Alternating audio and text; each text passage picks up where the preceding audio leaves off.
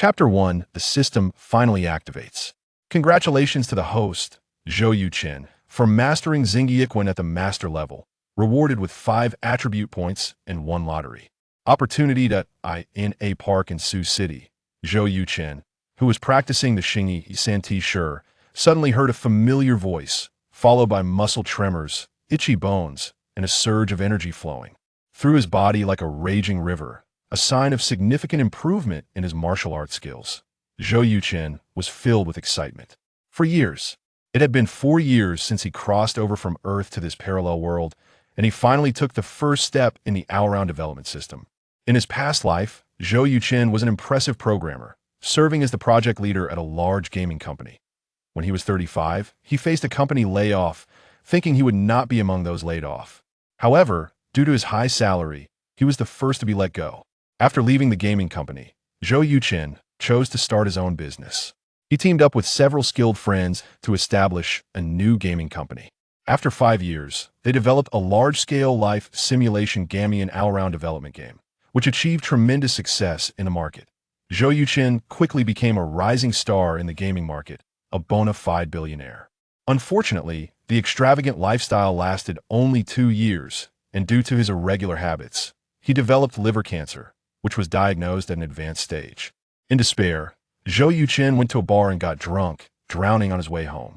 When he woke up, he found himself reborn as a young man in the Xia country of Blue Star.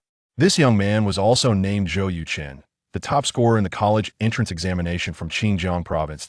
He did not choose the prestigious universities in Yindu, but instead enrolled in Yinhai University, which was closer to home. In his sophomore year, to save his girlfriend Su Xiaoya, he got into a fight with a rich classmate, resulting in a minor injury as assessed by the hospital. What Zhou Yuchen didn't expect was that Su Xiaoya claimed at the police station that she was just playing around with the rich second generation and had not been assaulted. This testimony completely plunged Zhou Yuchen into despair. Not only was he expelled from Yinhai University, but he was also imprisoned for a year for intentional injury. Due to good behavior, he was released 2 months early. From a favored son of heaven to a criminal, Zhou Yuchen felt too ashamed to face his family. So he worked as a hotel attendant in Sioux City, just 100 kilometers from Yinhai. In a bid to save a little girl, he unfortunately drowned and was then possessed by the soul of the original Zhou Yuchen from Earth. When Zhou Yuchen woke up, he was shocked to find that the all-round development system he created had also followed him. After activation, the system allowed him to choose skills. Given his tragic past experiences, Zhou Yuchen decisively chose traditional martial arts. Zhou Yuchen, that he believed that physical health was the foundation of all endeavors no matter what he did. He had to ensure his body was in good shape to avoid situations like dying before achieving success. However, not long after, Zhou Yuchen regretted his decision deeply. The all-round development system had a stipulation. He had to master one skill before he could switch to another. Martial arts were different from ordinary skills. They required not only extensive knowledge of traditional martial arts, but also practical application. Even with the system's assistance, Zhou Yuchen found mastering Zhou Yuchen 10 times easier than others. Yet it still took him 4 years to reach the master level. Now, he finally saw the light at the end of the tunnel. Player, Zhou Yuchen. Physique, 14 average person 10. Mental, 10 average person 10. Attribute points, 5. Skills, Zhou Yuchen Master Level 1.2. Items, Reward Scroll. Looking at his attribute panel, Zhou Yuchen took several deep breaths to calm his excited heart before starting the lottery. According to his design from his past life, skills are divided into 4 levels: beginner, proficient, master, and grandmaster. Aside from a beginner level, reaching any of the other 3 levels grants players attribute points and a lottery opportunity. When he reached the proficient level in Zhou Yuchen, Zhou Yuchen was lucky enough to draw a reward scroll, which granted him 8 attribute points. He allocated all 8 attribute points to his physique. This was also why he could master Zhou Yuchen in just 4 years. With a thought, a massive golden roulette appeared before him and began to spin rapidly. Stop! The golden roulette halted, and a beam of light flashed, revealing a genuine scroll, 3 items in Zhou Yuchen's item panel. In the game, the genuine scroll helps players verify the authenticity of an item, akin to the fire eye of myth and legend. This means that the reward he received could help Zhou Yuchen verify 3 items. Great! Just what he wished for. Zhou Yuchen couldn't help but feel overjoyed. Today was the second day of Temple Fair on the Antique Street in Sioux City. Yesterday, he had spotted a large porcelain jar of stall, which he believed was likely from the Song Dynasty's roux kiln. Unfortunately, the stall owner priced it at $520,000, and Zhou Yuchen only had $400,000 saved up, plus he only had a slight understanding of antiques and couldn't guarantee that the jar was indeed from the roux kiln, so he had to give up. Now that he had the genuine scroll, Zhou Yuchen could definitively assess the jar's authenticity. If it truly was from the roux kiln, he would definitely borrow money to acquire this treasure. On his way back, he bought breakfast and returned home. It was a slightly worn-down community called Daekwi Community, located only about 5 kilometers from the city center. Zhou Yuchen rented a 6th-floor apartment in Building 2 with an attic covering around 120 square meters, with an annual rent of 28,000 yuan. He chose this place mainly to set up a study in the attic. Zhou Yuchen knew very well that with the all-round development system, the future would be bright. However, to achieve the greatest success, he had to work harder than in his past life. Over the past 4 years, Zhou Yuchen had read countless books across various fields, including finance, management, computer science, communications, radio, semiconductors, and artificial intelligence. The goal was to master Xingyikwen at the master level, so that when the all-round development system was fully activated, he could minimize the time required for his other skills to reach the master level.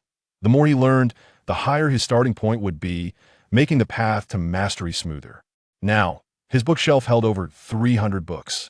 Whether it was due to the original body's influence or because the two souls had completely merged, enhancing his mental acuity, Zhou Yuchen unexpectedly developed a photographic memory that if it weren't for the complexity of many books' contents requiring him to watch online lectures, given Zhou Yuchen's reading speed, the number of books he could have read would have increased at least 3 to 4 times.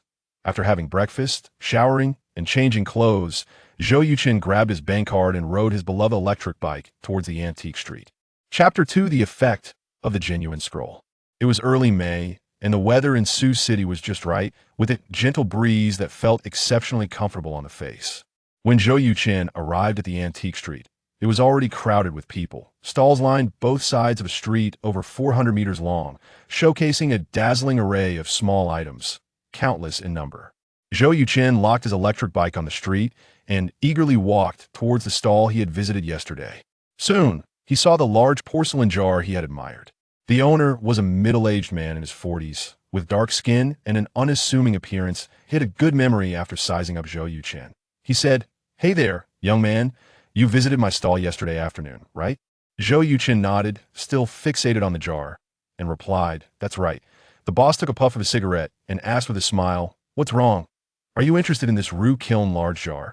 Zhou Yuchen ignored him and directly used a real scroll. Several lines of text immediately appeared before him. Item: replica of roux kiln large jar. Era: 1993. Value: 520 yuan.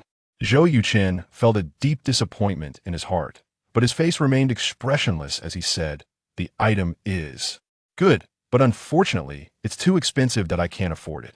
At that moment, a beautiful woman in her 30s walked over and said, "Hey there, handsome. Are you interested in this large jar too?" Zhou Yuchen stood up, nodded, and replied, "Yes." What a coincidence. The beautiful woman clapped her hands joyfully and said, "I'm also interested in this large jar. But the boss is asking too much. I can only pay up to 300,000. Young man, do you have 220,000? Let's buy together. What do you think?" Zhou Yuchen glanced at the beautiful woman and then at the boss sitting there smoking.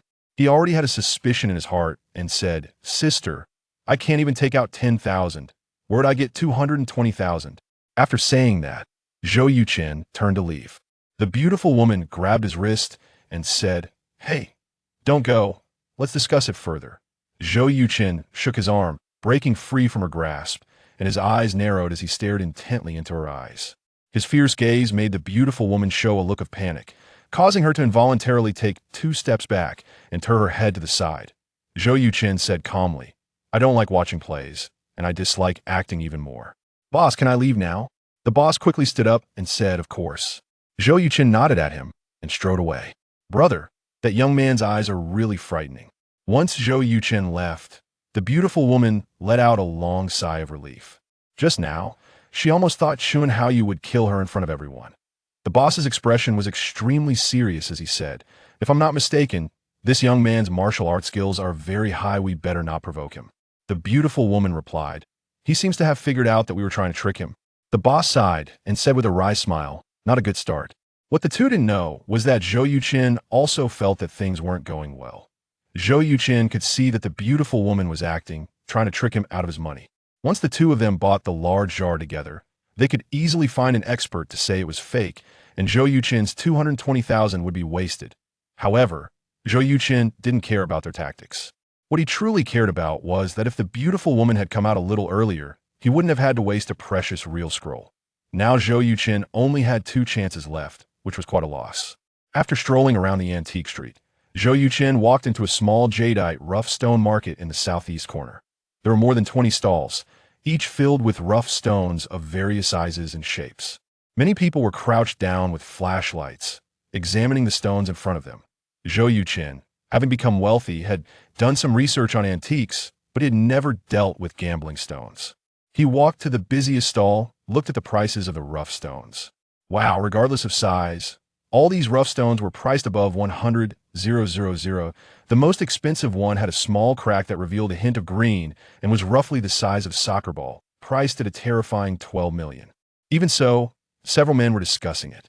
Zhou Yuchen glanced around and focused on 4 rough stones priced between 350,000 and 400,000. He chose this price range for 2 reasons. First, his bank card had only 400,000, which he could afford. Second, although he didn't understand rough stones, he knew one thing. The more expensive the price, the higher the chance of jadeite being produced. Anyway, Zhou Yuchen had a real scroll if it turned out that there was no jadeite inside. He wouldn't buy it and wouldn't lose any money. Zhou Yuchen looked back and forth twice before finally using a real scroll on the largest rough stone. Item: jadeite rough stone. Source: Myanmar Old Pit. Value: between 2.3 million and 3 million. Zhou Yuchen's body trembled, and he forced himself to suppress the joy in his heart, pointing at the oval rough stone and shouting, "Boss, they'll take rough stone number 26." But the stall owner, a middle-aged man in his 40s, immediately came over upon hearing Zhou Yuchen shout and said, "Sir, the price for rough stone number 26 is 370,000. I have a POS machine you can pay by card." Zhou Yuchen took out his bank card and said, "No problem." Soon, Zhou Yuchen paid 370,000 and bought the rough stone. "Boss, you can split the stone here, right?" "Of course. I won't charge a penny from any customer who splits stones at my stall." "Then let's split it directly." "Okay." The boss seemed very pleased, picked up a megaphone, and shouted, "Live stone splitting for rough stone number 26." And upon hearing this, customers put down the rough stones they were holding and gathered around. For them, nothing was more exciting than splitting stones. The boss placed Zhou Yuchen's rough stone on the platform and started the stone-splitting machine. Jilala. The first cut was made, and a small portion of the rough stone was sliced off. The boss sprayed clean water on the cut, and a hint of green appeared before everyone's eyes. Wow, it's green. There really is green, but it's hard to say how much of an area it covers. The key is the second cut. The boss's face showed joy. This was the first rough stone he sold today. No matter how big the jadeite inside was, as long as there was some, it would be great publicity. The boss took a deep breath and made another cut. A captivating green emerged from the stone, shining brilliantly under the sunlight. It's jadeite. The gamble has paid off, and it's a big win. Wow, ice type Xingyang green. This young man's luck is really incredible. Seeing that the rough stone had yielded a good result, everyone was more excited than Zhou Yuchen, casting envious and jealous glances at him. Zhou Yuchen let out a slight sigh of relief, and a radiant smile appeared on his face. Chapter 3. Part-time sparring. 10 minutes later, a fist-sized icy green jadeite was revealed by the shop owner. After receiving the jadeite that emitted an alluring glow, Zhou Yuchen observed it and asked, "Boss, how much do you think it's worth?" The owner was taken aback and replied, "Are you looking to sell it?" Zhou Yuchen nodded, saying, "I'll sell it if the price is right." The owner held up 2 fingers and said, "I can offer 2 million. A middle-aged man with a stout build sneered and said, "Boss Wu, you think you could buy such a good icy jadeite for 2 million? That's a bit greedy, don't you think?" "Little brother, I'll offer 220,000. This jade can produce 2 bracelets. I can go up to 240,000. I'll offer 245,000. I'll offer 248,000. Everyone was competing fiercely, raising the price of a jadeite to 258,000. The system indicated a price range of 230 to 280,000. So 258,000 was already a high price. Seeing that no one else was bidding, Zhou Yuchen decisively sold the jadeite for 258,000, netting a profit of 221,000. The buyer was a young, handsome guy in his 20s, probably a rich second generation. He just made a phone call, provided Zhou Yuchen's bank account number, and within 5 minutes, Zhou Yuchen received a text message from the bank. After putting away the sales agreement, Zhou Yuchen chose not to continue gambling on stones and decided to leave. He felt that the real scroll was too important, and whether he could draw this reward in the future was still uncertain, so he decided to save the last opportunity, as it might come in handy in a bigger way in the future. Just as he walked out of the antique street, Zhou Yuchen's phone rang. Upon checking, it was a call from Wang Jie. Wang Jie was the owner of the Longwei Fitness Center and had a mentor-friend relationship with Zhou Yuchen. The girl he saved from drowning was Wang Jie's daughter, Wang Xiaoxiao. After Zhou Yuchen woke up, Wang Jie invited him to join the Longwei Fitness Center, offering him a high salary of 12,000 a month. He chose to practice Xingyi Quan because Wang Jie was a master of this martial art. Zhou Yuchen learned a lot from him. Of course, Wang Jie was no longer a match for Zhou Yuchen, but Zhou Yuchen still felt gratitude and respect for him. Jie Go, what's up? Yuchen, in half an hour, Fei Gu is coming to our fitness center to practice boxing and specifically requested you as his sparring partner. Okay, I'll be there right away. Fei Gu, as mentioned by Wang Jie, was Wu Xiongfei, who publicly was the president of a transportation company, but was actually a leader of an underground gang in Sioux City, with at least 40 to 50 subordinates. Wielding significant power, Wu Xiongfei was a regular at the Longwei Fitness Center. After seeing Zhou Yuchen practice Xingyi Quan once, he challenged him. Zhou Yuchen only defended without attacking, relying on his strength and speed far exceeding that of an average person, successfully blocking Wu Xiongfei's attacks for 5 minutes. From that day on, Zhou Yuchen became Wu Xiongfei's dedicated sparring partner.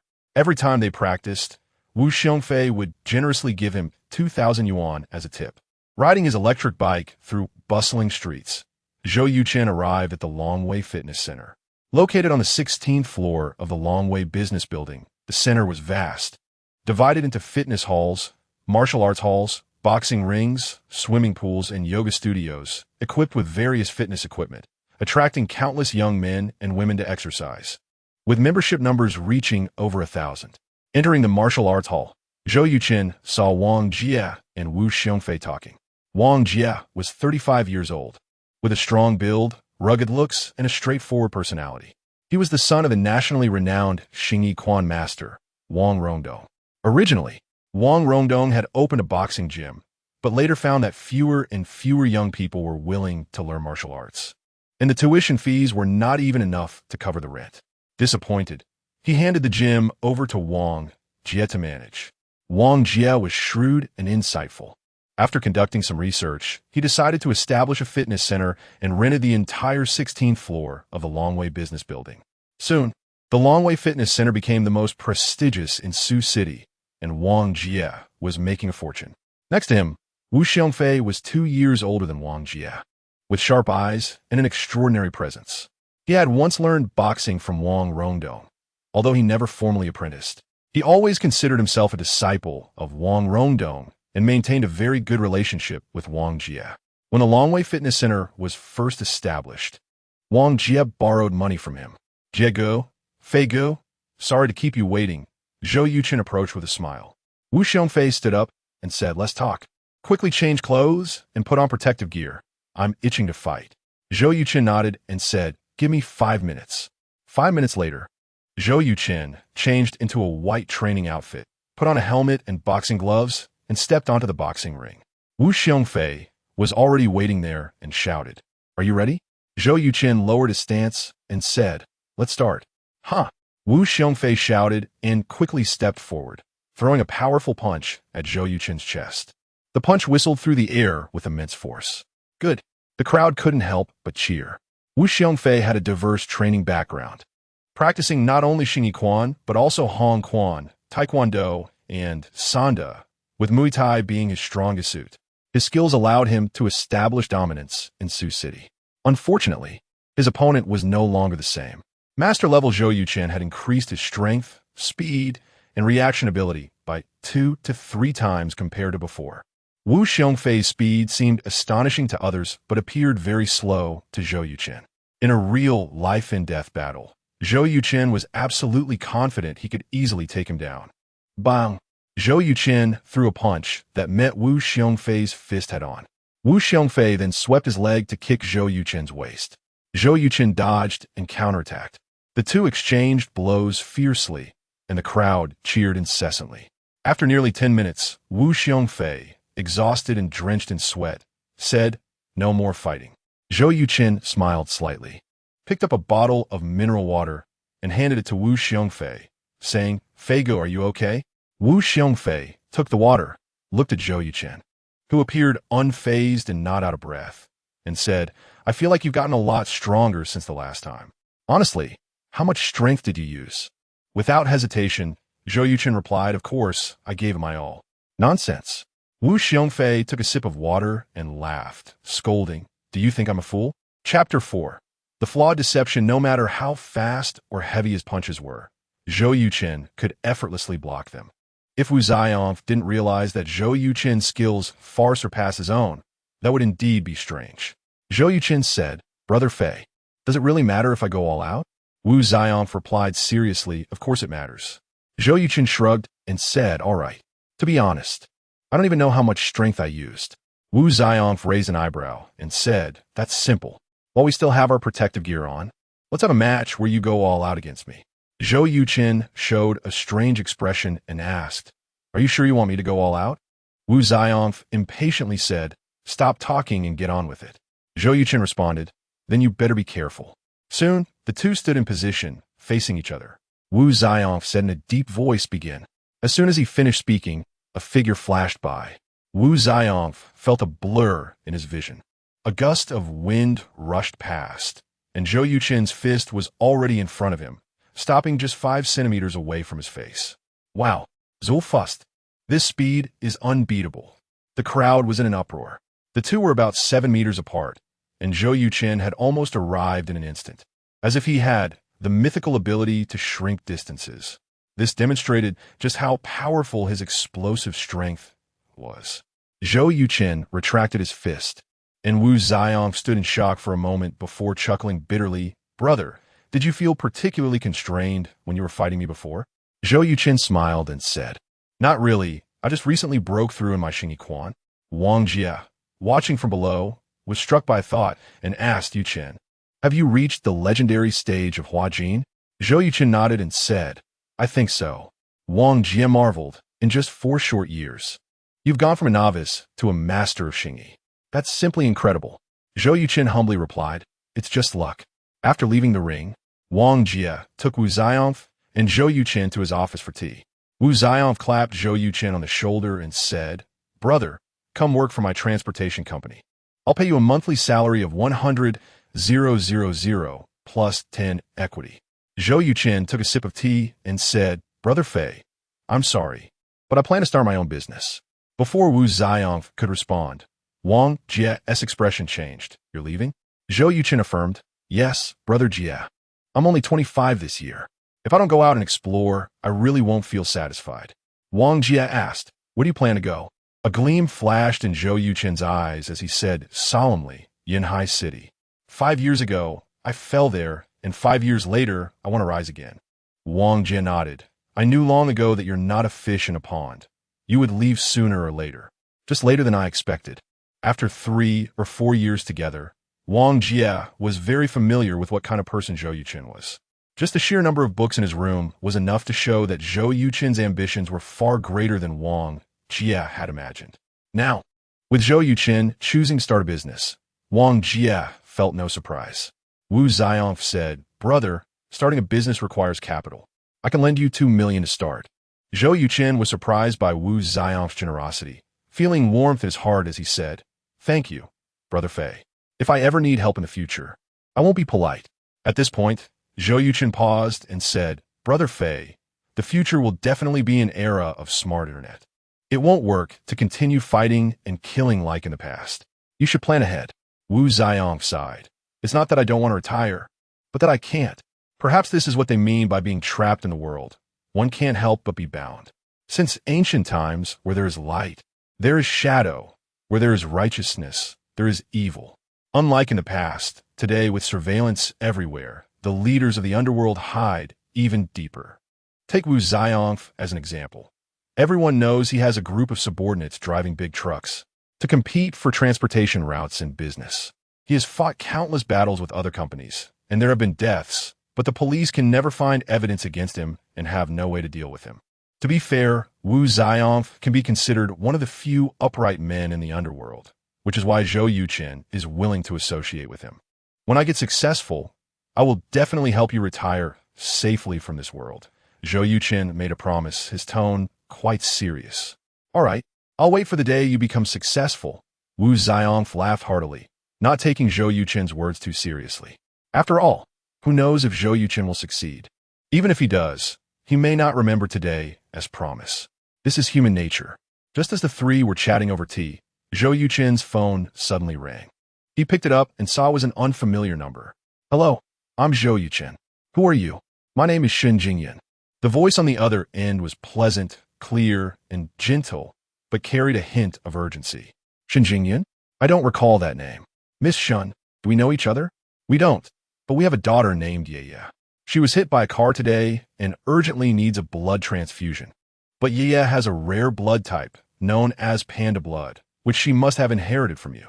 I'm left with no choice but to ask you to come to Yunhai First People's Hospital.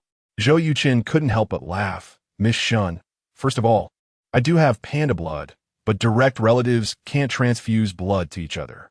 Secondly, can you come up with a more plausible lie? We don't know each other. How could we have a daughter? Before Shen Jingyan could finish, Zhou Yuchen hung up the phone. Wang Jie shook his head and chuckled. Today's scammers are so unprofessional. Their lies are full of holes. Isn't that the truth? Before he could finish, Zhou Yuchen's phone rang again. She is quite persistent, Zhou Yuchen said as he picked up the phone, pressing the answer button, and said irritably, Miss Shun, as a girl. You should take better care of yourself. Shen Jingyan said, 4 years ago, you were a waiter at the Tianhai Hotel in Sioux City. I was set up, and you helped me. Zhou Yuchen's expression changed, and a beautiful face flashed through his mind, causing him to suddenly stand up and say, Are you saying that after that night, you got pregnant? Chapter 5. Urgent situation 4 years ago. Zhou Yuchen had just crossed over to the body of his predecessor, who had drowned while trying to save someone. He intended to start working at Wang Jie's Longwei Fitness Center immediately.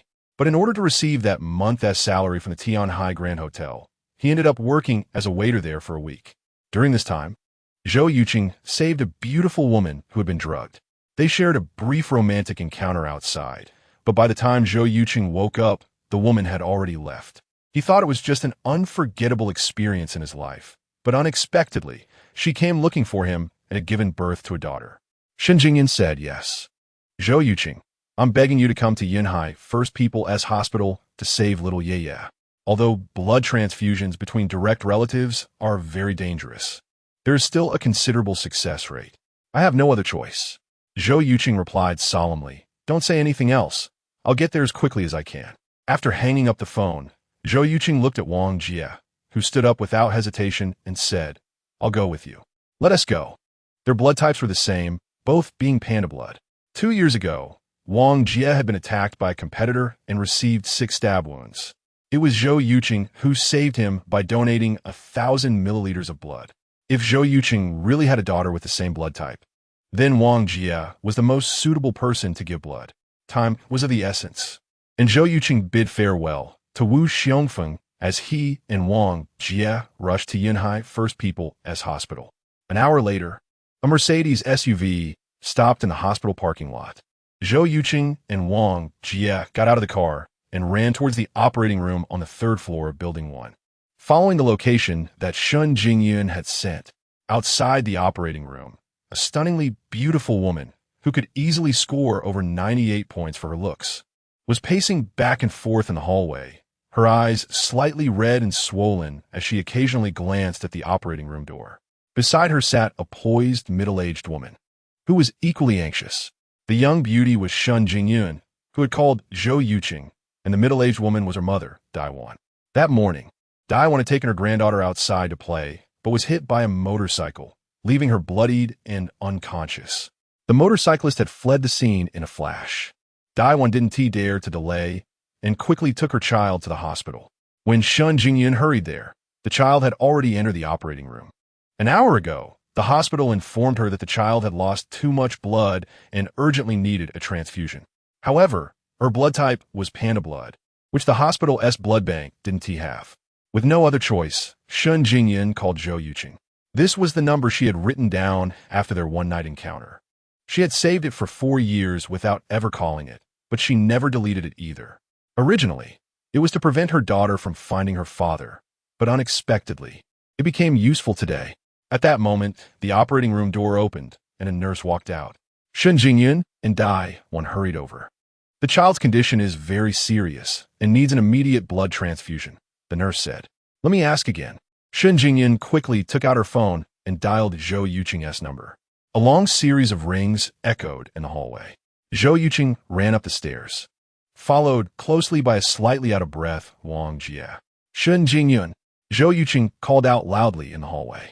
Shun Jingyun was overjoyed and waved her hand, saying, I'm here. Zhou Yuchen ran up to her and asked, Where's the child? Shun Jingyun replied, In the operating room. Ye's condition is very bad. You need to go in and give her a blood transfusion. The nurse beside them asked, Are you the child's father? Zhou Yuchen looked closely at Shun Jingyun, confirming she was the woman from that night, and said, Yes.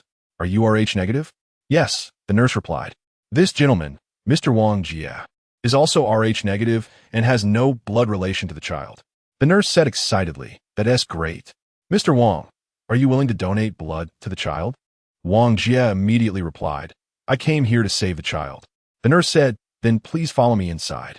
Wang Jie nodded, saying, Okay. Zhou Yuchen let out a long breath and said, Thanks, Jie. Wang Jie waved his hand and said, You saved my daughter's life back then. And then you donated blood to save me. I owe you 2 lives in total. Today, I'll repay you 1. After saying that, Wang Jie followed the nurse into the operating room. Zhou Yuchen turned to look at Shun Jingyun's extraordinary beauty, and the phrase, stunningly beautiful, floated into his mind. Shun Jingyun's eyebrows were as fine as willow leaves, her eyes like a clear spring, bright and pure, with a delicate nose and full lips, resembling a beautiful painting. She was indeed a goddess descending to earth. In contrast, Zhou Yuchen felt a bit lacking. At 185 meters tall, his looks could only be considered average, but his temperament added a lot to his appeal. Due to years of martial arts training, Zhou Yuchen exuded a masculine aura, and because he often read, there was a touch of scholarly gentleness about him. The combination of these 2 contrasting energies gave Zhou Yuchen a unique charm that set him apart from others. Miss Shun, if it weren't for the child's accident, would you have never told me of her existence? Zhou Yuchen asked, his tone carrying strong dissatisfaction. Showing no leniency just because Shun Jingyun was an extraordinary beauty. In his past life, Zhou Yuchen had encountered many beautiful women, and after becoming a billionaire, he had changed girlfriends almost every week, living an extremely extravagant life for over 3 years, which could be described as having experienced countless adventures. Thus, even if Shun Jingyun was the most beautiful woman he had ever seen, he still wouldn't indulge her. Shun Jingyun wiped the tears off her face and said, Yes. Zhou Yuchen frowned and pressed further. Why? Shun Jingyun replied honestly, I investigated you. You've been to prison and have unclear ties with some underworld figures. Does being in prison mean one is a bad person? Could it not be that I was wronged? Zhou Yuchen shot back. Shun Jingyun opened her mouth, but was rendered speechless by his retort. Daiwan, who had been observing Zhou Yuchen, suddenly spoke up. Zhou Yuchen, you were a student at Yunhai University, right? Zhou Yuchen bowed slightly to Daiwan as a sign of respect and said, Professor Dai, it's been 5 years. I didn't expect you to remember me. Daiwan was a professor in the literature department at Yunhai University, known for her excellent teaching and having published several novels. Zhou Yuchen had audited many of her classes during his university days. Shun Jingyun asked in surprise, Mom, do you know him? Although she had investigated Zhou Yuchen, She only knew he had been to prison, not the specifics. Daiwan nodded and said, he was the top scorer in the college entrance examination in Xinjiang province 6 years ago, turned down the opportunity to attend university in Yindu, and chose to study finance at our Yunhai University. He finished all 4 years of the finance curriculum in just over a year and was recognized as a genius among geniuses.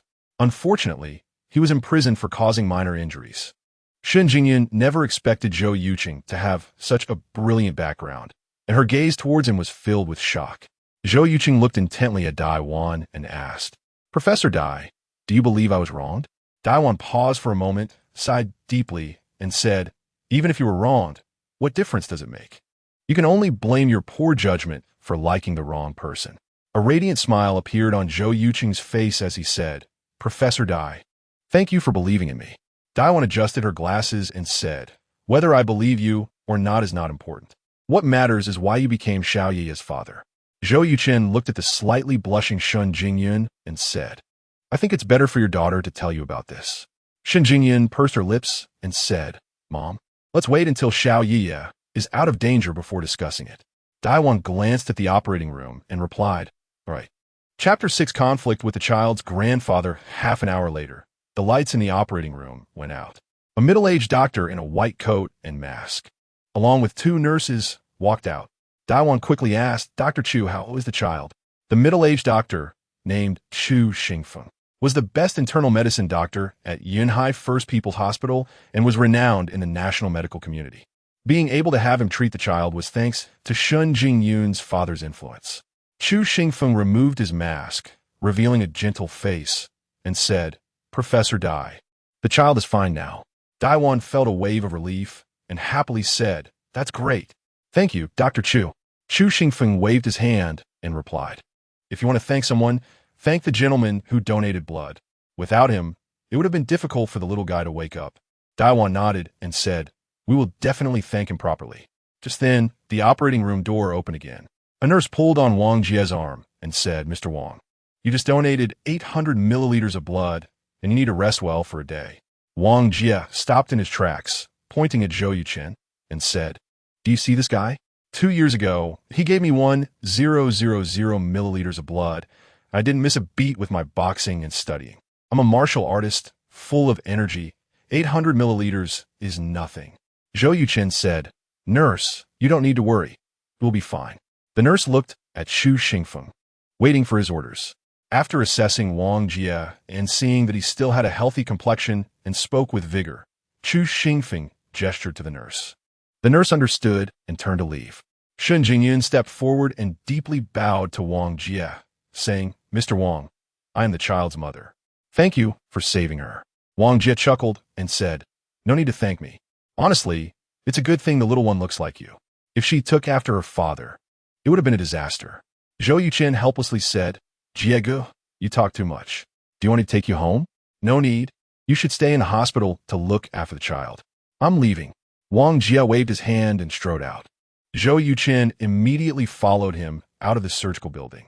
Just before getting into the car, Wang Jie suddenly stopped and said, do you know who the little one's grandfather is? Zhou Yuchen raised an eyebrow and asked. Wang Jie said in a deep voice, I heard a nurse say that the little one's grandfather is Shen Chenggang, the deputy mayor of Yunhai City and the director of public security. Brother, if you want to reunite father and daughter, it might be a bit difficult. Upon hearing the name Shen Chenggang, Zhou Yuchen's pupils involuntarily contracted. He had long heard of this man, known as the nemesis of criminals, the director of public security of Yunhai City. After 30 years in the police force, Shen Chenggang had captured countless criminals and achieved numerous accolades, rising to the position of director of public security. It should be noted that Yunhai City is comparable in status to Yindu City, and the deputy mayor and director of public security, they are equivalent to a deputy governor in an ordinary province and even hold executive power. This shows how formidable Shen Chenggang is. As long as it is confirmed that the little one is my daughter, not to mention Shen Chenggang, even the consul of Xia country wouldn't be able to stop our father-daughter reunion.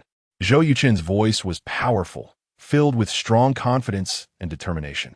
Wang Jie gave Zhou Yuchen a thumbs up and drove away.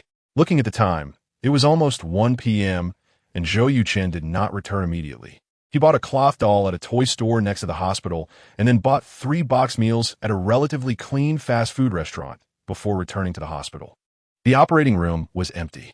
Zhou Yuchen called Shun Jingyun and learned that they were in the special care ward number 6, so he hurried over. Upon entering the special care ward, Zhou Yuchen noticed that in addition to Dai Wan and Shun Jingyun, there was also a middle-aged man in police uniform. This middle-aged man was in his 50s, tall and imposing, with a sharp face and piercing eyes, standing there like a towering mountain, giving an unshakable feeling. It was needless to say that this man was definitely Shun Jingyun's father, Shun Chenggang. Hearing the noise, Shun Chenggang turned to look at Zhou Yuchen. His eyes filled with scrutiny. If it were anyone else, they might not have been able to withstand his righteous and authoritative gaze. However, Zhou Yuchen met his gaze fearlessly, even holding a stronger presence than Shun Chenggang. As the saying goes, to practice martial arts, one must first cultivate courage. Anyone who has achieved success in martial arts generally does not have a timid heart. Conversely, those who are timid cannot practice martial arts at all. Zhou Yuchen, being a master of Zhou, had sharp eyes like swords and naturally did not fear Shun Chenggang.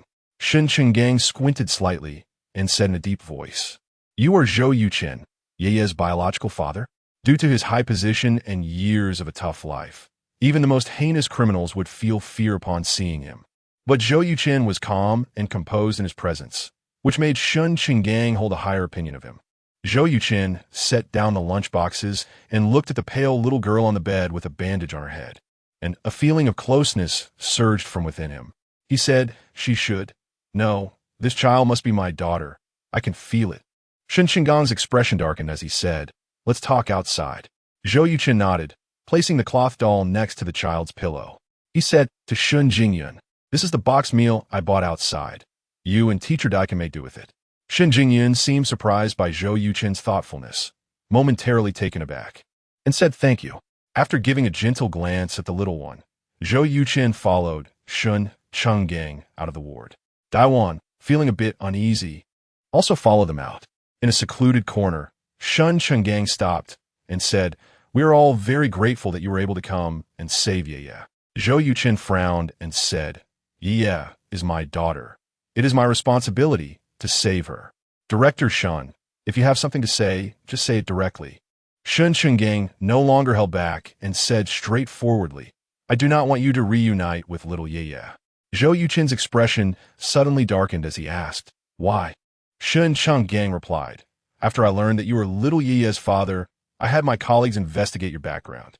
You have been imprisoned for intentional injury." Zhou Yuchen asked, "And then?" Shun Chenggang said sternly, "If little Ye learns that you were in prison, what will she think?" Zhou Yuchen became a bit angry and retorted, "You police handled a wrongful conviction that not only made me serve 10 months in prison, but also prevents me from reuniting with my daughter for life. Director Shun, do you think that is appropriate? The police deal with evidence. Because you couldn't find evidence, you can disregard the facts, ignore human relations, and prevent a biological father from reuniting with his daughter?" Shun Chenggang was left speechless by Zhou Yuchen's rebuttal.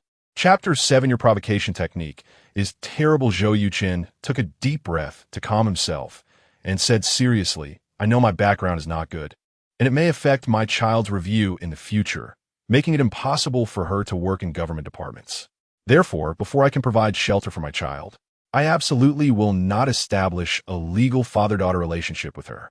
But privately, no one can stop me from recognizing my child, and that is the bottom line." At this point, Zhou Yuchen paused, looked directly at Shun Chenggang, and said, "In fact, I believe she should live with me, because you, the police commissioner, have offended too many people, and most of them are dangerous individuals. Once they seek revenge, this child will be in constant danger. What happened today could very likely happen again. Commissioner Shun, can you protect the child?" Zhou Yuchen's question made Shun Chenggang's eyes almost spit fire. He pointed to his own nose and laughed angrily. "You say I can't protect the child? Ha! That's the funniest joke I've heard this year. It seems we have nothing to talk about. We shouldn't have talked in the first place." Zhou Yuchen left with a final word, turning and walking away decisively, without any hesitation. Shun Chenggang was so angry that his face turned red and he cursed. What a bastard. Seeing Shun Qinggong's furious expression, Daiwan, who had been silent all along, couldn't help but laugh, teasing, "See? This is the genius student from Yunhai University back in the day. Impressive, right?" Shun Qinggong replied irritably. "What do you mean? Do you agree to let Xiao Yiye recognize him?" Daiwan countered, "If I disagree, can you stop it?" Shun Qinggong said, "If pushed too hard, I'll arrest him."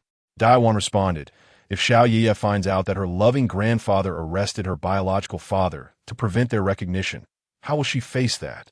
Shun Qinggong sighed and said, "What do you think we should do?" Daiwan did not answer directly, but asked back, "What do you think of Zhou Yuchen as a person?" Shun Qinggong was silent for a moment before saying 3 words. "He's quite manly." A young man who has been to prison faced the powerful police commissioner without fear, arguing sharply and reasonably. Although Shun Qinggong was somewhat displeased, he had to admit that this kid had guts. If it were him, he probably couldn't reach that level. From the moment his daughter called Zhou Yuchen, our family had an unavoidable intersection with him. Forcing him not to recognize Xiao Yiye is essentially evasion and cannot resolve the substantive issue. Daiwan adjusted her glasses, a gleam of wisdom flashing in her eyes as she continued. "My opinion is to observe his words and actions, responding to changes with consistency. Only by spending time with someone can you see their true nature. If it turns out that Zhou Yuchen is not a good father, we can intervene then. Even if Xiao Yiye learns about it in the future, she will definitely understand." Shun Qinggong asked, "What if it turns out he is a good father?" Daiwan replied, "Isn't it good to have one more person who loves your granddaughter? All right, let's see how he performs." After saying this, Shun Qinggong walked toward the hospital room with his hands behind his back. Watching his back, Daiwan suddenly realized something and softly scolded, "One old fox." At the same time, Zhou Yuchen's all-purpose cultivation system stirred in his mind. System task: please obtain the recognition of your daughter Shinxinyue within 1 year. System task: please obtain the recognition of Shun Xiuyun within 1 year. System task: please obtain the recognition of Shun Changgang and Daiwan within 1 year. The 3 consecutive tasks brightened Zhou Yuchen's eyes. According to the design of the all-purpose cultivation game in his previous life, as long as he could complete the tasks, he would receive generous rewards. Getting Xiao Yiye and Shun Xiuyun to accept him shouldn't be too difficult. The challenge lay with Shun Changgang and Daiwan. The former was too domineering, while the latter was firm yet gentle. Both were not easy to deal with. However, it didn't matter. As long as the child could recognize him, it was irrelevant whether the others accepted him or not.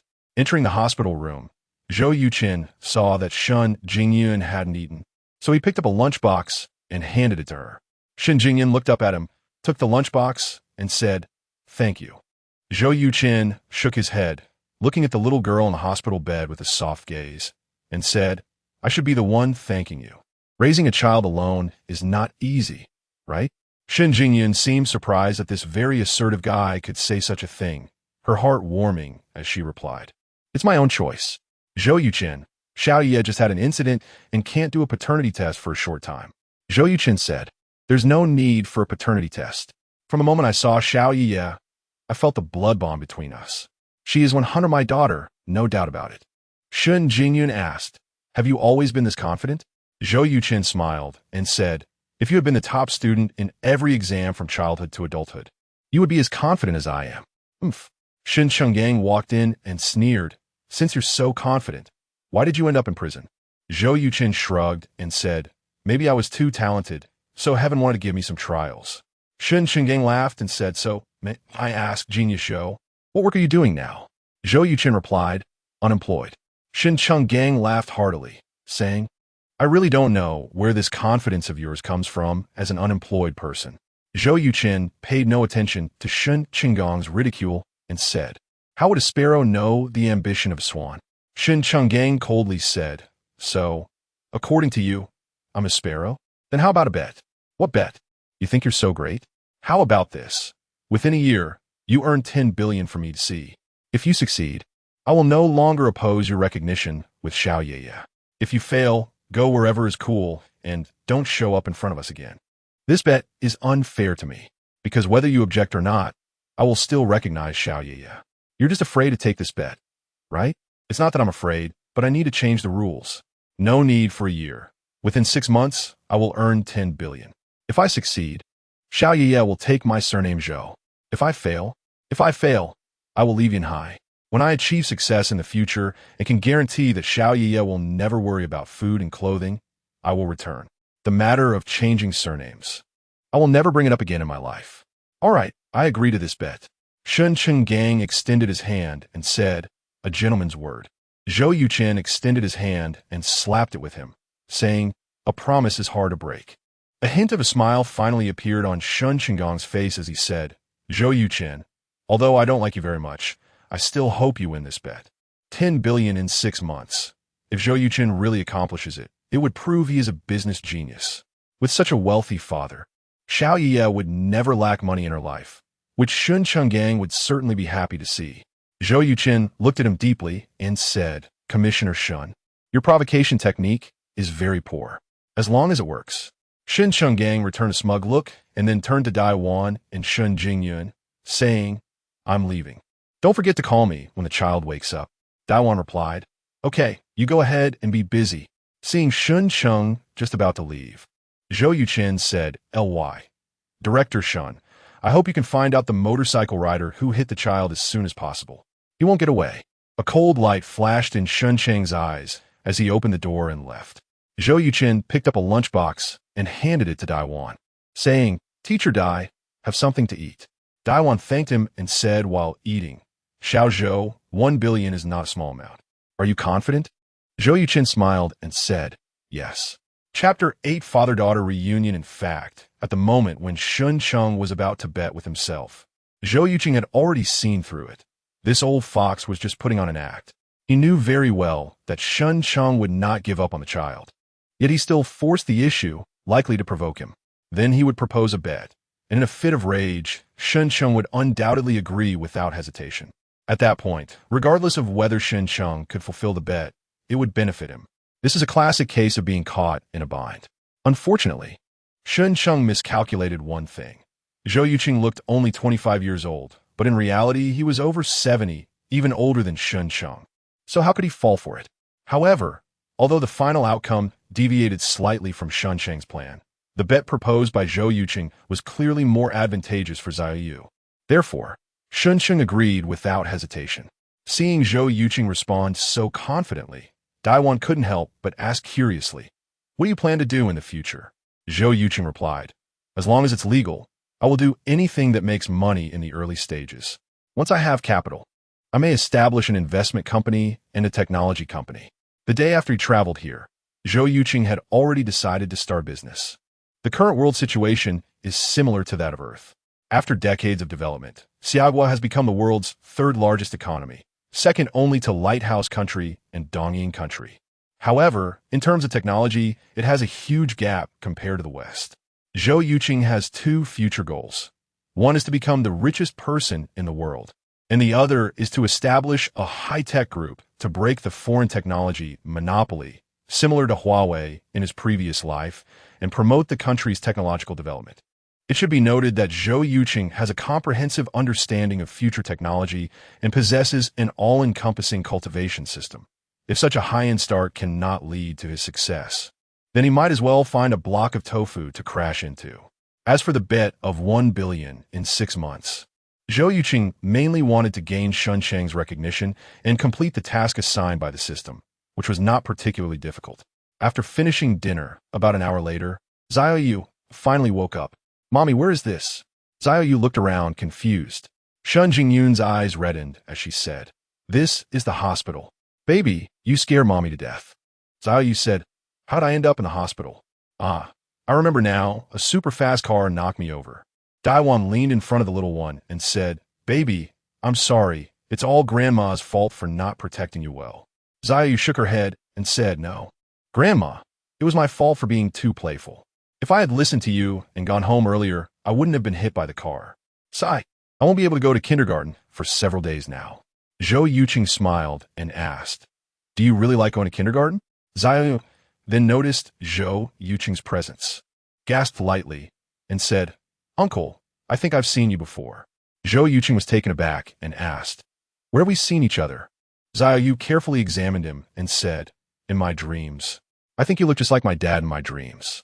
Looking at this incredibly adorable little girl in front of him, Zhou Yuchen suddenly felt a surge of strong love. In his previous life, he lived for over 40 years, had dozens of girlfriends, but he had never married and had never thought about having children.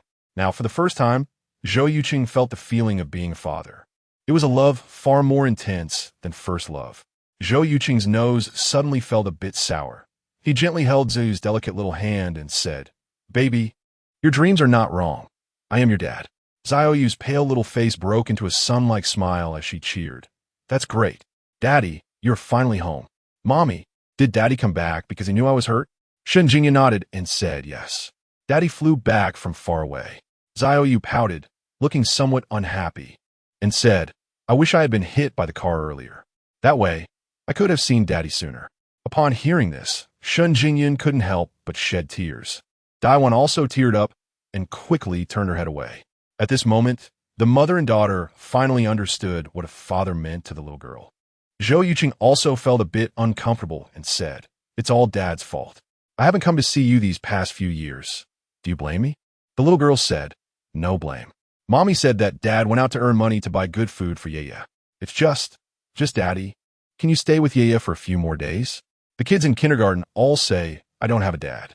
Zhou Yuchen placed the little one's hand on his face and said solemnly, "Dad promises that from today on, Dad will be with Zhou every day and will never leave you."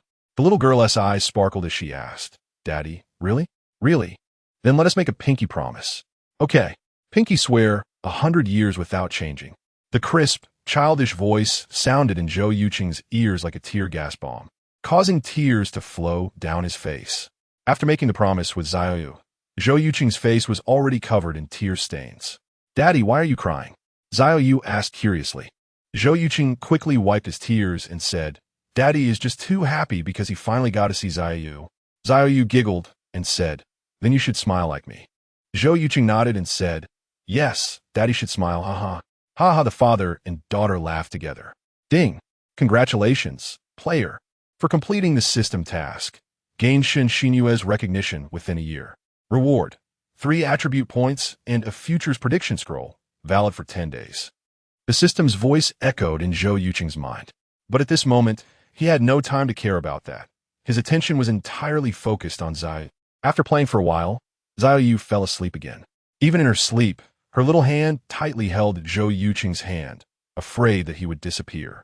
Shen Jingyan watched the interaction between the father and daughter, feeling great regret in her heart for not telling Zhou Yuchen about the child. "Zhou Yuchen, we need to have a good talk now." Shen Jingyan took a deep breath and said softly. Zhou Yuchen replied with an and asked, "Is Zhou in kindergarten?" "Yes. She is at Yunhai Talent Kindergarten." "What do you do for work? How do you usually pick her up and drop her off?" "I work at the Yunhai Taxation Bureau. Usually, I leave half an hour early to drop Yia off at school and pick her up an hour after school."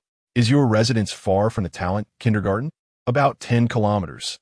Due to frequent traffic jams at my job, I have to leave a bit earlier. If I need to go out for work or study, my mom helps me with pick up and drop off." Zhou Yuchen pondered for a moment and said, "Since both of you are working, I'm free. I can take care of picking her up and dropping her off in the future. Are you planning to move from Sioux City?" It was one thing not to know about Ziyu's existence before, but now that I do, I must take on the responsibility of being a father. Here's the plan. I'll rent an apartment near your community and pick Ziyu up every morning. In the afternoon, I'll take her home, and you can pick her up from my place after work. Aren't you going to start a business? Won't that affect your work? Since I'm starting a business, I'll be the boss. I can leave whenever I want. No one can control me. Time 1 to be an issue. If anything unexpected happens, I'll notify you in time. Chapter 9 Zhou Yuchen's arrangement regarding the issue of Ziyu's upbringing. The two discussed for a full hour. Daiwan sat quietly beside them, listening attentively without interrupting, demonstrating good manners. When she heard Zhou Yuchen voluntarily offer to give Shen Jingyan 20,000 yuan each month for living expenses, Daiwan's gaze softened significantly. This was not just about the money. It was mainly Zhou Yuchen's attitude that made her very satisfied. After a while, the attending physician, Chu Xingfeng, came to check on Ziyu. After the examination, Chu Xingfeng smiled and said, "It seems there should be no problem." Daiwan asked, "When can we be discharged?" Chu Xingfeng thought for a moment and said, The little one hit her head. It's best if she stays in the hospital for a week. After a week, we'll have a checkup to confirm that there are no issues with her brain, and then we can discuss discharge. Daiwan nodded and said, Okay, Dr. Chu. Thank you. Chu Xingfeng replied, You're welcome. It's my duty. By the way, who will handle the payment? I'll go. I'll go. Zhou Yuchen and Shen Jingyun stood up simultaneously. Chu Xingfeng chuckled. One person is enough. Zhou Yuchen looked at Shen Jingyun and said, I want to do something for the child. Shen Jingyun pursed her lips, sat back down, and said, You go ahead. Chu Xingfeng sensed something strange in their relationship, but decided not to pry into their personal matters and left with Zhou Yuchen. After Zhou Yuchen left, Daiwan said, Xiao Zhou seems quite responsible. Shen Jingyun nodded and replied, He seems good for now. The key is whether he can maintain this. Daiwan said, The road knows a horse's strength, and time reveals a person's heart. I hope he can become a good father. Jingyun, I'll go home first and bring you some food after I finish cooking. Shen Jingyun said, Mom, there's a cafeteria in the hospital specifically for various patients. I could just buy something. The distance from home to the hospital was a bit far, and Shen Jingyun was not very reassured. Daiwan frowned slightly and said, How can that be? I'll go home and make something nutritious for Zhou. You don't have to worry about it. Shen Jingyun wanted to persuade her further, but Daiwan had already left. After Zhou Yuchen finished the payment and returned to the ward, he saw that Daiwan was not there and asked, Has Teacher Dai gone back? My mom went home to cook. She will come back later. How far is your home from here?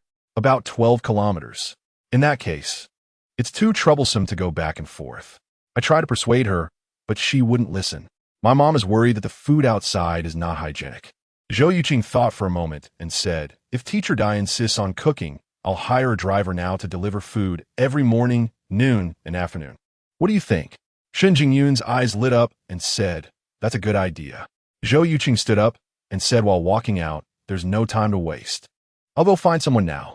After Zhou Yuchen left, Shen Jingyun looked at the sleeping little one on the bed and softly said, Baby, maybe Mommy was really wrong. Every day, many taxis stop at the hospital to pick up patients. Zhou Yuchen chose a young driver from more than 10 drivers, who was neatly dressed and had a shiny, clean car, and chatted with him for a while. The young driver, named Bao Yang, was a local from Yanhai, 23 years old, and had been a taxi driver for 3 years. Zhou Yuchen explained the food delivery situation and said, Brother, for 3 meals a day, I'll give you 500 yuan. How does that sound? 500? Bao Yang exclaimed, It's only 10 kilometers. That's too much. Zhou Yuchen laughed and said, You're quite straightforward. Let's exchange numbers and agree on this. This afternoon at 6 p.m., I'll have the child's mother take you to our home to familiarize you with the route. Bao Yang nodded and said, No problem. Returning to the special care ward, Zhou Yuchen told Shen Jingyun about Bao Yang's phone number. At 6 p.m., Shen Jingyun took Bao Yang's car back home. Daiwan was very satisfied with Zhou Yuchen's arrangement. After confirming the time with Bao Yang, Shen Jingyun returned to the hospital with the food. By this time, Zhou Yu had already woken up. Zhou Yuchen was telling her a story. The little girl leaned against Zhou Yuchen, occasionally bursting into peals of laughter. Baby, what are you doing? You seem so happy. Shen Jingyun asked with a smile as she placed down the thermos. Zhou Yu replied, Daddy is telling me a story. It's so nice. Shen Jingyun said, No matter how good the story is, we have to eat first, right? The little girl nodded and said, Right? My little tummy is already hungry. Daddy, my hand hurts a bit. Can you feed me? Zhou Yuchen said, Of course. Shen Jingyun pretended to be unhappy and said, Baby, are you abandoning Mommy? Mommy is so sad. The little girl hurriedly said, Mommy, don't be sad. Ye just wants Daddy to feed me once because Daddy has never fed me before. Shen Jingyun felt a pang in her heart and said, Okay, then let Daddy feed you.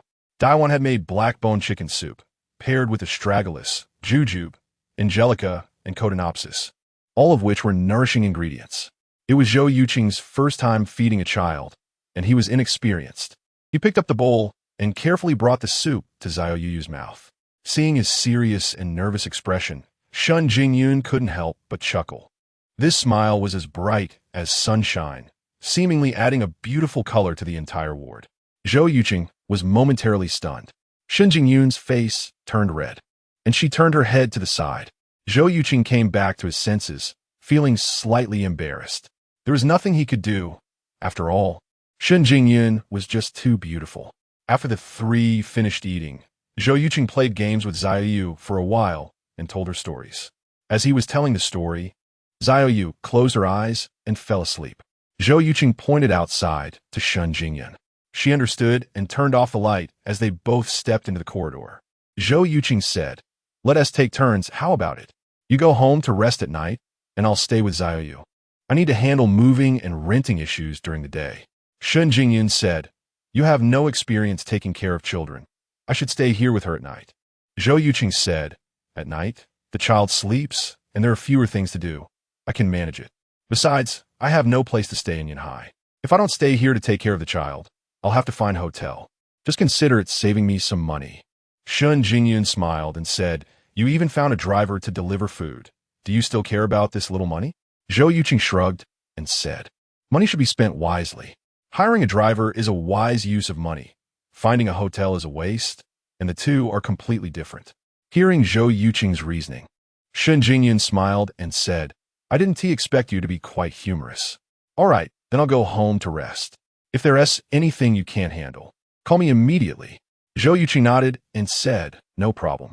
After Shen Jingyan left, Zhou Yuchen returned to the ward, sitting in front of Xiaoyu's bed. Looking at her cute, rosy little face, feeling his heart melt. Reflecting on the events of the day, he found them truly wonderful.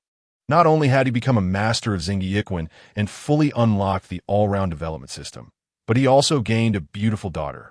Zhou Yuchen knew that his life was very likely to undergo a fundamental change starting today. As for whether this change was good or bad, Zhou Yuchen firmly believed it would be the former. Chapter 10. Crazy fundraising. Gently kissing Xiaoya's forehead, Zhou Yuchen laid down on the adjacent bed. With a thought, the attribute panel of the all-purpose cultivation system appeared before him. Player: Zhou Yuchen. Physique: 14, normal person 10, spirit 10, normal person 10, attribute points 8, skills: Xingyi boxing, master level 1, 2, items: futures prediction scroll, time 10 days. Real scroll, 1 item.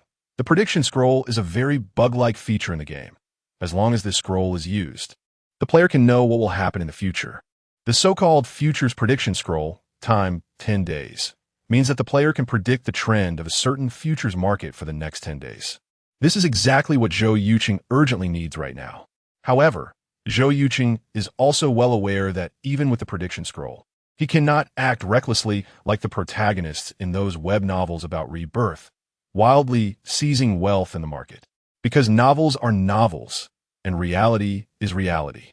For instance, if Zhou Yuchen suddenly invests $100 billion in a certain futures market, the future trend of that futures will definitely undergo drastic changes.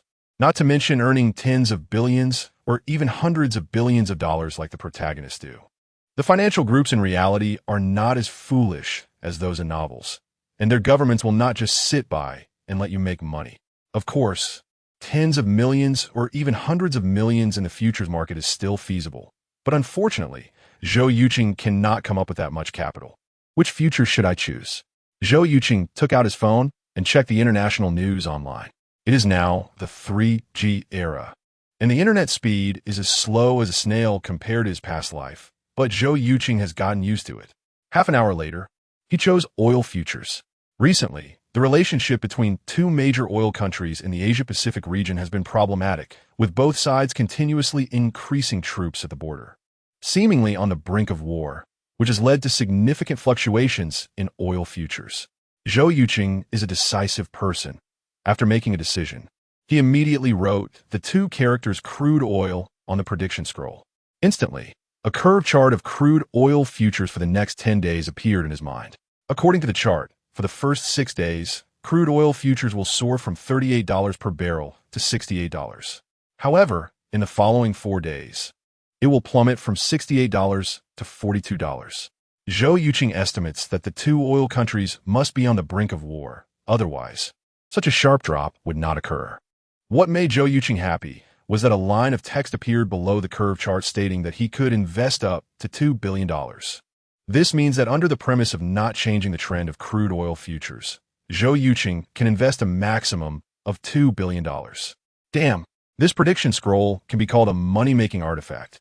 No, it should be called a cheating artifact. It's really considerate. Throughout the night, except for Zhou Yuchen taking Xiaoya to the bathroom once, Xiaoya did not wake up again. Shun Jingyun arrived at 6 in the morning. Today she wore a light blue shirt paired with white wide-leg pants. Simple yet elegant, like a beautiful scene in spring.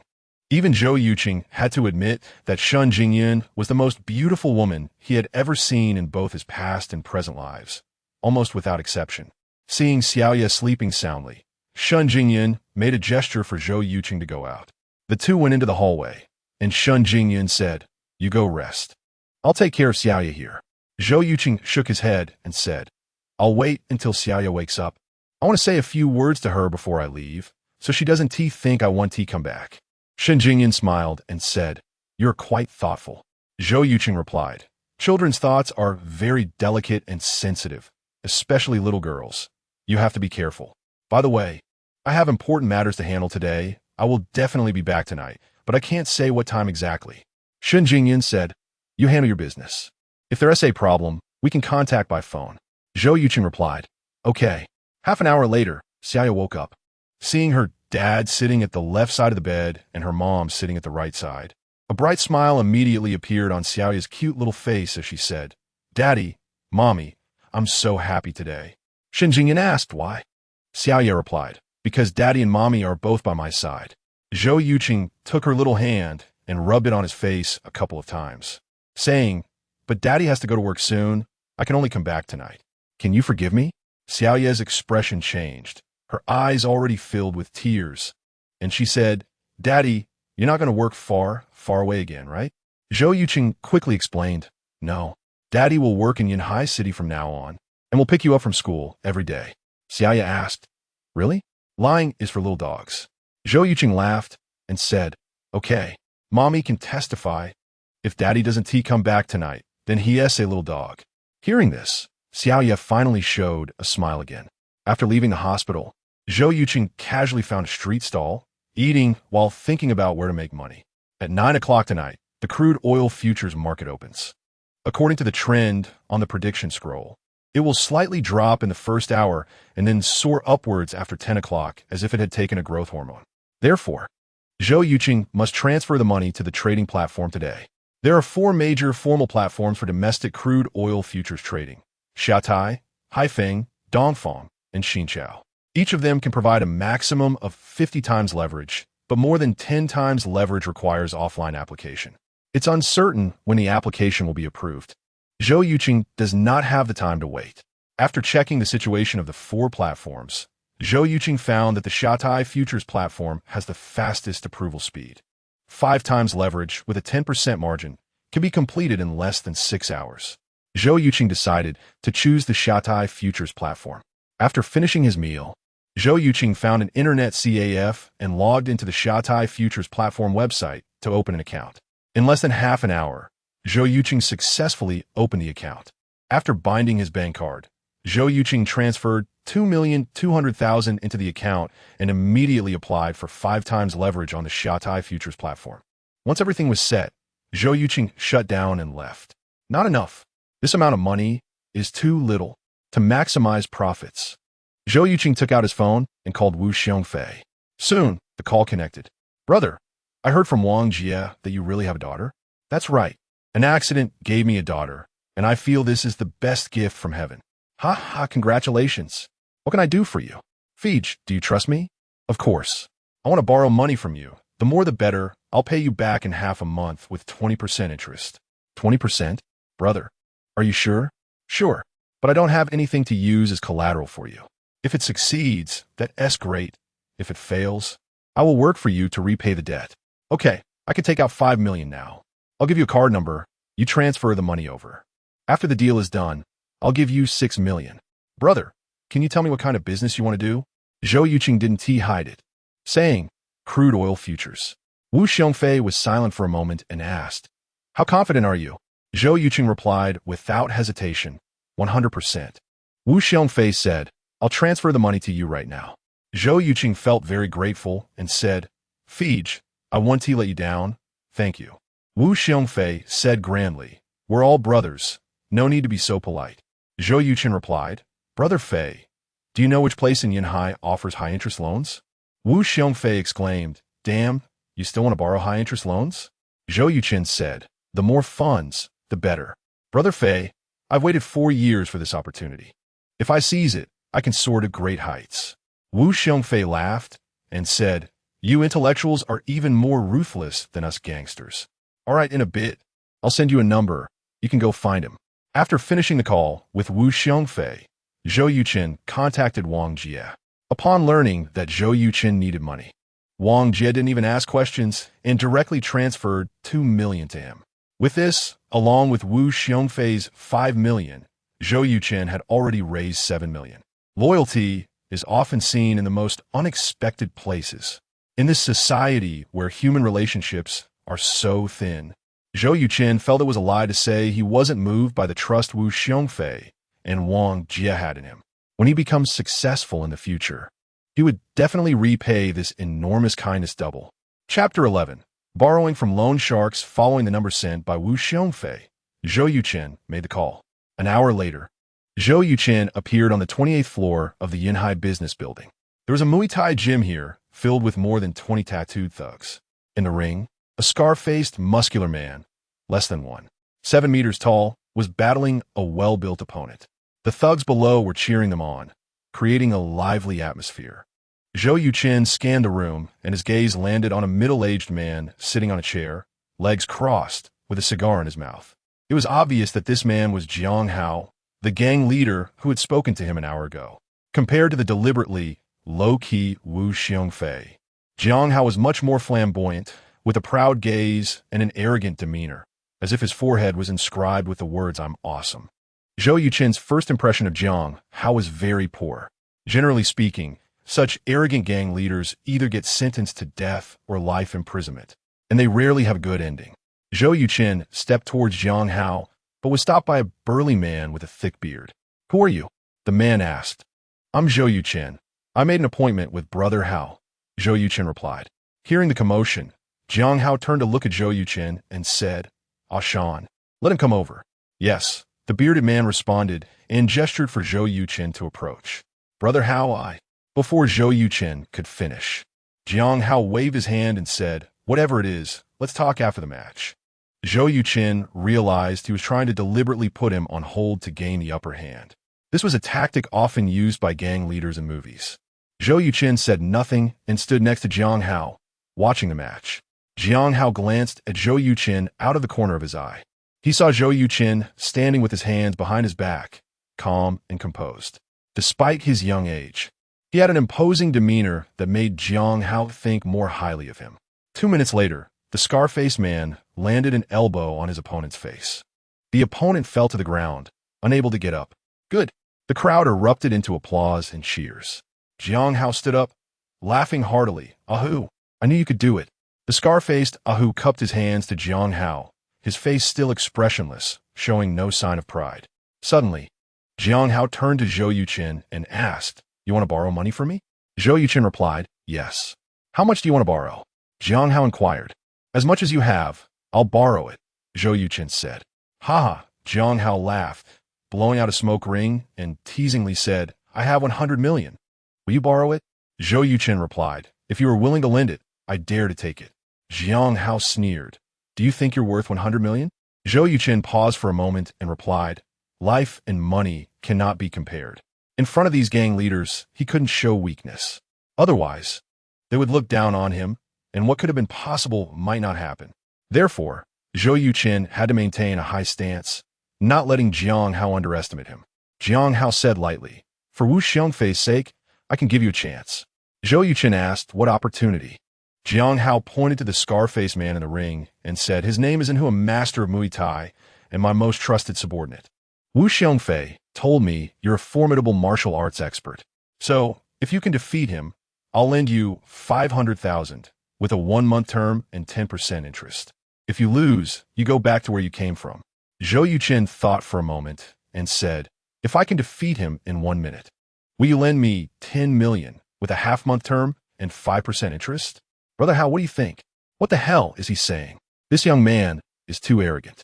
Defeating Brother Hu in 1 minute? What a joke. The crowd began to murmur, and whose face turned ugly as he looked at Zhou Yuchen, his eyes filled with anger. Jiang Hao gave a thumbs up and praised, "Young man, you have guts. No wonder Wu Xiongfei appreciates you." "All right, I agree. Half a month at 5% interest, regardless of the match's outcome, Jiang Hao would make a profit."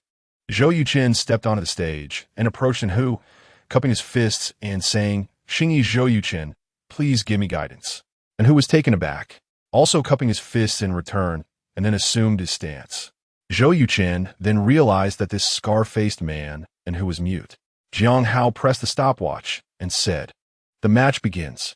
As soon as the words were spoken, Zhou Yuchen took a half step forward and threw a punch at Hu's chest. The air seemed to crack with a sound, like the twang of a bowstring after an arrow is shot. And Hu's expression changed slightly, and he immediately raised his right leg and kicked out fiercely. Bang! Zhou Yuchen's fist collided with Hu's foot, producing a shocking sound.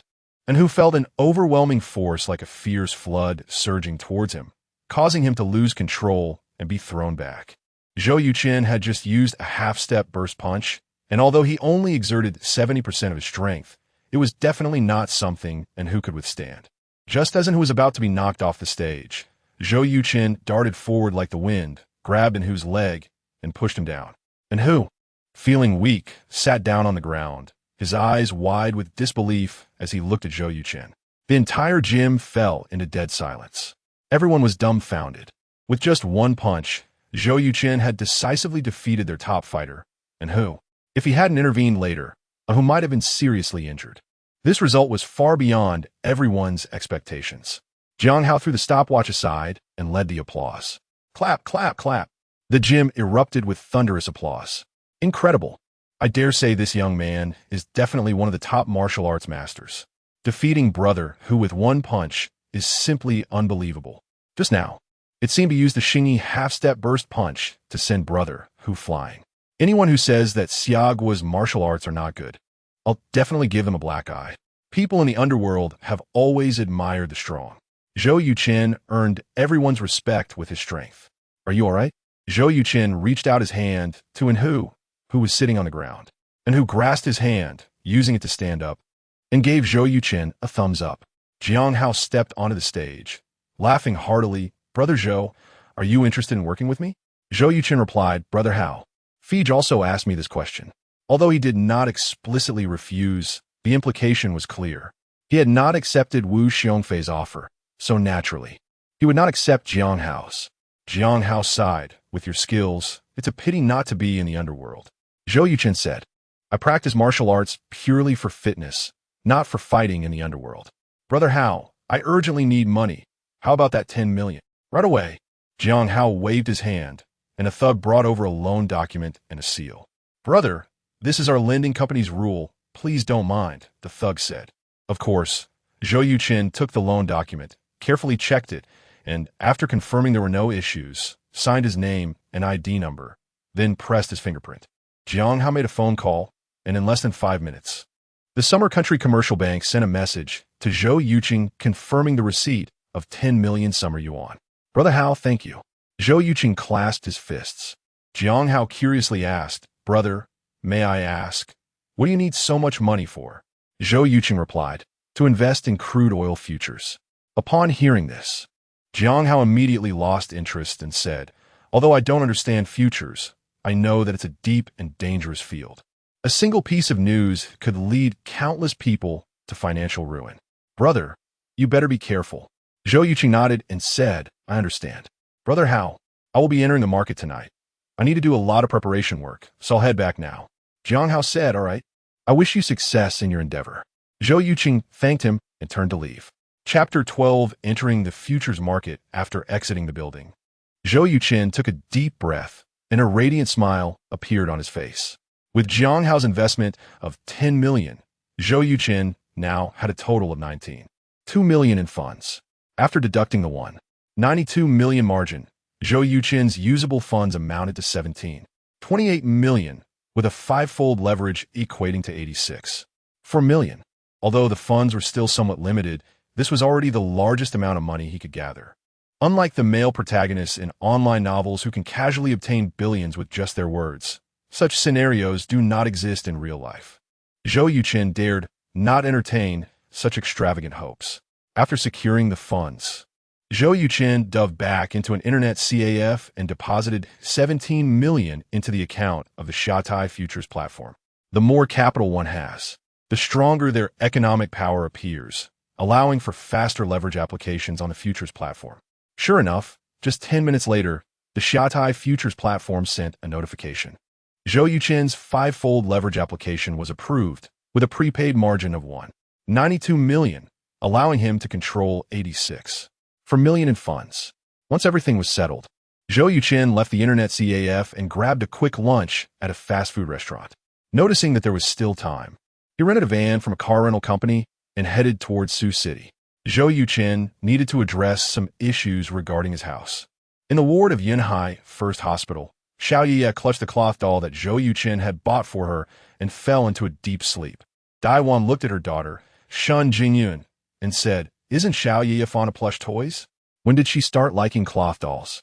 Shun Jingyun replied, "Because this cloth doll was bought for her by Zhou Yuchen.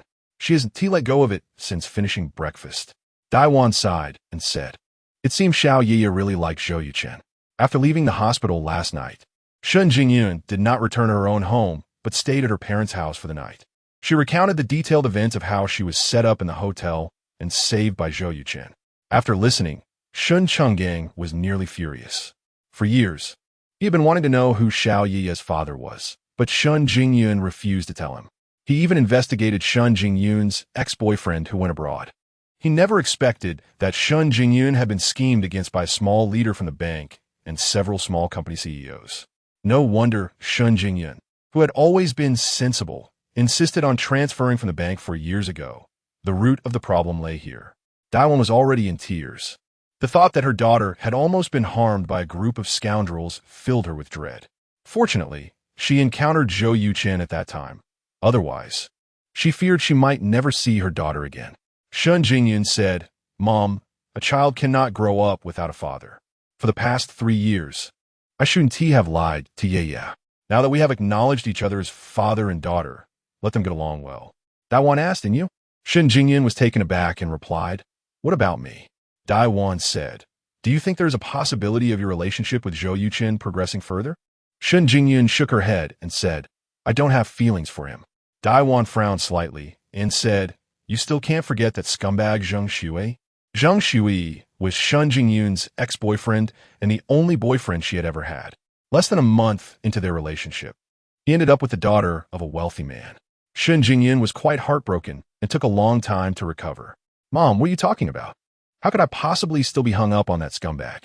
If you don't like Zhou Yuchen, then I can introduce you to some of the outstanding young teachers from our school." "Mom, here you go again. I want to meet them. What will you do in the future? Are you planning to grow old alone? As long as I have Xiao Yiya by my side, I want to feel lonely." You.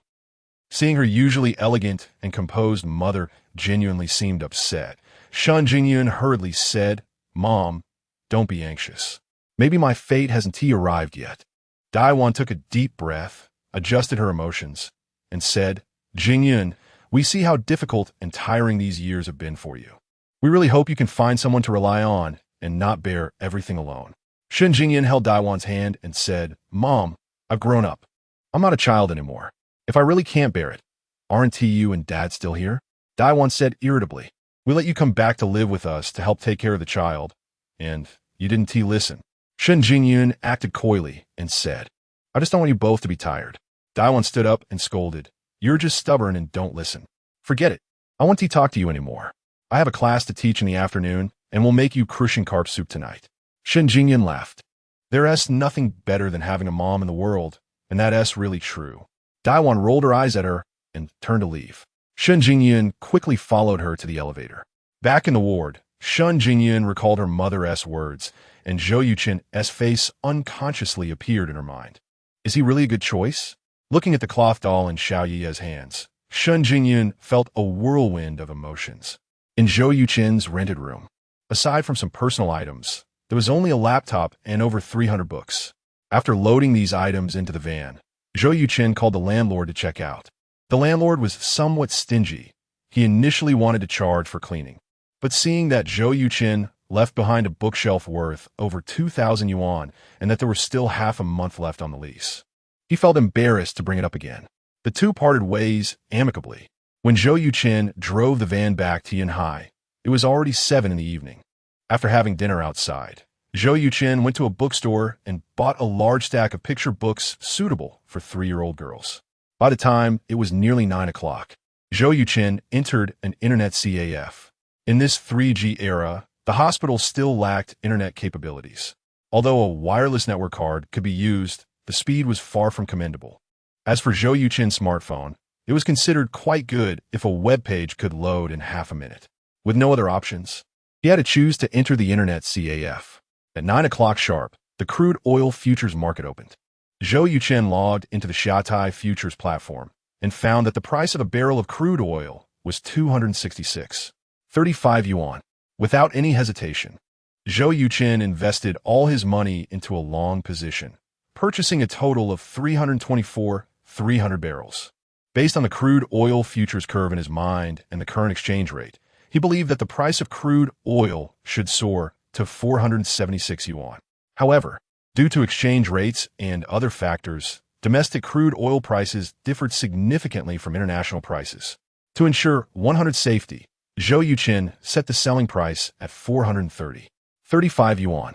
Once everything was set, Zhou Yuchen logged out of the Shatai futures platform, shut down his computer, and rushed to the hospital. Chapter 13 Skill Reward Scroll Mom. Does Dad not want me anymore? In the hospital room, little Yi hugged the doll that Zhou Yuchen bought for her and asked pitifully. Shen Jingyan comforted her. Dad loves you so much. How could he not want you? Little Yi said, but so late? Why hasn't Dad come back yet? Mom, can I call Dad? Shen Jingyan took out her phone and smiled. Of course you can. Soon the call connected. Hello, is this Dad? Zhou Yuchen, who was going upstairs, deliberately teased her. Who are you? I'm Little Ye. Oh, what a coincidence. I have a daughter named Little Ye too. By the way, her full name is Shun Xinyue. Do you know her? I am Shun Xinyue. Dad, I miss you. When will you come back? Woo-woo. Sweetheart, don't cry. How about this? Close your eyes and count to 10, and I will appear in front of you. Really? Really? Then I'll start counting. Little Ye closed her eyes and started counting into the phone. 10, 9, 8, 7. By the time Little Ye reached 5, Zhou Yuchen had already sneaked into the hospital room and stood in front of the little girl.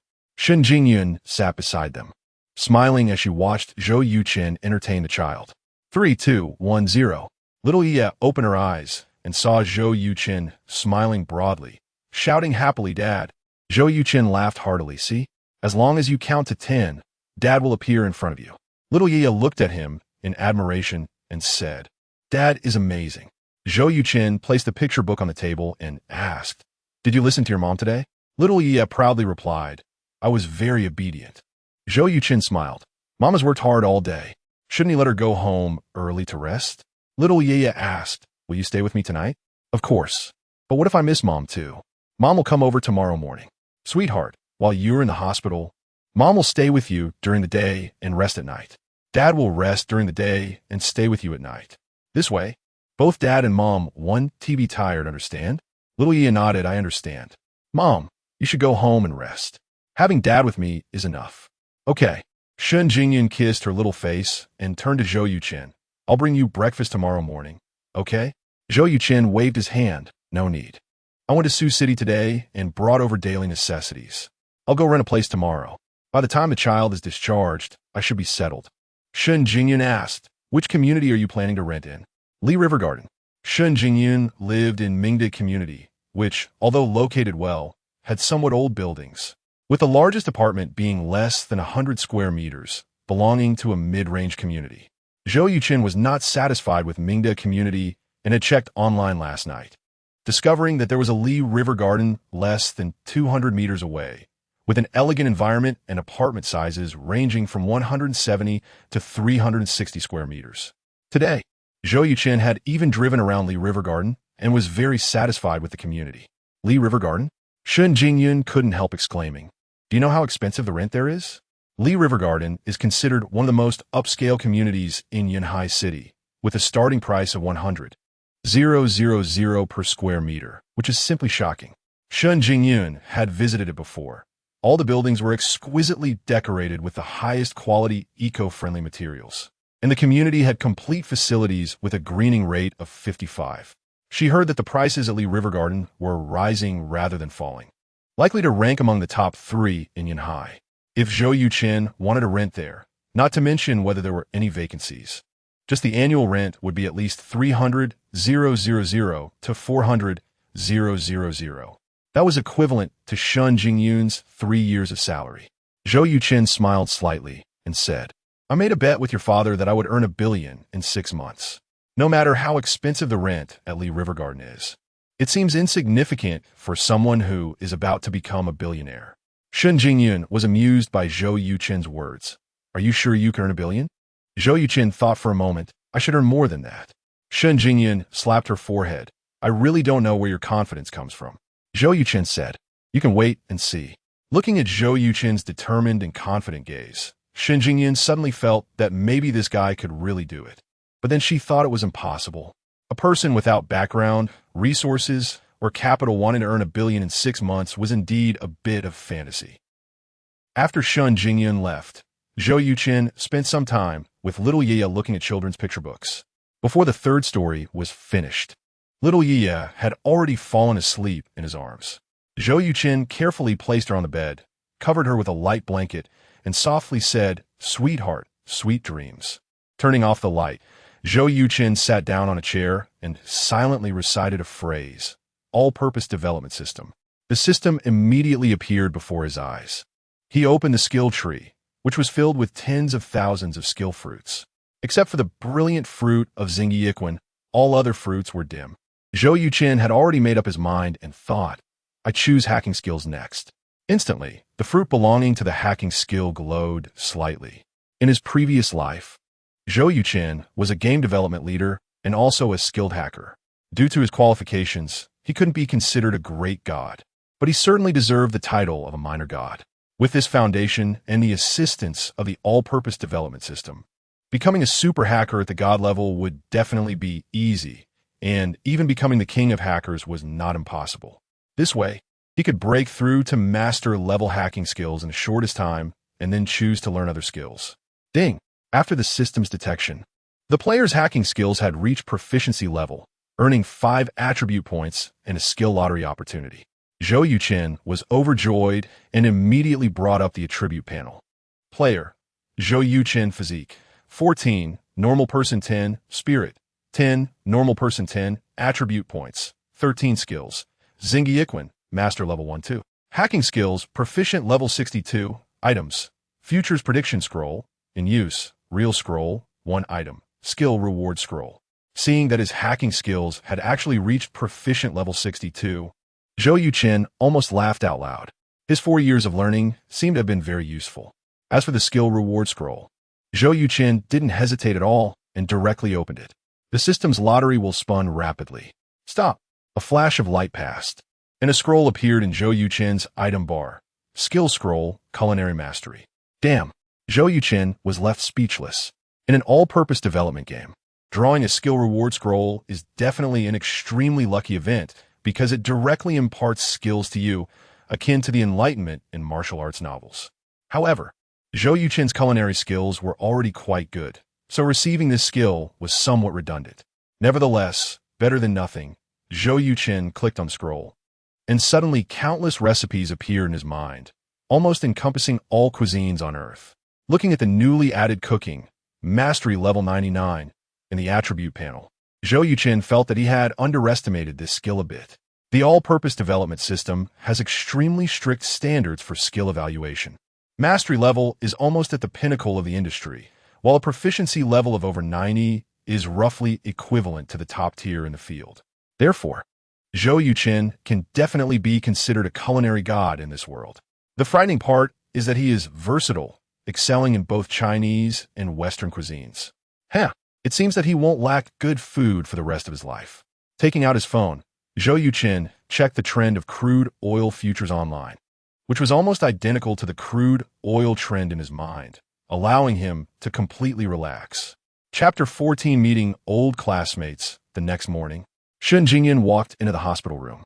Zhou Yuchen had just taken little Yeya to the bathroom. Upon seeing Shun Jingyun, little Yaya beamed and said, "Mom, you finally came?" Shun Jingyun took the little girl from Zhou Yuchen's arms and smiled. "What's wrong? Did you miss me after just one night?" Little Yaya nodded and whispered in her ear, "Mom, I have a secret to tell you. I had a beautiful dream last night." Shun Jingyun asked, "What dream? Tell me about it." Little Yaya replied, "I dreamed that you and Dad took me to the fairy amusement park, and we had so much fun all day." Shun Jingyun chuckled. "Little clever girl, I see you want to go to the fairy amusement park, right?" Little Yaya giggled and said, "Dad promised that when I get better, he'll take me to the fairy amusement park. Mom, will you come with us, okay?" Shun Jingyun said, "Sure." Little Yaya joyfully exclaimed, "Great. Mom and Dad are going to take me to the amusement park." Zhou Yuchen and Shun Jingyun exchanged glances, both smiling slightly. At 10 in the morning, Zhou Yuchen walked into a real estate agency near Lijiang Garden. The owner of the agency was a young woman around Zhou Yuchen's age, with a good figure, very fashionable, and her looks could be rated at about 70 points. Zhou Yuchen felt she looked somewhat familiar, glancing at the business card on the table. He remembered she was Zhang Xia, a former classmate from the finance major at Yanhai University. Although they were in different classes, they studied in the same classroom almost every day. "Are you Zhou Yuchen?" As the top student in the college entrance examination in Xinjiang province and a top scholar at Yanhai University, Zhou Yuchen was quite famous in school, and Zhang Xia recognized him almost immediately. Zhou Yuchen smiled and said, "Zhang Xia, long time no see." Zhang Xia covered her mouth and exclaimed, "Oh my, it really is you." Looking at the tall and steady Zhou Yuchen, Zhang Xia's face showed an expression of disbelief. Zhou Yuchen said, "I was only in prison for a year, not executed. Is it necessary to be so surprised to see me?" Zhang Xia scrutinized him and said, "I thought you had left Yanhai." Zhou Yuchen replied, "After getting out of prison, I lived in Suching for a few years. I just returned to Yanhai the day before yesterday to start my business here." Zhang Xia gave him a thumbs up and said with admiration, "Zhou Yuchen, you are amazing." Zhou Yuchen chuckled. "If I were amazing, I wouldn't have been framed and sent to prison." Zhang Xia cautiously asked, "Do you know how they're doing now?" Zhou Yuchen shook his head and said, "I lost contact with everyone and don't know anything." Zhang Xia said indignantly, "What a scoundrel Luo Hao is, everyone knows. Back then, everyone knew you were wronged, but unfortunately, there was no evidence. And your girlfriend Su Xiaoya is testifying for Luo Hao, which led to... Sigh. Let's not talk about it." Zhou Yuchen, do you still remember teacher Wu Jianhua? Zhou Yuchen raised an eyebrow and said, "Of course." Wu Jianhua was a highly respected economist with significant influence in the finance field, enjoying a national-level subsidy. He liked the original owner, a student with excellent grades, very much, and had given him many opportunities in a year and a half. Although the original owner was a learning genius, without Wu Jianhua's help, it would have been impossible to complete 4 years of college courses in just over a year. Wu Jianhua had originally planned to let the original owner take the graduate entrance exam early at the end of the second year. But then the incident of the original owner hitting someone happened. Zhang Xia said, "After you were wrongfully imprisoned, Professor Wu was so angry that he developed high blood pressure and was hospitalized. After he was finally discharged, upon learning that the school had expelled you, he slammed the table with the principal several times and even approached the economic department of the national government. But unfortunately, it was all in vain. Zhou Yuchen had crossed over after the original owner was released from prison, and his emotions had merged into one. Hearing about all the efforts Wu Jianhua had made for him, Zhou Yuchen felt deeply moved, and memories of the original owner's interactions with Wu Jianhua flooded his mind, filling him with respect and gratitude for this humorous yet rigorous old professor. Zhou Yuchen's eyes turned slightly red as he asked, "Is Professor Wu doing well?" Zhang Xia said, "Professor Wu retired 3 years ago, and I don't know much else." Zhou Yuchen, since you are back, don't you plan to visit him? Zhou Yuchen took a deep breath, adjusted his emotions, and said, "I'll visit him after I prove that he didn't misjudge me." Zhang Xia nodded and said, "That's the ambition I know in you, Zhou Yuchen." Zhou Yuchen smiled, and a sudden surge of killing intent arose in his heart. "Zhang Xia, do you know about Su Xiaoya and Luo Hao's situation?" Zhou Yuchen could be said to hate these two people to the utmost. Luo Hao almost assaulted Su Xiaoya, and the original owner bravely stepped up to fight Luo how to save her. As a result, not only did Su Xiaoya not speak up for the original owner, but she also turned the tables and completely ruined the original owner's life. And that wasn't the end of it. While the original owner was serving his sentence in prison, Luo Hao did not let him off. He arranged for two thugs to cause trouble for the original owner in prison. Fortunately, with the help of a martial arts expert in prison, he managed to avoid their attacks. After the original owner was released, he did not stay in Yanhai, but ran to Sucheng, mainly to avoid Luo Hao. He had learned from several fellow inmates that Luo Hao's father, Luo Haifeng, was a big shot in the underworld, with many outlaws under him. Once Luo Hao knew the original owner was out of prison, it would definitely lead to big trouble. So when his strength was far inferior to the opponent's, hiding was the only option. Now that Zhou Yuchen dared to return to Yunhai openly, it was mainly because he had become a master of Xingyiquan, and a few dozen thugs would not be a match for him at all. Zhang Xia said, Luo Hao is now the vice president of Haifeng Transportation Group, and Su Xiaoya is his official girlfriend. Zhou Yuchen was taken aback and asked, official girlfriend? Does Luo Hao have unofficial girlfriends? Zhang Xia showed a strange expression and said, as far as I know, Luo Hao has at least 4 girlfriends, and there are many more women related to him. I heard this guy even likes married women. Su Xiaoya is just one of the insignificant ones. Zhou Yuchen, you must not act impulsively. Haifeng Transportation Group has connections to the underworld. We don't need to confront them head-on. Zhou Yuchen nodded and said, I understand. Zhang Xia, after you graduated, didn't you go out to find a job? Zhang Xia smiled wryly and said, jobs are hard to find now, and I have no background, so I had to open this agency to make a living. Zhou Yuchen, what about you? What work are you doing? Zhou Yuchen replied, like you, I'm a freelancer, working for myself. Zhang Xia asked, so are you here to buy a house or rent one? Zhou Yuchen said, I want to rent a bigger apartment in Lijiang Garden. Do you have any listings? Wow, Zhang Xia exclaimed, you made it big. The rent for the best houses in Lijiang Garden is at least 400,000. Zhou Yuchen, I really didn't misjudge you. You're amazing. Zhou Yuchen was speechless and said, I'm renting, not buying. What's so amazing about that? That is pretty impressive, okay?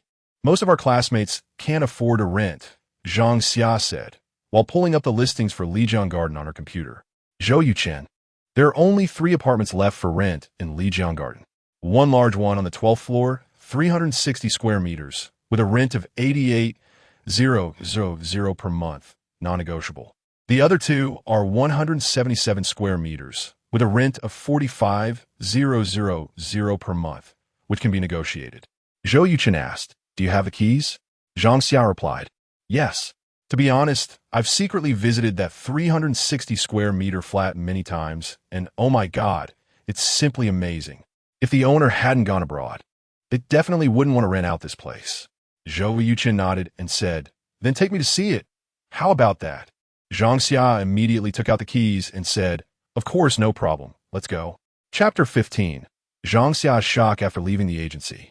Zhang Xia saw Zhou Yuchen driving a van and couldn't help but laugh, saying, isn't it true that rich people are all so low-key?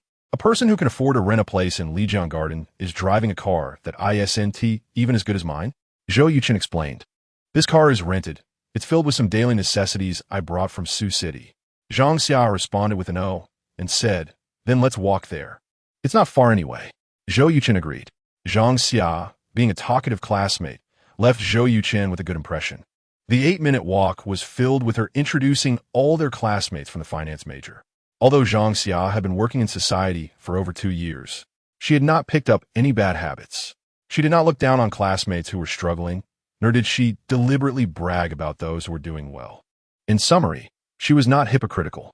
Zhou Yuchen secretly decided that once he succeeded in his business, he would definitely hire Zhang Xia for customer service. Soon, the 2 entered room 1201, Unit 1, Building 6. Zhang Xia didn't think Zhou Yuchen could afford it, so she didn't provide much introduction, allowing him to explore on his own. The overall style of this flat could be described as grand and comfortable, perfectly matching Zhou Yuchen's taste. The living room was spacious and tidy, about 3 meters and 6 centimeters high, well ventilated, with a simple yet exquisite decoration. The furniture, carpets, sofas, and appliances were all top global brands, very luxurious. The kitchen was around 40 square meters, equipped with 2 large refrigerators and all the necessary cooking appliances. There were 5 bedrooms, 2 large and 3 small, with imported wooden flooring, and all the beds were from a well-known European brand, Kess. Zhou Yuchen seemed to have seen an introduction to Kess online, with prices never below 50,000. Each large bedroom had a spacious bathroom and shower room. What satisfied Zhou Yuchen the most was the 50 square meter study, featuring a large desk and a bookshelf against the wall that could hold over 2,000 books. With excellent light, the balcony was even more impressive, exceeding 12 meters in length. In his previous life, Zhou Yuchen was also a successful person, living in a flat that was only 220 square meters, which was considerably smaller than this one. Zhang Xia initially thought Zhou Yuchen would at least show amazement or envy upon seeing such a great place, but he maintained a calm demeanor throughout the tour. Compared to her own reaction when she first saw the flat, Zhang Xia couldn't help but admire Zhou Yuchen a bit. Not to mention anything else. Just this composure and steadiness was not something an ordinary person could possess. What do you think, Zhou Yuchen? Very good. Then let's go. Where to? To see the other 2 flats. No need, I want to rent this one. Upon hearing this, Zhang Xia's eyes nearly popped out, saying, Zhou Yuchen, do I need to tell you again? The rent for this flat is 88,000 per month, non-negotiable, and you have to pay a year's rent in advance, which is 56 million.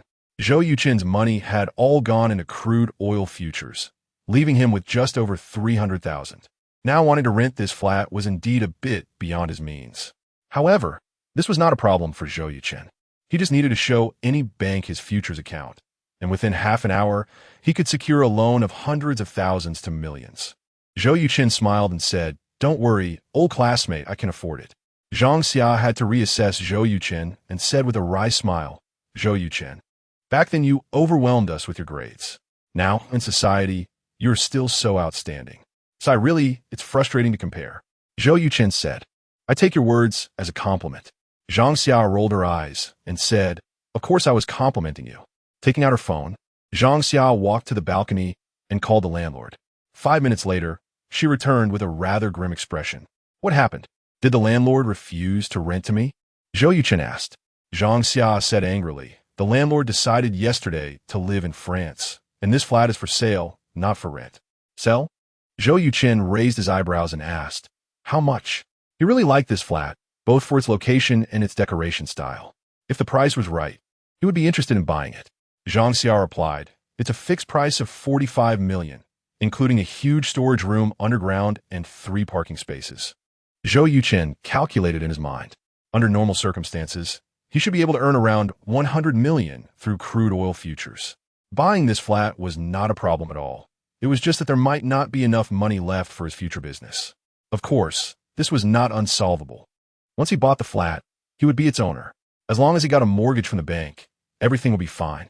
Thinking of this, Zhou Yuchen said, Zhang Xia, I heard that this flat was only selling for 100,000 per square meter when it was first launched, right?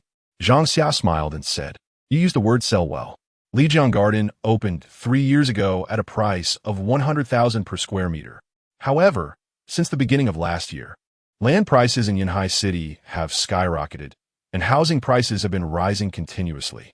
If the landlord wasn't in a hurry to sell to buy a place in France, 45 million would definitely not be enough. If it were me, I'd sell for at least 50 million or hold on to it for another 2 or 3 years. Zhou Yuchen asked, so you mean the 45 million price is very reasonable? Zhang Xia replied, it's not a matter of being reasonable. It's about making a huge profit. Zhou Yuchen, you definitely can't tell me you want to buy this flat. Zhou Yuchen touched his nose and said, I do have that intention. Zhang Xia was instantly struck like lightning, feeling overwhelmed. When Zhou Yuchen had taken out over 1 million to rent a place before, she was already very shocked. After all, Zhou Yuchen didn't have a college diploma and had a criminal record with a public security agency. Finding a job after being released was very difficult. But in such circumstances, Zhou Yuchen could still earn over 1 million, which was truly remarkable. But now it seemed this was no longer impressive. It was simply extraordinary. In 4 years, a net worth of over 45 million. This really made Zhang Xia feel like she was hitting a wall.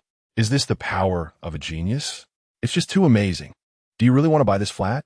Zhang Xia returned to her senses, somewhat unsure, and asked again, fearing she had misheard. I really want to buy it. However, I need you to help me with something. What do you need help with? Help me tell the landlord that I need half a month, no? At most 12 days to gather the 45 million. If he is worried, I can pay 300,000 as a deposit. If I can't come up with the 45 million in 12 days, then this 300,000 will belong to the landlord. During this time, I need to stay here. Zhang Xia thought for a moment and said, no matter what happens, the landlord is guaranteed to make a profit. So I think he should agree. But I don't quite understand why it's 12 days. Zhou Yuchen explained, we studied finance at Yunhai University. If we can't apply what we learned and play around in the financial market, wouldn't that be a pity? Zhang Xia suddenly realized and said, I understand now. All your money is invested in the stock market. Zhou Yuchen replied, no, it's in crude oil futures. Zhang Xia, you're the first classmate I've met in the past 5 years. It's quite a coincidence. I want to offer you a chance to make a fortune. I wonder if you dare to accept it? Zhang Xia, being exceptionally intelligent, was able to get into Yunhai University. She said, crude oil futures? Zhou Yuchen nodded and said, give me all your money to operate, and after 12 days, I will give you a 20% return. You still have 5 hours until the bank closes this afternoon, so you can think it over. If you're not willing to take this risk, just pretend I didn't say anything. Zhang Xia was silent for a moment and smiled. Is this testing my trust in you? A 20% return sounded a bit scary. Zhou Yuchen said, no rush, just help me settle the housing issue first. Okay. Zhang Xia called the landlord again. After explaining Zhou Yuchen's payment method, the landlord agreed almost without hesitation. 30,000 in 12 days, anyone could afford to wait for that. Chapter 16. Shun Jingyun's high emotional intelligence returning to the real estate agency. Zhang Xia printed 2 copies of the house sale contract. Zhou Yuchen signed his name in the designated area. Zhang Xia, the homeowner is in France. How can he sign the contract? Does he need to come back? No need. The actual owner of this large flat is his father. He is just responsible for the rental and sale. I estimate that the old man will arrive in half an hour. Sure enough, half an hour later, a distinguished-looking man in his 60s walked into the agency. While the old man was reviewing the sale contract, Zhou Yuchen took a look at the property certificate he brought to confirm that the large flat had no ownership issues. After the old man signed, the 3 of them went to the bank, where Zhou Yuchen transferred 300,000 to his account. I decided to let you, this financial genius, help me invest in crude oil futures, Zhang Xia said seriously after sending off the old man. Zhou Yuchen asked with interest, why you trust me so much? Zhang Xia shrugged and replied, firstly, we are classmates, and secondly, you just paid 300,000. Zhou Yuchen's mind turned, and he immediately understood Zhang Xia's meaning. If he were a fraud, he wouldn't have handed over 300,000 to the old man without knowing whether Zhang Xia would invest.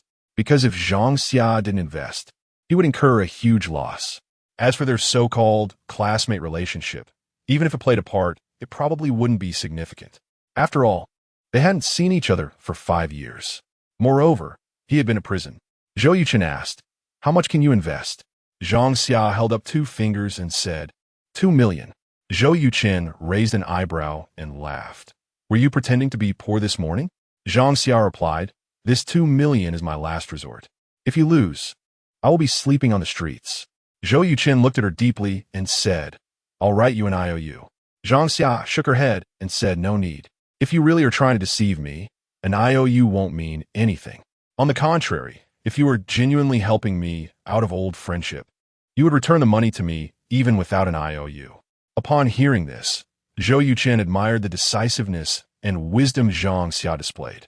He appreciated her boldness in trusting him with 2 million for investment and her intelligence in not asking for an IOU while secretly recording the conversation on her phone.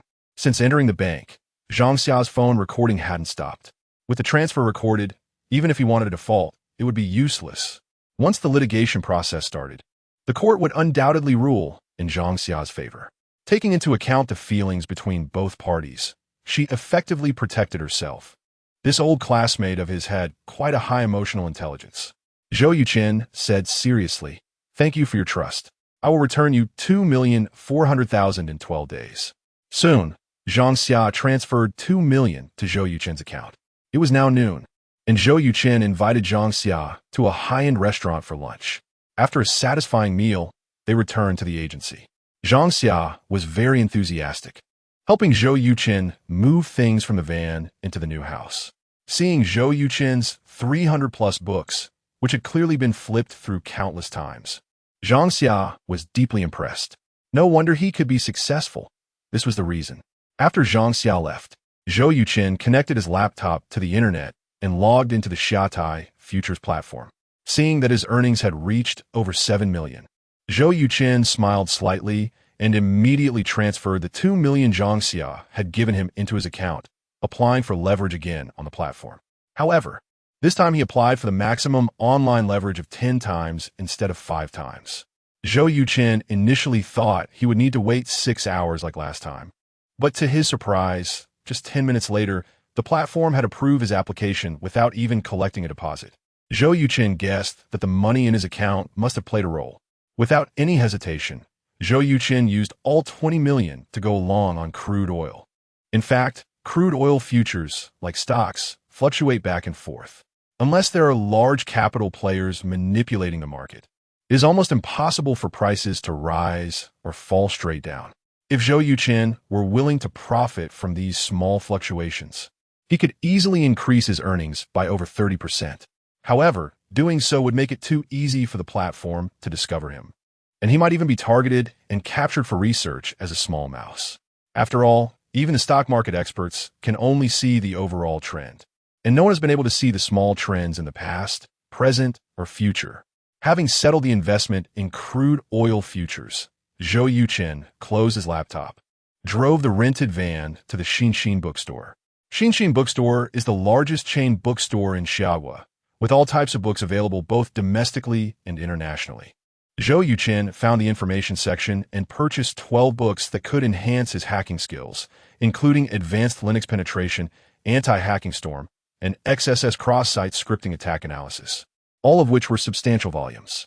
Zhou Yuchen felt that as long as he could get through these 12 books, he should be able to elevate his hacking skills to a master level.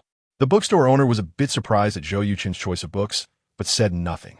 After checking out, Zhou Yuchen put the books in the van and headed straight to the hospital. "Why are you here so early today?"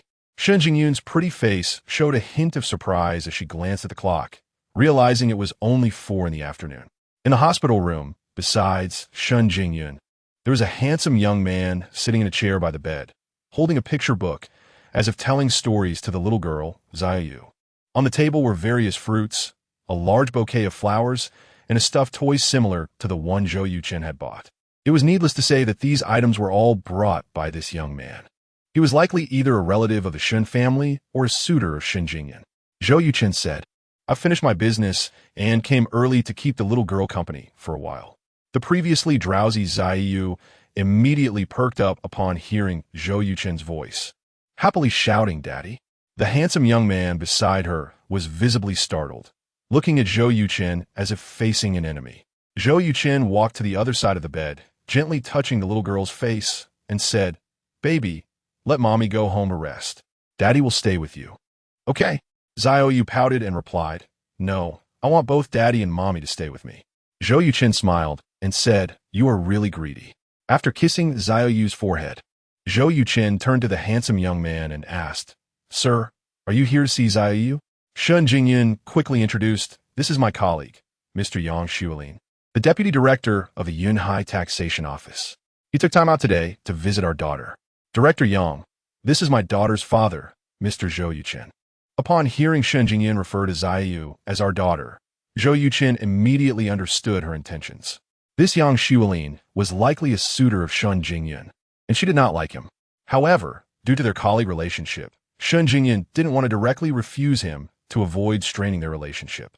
With Zhou Yuchen's arrival, she deliberately referred to Xiaoyu in a close manner to mislead Yang Xuelin into thinking there was a closer relationship between them, thereby causing him to retreat without confrontation.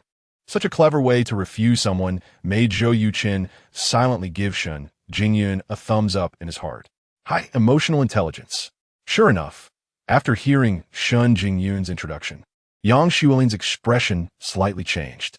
"Hello, Director Yang. Zhou Yuchen walked around the bed and smiled as he extended his hand to Yang Shuilin. However, when he passed by Shan Jingyun, he took a deep look at her.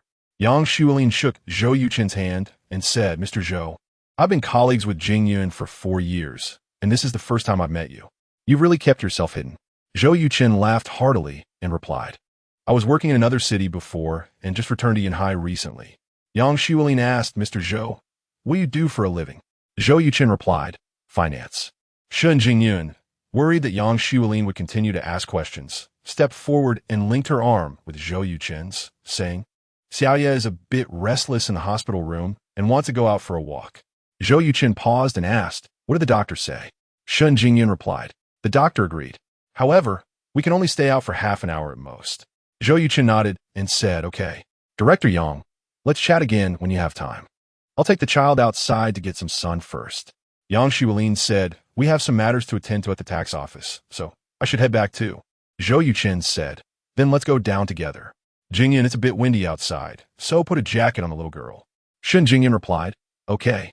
Chapter 17. Applying for tenfold leverage soon. Zhou Yuchen was holding Zhou while Shan Jingyun brought a thermos, and they went downstairs together with Yang Shuilin. After Yang Shuilin left, Shan Jingyun looked at Zhou Yuchen and said, "Thank you." Zhou Yuchen replied, "You're welcome. I think it would be better for us to change how we address each other in the future. You can call me Yuchen, and I'll call you Jingyun. It sounds more intimate that way." Shan Jingyun nodded and said, "Okay." Zhou tilted her head and asked, "Daddy, aren't you supposed to call mommy wife and mommy calls you husband?" Shan Jingyun was taken aback, seemingly not expecting Zhou to know those terms, and asked, Who told you that?" Zhou replied, "Many of my classmates say that."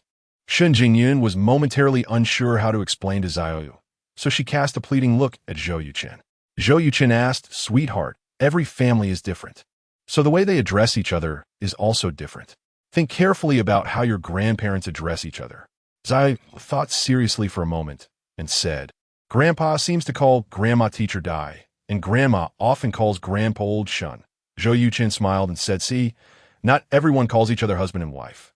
But sweetheart, remember, how your dad and mom or your grandparents address each other isn't important. What's important is that we all love you very, very much." Zhou nodded and said, "I love you very, very much too." Zhou Yuchen said, "But you definitely don't love Daddy as much as Daddy loves you."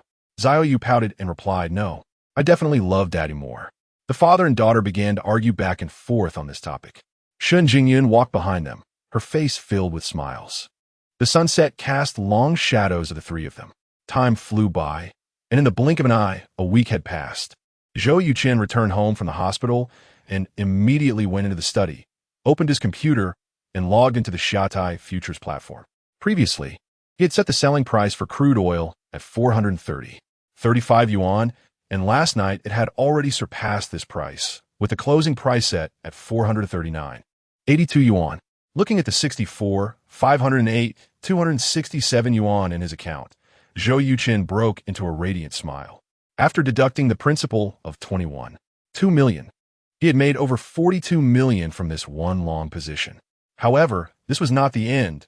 Next came the short position. Zhou Yuchen checked the exchange rate between the yuan and the dollar, which had changed by about 5% compared to before.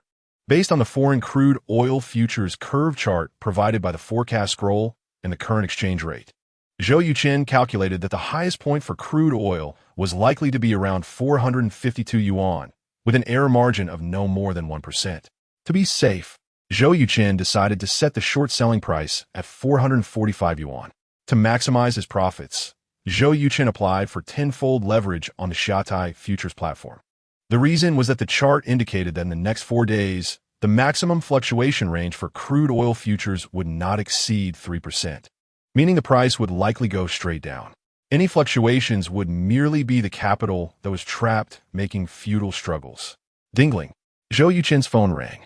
"Hello, this is Zhou Yuchen." "Who is this?"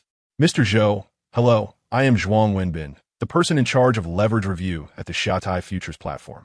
"Mr. Zhuang, what can I do for you?" "Mr. Zhou, because you just applied for tenfold leverage on our platform, according to regulations, I need to confirm over the phone that this is indeed your operation." "It is me. In less than a week, crude oil has risen from 266 yuan to nearly 440 yuan.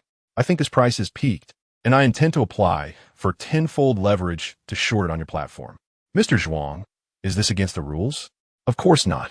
I just didn't expect you to be so straightforward and to share your operations with me. Ha ha ha. Mr. Zhuang, please do not follow my lead in shorting, as this is just my personal opinion. If I make a wrong judgment and cause you significant losses, I cannot take responsibility for that. Extreme honesty is invulnerable. The reason Zhou Yuchen spoke so candidly was to make his profits seem more reasonable and to prevent the Shatai futures platform from becoming suspicious. Our platform staff is prohibited from trading futures. That is the rule. Mr. Zhou, you're already our top-tier client. Tenfold leverage is no problem, but a 15 margin is required. Is that acceptable? No problem. All right, I will approve it for you right away. In less than 5 minutes. The Shatai Futures platform approved Zhou Yuchen's application. After deducting the 15 margin, Zhou Yuchen had 55 million yuan available, and with tenfold leverage, he had 550 million yuan. Without any hesitation, Zhou Yuchen set the short selling price at 445 yuan. With 550 million yuan, he could buy 236 million barrels of crude oil. According to the chart in his mind, the earliest time the price would reach 445 yuan would be at 9:30 p.m. tonight.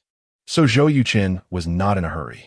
After setting the short selling price for crude oil futures, Zhou Yuchen closed the computer. With a slight thought, his attribute panel appeared before him. Player, Zhou Yuchen physique, 14, ordinary person 10, spirit, 10, ordinary person 10, attribute points, 18 skills, Xingyi Quan, master level 1-5. Hacking skills, proficient level 66. Culinary skills, proficient level 99.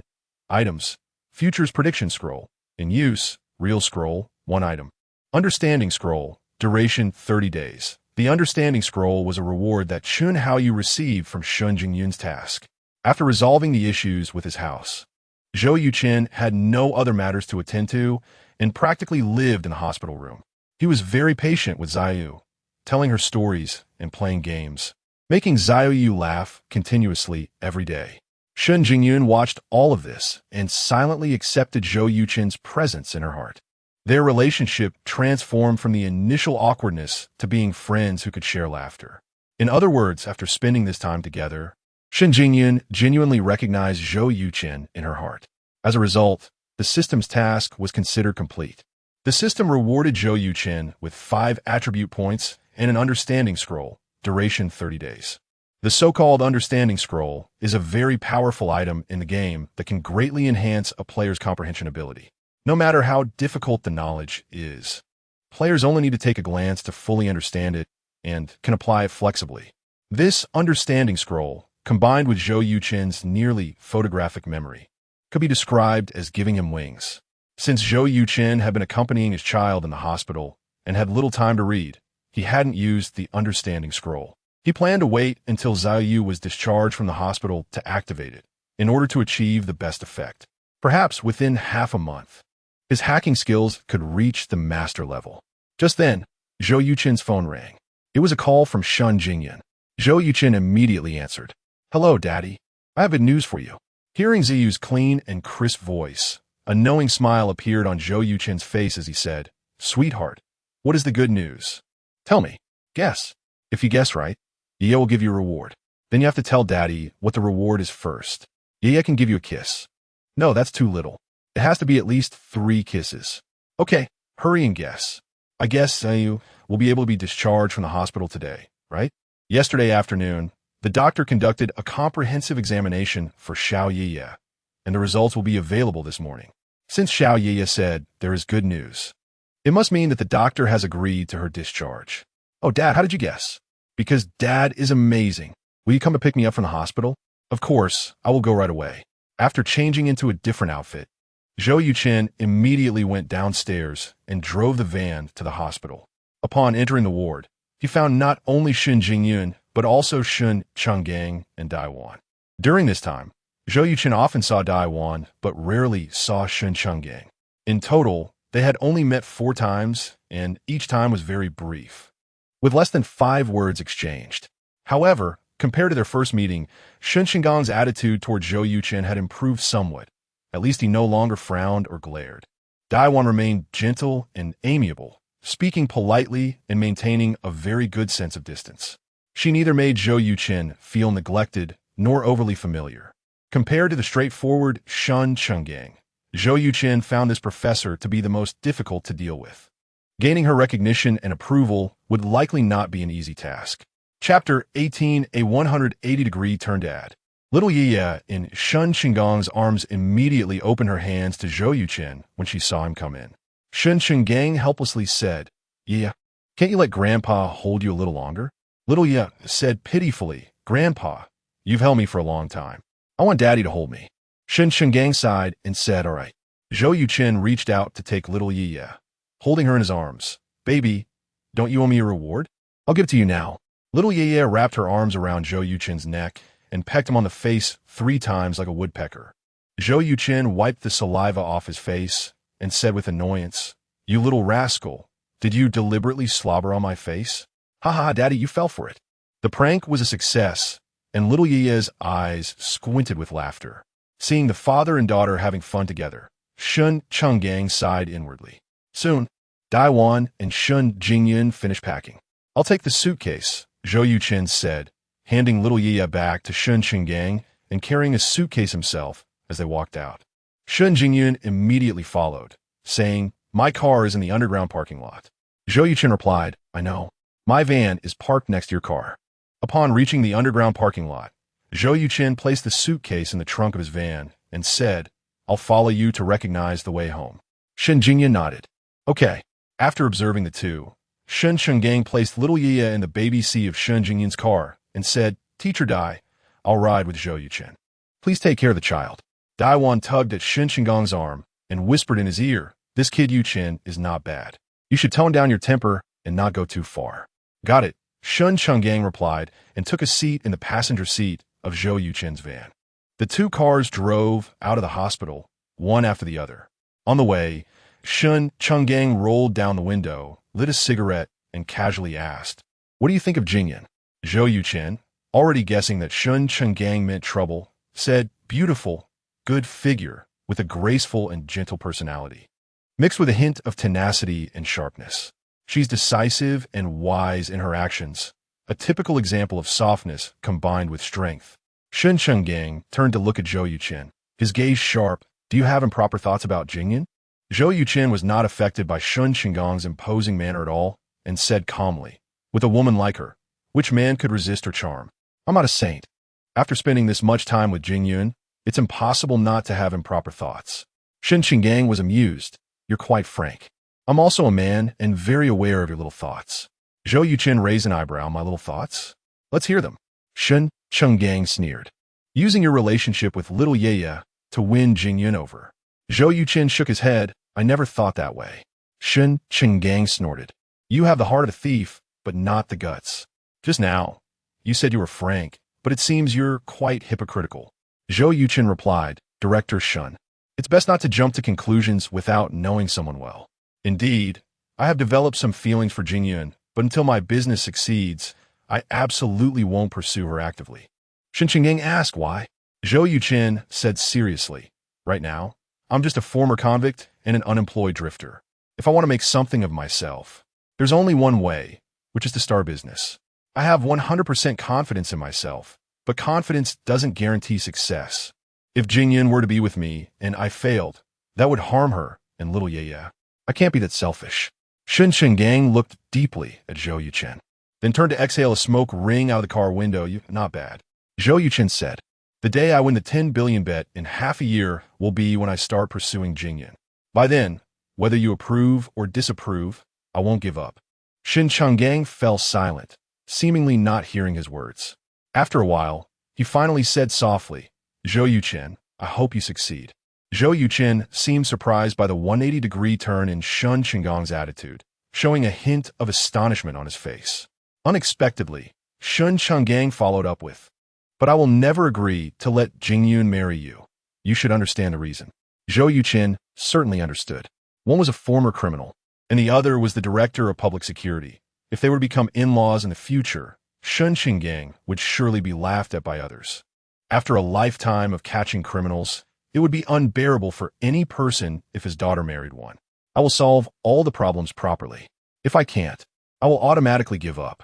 At this point, Zhou Yuchen paused and said, Director Shun, I was too simplistic in my previous thoughts. Let's change the terms of the bet. Even if I earn 10 billion within half a year, little Ye will still carry the Shun surname until Jingyun gets married. Shun Qinggang raised an eyebrow, looking intently at Zhou Yuchen. Are you sure? Zhou Yuchen took a deep breath. Sure. Little Ye is a little angel brought to me by Jingyun, and I am genuinely grateful to her. I don't want my presence to have any negative impact on your family. Shun Qinggang's heart trembled. Zhou Yuchen, you are a man. Zhou Yuchen smiled. Thank you for the compliment. Shun Qinggang also smiled, but his heart was mixed with various emotions.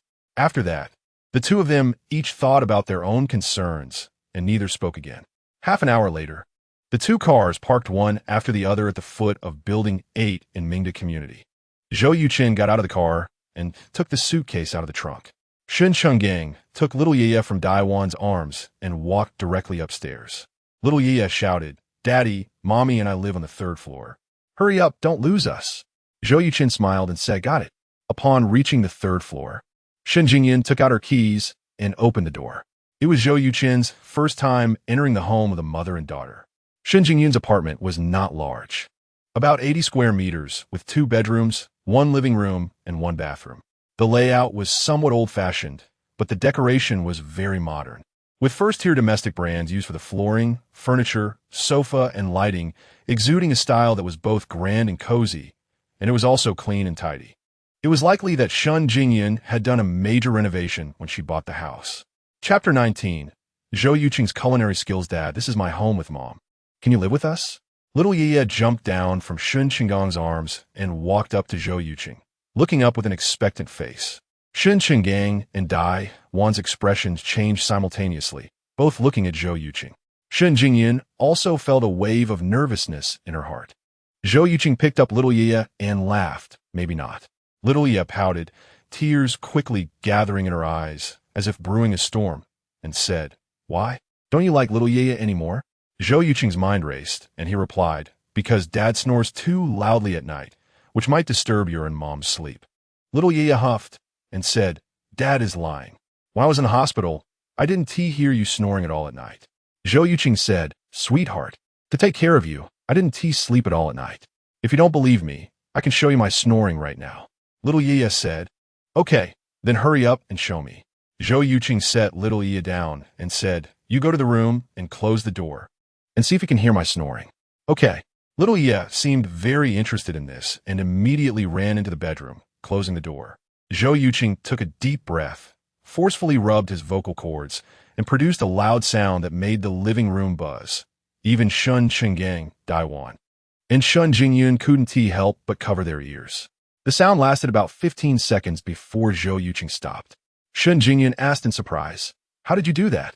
Zhou Yuchen explained, I have practiced martial arts, so my lung capacity is a bit larger than average.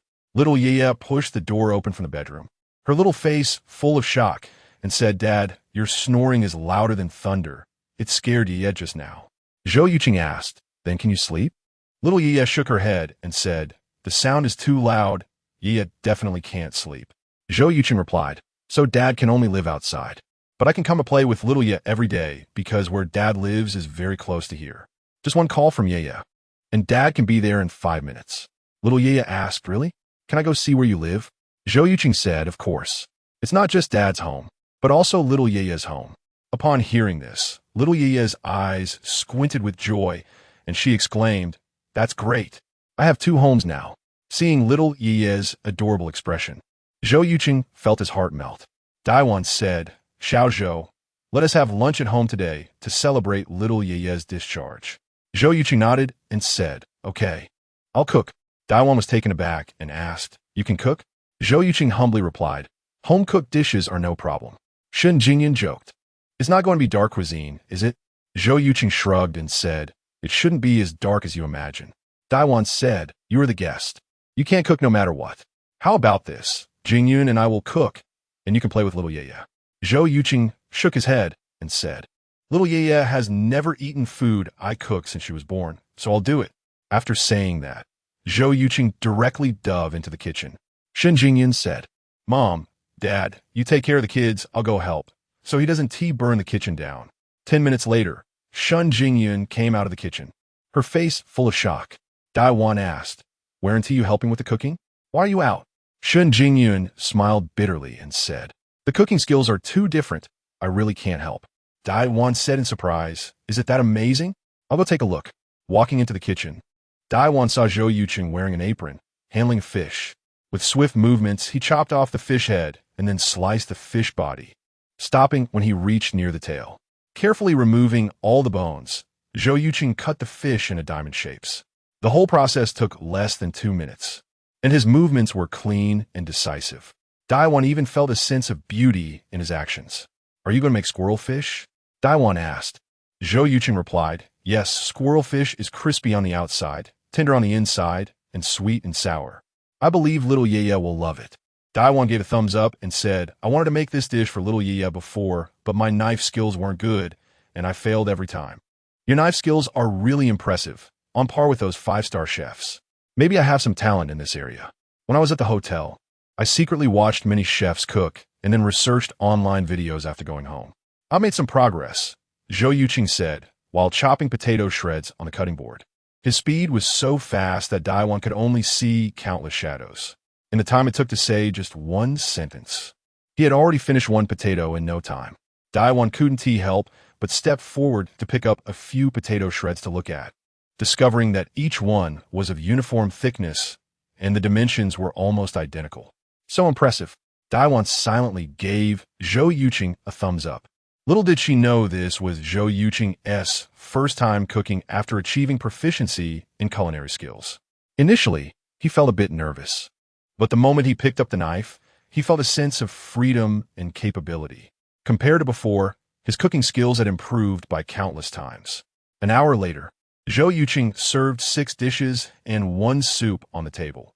Vinegar potato shreds, stir-fried cabbage, stir-fried meat, squirrel fish, oil-exploded shrimp, 9-turn intestines, and tomato mushroom soup.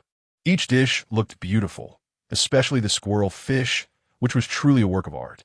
Shen Jingyan exclaimed, Just by the appearance, I can tell these dishes must be delicious. Yuchen, I think if you open a restaurant, you would definitely make a fortune. Zhou Yuchen replied, I can't stand being in the kitchen for a lifetime. Little Yaya tilted her head, staring at the squirrel fish for a while, and said, Dad, this squirrel looks so beautiful. Can we not eat it? Zhou Yuchen laughed and said, This is a fish, not a squirrel. Little Yaya refuted, No, Dad is lying. This is clearly a squirrel. Zhou Yuchen picked up chopsticks, picked a piece of fish meat, and held it to Little Yaya's mouth, saying, Sweetheart, you'll know if you try a bite. Little Yaya opened her mouth and took a bite, her eyes instantly brightening, and she exclaimed, So delicious. Daiwan said, Of course it's delicious. This is a dish served at state banquets. Xiaozhou, I didn't expect you not only to be good at studying, but also to have such great cooking skills. It seems little Yaya will be in for a treat. Zhou Yuchen said, As long as little Yaya likes to eat, that's enough. Let us dig in. The food will get cold if we don't. Okay, I'll try your vinegar potato shreds first. Shen Jingyan picked up a chopstick of potato shreds and put it in her mouth, her eyes lighting up instantly. Zhou Yuchen's potato shreds could be described as sour, crispy, and delicious. Sweetheart, you've always said you didn't like potato shreds, right? Come on, try your dad's potato shreds. They're simply too delicious. Shen Jingyan said, Really? Little Yaya looked at Shen Jingyan suspiciously, but in the end, she couldn't resist and reluctantly opened her mouth to take a bite. Her eyes lit up again, and she said, Mom, I want to eat more. Shen Jingyan smiled and said, Okay. Chapter 20 You gave me an angel seeing the mother and daughter enjoying their meal so much. Shen Qinggang and Daiwan also picked up their chopsticks and tried each of the 6 dishes, followed by a sip of tomato mushroom soup, praising Zhou Yuchen's culinary skills. Since Shen Qinggang had to go to work in the afternoon, no one drank alcohol. Perhaps Zhou Yuchen's dishes were too delicious by the end of the meal. All the bowls and plates were empty, and even the tomato mushroom soup was finished. Zhou looked down at her little belly and exclaimed, Mom, oh no, my little belly has gotten so round and big. Shen Jingyan chuckled and said, That's because you ate too much. Zhou Yuchen affectionately touched her little face and asked, Jingyun, when are you planning to send Zhou Yu to kindergarten? Before Shen Jingyun could answer, Zhou Yu eagerly said, tomorrow. Zhou Yuchen smiled and said, you really like school that much? Zhou Yu nodded vigorously and replied, I have so many good friends at school. They can play with me. Zhou Yuchen said, but Dad and Mom can play with you too, right? Zhou Yu pouted and disdainfully said, playing with you guys isn't fun at all. Zhou Yuchen was surprised and said, yeah, didn't you say in the hospital that you really liked playing with me? Why did that change when we got home? Zhou Yu giggled and said, I was just worried you wouldn't play with me. Zhou Yuchen laughed heartily, picked up Zhou Yu, and gave her a big kiss on the cheek, saying, you're such a clever little girl. Daiwan asked with some concern, is it okay for Zhou Yu to go to school so soon after being discharged? Shen Jingyan replied, Mom. The doctor said Zhou Yu has fully recovered and is just like any other child. She can go to school. Zhou Yu clapped her hands happily and said, that's great. I can go to school. Zhou Yuchen said to Shen Jingyun, in that case, starting tomorrow, I'll take care of picking up and dropping off the kids. Shen Jingyun nodded and said, okay. Seeing Zhou Yuchen take on the responsibility of picking up and dropping off the kids, which greatly relieved their daughter's stress. Shen Chenggang and Dai, one didn't say anything but felt very happy inside. Previously, when Zhou Yu attended kindergarten for 3 months, Shen Jingyun was very troubled about the pick-up and drop-off issue. The elderly couple wanted to help, but Shen Chenggang was even busier than Shen Jingyun. Daiwan had the time, but her driving skills were quite concerning. If anything went wrong on the way, it would be a big problem. Shen Jingyun had been hesitating about whether to hire a nanny, but now that Zhou Yuchen, her biological father, was here, it would definitely be much better than a nanny. After Shen Changgang and Daiwan left, Zhou Yuchen played with Zhou Yu for a while. Seeing that she seemed a bit tired, he carried her around the living room to lull her to sleep. 5 minutes later, he gently placed the sleeping Zhou Yu on the bed. After covering her with a light blanket, Zhou Yuchen carefully backed out and said to Shen Jingyun, I'm going back now. When Zhou Yu wakes up, take her to my place to recognize the home. From now on, I'll pick her up every afternoon, and you can go straight there after work. Shen Jingyun replied, okay. Zhou Yuchen changed his shoes and opened the door, just about to leave when Shen Jingyun's gentle voice suddenly came through. Zhou Yuchen. Zhou Yuchen turned to look at Shen Jingyun. She said softly, thank you. Zhou Yuchen was slightly taken aback, then chuckled, Zhou Yu is also my daughter. After leaving Shen Jingyun's home, Zhou Yuchen went to a nearby mall and bought a lot of seafood, vegetables, and various meats, filling both refrigerators in the kitchen. Since he moved into the apartment, he hadn't cooked at all. This afternoon, since Shen Jingyun and Zhou Yu were coming over, he naturally couldn't let the mother and daughter leave hungry. After 2 hours of busy cooking, Shen Jingyun's call came in. Zhou Yuchen immediately ran to the community entrance to pick them up and bring them into the house. Wow, Dad, your place is so big. It's like a big palace. Zhou Yu exclaimed with her mouth agape. Zhou Yuchen asked, do you like it here? Zhou Yu nodded vigorously and said, I love it so much. Shen Jingyun was also quite impressed by Zhou Yuchen's luxurious apartment and asked, the rent for this place must be expensive, right? Zhou Yuchen replied, a bit. I'm cooking in the kitchen, so you and Zhou Yu can look around. By the way, the large bedroom on the left is reserved for you too. If you get tired playing here, you can rest. Shen Jingyun gave him a deep look and said, got it. Wow. Plush toys of the 36 flower fairies. After a while, Zhou Yuchen heard Zhou Yu's cheers from the kitchen. A smile spread across his face. A few days ago in the hospital, he had heard Zhou Yu say that her favorite was the 36 flower fairies. However, those fairy dolls were too expensive, and Shen Jingyun only bought her 2. Zhou Yuchen was confused, so he checked on his phone. He then learned that the 36 flower fairies were characters from an animated series, with each character representing a flower and very popular among little girls. The Mamiya Group, known as the top toy manufacturing company in Xiaogua, saw the profit potential and quickly bought the copyright for the fairies. After making them into toys and launching them, the Mamiya Group made a fortune. A full set of 36 flower fairy plush toys sold for 10,000 yuan. If bought separately, each fairy cost 400 yuan, which was shocking. Even so, the fairy toys remained in high demand in the market. Zhou Yuchen had searched many toy stores before finally buying a complete set for Zhou Yu. Dad, are the 36 flower fairy plush toys for me? Zhou Yu walked into the kitchen holding a peony fairy, looking up at Zhou Yuchen with an expectant face. Zhou Yuchen smiled and said, "Of course, they're for our cutest Zhou Yu." Zhou Yu jumped up happily and said, "Dad, I love you so much. Lower your head. I want to give you a gift." Zhou Yuchen squatted down and asked, "What gift?" Zhou Yu leaned in and gave him a big kiss on the cheek, saying, "That's the gift. Do you like it?" Zhou Yuchen thought for a moment and said, "I would like it even more if you could give me a few more kisses." "Okay." Zhou Yu hugged Zhou Yuchen's neck and kissed him several times. Zhou Yuchen laughed heartily. After the kisses, Zhou Yu eagerly ran off to play with the fairy plush toys. A little while later, Shun Jingyan walked in and said, "Buying a 10,000 yuan toy? Are you just burning money?" Zhou Yuchen was silent for a moment and replied, "I just want to make up for my absence over the past 3 years." Shun Jingyun's expression changed slightly, and she asked, "Are you blaming me for not telling you about the child?" Zhou Yuchen turned to Shun Jingyun and said seriously, "No, I'm not blaming you. On the contrary, I want to thank you. Thank you for still being willing to have Zhou Yu after knowing that I had been in prison. If it were another woman, they might have chosen to terminate the pregnancy." At this point, Zhou Yuchen's face broke into a radiant smile, saying, "Do you know? You gave me an angel." Hearing Zhou Yuchen's words, a wave of emotion suddenly surged in Shun Jingyun's heart, and she said, "I should have told you sooner." Zhou Yuchen replied, "It's not too late now." Shun Jingyun nodded and said, "Yes, it's not too late now." The two exchanged a knowing smile. Chapter 21. Breaking down half an hour later. Zhou Yuchen finished cooking and went to the bedroom to call Shun Jingyun and Xiaoya out for dinner. Seeing Xiaoya had spread 36 fairy figurines all over the floor. Zhou Yuchen helplessly said, "Baby, you really know how to play." Shun Jingyun replied, "It's not my fault you bought too many." Zhou Yuchen quickly clarified, "What I meant was it seems like I bought too few. There are still many empty spots on the floor." Shun Jingyun was speechless. This afternoon's meal consisted of 3 dishes and a soup: beef stew with radish, mashed potatoes, and stir-fried celery with meat slices, plus a tofu soup. Looking at the tofu in the soup that resembled cow hair, Shun Jingyun asked, "Is this the famous Wincy tofu from state banquets?" Zhou Yuchen nodded, "Yes.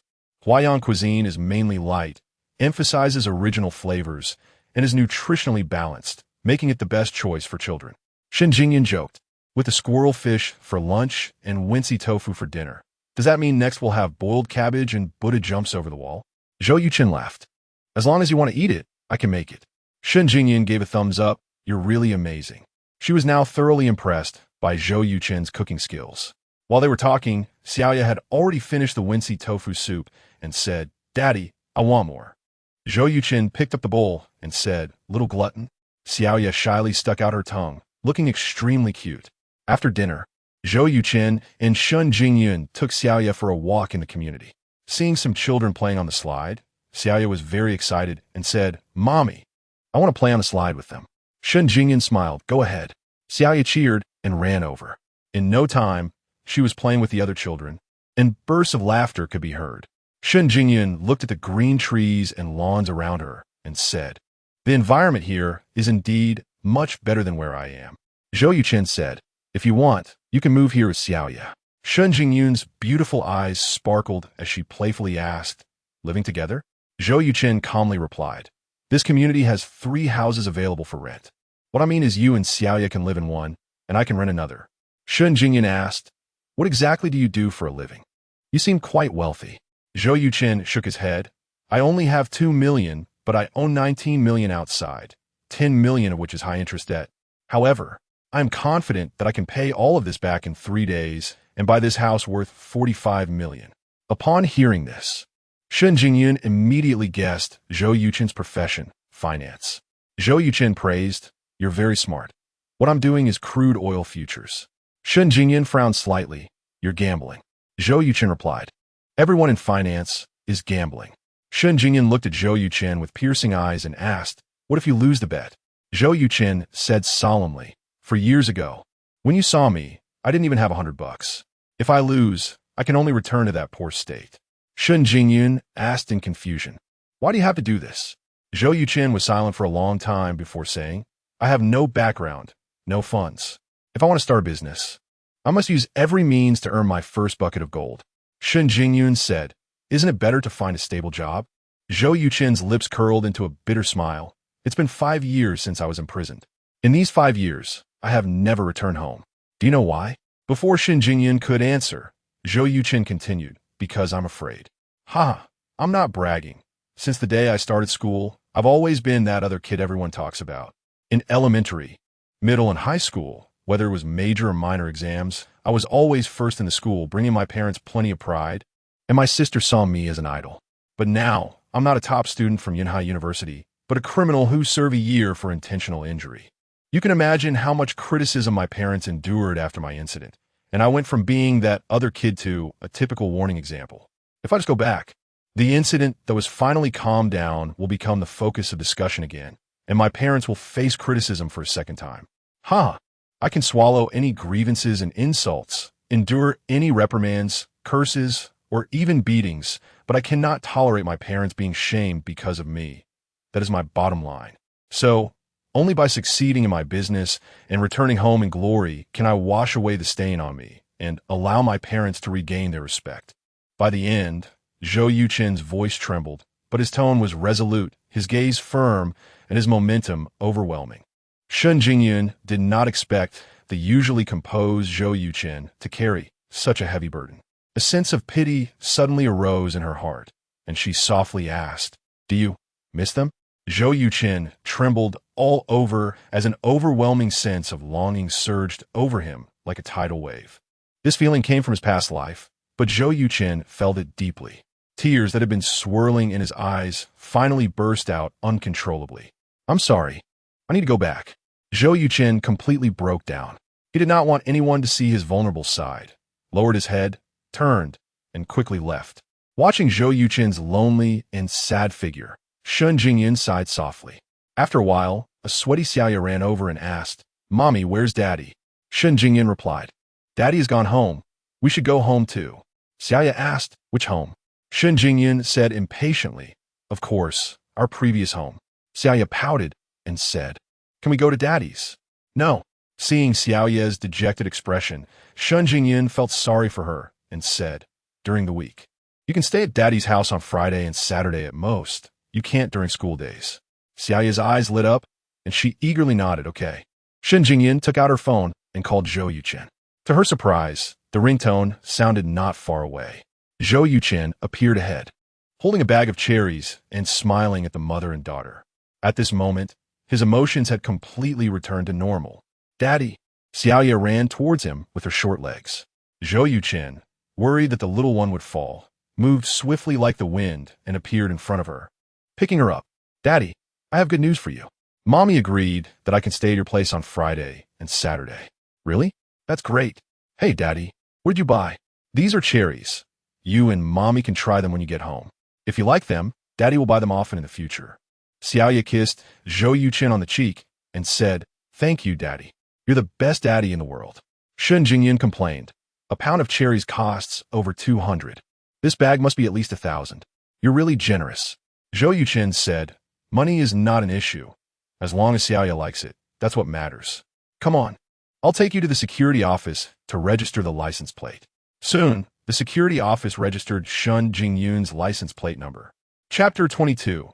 Zhuang Wenbin's request for help. Zhou Yuchen held Xiaoya and dropped the mother and daughter off at Mingda Community before returning home.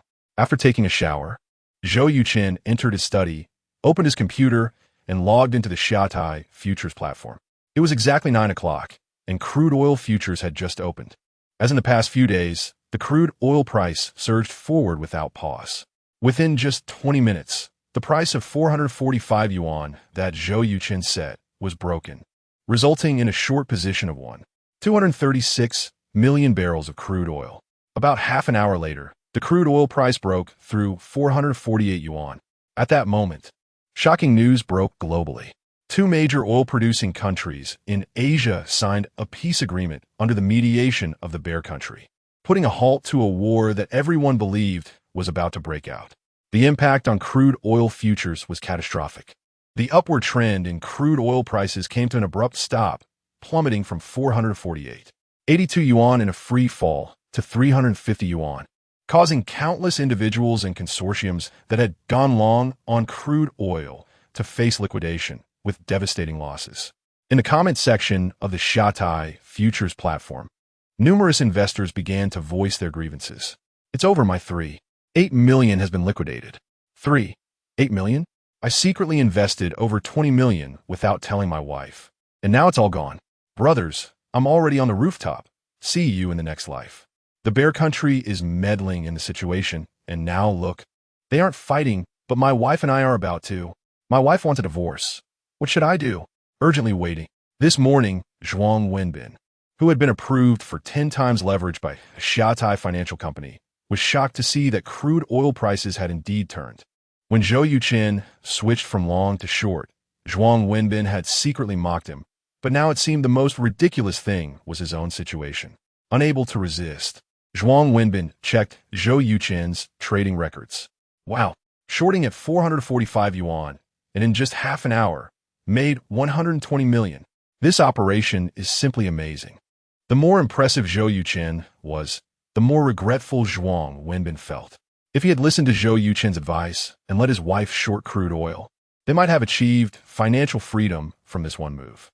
Now he was fully trapped with his entire 6 million at stake. People like Zhou Wenbin, who work in financial institutions, generally do not avoid trading futures and stocks. However, to avoid violating company regulations, they let their family members operate while they remotely command. After all, the information they have access to is far greater than that of ordinary people. Luckily, his wife was cautious and only used 5 times leverage. Otherwise, they would have already been liquidated. What to do? Should he sell? Zhou Wenbin found himself in a dilemma. According to the current crude oil price, if it dropped another 50 yuan, his 6 million would be completely lost. If he cut his losses, he would lose about 4 million. But if a good news suddenly came and prices rose again, he would regret it terribly. Caught in indecision, Zhou Wenbin suddenly thought, why not ask Zhou Yuchen? He closed the office door, took out his phone, and dialed Zhou Yuchen's number. Hello, Mr. Zhou. Zhou Yuchen felt it was necessary to maintain a good relationship with Zhou Wenbin, the leverage review director, so he saved his number in his phone. Mr. Zhou, congratulations. Your judgment was completely correct. You must have made quite a bit this time, right? Zhou Yuchen knew that Zhou Wenbin could see his trading records from the back end and humbly replied, just a small profit. Zhou Wenbin was very candid, saying, to be honest, my family also bought crude oil futures using 5 times leverage, and we are heavily trapped, suffering significant losses. If crude oil drops another 50 yuan, our principal will be entirely wiped out. Zhou Yuchen immediately understood why Zhou Wenbin was looking for him and said, I think this drop will be quite significant. Dropping another 50 yuan is not difficult. Zhou Wenbin quickly asked, do you think crude oil prices will fall below 300 yuan? Zhou Yuchen replied, there's a great possibility. If I were you, I would exit immediately and invest more capital to short crude oil with 10 times leverage. You might be able to recoup your losses. Zhou Wenbin pondered for a moment and asked, Mr. Zhou, at what price would you sell your position? Since his operations could not be hidden from Zhou Wenbin, Zhou Yuchen straightforwardly said, 305 yuan. I'm cautious by nature. Even though I made a judgment, I still prefer to be conservative. Zhou Wenbin replied, what you're doing is right. I need to think about it. Thank you for your guidance. Zhou Yuchen smiled. You're welcome. Everything I do is just a guess. I don't have much confidence in my own accuracy. You better take it easy. After hanging up, Zhou Wenbin closed his eyes, pondered for a while, and finally decided to trust Zhou Yuchen this once. He had his wife immediately sell their long position in crude oil, then invested all 8 million of their family's savings into short positions with 10 times leverage, setting the same selling price of 305 yuan as Zhou Yuchen. If it doesn't work, then I will risk it all. After completing the transaction, Zhou Wenbin let out a long breath. He hoped Zhou Yuchen's judgment was correct. Hey, are you okay? Just after finishing the call with Zhou Wenbin, Zhou Yuchen received a call from Shun Jingyan.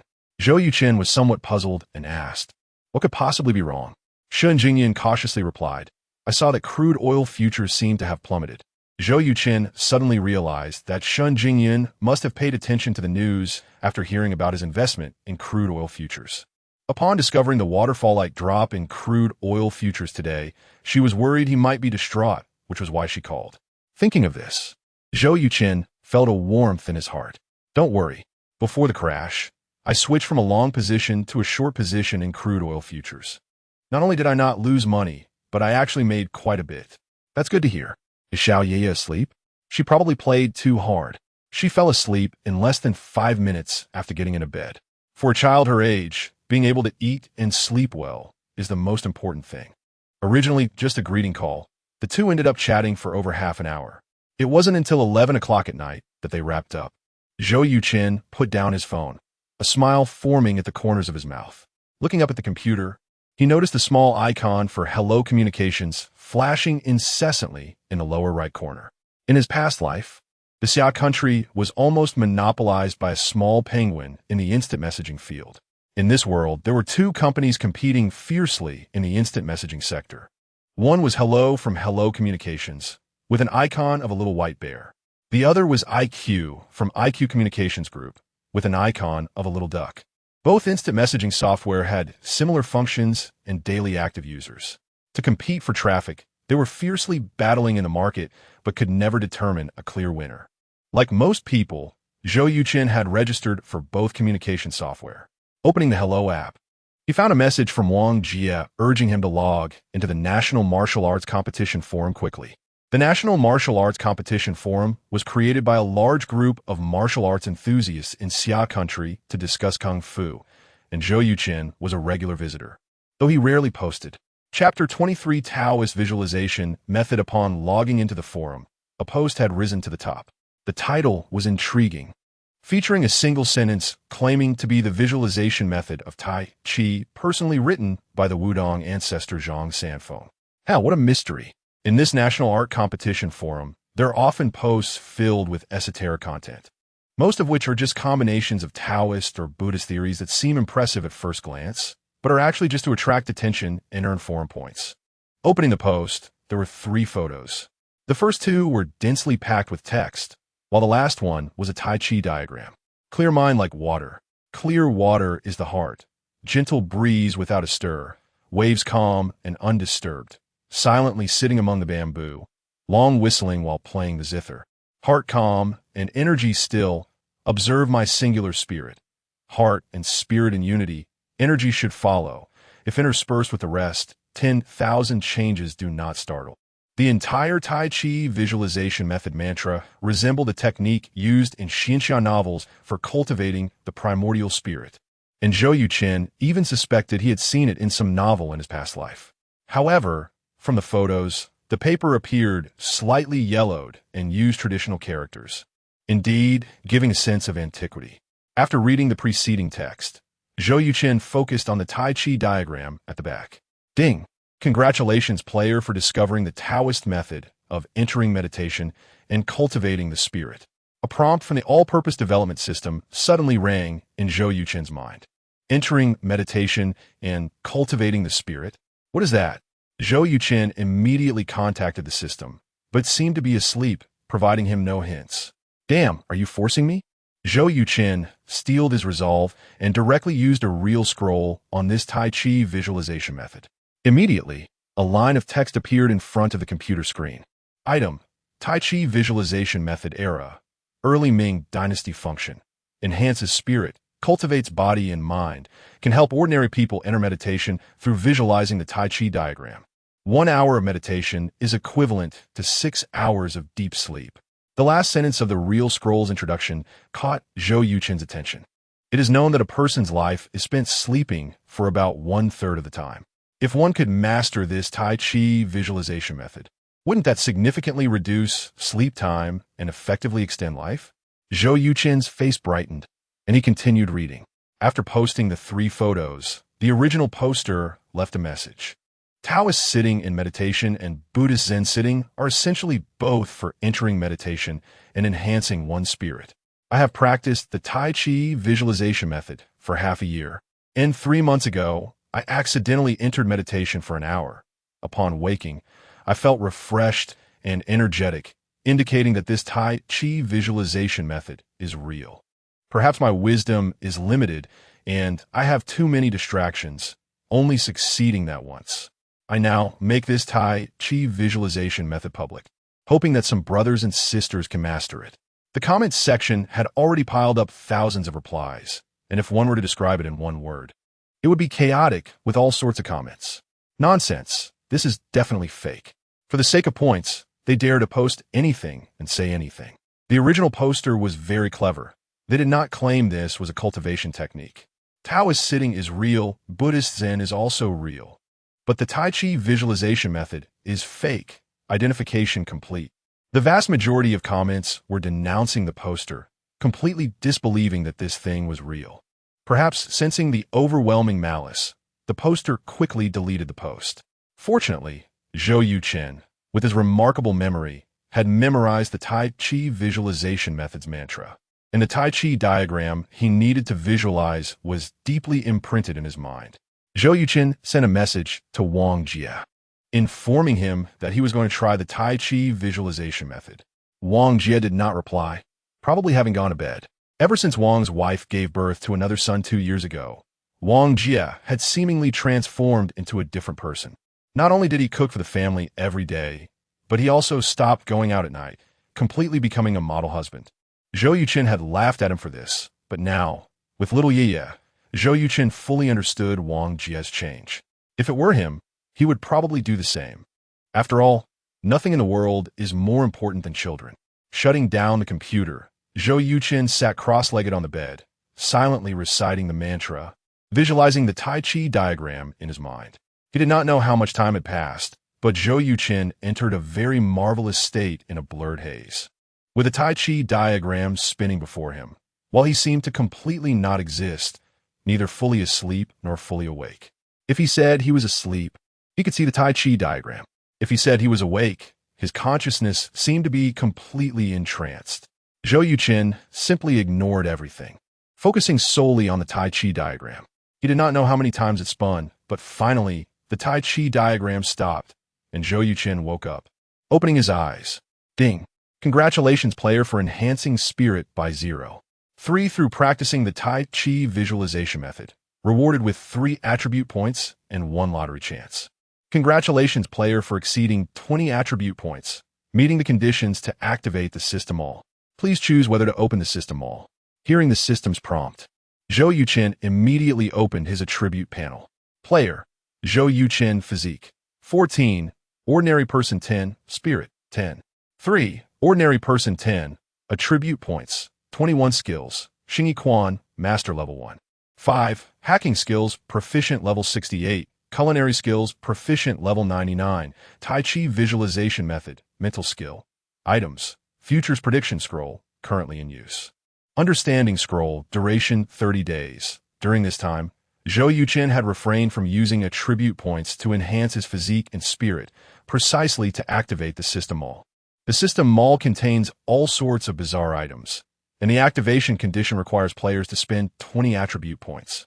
If he had known he would traverse to this world with the system, he would never have set the activation condition so high. Agree to open the system mall. A golden light shimmered before Zhou Yuchen's eyes, and the word system mall appeared below his attribute panel. Open the mall. Zhou Yuchen concentrated, and various items appeared in a rotating disc fashion. Each time it completed a rotation, the types of items changed. I want nuclear fusion technology data. Zhou Yuchen silently thought, and the disc immediately stopped.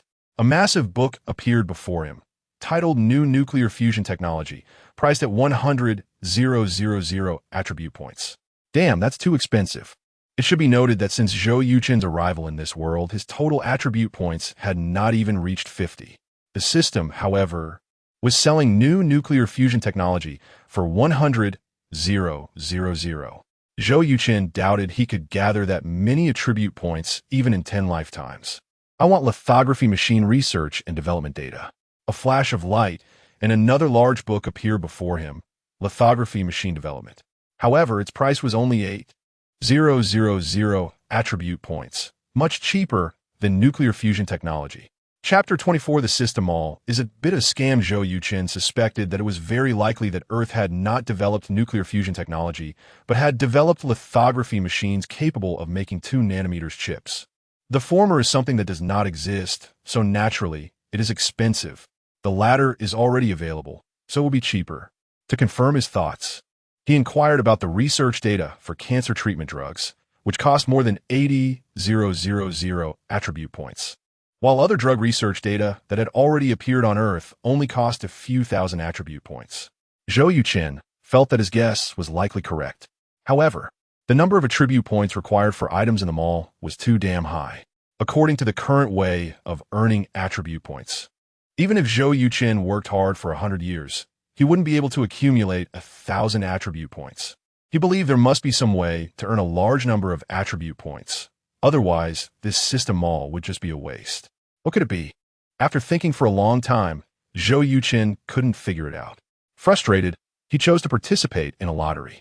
A rapidly spinning lottery wheel appeared before his eyes. Stop! The wheel came to a halt, and with a flash of light, an item called Low Pyramid Development Technology Data appeared in Zhou Yuchen's item bar. Damn! Zhou Yuchen felt like everything was going wrong. What is low pyramide? It is a medication for treating diarrhea. There are probably more than 80 types of similar medications worldwide. For Zhou Yuchen, this thing was completely useless. He didn't expect that after the system mall opened, the items inside would also appear in the lottery. If he had known this, he wouldn't have bothered to accumulate points to unlock the system mall in the short term. Relatively speaking, he still hoped to draw various functional scrolls. However, thinking that he might have a chance to draw something outrageous like nuclear fusion technology in the future, Zhou Yuchen felt like he wasn't at too much of a loss after all. Closing the system, Zhou Yuchen took out his phone, glanced at it, and found it was still not yet 2 o'clock. This meant he had only been in meditation for an hour, yet he felt energetic, his mind clear, and he had no sense of drowsiness at all. If he could use meditation instead of sleep in the future, Zhou Yuchen would not only gain 5 to 6 more hours each day compared to ordinary people, but his mental strength would also increase significantly. Thinking of this, Zhou Yuchen felt a bit relieved. Fortunately, he saw the message from Wang Jie. Otherwise, he would have missed such a good mental cultivation method. Zhou Yuchen went to the kitchen to pour a glass of water, and after returning to his study, he took out a large book on hacking. Knowing that Xiao Yiye would be going to school tomorrow, he would have a lot of time to study, so Zhou Yuchen chose to use a comprehension scroll. Instantly, he felt like his brain was injected with a pool of cold water. His spirit became more active, and his thinking sharper. Many problems he encountered while reading were almost instantly resolved. Zhou Yuchen didn't waste time and began to study seriously. He studied for more than 3 hours. When he flipped to the last page, he realized that it was already bright outside. Opening his attribute panel, he was amazed to find that his hacking skills had reached 80 proficiency. This meant that in less than 4 hours, Zhou Yuchen's hacking skill level had increased by 12 percentage points, which was simply exhilarating. Stretching, he changed into sportswear and went to the community square to practice. There were already more than 20 people exercising in the square. Most were elderly, with a few middle-aged people in their 40s, and there were no young people at all. Some were jogging, some practicing Tai Chi, some doing Bajuanjin, and others dancing. The large square had 4 or 5 different types of exercise.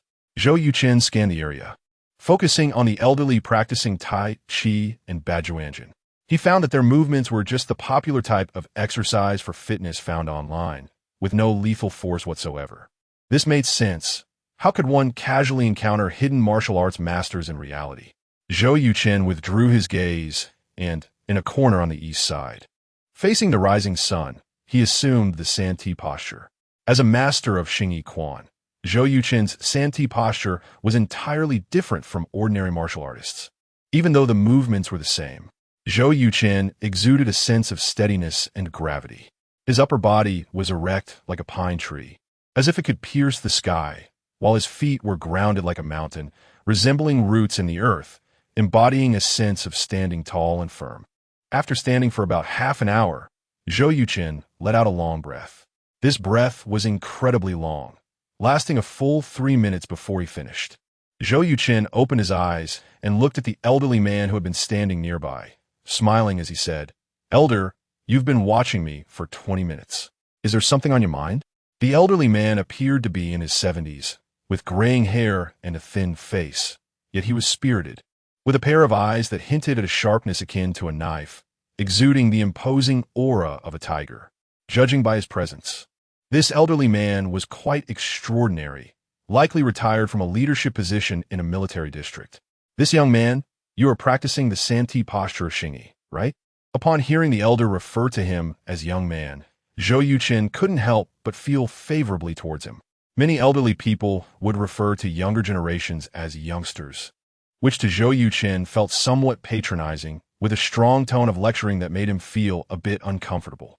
The term young man gave him a sense of equality and respect. Old man, you have a discerning eye. I am indeed practicing the Santi posture of Xingyi Quan. Zhou Yuchen gave a thumbs up to the elder.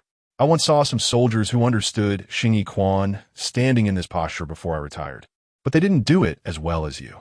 How so? The elder scratched his head, pondering for a long time before saying, it's just a feeling. No basis for it. Zhou Yuchen smiled and said, when the Santi posture is practiced to a certain extent, one focuses on intent rather than form. The reason you feel they're not as good as me is that their cultivation is still shallow, and they haven't developed their own unique realm. The elder raised an eyebrow and said, so, you have achieved a realm? Zhou Yuchen didn't answer directly, but said, you can judge for yourself. Excuse me, elder, but I have to go back and make breakfast for our little girl. The elder asked, will you come to practice every morning? Zhou Yuchen nodded, saying, I will. A smile appeared on the elder's face as he said, then see you tomorrow. Okay. Zhou Yuchen agreed and turned to leave. Watching Zhou Yuchen's retreating figure, the elder murmured, it seems this young man doesn't know my identity. Old Zhao, come practice Tai Chi. An elderly man called out from a distance. The elder waved his hand and said, coming right away. If Shun Xingang were here, he would definitely recognize that this elder was Zhao Shenghua, the commander of the Yunhai military district. Although retired and at home, his prestige in the military remained extremely high.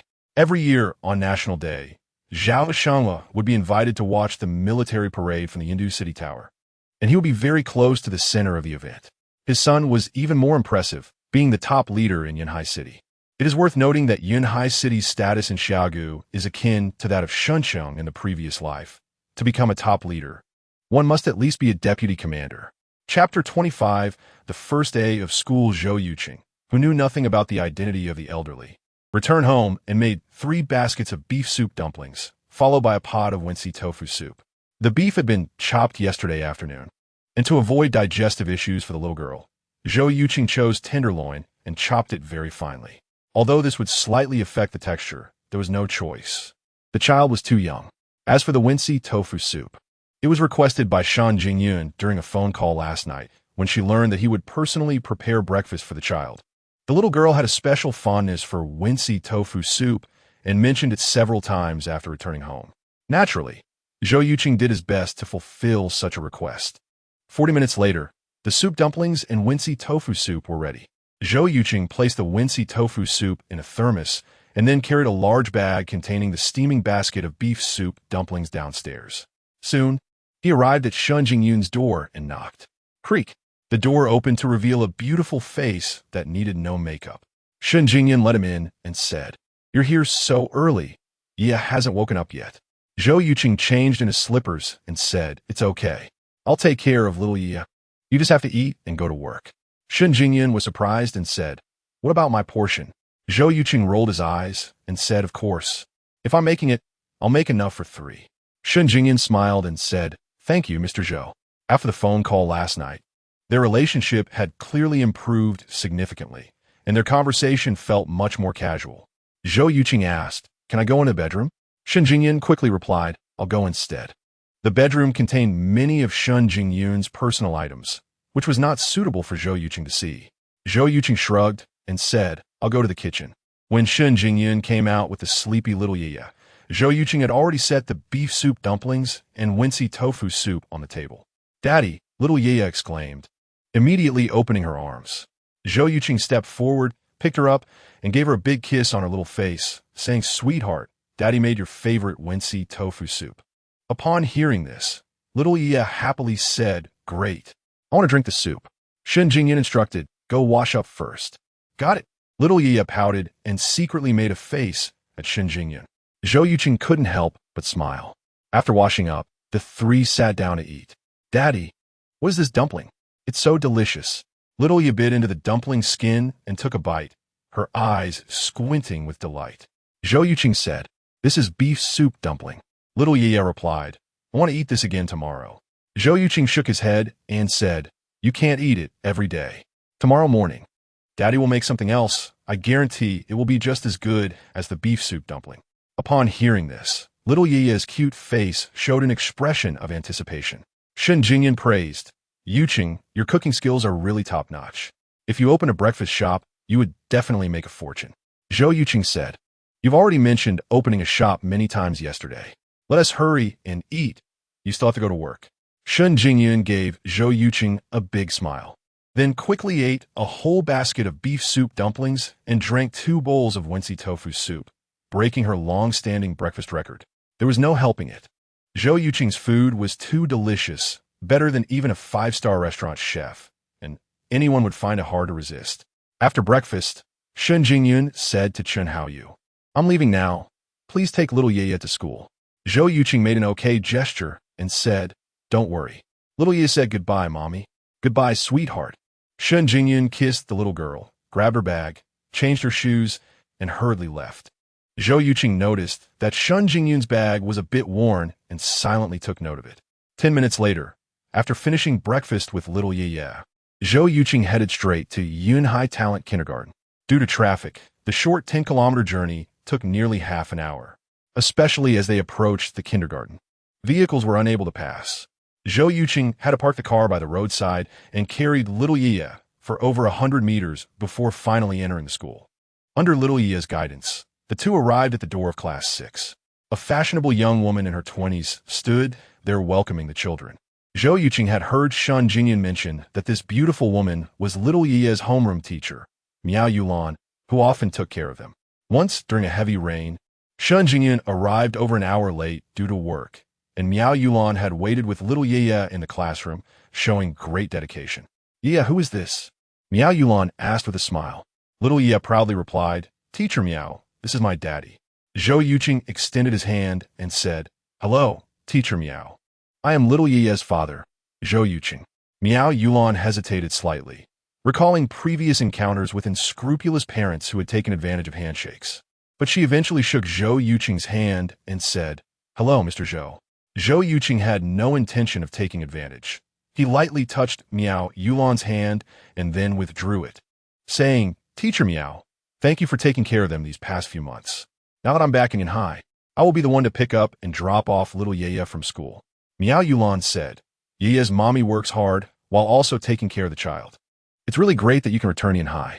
Zhou Yuchen replied, "You're right. Teacher Miao, I have your number. I'll send you a text message later. Please note my phone number, so if there are any issues with the child, you can contact me directly." Miao Yulan said, "Okay." Zhou Yuchen patted little Yiya on the head and said, "Go on, sweetheart." Little Yiya responded with an and walked into the classroom with her little backpack. Zhou Yuchen nodded to Miao Yulan and turned to leave. Nearby, several parents who had brought their children began to discuss Zhou Yuchen and Miao Yulan's conversation. "Isn't he the husband of that beautiful mommy? He doesn't look that great. As the saying goes, good women marry ugly men. There's really some truth to it." "You can't say that. Although little Yiya's dad looks ordinary, he has a good figure and temperament. I think a man's looks, figure, and temperament don't really matter. What is important is whether he has financial strength, right? This Zhou Yuchen is dressed very plainly. He must be a loser. I say, Haven T, you noticed a major issue? Shen Jingyun's daughter takes her mother's surname, not her father's.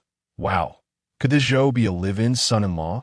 Because she was so beautiful, Shen Jingyun was quite well known in little Yiya's class, and almost all the parents recognized her. Many financially strong fathers took on the responsibility of picking up and dropping off their children just to catch a glimpse of Shen Jingyun. Everyone had assumed Shen Jingyun was a single mother, but suddenly Zhou Yuchen appeared, surprising everyone and naturally giving rise to gossip. Miao Yulan looked down on the behavior of these parents gossiping behind others' backs, but she couldn't stop them and could only pretend she hadn't heard anything. In fact, Miao Yulan was also somewhat curious about Zhou Yuchen. No matter how beautiful and graceful Shen Jingyun was, even Miao Yulan, who was also a beauty, had to admit defeat. Unexpectedly, such a perfect super beauty married Zhou Yuchen, a seemingly ordinary man, which greatly surprised Miao Yulan. She was very curious about what exceptional qualities Zhou Yuchen possessed to win Shen Jingyun's favor. If Miao Yulan knew that Zhou Yuchen was just an unemployed drifter and had even been to prison, she would probably be shocked to her core rather than just curious and surprised. Chapter 26. The rival weighing over 200 pounds. Hey Yuchen, have you seen the news? Last night, crude oil prices plummeted by more than 20%. What's going on with you? Zhou Yuchen had just stepped out of the school gate when he received a call from Wang Jie. It was obvious that he had seen the news about the sudden crash in crude oil futures and was quick to call. Jigga, don't worry, I'm fine. Cut out. I saw online that most domestic investors in crude oil are stuck, and at least half of them have been liquidated. Brother, money can be lost, but life is only one. You mustn't think too much. Zhou Yuchen felt both touched and amused. Jigga, I'm not lying to you. A while ago, I went long on crude oil and made tens of millions. I just shorted it yesterday, and with the crash, I made quite a bit again. By tomorrow, I should be out of crude oil futures, and I'll definitely send you a huge red envelope. Wang Jie was excited. Wow, you're amazing. To be honest, how much are you making this time? Are you using leverage? Zhou Yuchen laughed. Of course I'm using leverage. The money I've made should be enough for me to buy the large flat I'm currently renting. Wang Jie asked, how much is that flat worth? Zhou Yuchen replied, 45 million, and I've already paid the deposit. Wang Jie seemed to be processing the information Zhou Yuchen provided, and after a long silence, he cursed, Zhou Yuchen, you bastard. You have to treat me. Zhou Yuchen chuckled. That's a must. Jiego, let me tell you another thing. The Tai Chi visualization method announced on the forum last night is real. Wang Jie exclaimed. You successfully entered a meditative state? Zhou Yuchen replied, yes. I meditated for an hour, and when I woke up, I felt rejuvenated and energetic. From 2 in the morning until now, I haven't felt a bit sleepy, and my mind is particularly clear, with sharper thinking than usual. Wang Jie enviously said, my dad was right. You're a martial arts genius. Not only do you learn Xing Yi Quan quickly, but you can also master such an esoteric visualization method in no time. It's just unbelievable. Yuchen, you won't end up cultivating a primordial spirit and ascending to the heavens, will you? Zhou Yuchen laughed. What primordial spirit? What ascending to the heavens? Yi, have you been reading too many fantasy novels? This Tai Chi visualization method is essentially a way to induce deep sleep, at most enhancing mental strength and keeping one energetic. It doesn't have any other use. Wang Jie said, being able to do that is already impressive. No, I have to practice it well tonight. Zhou Yuchen encouraged.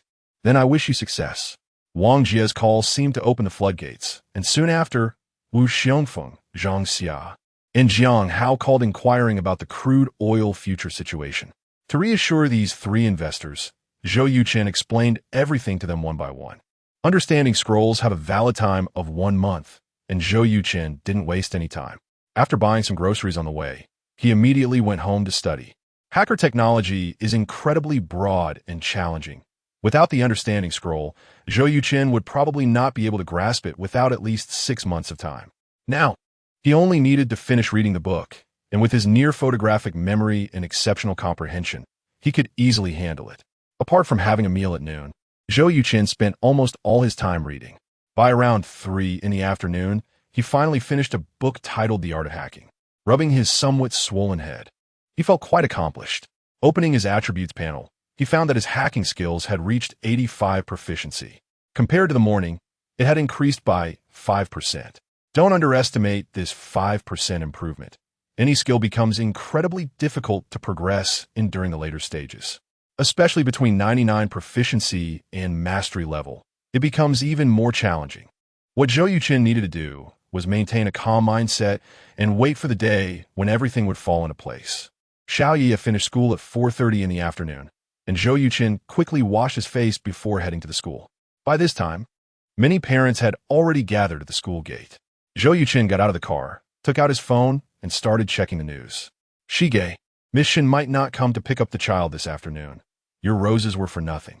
A thin man, seeing Zhou Yuchen, said to a fat man next to him. This fat man's name was Shi Kailang, the president of Kailang Clothing Company, worth several hundred million.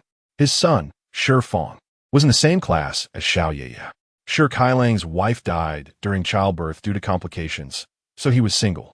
Just last month, when Shi Kailang came to pick up his child, He accidentally saw Shun Jingyun and was instantly captivated. After some investigation, he learned that Shun Jingyun was a single mother and immediately launched a strong pursuit. Today, he even bought 999 roses, intending to publicly pursue Shun Jingyun in front of the other parents. Even if Shun Jingyun didn't agree, it didn't matter. Shi Kailang believed that where there is a will, there is a way. As long as he worked hard, he would eventually win her over. The thin man was named Zhang Qian, also a parent of a child in class 6. He had just seen Zhou Yuchen in the morning. When he learned that Zhou Yuchen was the father of the goddess Shun Jingyun's daughter, he remembered him. How do you know Miss Shen won't come? Shi Kailang asked, confused. Zhang Qian pointed at Zhou Yuchen and said, Shige, do you see that person? He is Zhou Yuchen, Shun Xinyue's dad. Shi Kailang's expression changed. Isn't Shun Jingyun a single mother? How come there's suddenly a husband? Zhang Qian explained, the child's father doesn't necessarily equal Shun Jingyun's husband. Didn't you check? Shun Jingyun isn't married. However, given the current situation, your position is not good. The saying the early bird gets the worm applies here, with a daughter between them. Zhou Yuchen has a significant advantage over you. Shi Kailang asked, what does he do? Zhang Qian shrugged, looking at his clothes and car. His conditions shouldn't be that great. Shi Kailang sized up Zhou Yuchen and disdainfully said, his clothes cost less than 200 yuan altogether, and that van has been around for several years. It wouldn't sell for 10,000. No wonder Shun Jingyun didn't marry him. With those conditions, any woman would probably choose someone else. Zhang Qian said, Shige, the problem now is that Miss Shen isn't coming. What are you planning to do? Shi Kailang coldly replied, it doesn't matter. I'll first test this Zhou Yuchen and see what he's made of. After saying that, Shi Kailang strode towards Zhou Yuchen. Zhang Qian, eager to join the excitement, immediately followed. Are you Zhou Yuchen? A loud voice reached Zhou Yuchen's ears. Zhou Yuchen looked up and saw that the speaker was a greasy-looking man. Judging by his age, he seemed to be around the same as Zhou Yuchen, but his plump figure was easily twice Zhou Yuchen's size, weighing no less than 200 pounds. Chapter 27, Full Firepower, Who Are You? The fat man had an air of arrogance about him, looking down at others in a way that made Zhou Yuchen feel a bit uncomfortable. I am the president of Kailang Clothing Company, Shi Kailang. My son is named Shi Fong, and he's in the same class as your daughter. I also have a good relationship with Jingyun. Zhou Yuchen responded with an O, and casually asked, Mr. Shi knows me? Of course.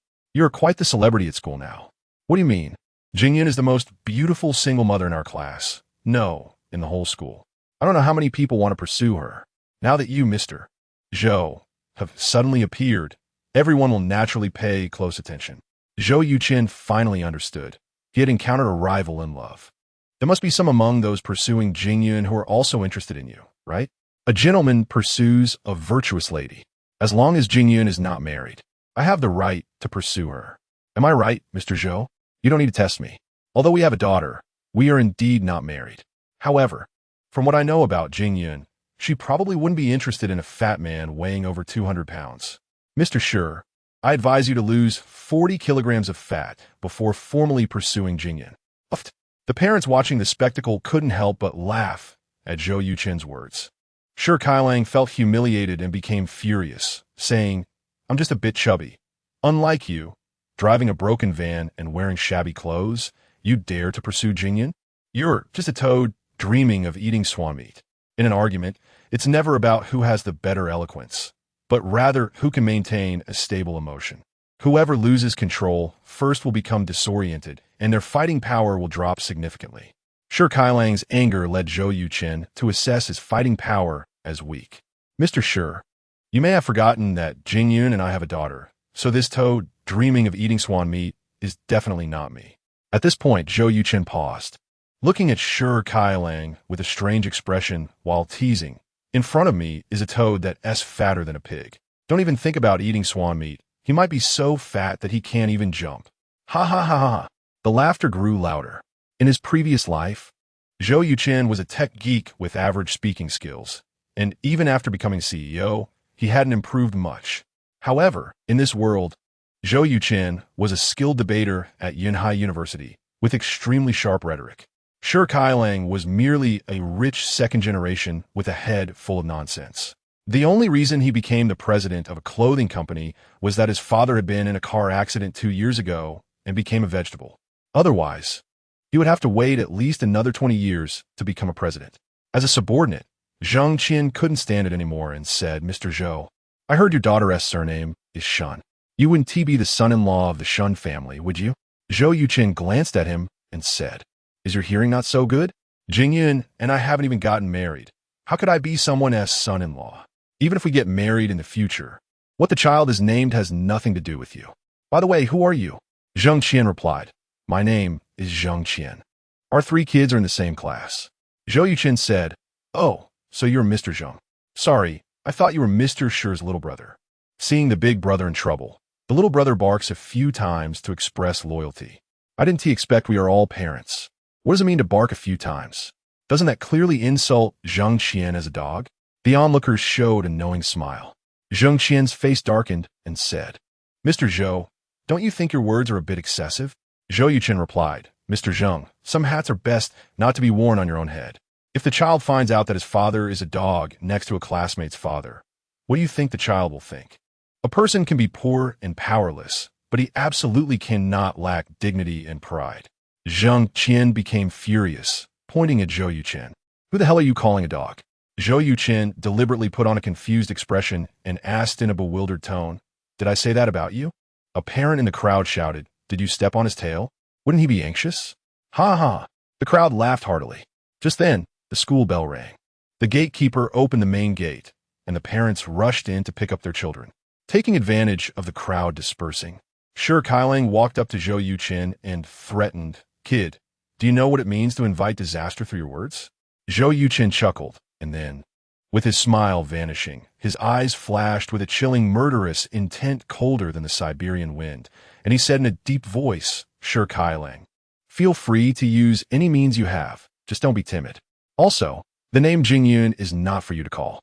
If I hear it again, I will cut out your tongue." After saying that, Zhou Yuchen patted Shi Kailang's fat face, glared at Zhang Qian, and then walked toward the school. Shi Kailang was startled by the murderous aura emanating from Zhou Yuchen, feeling as if he had fallen into an ice cave. Zhang Qian felt the same. Zhou Yuchen's glare made his hairs stand on end, as if he had been targeted by a beast. After a while, the two regained their composure. Zhang Qian, still feeling a bit shaken, said, "Brother Shi, that Zhou Yuchen's gaze is a bit scary. I feel like he might have killed someone." Shi Kailang nodded. "I have that feeling too. I'll have someone investigate his background in the next few days. We are porcelain. There is no need to clash head-on with a tough and rough stone." Zhang Qian replied, "You're right." In reality, Zhou Yuchen had merely used a technique from traditional martial arts called the gaze technique. The so-called gaze technique has no substantial power. It mainly relies on a fierce gaze to intimidate the opponent. It is useless against those with a strong will, but for weak-minded individuals like Shi Kailang and Zhang Qian, it can instill a strong sense of fear and unease. Some timid and cowardly people might even be scared to death. Such incidents have not been uncommon in the Republican era. On the other side, Zhou Yuchen entered the campus and took out his phone to call Shen Jingyun, inquiring about Shi Kailang. Shen Jingyun thought for a long time, but couldn't recall the name Shi Kailang. It wasn't until Zhou Yuchen told her that the guy was a big fat man and his son was named Shi Fong that she suddenly realized she indeed knew Shi Kailang. But they weren't even ordinary friends. In fact, Shen Jingyun hadn't even remembered his name. So how could there be any relationship? The earlier calls of Jingyun from Shi Kailang were just empty posturing. Zhou Yuchen arrived at the classroom door and waved at Xiaoya. Xiaoya immediately ran out, happily saying, "Daddy, you came so early." Zhou Yuchen greeted Miao Yulan and then picked up Xiaoya, saying, "I have been waiting outside for a long time. If the school hadn't been closed, I would have gone in long ago." Xiaoya kissed Zhou Yuchen on the cheek and said in a sweet voice, "Daddy is the best daddy in the world." Zhou Yuchen replied, "That is a must." The father and daughter laughed together. Chapter 28, a huge gap as Zhou Yuchen walked out of the teaching building. He happened to run into Shi Kailang and Zhang Qian. He stopped in his tracks and once again used his witnessing technique. Shi Kailang and Zhang Qian felt as if Zhou Yuchen's gaze was like a knife, making them feel uneasy, and they quickly turned their heads away. As he brushed past them, Zhou Yuchen let out a cold snort. This sound was like thunder in their ears, startling them so much that they trembled all over and hurriedly quickened their pace. Zhou Yuchen did this on purpose, intending to scare them a little so they wouldn't cause trouble. The thing Zhou Yuchen regretted the most was choosing Yuchen as his first systematic skill, which wasted him 4 years of time. But now he found that Yuchen was still very useful. When he got home, Zhou Yuchen let Xiaoyu play with her flower fairy toys in the bedroom while he went into the kitchen to cook. Just as the 4 dishes and a soup were placed on the table, Shun Jingyun came back from work. Hearing the noise, Xiaoyu immediately ran out of the bedroom and began to act cute towards Shun Jingyun. Zhou Yuchen smiled and said, "Two beautiful ladies, the meal is ready. You can wash your hands and eat." Shun Jingyun glanced at the dishes on the table and said, "You're not going to make us dinner every afternoon, are you?" Zhou Yuchen replied, "What's wrong with that? Xiaoyu, and I get home at 5, and you come home at 6. The hour in between is just right for cooking." Shun Jingyun said, "But that would be too much trouble for you." Zhou Yuchen waved his hand and said, "It's just a meal. It's no trouble at all." Xiaoyu said, "Mom, I really like what Dad cooks." Shun Jingyun said irritably, "What do you mean? Are you saying I don't cook well?" Xiaoyu thought for a moment and said, "It seems like Dad's food is indeed better." Shun Jingyun was left speechless. After the 3 finished eating, Shun Jingyun took the initiative to wash the dishes and clean the kitchen. Zhou Yuchen understood her intention and, after a few polite remarks, let her be. Once she finished with the kitchen, the two of them took Xiaoyu downstairs to play on the slide. While Xiaoyu was not around, Shun Jingyun asked about Shi Kairang. Zhou Yuchen explained the whole process, and Shun Jingyun said, "Yuchen, I'm really sorry for dragging you into this because of my issues." Zhou Yuchen replied, "It's okay. If you want to blame someone, blame your beauty. As the ancients said, a graceful lady is sought after by gentlemen. You've turned into a fairy, and it's only natural for someone to pursue you." Shun Jingyun playfully asked, "Would you pursue me?" Zhou Yuchen answered without hesitation, "No." Shun Jingyun was taken aback and asked, "Why not?" Zhou Yuchen said, "Before I answer your question, you need to answer mine first. If one day we fell in love, would you sever ties with your father to marry me?" Shun Jingyun was somewhat displeased and said, "I don't understand what you mean." Zhou Yuchen said softly, "Generally speaking, when men look at women, it's mainly 4 aspects: appearance, figure, temperament, and character. With your looks, Shun Jingyun, you must score 100 in the first 3 aspects. As for your character, if I had to describe it in a few words, it would be gentle yet strong, gracious and dignified. A perfect model of a good wife and mother. Including me, I'm afraid any man who interacts with you for a while would find it hard to resist your charm." Upon hearing this, Shun Jingyun couldn't help but laugh, saying, "You always seem so calm and composed, but who knew you could flatter so well? But what does this have to do with my question?" Zhou Yuchen smiled wryly and said, "I'm saying this to tell you that my lack of pursuit isn't because you're not excellent, but because there is too great a disparity in our identities. Don't forget, you are the daughter of the deputy mayor and the director of the police in Yanhai City, while I am a former convict who has been in prison. If you married me, your father would instantly become a laughingstock in the political and police circles of Yanhai, unless you are willing to sever the father-daughter relationship." Shun Jingyun's body shook violently upon hearing this, and her expression changed dramatically. Zhou Yuchen's words felt like a heavy hammer striking her heart, making her feel very uncomfortable. After this period of contact and understanding, Shun Jingyun admitted that she had developed a slight affection for Zhou Yuchen, and she could also sense that he had feelings for her. However, she had never thought deeply about their issues. It was only at this moment that Shun Jingyun realized the huge gap that existed between them that needed to be bridged. Is there no other way? Just as Shun Jingyun finished speaking, she suddenly realized something was wrong and quickly looked up at Zhou Yuchen. Sure enough, Zhou Yuchen was looking at her with a teasing expression. Shun Jingyun hurriedly explained, "Don't get me wrong, I just asked casually." Zhou Yuchen said, "Don't worry, I have this self-awareness. To solve the issues between us, first, I need to clear my name and have the police department erase my criminal record. Secondly, I need to succeed in starting a business and become a well-known young entrepreneur. By then, everyone will view this as an inspirational story, and naturally, it won't have any negative impact." Shun Jingyun said, "But that's very difficult." Zhou Yuchen replied, "I don't think so." He raised an eyebrow and confidently said, When I was released from prison 4 years ago, I had not a single cent to my name. I walked from Yunhai City to Sioux City in a day and a night. Compared to then, what are these difficulties? He chuckled. The wind and snow pressed down on me for 4 or 5 years, yet I laugh as the wind is light and the snow is soft as cotton. No one supports my ambitions, yet I tread through the snow to the mountain peak. The 4 lines of poetry that had gone viral online in his past life finally made their debut in this world. The spirit of resilience and grand ambition expressed in the poem greatly impressed Shen Jingyun. Looking at the stunned Shen Jingyun, Zhou Yuchen extended 3 fingers and said, "Jingyun, I need 3 years to resolve these 2 issues. If by then you haven't found your other half, I hope you can give me a chance to pursue you." Shen Jingyun found it hard to withstand Zhou Yuchen's piercing gaze and turned her head to look elsewhere. After a moment, she said, "I will seriously consider it." This answer was undoubtedly in agreement. Zhou Yuchen chuckled and said, "Good." Zhou played on the slide for a while and was all sweaty and tired. Shen Jingyun worried that she might catch a cold, so she took her back home. As they were leaving, Zhou kept looking back with a pitiful expression, which made Zhou Yuchen feel a pang of heartache.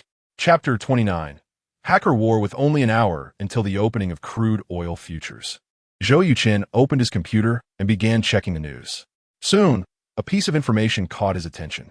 The cryptocurrency Tether, after experiencing a half-year surge, suddenly plummeted, dropping from 620 to 151 in just 12 hours.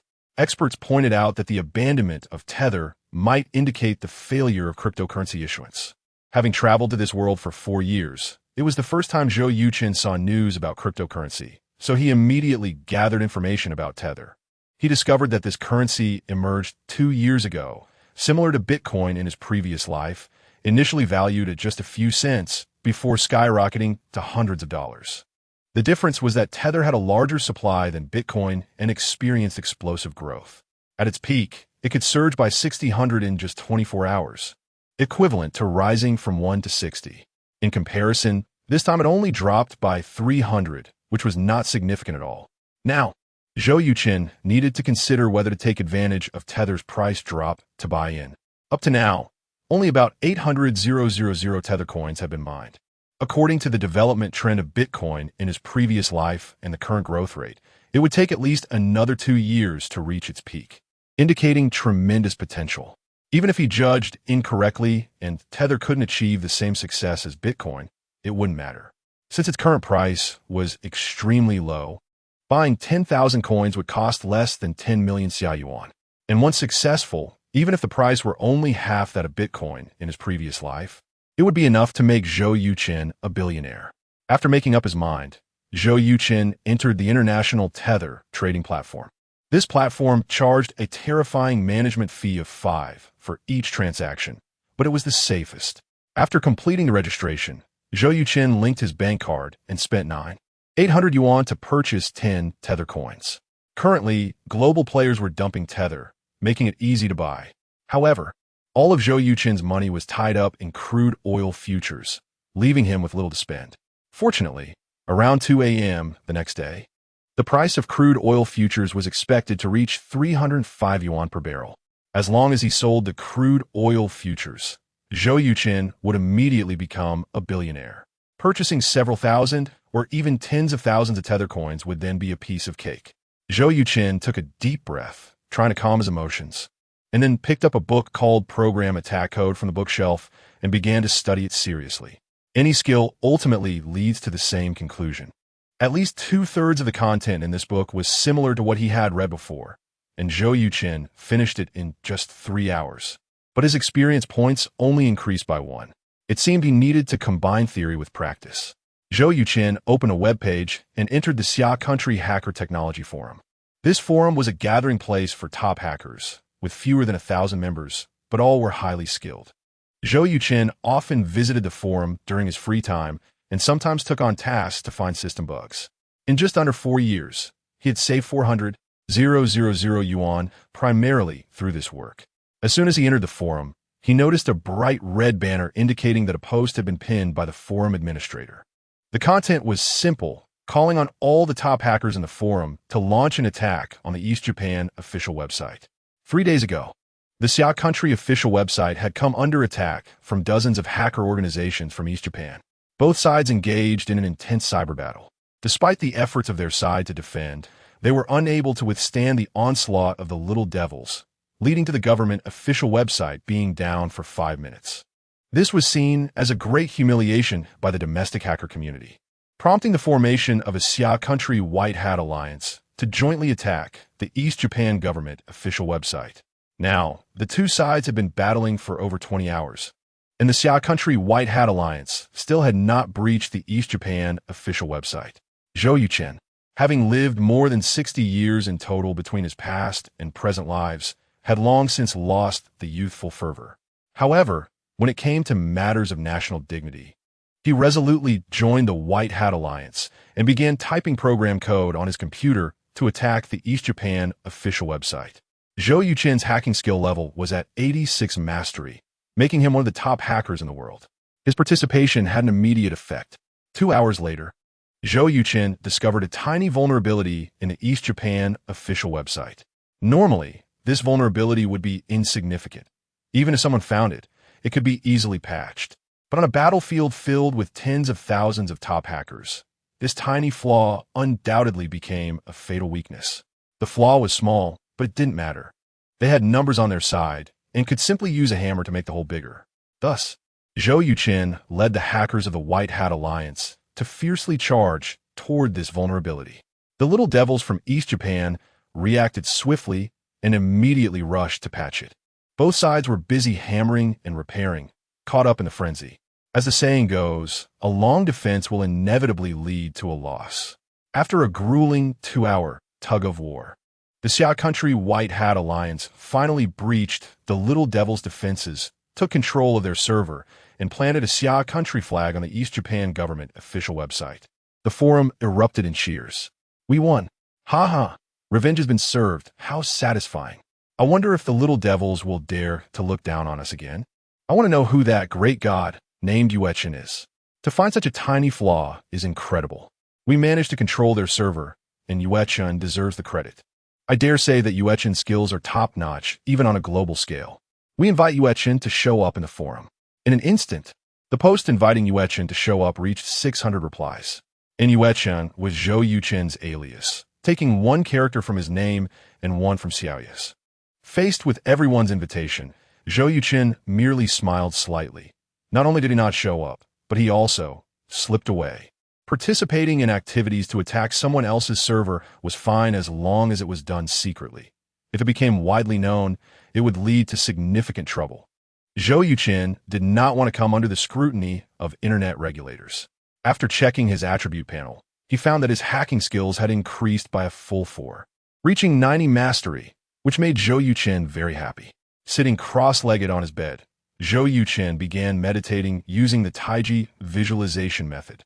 Perhaps due to being overly excited, it took him more than half an hour this time to successfully enter a meditative state, unlike the 10 minutes it took him yesterday. Chapter 30, is that it? At 3 in the morning, Zhou Yuchen slowly opened his eyes. The fatigue he initially felt quickly dissipated, and he became energetic and vibrant. He had to admit that the Taiji visualization method was truly amazing.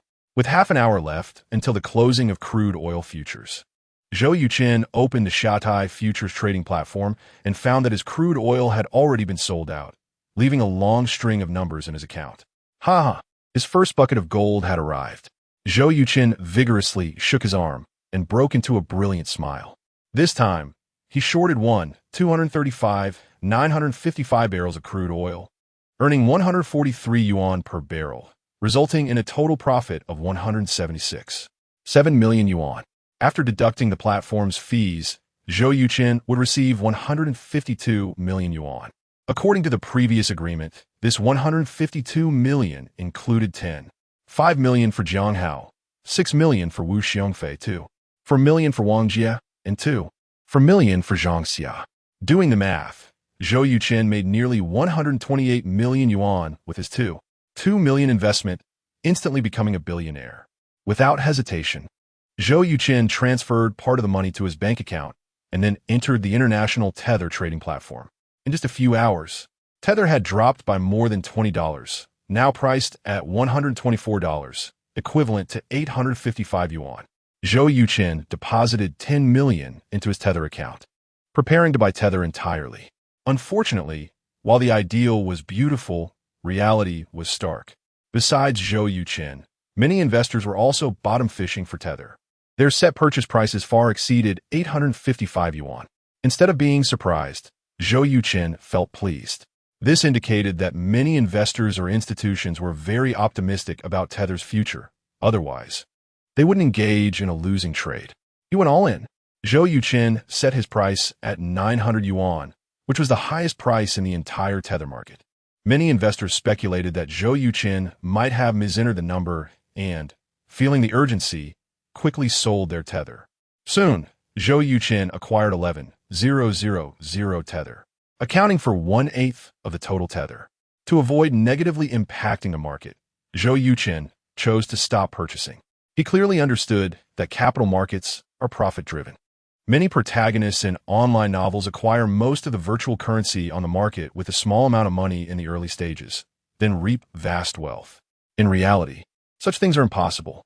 Financial institutions are not like benevolent figures who, even if they wanted to, would never strive to enlarge the market without holding any virtual currency, as that would be akin to making clothes for others. Not to mention these shrewd capitalists. Even a fool wouldn't do that.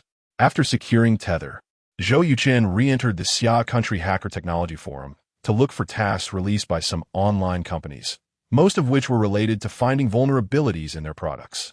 The bonuses range from several hundred to over 100,000 yuan, and whether he could get them depended on his skill level. To improve his hacking skills, Zhou Yuchen selected a more challenging task with a bonus of 300,000 yuan. An hour later, he exploited a vulnerability in a script to successfully hack into a network company's server, then emailed the company about the vulnerability and how to fix it, leaving his bank account number. At 5:30 in the morning, Zhou Yuchen arrived at the small square and began practicing Xingyi Quan. He first stood in the Santee stance for half an hour, then started to punch. His footwork was agile, and his movements were fierce, each punch creating a sound like breaking wind, as if rivers were rushing, with a grand momentum, causing occasional cracking sounds in the air. As the saying goes in Chinese martial arts, a sound is worth 1,000 gold. Zhou Yuchen's punches were not just a sound. They were a continuous series of impacts. After finishing the Xingyi 5 Elements Fist, Zhou Yuchen changed his movements to practice the 12 shapes of Xingyi. The 12 shapes of Xingyi imitate the forms of 12 animals. Easy to learn but hard to master. Zhou Yuchen had only learned 3 shapes. The remaining 9 were instilled in him by the all-purpose nurturing system after he broke through to the master level. In just 12 minutes, Zhou Yuchen vividly demonstrated the soaring of the dragon, the ferocity of the tiger, the agility of the monkey, the intricacy of the swallow, the strangeness of the snake, and so on, occupying the entire 10-meter radius with his presence. The more he practiced, the more enjoyable it became, completely forgetting that he was in a public place. When he finished, he was startled to find that over 10 elderly people had gathered around him, all looking at him with expressions of shock. Damn, this got big. Zhou Yuchen felt a bit of a headache. Ha! The old man who had chatted with Zhou Yuchen the previous morning laughed and walked up to him, giving him a thumbs up, saying, "Young man, your boxing skills are amazing. If I'm not mistaken, what you just practiced should be the Xingyi 5 Elements Fist and the 12 shapes of Xingyi, right?" Zhou Yuchen nodded and said, "That's right. Old man, my name is Zhou Yuchen. May I know your surname?" "My name is Zhao Shenghua. You can call me Old Zhao." "No, I'll just call you Zhao Lao." "Hee. As you wish." "Little Zhou, I've heard that there are 3 types of power in traditional martial arts: Ming Jin, and Hua Jin. I once saw a Ming Jin master practicing, and at least one of his 3 punches could produce a sound explosion. But you, almost every punch creates a crackling sound in the air. Does this mean you've already mastered in Jin?" "I have indeed mastered in Jin." After becoming a master of Xingyi, Zhou Yuchen had reached the Hua Jin level, where he could not add any further. He just didn't like to show off and felt no need to disclose it. Zhao Shenghua immediately became interested and asked, "What is the use of Jin?" Zhou Yuchen explained, "Ming Jin injures bones and muscles, while Jin injures internal organs. For example, with a watermelon, Ming Jin can smash it, while In Jin can ruin the inside without breaking the skin. In essence, it's a kind of insidious penetrating force. It's not that interesting. An elderly man asked, "Little Zhou, can you demonstrate it for us old folks?" The other elder's eyes lit up with anticipation upon hearing this. Zhou Yuchen spread his hands and said, "Power is formless and intangible. I can't demonstrate it." Zhao Shengwa said, "Isn't it simple? Use In Jin to smash a watermelon." A middle-aged man who had just walked over raised his hand and shouted, "I have a watermelon in my car. I'll go get it." After saying that, the middle-aged man hurriedly left. A while later, he returned with a watermelon weighing about 10 pounds. He placed the watermelon on the ground, stepped back 3 paces, and gestured for Zhou Yuchen to proceed. Everyone's gaze turned to Zhou Yuchen. "All right, I'll give it a try." Zhou Yuchen picked up the watermelon, darkly channeled his energy in his right hand, and gently slapped the watermelon, saying, "Done." "Huh?" Everyone looked bewildered. Zhao Shengwa pointed at the watermelon and asked, "Is that it?" Zhou Yuchen nodded and said, "That's it. You can cut it open and take a look." Chapter 31. Traditional martial arts are not suitable for performance. I have a knife. The middle-aged man was clearly well prepared and pulled out a fruit knife from his pocket. Although it was a bit short, it was enough. "I'll cut it." Zhao Shengwa took the small knife from the middle-aged man's hand and signaled Zhou Yuchen to put the watermelon on the ground. Bang! As soon as Zhao Shengwa used the knife to slice open the skin, the watermelon exploded, and the red pulp inside looked like it had been shredded by something. All sticky. Wow. Impressive. Is this what they call internal strength? Incredible. Just a pat, and the pulp can be turned into this. I'm really impressed. Who says traditional martial arts are useless? Let him compete with little Zhou. Everyone was discussing animatedly. Zhao Shengwa looked at Zhou Yuchen with surprise and admiration, saying, "Little Zhou, you really opened our eyes today." "Haha, indeed, there are masters among the common people." Zhou Yuchen replied, "Old Zhao, you flatter me. It's just a minor skill." The middle-aged man squatted down to carefully examine the watermelon, then stood up and said, "Mr. Zhou, have you ever considered competing in a ring?" Upon hearing this, Zhou Yuchen immediately waved his hand and said, "No." The middle-aged man took out a business card from his pocket and said, "Mr. Zhou, I am Min Jie, the deputy director of Yanhai TV. Recently, our TV station is holding a martial arts competition, inviting many kung fu masters to compete, but they couldn't even defeat ordinary mixed martial artists, disappointing countless viewers. Mr. Zhou, you are so skilled and practice traditional martial arts. Wouldn't you be able to compete in the ring to give our traditional martial arts a good name?" Zhao Shengwa gave Min Jie a meaningful glance, but said nothing. Zhou Yuchen took Min Jie's business card and smiled, saying, "Director Min, during the Republic of China, traditional martial arts were also known as national arts. If I were to describe national arts in one sentence, it would be that they kill people, not perform. I've watched your station's martial arts competition. To protect the safety of the participants, you have set too many rules. Key attack areas like the eyes, throat, back of the head, heart, and groin are off limits, which makes it impossible for us to attack. Frankly speaking, such competitions are no different from playing house." Min Jie frowned and said, "Mr. Zhou, that's killing, not competing." Zhou Yuchen shrugged and said, "That's why national martial arts masters are not suitable for any combat competitions. One misstep could lead to a fatal incident." After saying this, Zhou Yuchen picked up a stone from the ground, placed it in his palm, and rubbed it back and forth with both hands. The stone immediately turned into powder, flowing out between his fingers. Seeing this, everyone gasped. Rubbing a stone into powder with both palms, such strength, if used against a person, what would that be like? After the demonstration, Zhou Yuchen clapped his hands and said, "Director Min, I appreciate your good intentions. As for the competition, let us forget it. I don't want to spend the next few decades in prison for a careless mistake." Min Jie smiled wryly and said, "Mr. Zhou, you are the most formidable kung fu master I have ever seen, without exception. Someone like you indeed isn't suitable for competitions." Zhao Shengwa said, "Little Zhou, I think you should join the army."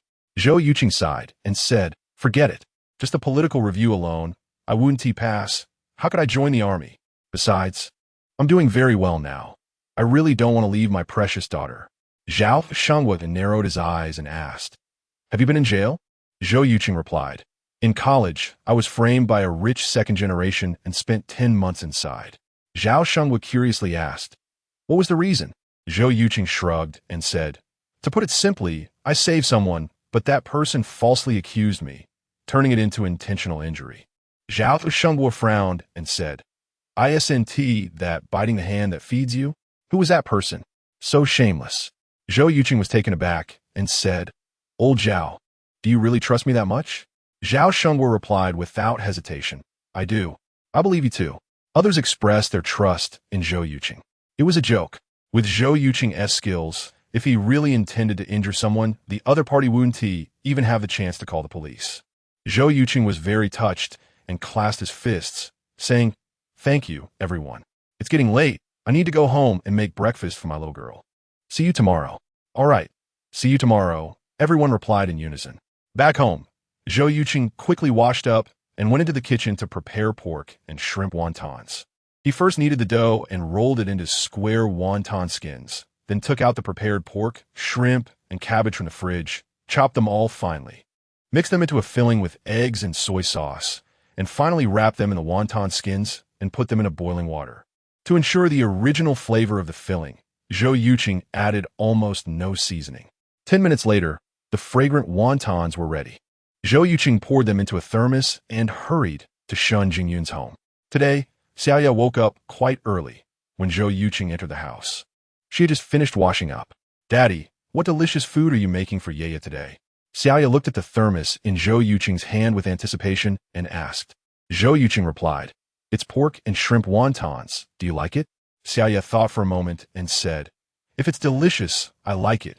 If it's not delicious, I don't like it." Zhou Yuchen laughed heartily and said, "What a clever little girl." The wontons made by the world's top chef were, of course, supreme delicacies. Shun Jingyun and Xiaoya praised them endlessly while eating. After breakfast, Shun Jingyun went to work, and Zhou Yuchen took Xiaoya to school. After dropping the child off at kindergarten, Zhou Yuchen went to Xiaoya Commercial Bank, depositing 5 million into 6 million into Wu Xiongfeng and Wang Jia's accounts, respectively. When they lent him money, they didn't even write a loan note, and Zhou Yuchen felt grateful. So he gave them an extra 10% profit. After receiving the bank text messages, the two immediately called Zhou Yuchen. Upon learning that Zhou Yuchen had made $1 billion, they finally accepted the money and praised him profusely. After a while, Zhang Xia brought the old gentleman from last time to the bank. Soon, both parties signed the purchase agreement, and Zhou Yuchen deposited the remaining 7 million into the old gentleman's account.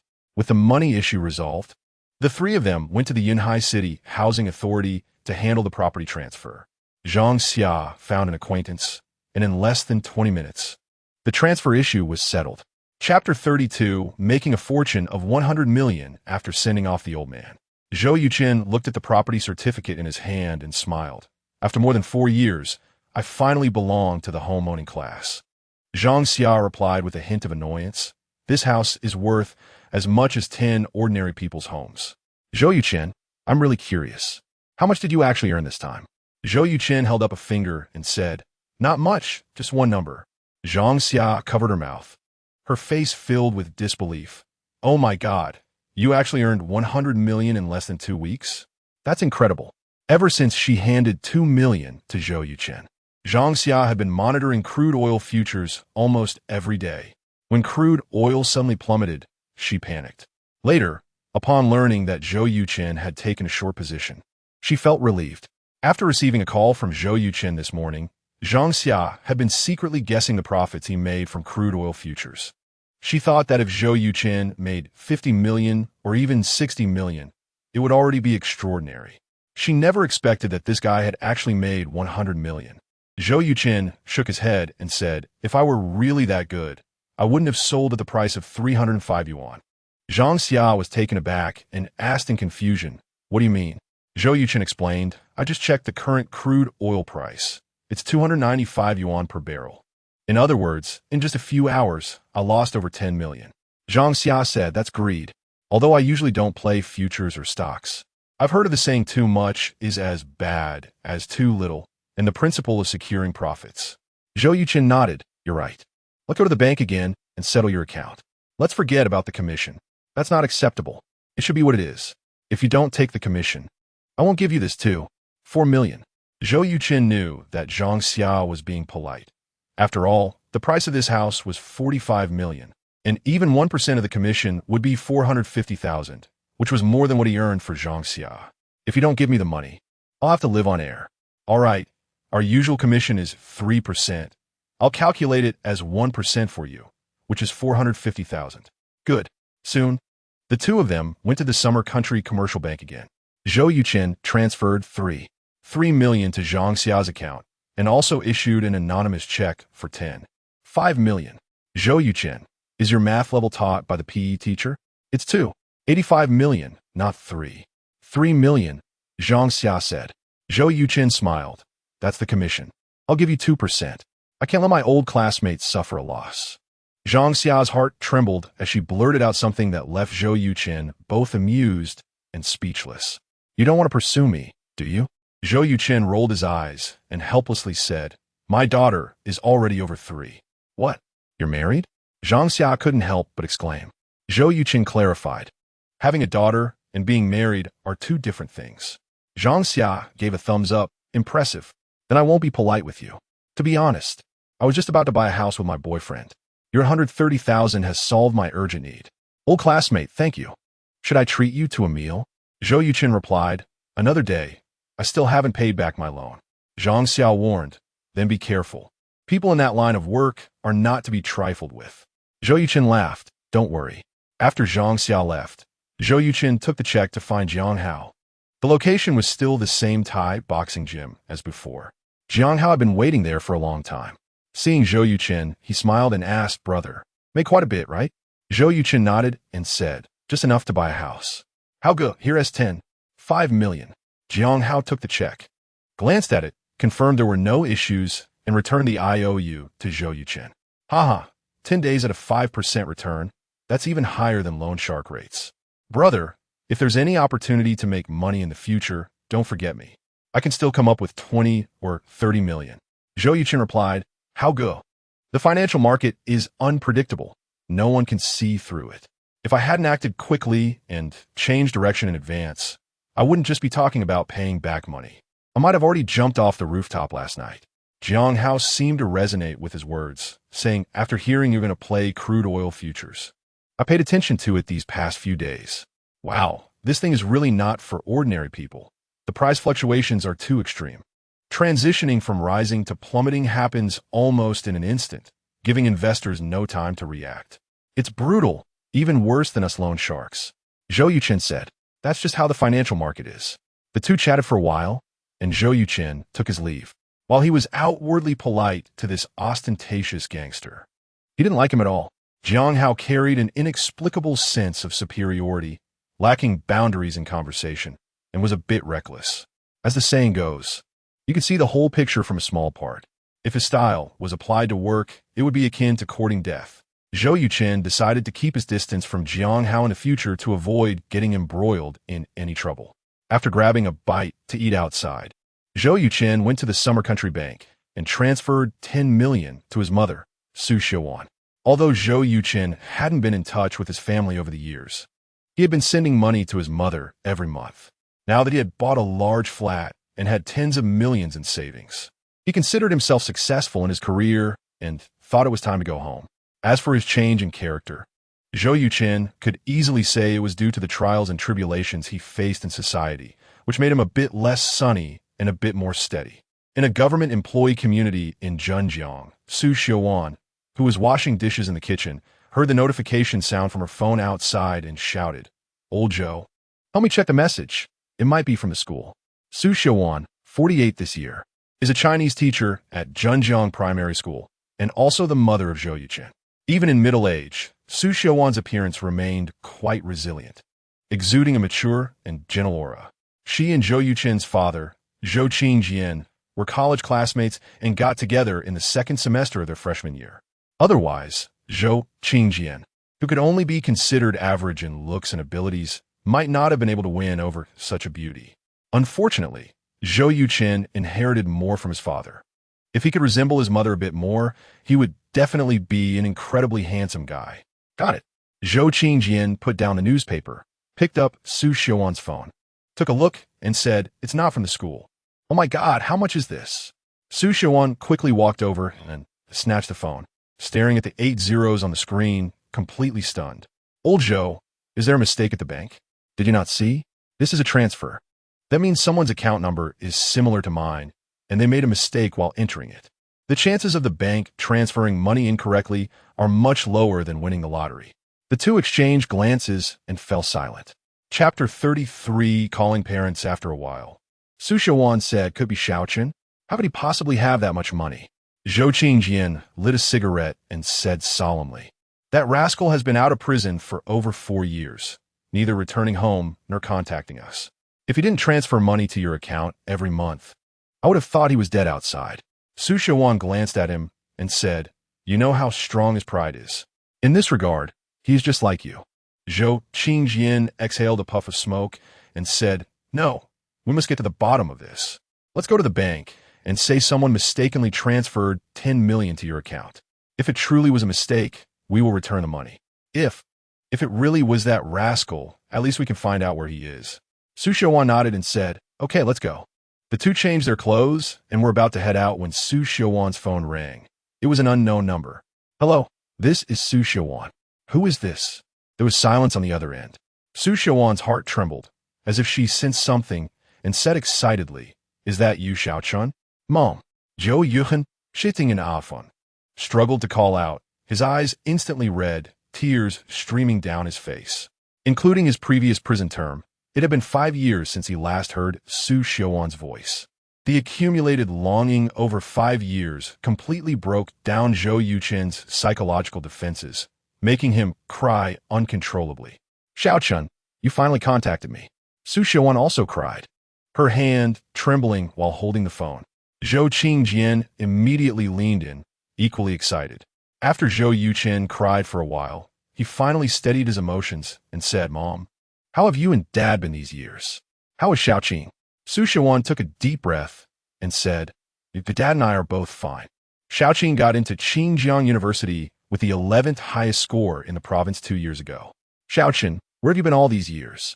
Why didn't you come home?" Zhou Yuchen said, "After I got out of prison, I went to work in Suching. A few days ago, I returned to Yunhai and started investing." "Mom, I don't have the face to see you and Dad."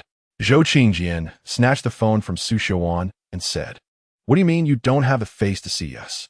What bad things have you done?" Zhou Yuchen replied, "Dad, I don't want you to be ashamed of me." Zhou Yuchen said, "Even a fool can tell there was something wrong with what happened back then. You didn't do anything wrong. You just had poor judgment and fell for a greedy woman. Fortunately, she revealed her true colors early on.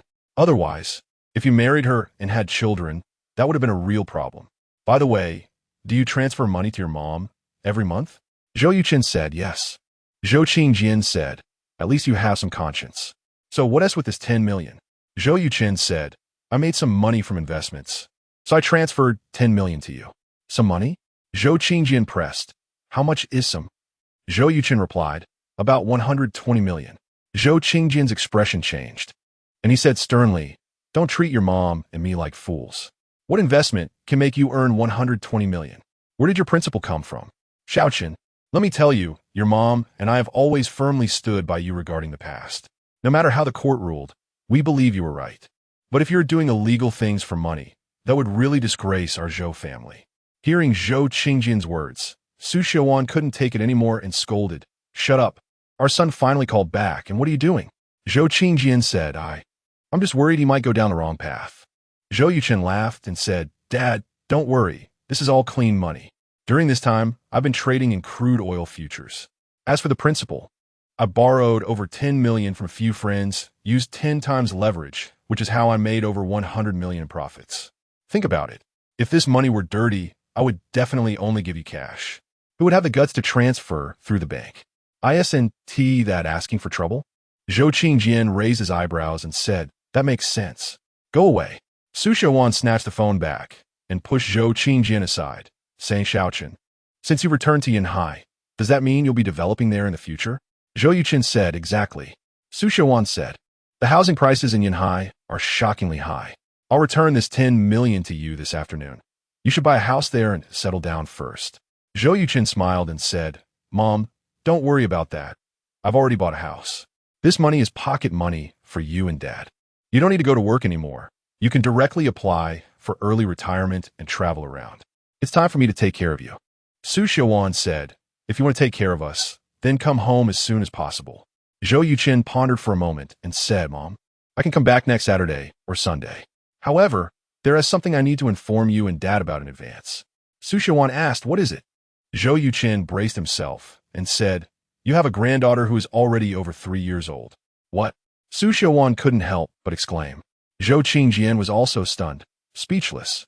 After a while, Su Xiaowan finally came to her senses and asked, Xiaochun, are you married? Zhou Yuchen smiled bitterly and said, no. I just found out recently. After briefly explaining his situation with Shan Jingyun, Su Xiaowan asked, what do you plan to do? Zhou Yuchen said, Jingyun is a very good girl. Once I succeed in my career, I will work hard to pursue her. Su Xiaowan frowned slightly and said, aren't you already a billionaire? Isn't that considered successful? Zhou Yuchen said, Jingyun's father is Shun Chenggang, the deputy mayor and director of the police department in Yanhai. I made a bet with him that within 6 months, I muster a net worth of 1 billion. By then, he won't oppose Xiaoye changing her surname to Zhou. As for me and Jingyun, we'll take it step by step. Zhou Qingjian and Su Xiaowan exchanged worried glances. Shin Chenggang is the police chief and holds significant power, while Zhou Yuchen is a person with a criminal record. If they were in his position, they wouldn't agree to their daughter marrying him either. Moreover, the Zhou and Shun families are not a match. If Zhou Yuchen wants to marry Shin Jingyun, he will undoubtedly face many difficulties. Su Xiaowan said, 1 billion in 6 months? How is that possible? Zhou Yuchen confidently said, without capital, I made over 100 million in less than half a month.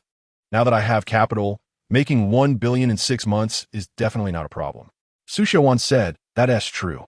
When can I meet my granddaughter? Zhou Yuchen thought for a moment and said, I will have a good talk with Jingyun and bring Xiaoye back home next week. Jingyun is a reasonable woman and should agree. Su Xiaowan said happily, that's great. Zhou Qingjian leaned closer to the phone and said, when that happens, you should also bring Zhou Qing back. She is in her 2nd year at Qingjiang University, majoring in computer science. Zhou Yuchen said, okay, give me Zhou Qing's phone number, and I will find her tomorrow.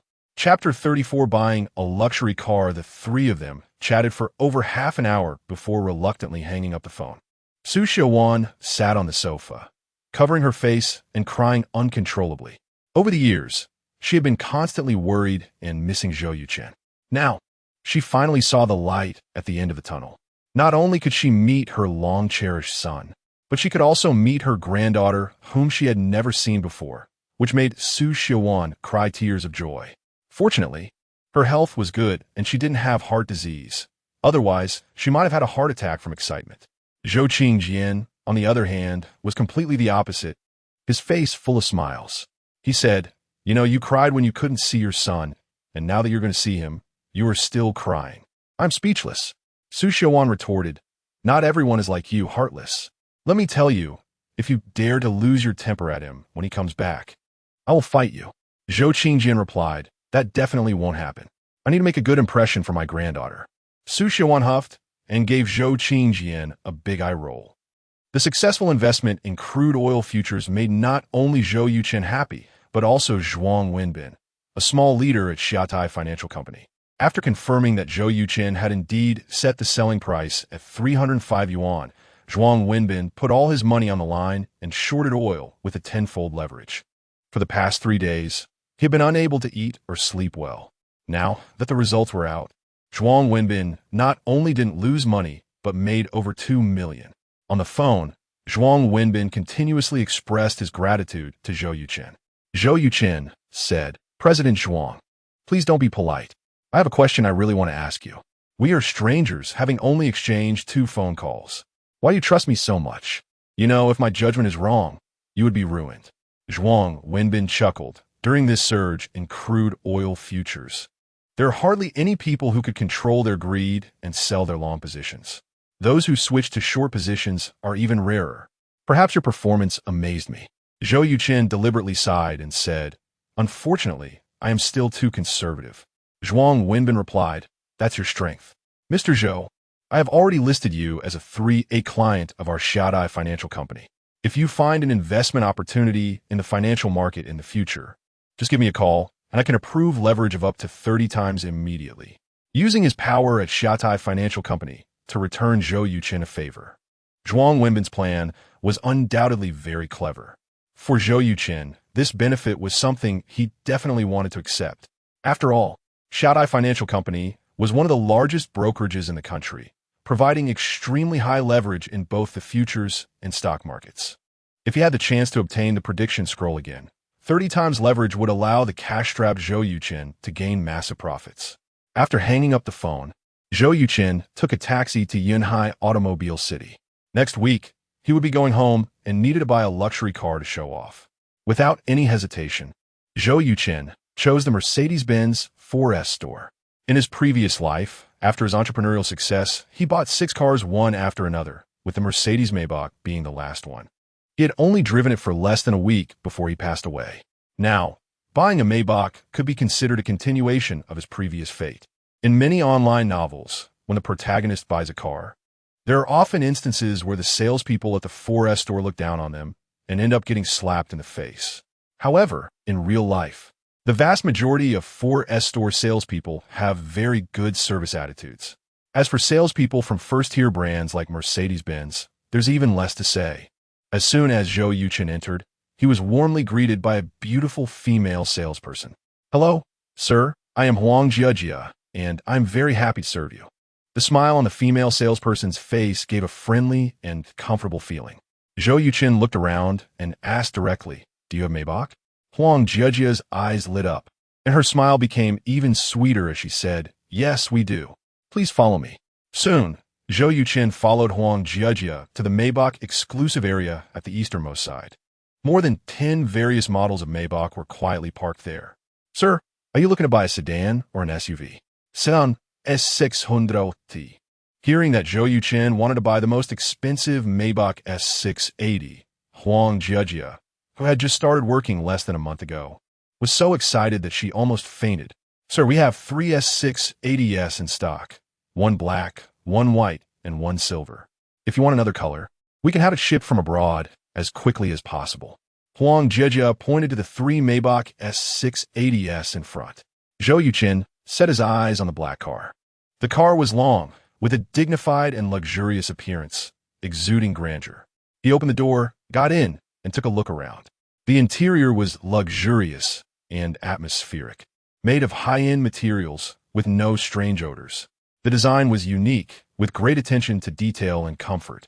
"Can I take a test drive?" Zhou Yuchen was very satisfied with this Maybach. Of course. Huang Jiajia was about to agree when she suddenly remembered something and quickly stopped, saying, "I'm sorry. I need to call my supervisor." Zhou Yuchen smiled. "Go ahead." Huang Jiajia made a phone call, and in less than a minute, a woman in her 30s with a plump figure hurried over. Upon seeing Zhou Yuchen standing by the car, disappointment flashed in her eyes, but her smile remained bright. "Sir, I am Zhang Yaxin, the sales manager of this 4S store. I am honored to serve you. Are you here to test drive this Maybach S680? Zhou Yuchen glanced at her and then at Huang Jiajia, saying, "Ms. Zhang, you're not here to steal the deal, are you?" Zhang Yaxin was taken aback and said, "You misunderstand. How could I steal a deal from Jiajia?" In reality, Zhang Yaxin was indeed trying to steal the deal. Maybach had always been her territory, which was no secret within the 4S store, but Huang Jiajia, being new, was unaware. Although Zhou Yuchen didn't know Huang Jiajia, he didn't want to see a young girl being bullied in front of him. "As long as you're not stealing the deal. Ms. Zhang, I want to test drive. Is that okay?"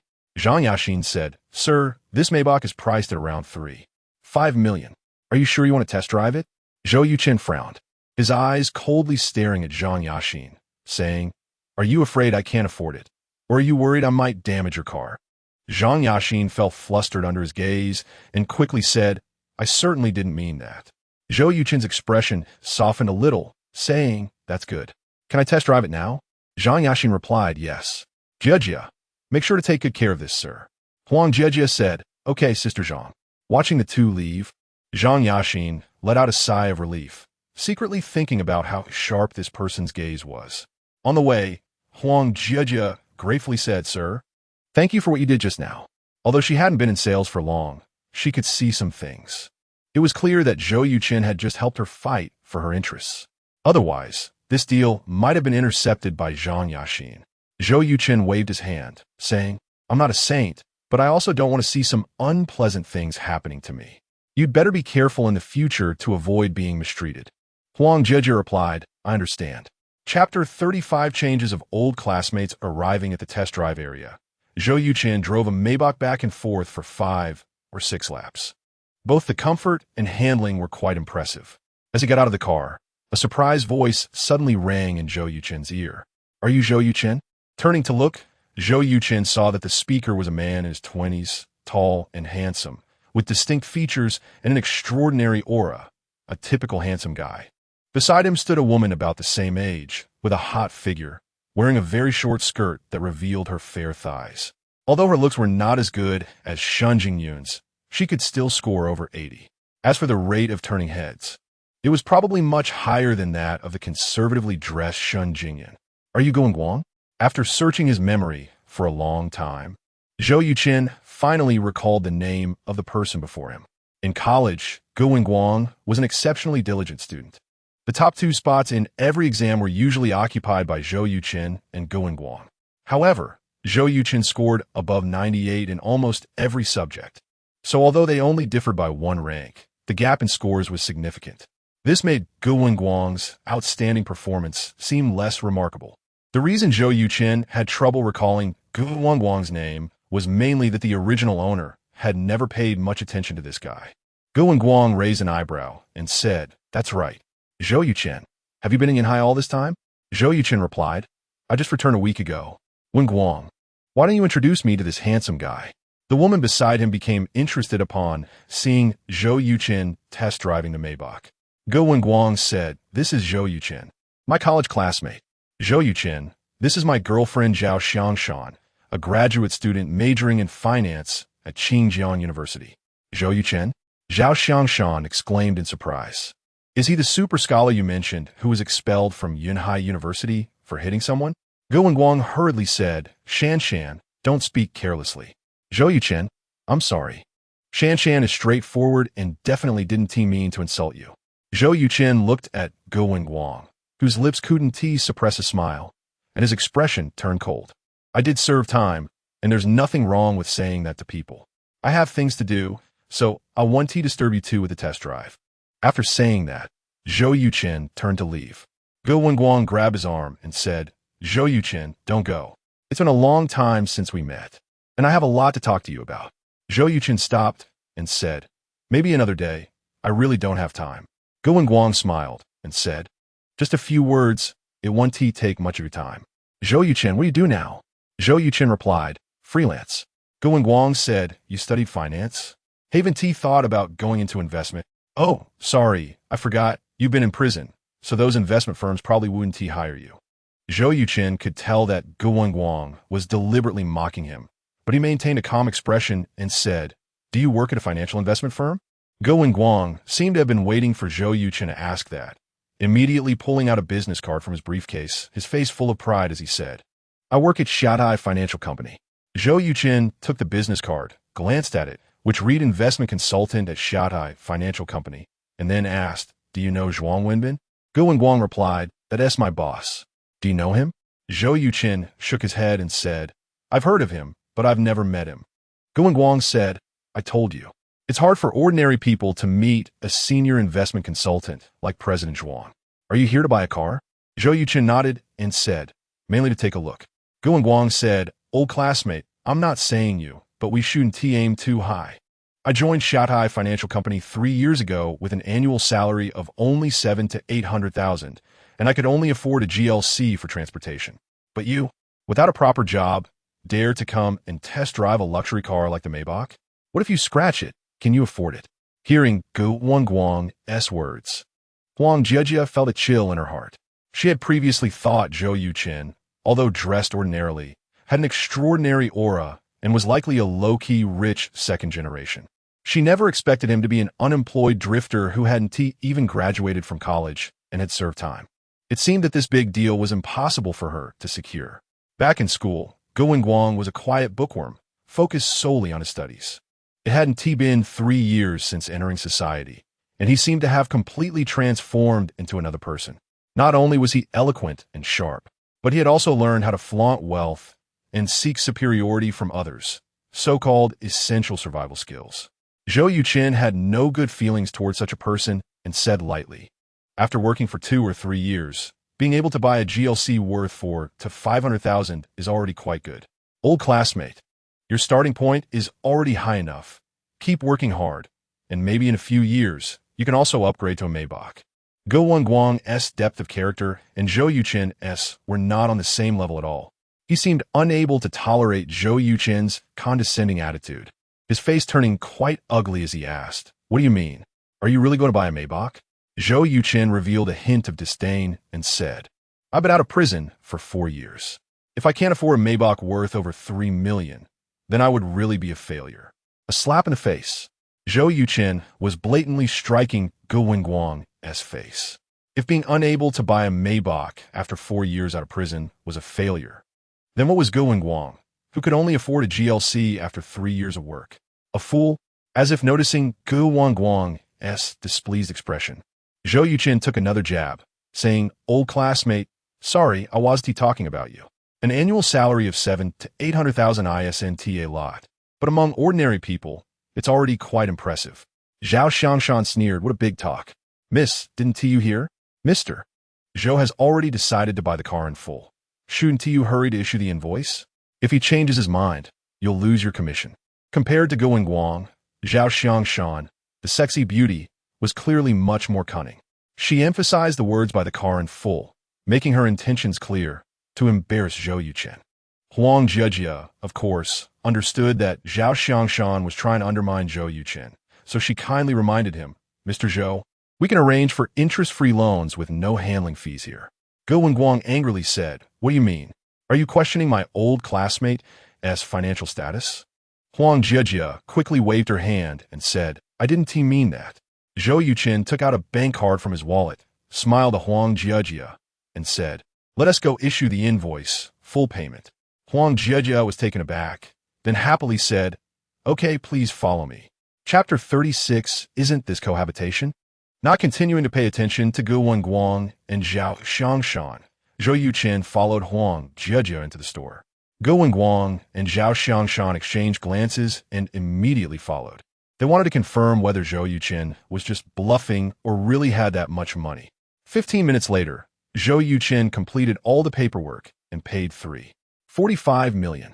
For luxury cars like this, Mercedes-Benz dealerships can often secure some good license plate numbers through connections.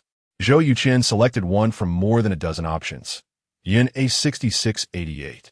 Go Guang was completely stunned and asked, "Zhou Yuchen, where did you get so much money?" Zhou Yuchen glanced at him and replied, "I studied finance, so I naturally earned it in the financial market." Go Guang said, "That's impossible." Having been at Shaddai Financial Company for 3 years, he knew very well that it was basically impossible for an ordinary person to make money in the financial market. The fact that Zhou Yuchen dared to buy a car worth over 3 million indicated that he must have made at least tens of millions. Go Guang absolutely did not believe that Zhou Yuchen could earn that much money in 4 years. Zhou Yuchen replied, "Just because you can't doesn't mean others can't." Zhao Xiangshan sensed that things were going south and knew that staying any longer would only lead to humiliation. She quickly said, "Mr. Zhou is right. Honey, let's go test drive the car. We have things to do this afternoon." Go Guang immediately seized this opportunity and said, "Okay, Zhou Yuchen, we'll keep in touch." Zhou Yuchen nodded and said goodbye. He didn't take these two guys seriously at all. He checked the time. It was already past 3 o'clock and asked Huang Jia, "How long will it take to get the car registered?" Huang Jia replied, "If we go to the vehicle management office now, it will take at most half an hour." Zhou Yuchen's eyes lit up and said, "Then what are we waiting for? Let's hurry." The two drove their respective cars, arriving at the vehicle management office one after the other. In just 10 minutes, Huang Jia completed all the paperwork. Zhou Yuchen quickly drove the brand-new Maybach to Yinhai Inkai Kindergarten to pick up Xiao Yiya. When Xiao Yiya saw Zhou Yuchen's new car, her eyes squinted with joy and she exclaimed, "Daddy, this car is so beautiful." Zhou Yuchen smiled and asked, "This is Daddy's new car that I just bought. Do you like it?" Xiaoye nodded vigorously and said, "I super like it." "Then please, my little princess, get in the car." Zhou Yuchen opened the door and lifted Xiaoye inside. On the way, Xiaoye looked around and touched everything, feeling quite fresh. "Xiaoye, do you want to sleep at Daddy's place tonight?" Zhou Yuchen asked. Today is Friday, and Shun Jingyun allowed the child to stay at his home. Xiaoye replied, "Of course I want to, but I don't want to leave Mommy." "Daddy, can Mommy come with me?" Zhou Yuchen laughed and said, "As long as Mommy agrees." "It's fine," Xiaoye said. "But what if your snoring disturbs us?" Zhou Yuchen reassured her, "Daddy's house is big. The master bedroom and your bedroom are very far apart. Even if I snore, it won't disturb your sleep." Xiaoye's face brightened. "That's great. I can sleep at home with Daddy and Mommy." Seeing the pure and adorable smile on the little girl's face, Zhou Yuchen couldn't help but smile knowingly. As usual, when they returned home, Xiaoye went to play with her toys in the bedroom, while Zhou Yuchen cooked in the kitchen. He opened the refrigerator and looked at the ingredients inside, and countless recipes immediately appeared in his mind. Since Xiaoye was only 3 years old, Zhou Yuchen decided to make 4 dishes and 1 soup.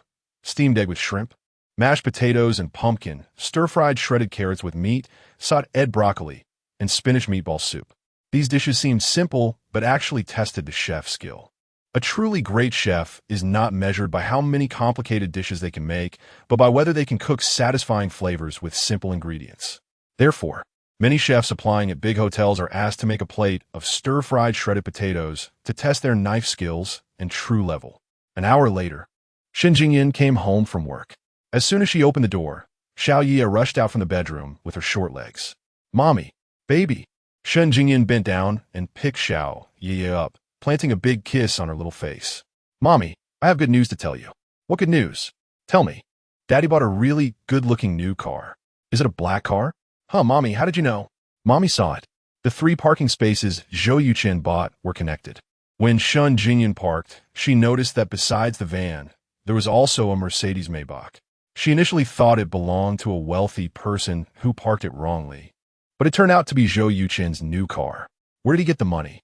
Shen Jingyan almost immediately associated it with Zhou Yuchen's crude oil futures. Did this guy withdraw money from the futures? Sigh, just earned some money and bought a luxury car worth 2 to 3 million.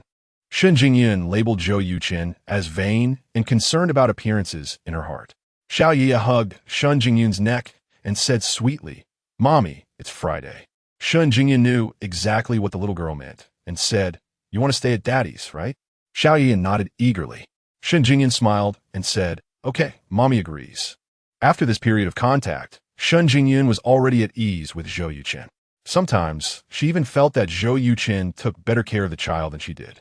Therefore, she did not oppose the little girl staying at Zhou Yuchen's home. "Mommy, can you still help me to sleep?" Xiaoye asked expectantly. Shen Jingyan was taken aback and said, "You want me to sleep here too?" Xiaoye nodded vigorously. "Daddy said as long as you agree, it's fine."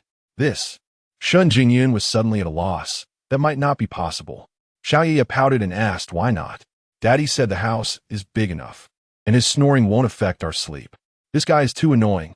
Shen Jingyan silently cursed Zhou Yuchen in her heart and said, "Can you let Mommy think about it?" Xiaoye immediately brightened up and said, "Okay." Shen Jingyan let the little girl go play and walked into the kitchen, saying, "Yuchen, Xiaoye wants me to stay with her here. What should we do?" Zhou Yuchen, while serving the dishes, said nonchalantly, "Then you can just move in. I don't mind." Shen Jingyan was amused and said, "I do mind. Wouldn't that be cohabitation?" Zhou Yuchen turned off the gas stove, turned to Shen Jingyan, and said, "You and the little one sleep in the master bedroom, and I'll sleep in the guest bedroom by the door, which is 7 or 8 meters away. Does that count as cohabitation? Even those young men and women who share an apartment are closer together than we are." This. Shen Jingyan was rendered speechless. Seeing the beautiful woman standing there like a wooden post, Zhou Yuchen handed her 2 plates and said, "Please help me take these dishes out." Shen Jingyan took the plates and said, "Let's talk about this later." Zhou Yuchen shrugged and said, "As long as you can manage the little one, I'm fine with anything." Shen Jingyan rolled her eyes at him and said, "If I could manage her, would I still be worried?" "This is your problem. not mine. Zhou Yuchen smiled at Shun Jingyun, then whistled as he carried the dishes out of the kitchen. Chapter 37. Enemies meet, rejoicing in misfortune. Shun Jingyun stomped her foot and followed out, completely unaware that she had no objection to living in Zhou Yuchen's house. After dinner, the three of them strolled around the neighborhood. Zhou Yu held Shun Jingyun's left hand and Zhou Yuchen's right hand, jumping around and having a great time. Shun Jingyun asked, "How much did that Maybach cost?" Zhou Yuchen replied, $45 million. Shun Jingyun frowned slightly and said, "Aren't you planning to start business? You've worked hard to earn some money, but you spent on a car. Don't you think it's a bit of waste?" Zhou Yuchen smiled and said, "I just bought a car worth over $3 million, and you think it's a waste? What if I told you I spent $45 million to buy this large flat? Would you think I'm a big fool?" Shun Jingyun was shocked and asked, "Are you serious?" Zhou Yuchen nodded and said, "I just finished the property certificate this afternoon." Shun Jingyun couldn't help but ask, "How much did you actually make from the crude oil futures?" Zhou Yuchen replied, "A little over $100 million.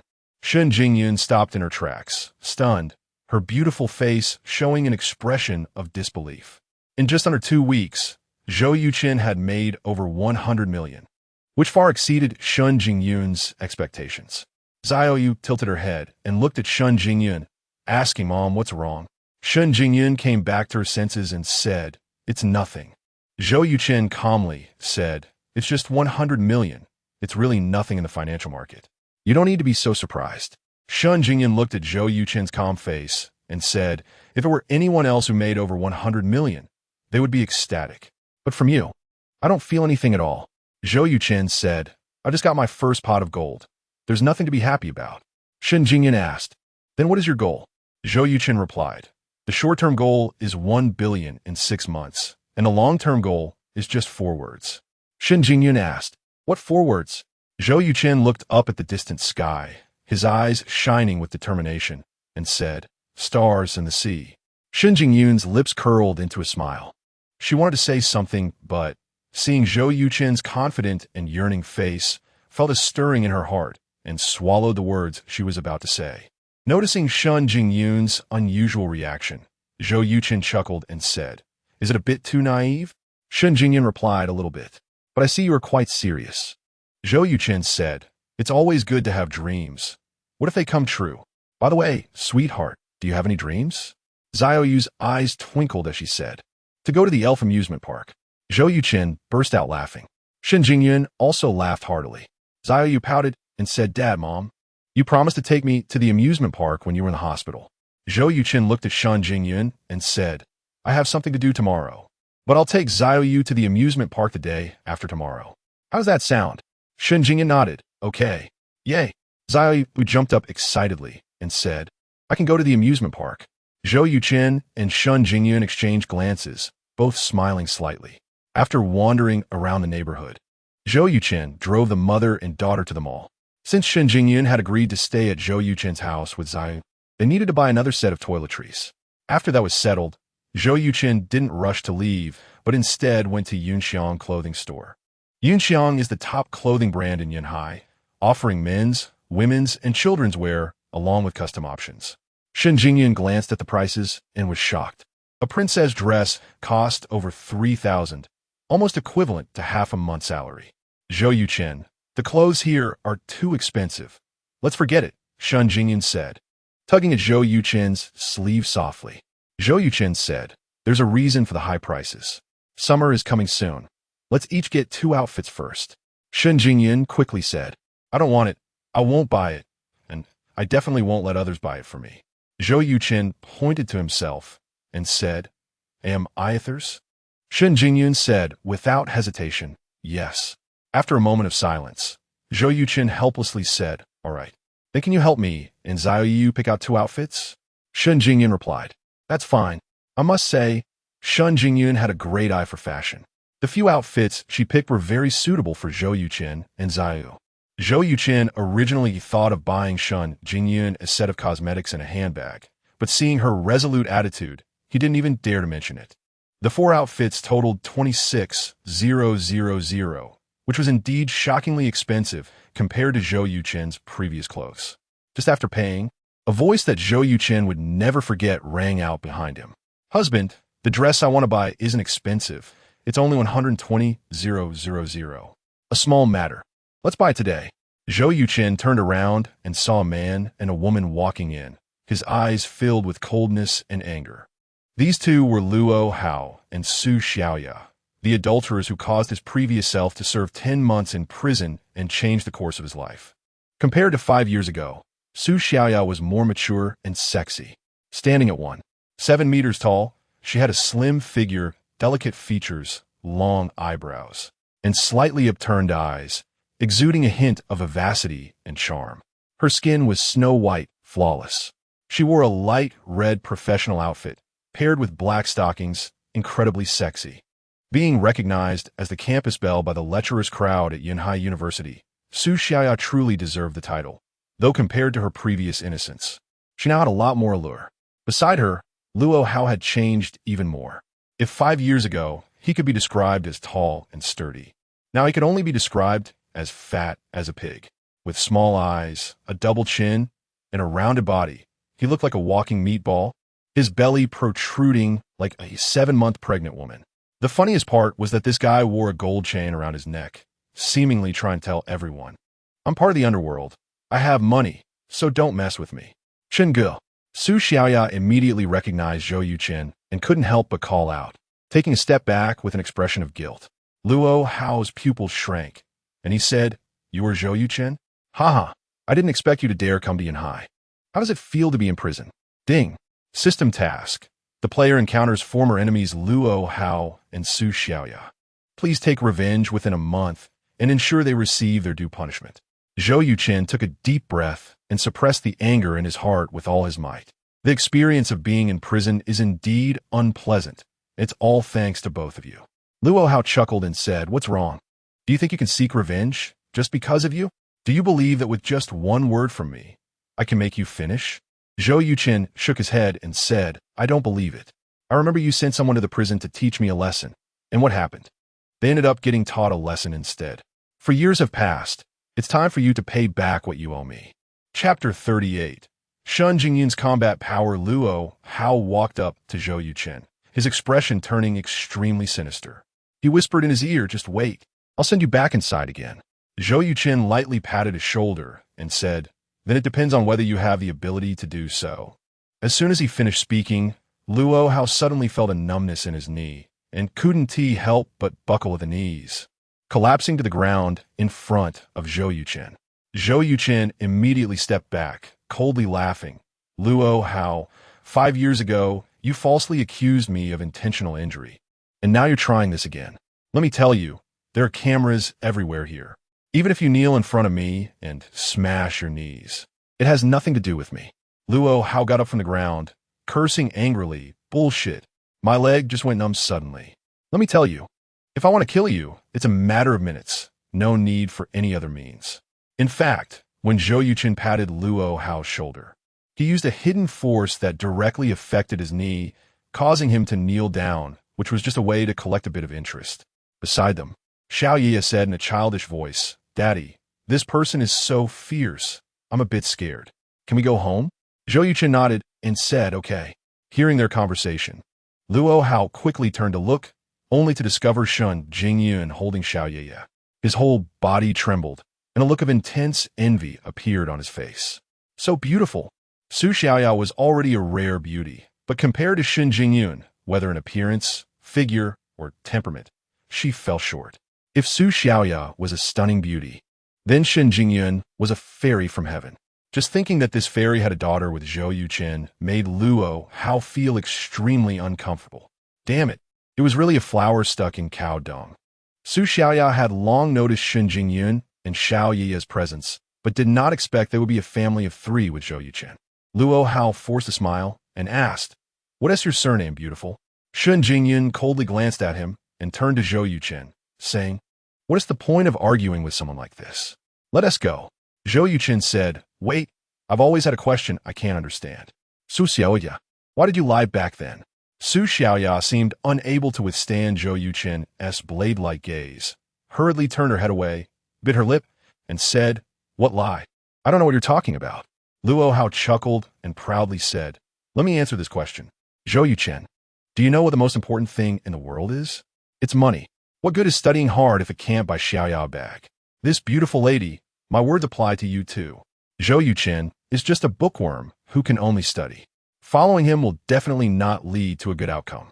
On the contrary, if you follow me, I'll immediately give you 20 million to buy a big villa. Don't worry. I want to mind that you had a child." Shen Jingyun said without any courtesy, "You two are the most disgusting people I've ever seen. The man is dirty, full of money talk, and yet he is so self-satisfied. The woman is shameless, selling her conscience for money, completely embarrassing us women. Zhou Yuchen, since you've already gotten your answer, let us go. I don't want to see them for another minute." Seeing that the usually aloof and intelligent Shen Jingyun had such strong combat power, Zhou Yuchen was first taken aback, then felt a refreshing sensation from the inside out, saying, "Okay, let us go." Luo Hao stepped in front of them and said, "You think you can just leave after insulting us? There is no such good thing in this world. Get out of the way." Zhou Yuchen shouted angrily, lightly pushing Luo Hao's shoulder. Luo Hao felt a tremendous force spinning his overweight body around 3 or 4 times before stopping, feeling dizzy. Fortunately, Su Xiaoya stepped forward to support him. Otherwise, he would have fallen flat on his backside. Zhou Yuchen coldly glanced at the two and left with Shen Jingyun and her daughter. After a while, Luo Hao finally recovered and cursed, "That bastard, I must kill him." Su Xiaoya said, "How go? Let's go back first." Slap.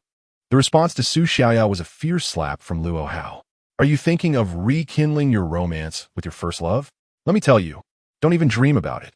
He spent a year in prison, all thanks to you. Compared to me, he hopes you're dead even more, understand?" Su Xiaoya covered her cheek, tears streaming down her face, saying, "I understand." Luo Hao snorted, a sinister gleam flashing in his eyes. Back at home, Shen Jingyun took more than an hour to finally coax Xiao Ye to sleep. After leaving the bedroom, she saw the light on in Zhou Yuchen's study and walked over, gently knocking on the door. Seeing that it was Shen Jingyun, Zhou Yuchen, who was reading, smiled and said, "Please come in." Shen Jingyun entered the study, looking at the hundreds of books of various types on the bookshelf, curiously asking, "Have you read all these books?" Zhou Yuchen nodded and said, after getting out of prison, "I only did 3 jobs, working as a hotel waiter, being a fitness center coach, and reading books." Shen Jingyun casually picked a few books and flipped through them, finding marks made with a pen everywhere, clearly indicating that Zhou Yuchen had indeed read them seriously. No wonder he was the top scorer in the college entrance examination in Xinjiang province. If Ye could love studying as much as you do, that would be great. Shen Jingyun gave Zhou Yuchen a thumbs up and couldn't help but praise him. Zhou Yuchen shook his head and said, "I feel ashamed. My motivation for reading isn't pure. Essentially, it's to prepare for making money. So I've been reading books on topics like the internet, finance, management, communication, radio, and semiconductors." Shen Jingyun smiled and said, "Why do people work? Essentially, it's all for money, but no one works as hard as you do." Zhou Yuchen revealed a hint of bitterness at the corner of his mouth, saying, "I had no choice. My original plan was to apply for graduate school at Yanhai University at the end of my 2nd year and spend 2 years completing all the graduate courses, finally staying at Yanhai University to teach. I didn't expect that a prison disaster would completely change my fate and my life plan ended without a hitch. It's quite unfortunate. Jingyun, I want to thank you for today. What you said to them was very refreshing to me." Shen Jingyun asked, "Do you hate them?" Zhou Yuchen answered without hesitation, "Yes. If killing weren't illegal, I would have already taken them out. That Luo Hao has connections with the underworld and once sent people to deal with me in prison. Fortunately, several cellmates helped me, or I wouldn't have made it out alive. After getting out of prison, I immediately left Yanhai to avoid any possible pursuit from Luo Hao." Shen Jingyun exclaimed, "This person is too bad." Zhou Yuchen smiled and said, "Where there is light, there is darkness. Where there are good people, there are bad people. The world is just like that." Shen Jingyun asked, "What are you going to do next?" Zhou Yuchen coldly replied, "I have my own plans." Chapter 39, Hacking into Luo Hao's phone. The reason Luo Hao was so arrogant was that he had the backing of the Haifeng Transportation Group. This group was formerly known as the Haifeng Gang, with the leader being Luo Hao's father, Luo Haifeng. Zhou Yuchen had previously asked Wu Xiongfei to investigate and found that the Haifeng Transportation Group might be secretly involved in drug trafficking, but he had been unable to find any evidence. Today, upon seeing Luo Hao, Zhou Yuchen carefully observed him and noticed that the guy's eyes were dull, his expression haggard. His skin had a yellowish tint, and he had quite a few pimples. Zhou Yuchen suspected that Luo Hao might be addicted to drugs. If that were the case, it would be easier to handle. As long as Zhou Yuchen could find evidence of Luo Hao using drugs, he could naturally take his revenge. After Shun Jingyun left, Zhou Yuchen closed the door and got busy on his computer. He had just obtained Luo Hao's phone number from Zhang Xia and was planning to use hacking techniques to break into Luo Hao's phone system. Zhou Yuchen spent an hour creating several extremely explicit links and then sent them to Luo Hao over a virtual network. If Luo Hao cooperated and clicked on one of the links, Zhou Yuchen would be able to remotely control Luo Hao's phone through the virus embedded in the link. If Luo Hao ignored it and deleted the links, then it would be game over. Fortunately, the second scenario did not occur. Less than 5 minutes after sending the links, Luo Hao clicked on the first one. Suddenly, a large amount of garbled text appeared on Luo Hao's phone, and it took about half a minute to recover. Zhou Yuchen was overjoyed and quickly typed on the keyboard, successfully gaining control of Luo Hao's phone. However, he did not act immediately. Instead, he waited until 2 in the morning, guessing that Luo Hao had fallen asleep, before browsing through his phone's data. This guy was using the most advanced orange smartphone on the market, with 16 gigabytes of memory, of which 12 gigabytes was used for photos and videos. Due to the camera technology still being in its early stages, all these photos and videos were in black and white. Wow, this guy is quite the player. In the videos, Zhou Yuchen discovered that Luo Hao had been involved with at least 6 or 7 women. Each one was very beautiful, and the footage was extremely clear. It seemed he had recorded the entire process while engaging with those women, editing it down to highlight reels for his enjoyment. Unfortunately, Luo Hao had not filmed himself using drugs. However, that was normal. Even if he were foolish, he wouldn't want to record that. Why does this woman look somewhat familiar? She seems to be a celebrity. After carefully identifying the beautiful woman in the video, Zhou Yuchen's eyes lit up. He remembered that this woman was named Xue Yibing, a popular A-list star who married Yin Qingfeng, the president of Qingfeng Real Estate Company in Yanhai City. At the end of last year, Qingfeng Real Estate Company was extremely famous in Yanhai, with a market value exceeding hundreds of billions and owning over a dozen commercial buildings in major first-tier cities across the country. Yin Qingfeng held 60 of Qingfeng Real Estate shares, worth more than 60 billion, ranking in the top 30 among the wealthy in Yanhai. For such a big shot's wife to have an affair with Luo Hao, if this were spread, Yin Qingfeng would surely go mad. It's true that one can try to plant flowers, but they won't bloom, while one can casually insert willows and they will thrive. Zhou Yuchen hadn't found evidence of Luo Hao using drugs, but instead found evidence of his affair with Xue Yibing, which was a serendipitous strike. Now, how should he use this video? The phrase killing with a borrowed knife immediately came to mind. The key was how to borrow it. If he made it public online, making this matter known to the world, Luo Hao would undoubtedly be finished, but Yin Qingfeng would completely lose face. He would surely go to great lengths to find the person who released the video and would inevitably trace it back to Zhou Yuchen, which could lead to big trouble. Therefore, the best approach was to let only Yin Qingfeng know about this matter. After dealing with Luo Hao, for the sake of confidentiality, he would only conduct a discreet investigation into the source of the video. Even if it was traced back to him, it wouldn't pose a problem. After all, the video hadn't been disseminated widely. With this in mind, Zhou Yuchen decisively used his hacking skills to breach Qingfeng Real Estate's internal network and sent the video of Xue Yibing and Luo Hao to Yin Qingfeng's presidential email.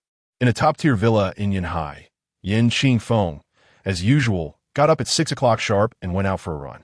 As one of the top moguls in Yunhai's business hierarchy, Yin Qingfeng might not be the richest, but he was undoubtedly the most disciplined. He ran 5 kilometers almost every morning without fail for over 20 years. Even in bad weather, he would work out on a treadmill.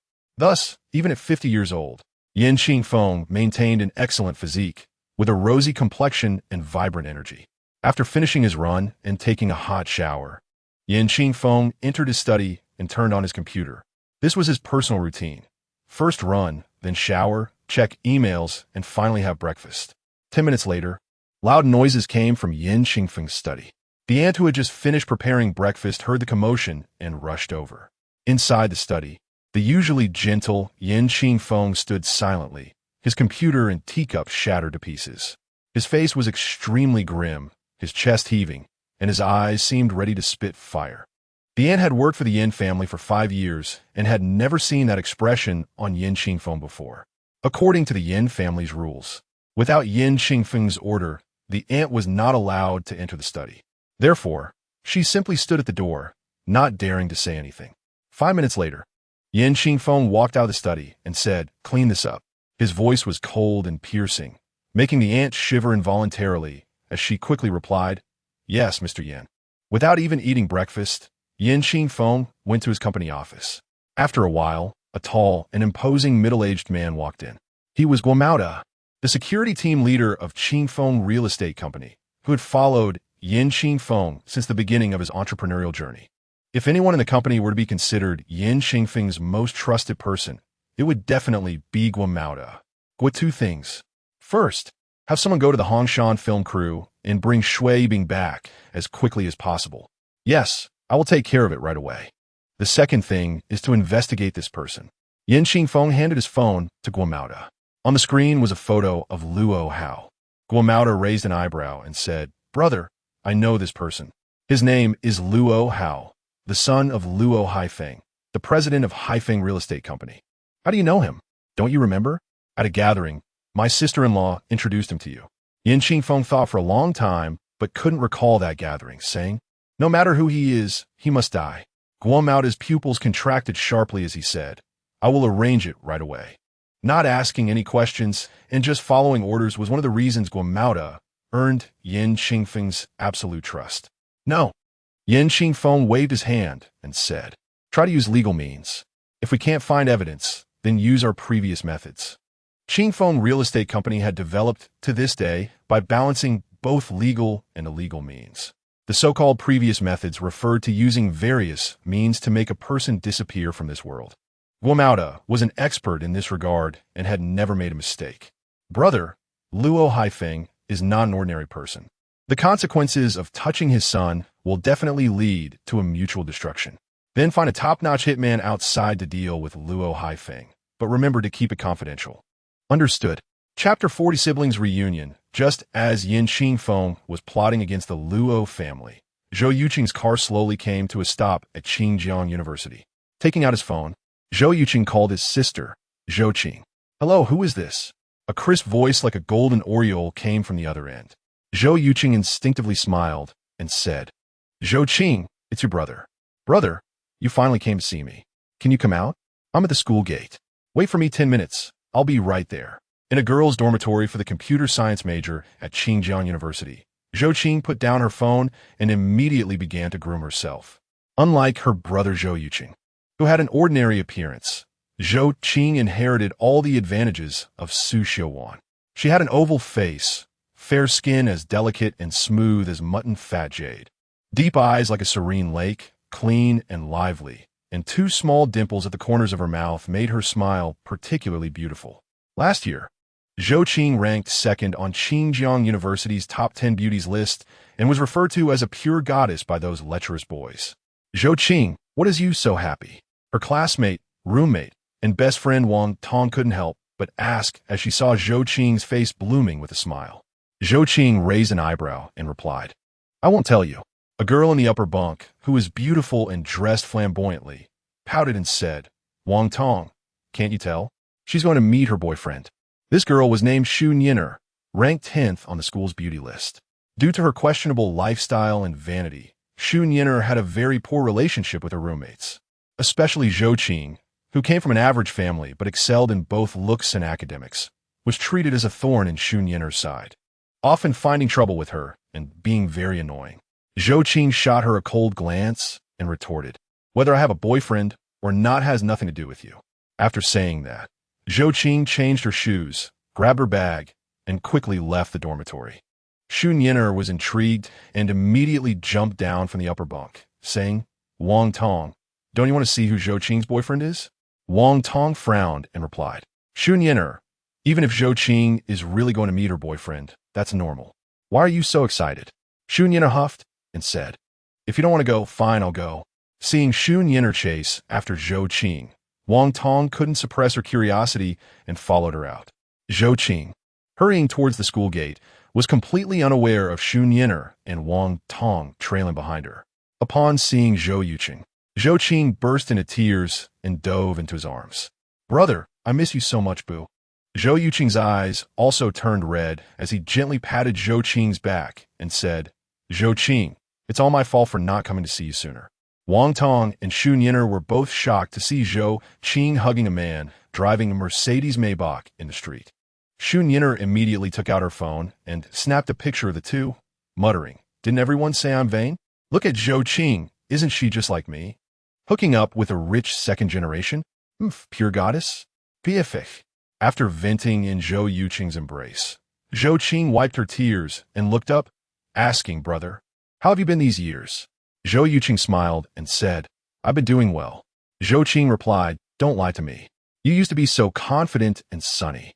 Now, I feel like you've become much more haggard and steady. Zhou Yucheng pinched Zhou Qing's cheek like when they were kids and said, That's not haggard, it's growth. In the future, when you enter society, you'll be the same. Do you have anything planned for today?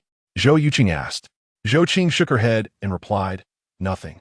Zhou Yucheng said, Then let's go, I'll take you shopping. Zhou Qing's eyes lit up. Yesterday, Mom called me and said you made a fortune. You must compensate me for the mental suffering over the past 5 years today. Zhou Yucheng laughed. No problem. Whatever you want, brother will buy it for you. They got into the car, and Zhou Qing looked around, saying, Brother, this Mercedes is nice. Did you rent it or buy it? Zhou Yucheng replied, Of course I bought it. Zhou Qing, not very knowledgeable about car prices, asked, This car must be around 700,000 or 800,000, right? Zhou Yucheng smiled and said, This is a Mercedes Maybach, 3.4 million. 3.4 million? Zhou Qing exclaimed, her eyes filled with shock. Zhou Yuchen guessed that their mom probably hadn't told Zhou Qing about the 10 million he gave to the family. Otherwise, she wouldn't be so surprised by the price of a car over 3 million. Brother, since you have so much money now, I won't hold back. Zhou Yuchen chuckled. Go ahead, tell me how you won't hold back.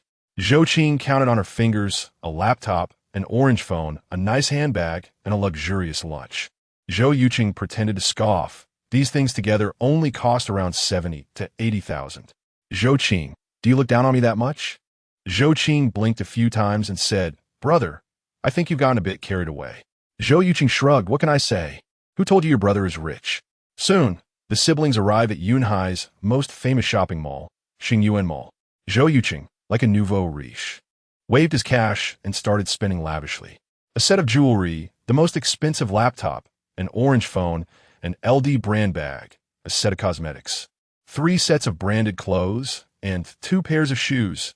It was a glorious haul. Finally, the two went to a high-end restaurant for lunch. Looking at the valuable items on the chairs, Zhou Qing swallowed hard and asked, Brother, how much did we spend in total? Zhou Yuchen thought for a moment and replied, About 140 to 50,000. Why? Can't take it? Zhou Qing nodded, saying it's too extravagant, even more than that Xun Yin'er from our dorm. Zhou Yuchen raised an eyebrow and asked, Who is Xun Yin'er? Is she very wealthy? Zhou Qing explained, she, like me, came from a small county to Qingjiang University. As soon as she entered the school, she hooked up with 3 or 4 wealthy guys, and the things she uses are all top luxury goods. Zhou Yuchen frowned. Is the atmosphere at Qingjiang University that bad? Zhou Qing hurriedly said, It's just a few individuals like that. The vast majority are good. Zhou Yuchen said, Then stay away from Xun Yin'er in the future. My requirements aren't high. You can date in college, but you must not give yourself away before graduation. Later, give me your bank account number, and I'll transfer you 10,000 as pocket money every month. The siblings had grown up together, so Zhou Qing would not be polite with Zhou Yuchen. She happily said, Haha, having a wealthy brother is great. From now on, I, Zhou Qing, won't lack money to spend. Zhou Yuchen handed her the menu and said, You said I was getting carried away. I feel like you're about to float into outer space. Zhou Qing proudly said, There's nothing I can do. I've also become wealthy. Wow, this steak is so expensive. Seeing her shocked expression, Zhou Yuchen couldn't help but smile. Chapter 41. Shun Jingyun's misunderstanding. After enjoying an expensive Western meal, the two siblings left with laughter and chatter. Meanwhile, Shun Jingyun arrived at the underground parking lot of Xingyuan Shopping Mall with Daiwan and Xiao Yiye. Just as she parked the car, Shun Jingyun saw a beautiful girl linking arms with Zhou Yuchen walking past in front of the car. Her heart sank as if she had lost something, and her face instantly lost all color. Xiao Yiye said, "Mom, I think I just saw Dad."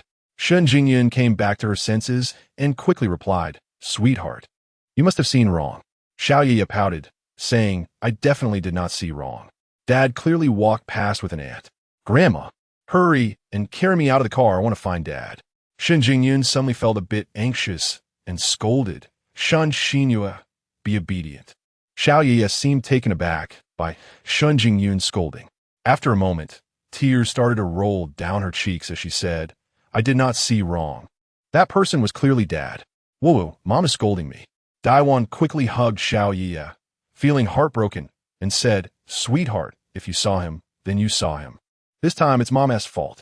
Come on, let us get out of the car and see if it really is Dad." Opening the car door, Daiwan carried Xiao Yiye out.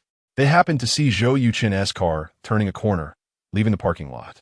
Xiao Yiye happily said, "Grandma, Yiye knows Dad's license plate number 6688. Daiwan glanced at her somewhat distracted daughter and comforted her. "Yes, that is indeed Dad's license plate number."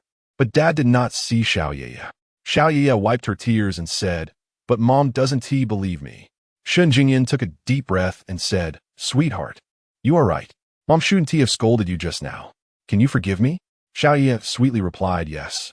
Shun Jingyun forced a smile, kissed Xiao Yiye's face, and said, "Thank you, sweetheart. Let us go. Mom will take you to ride the little train." Xiao Yiye instantly brightened up, saying, "Great.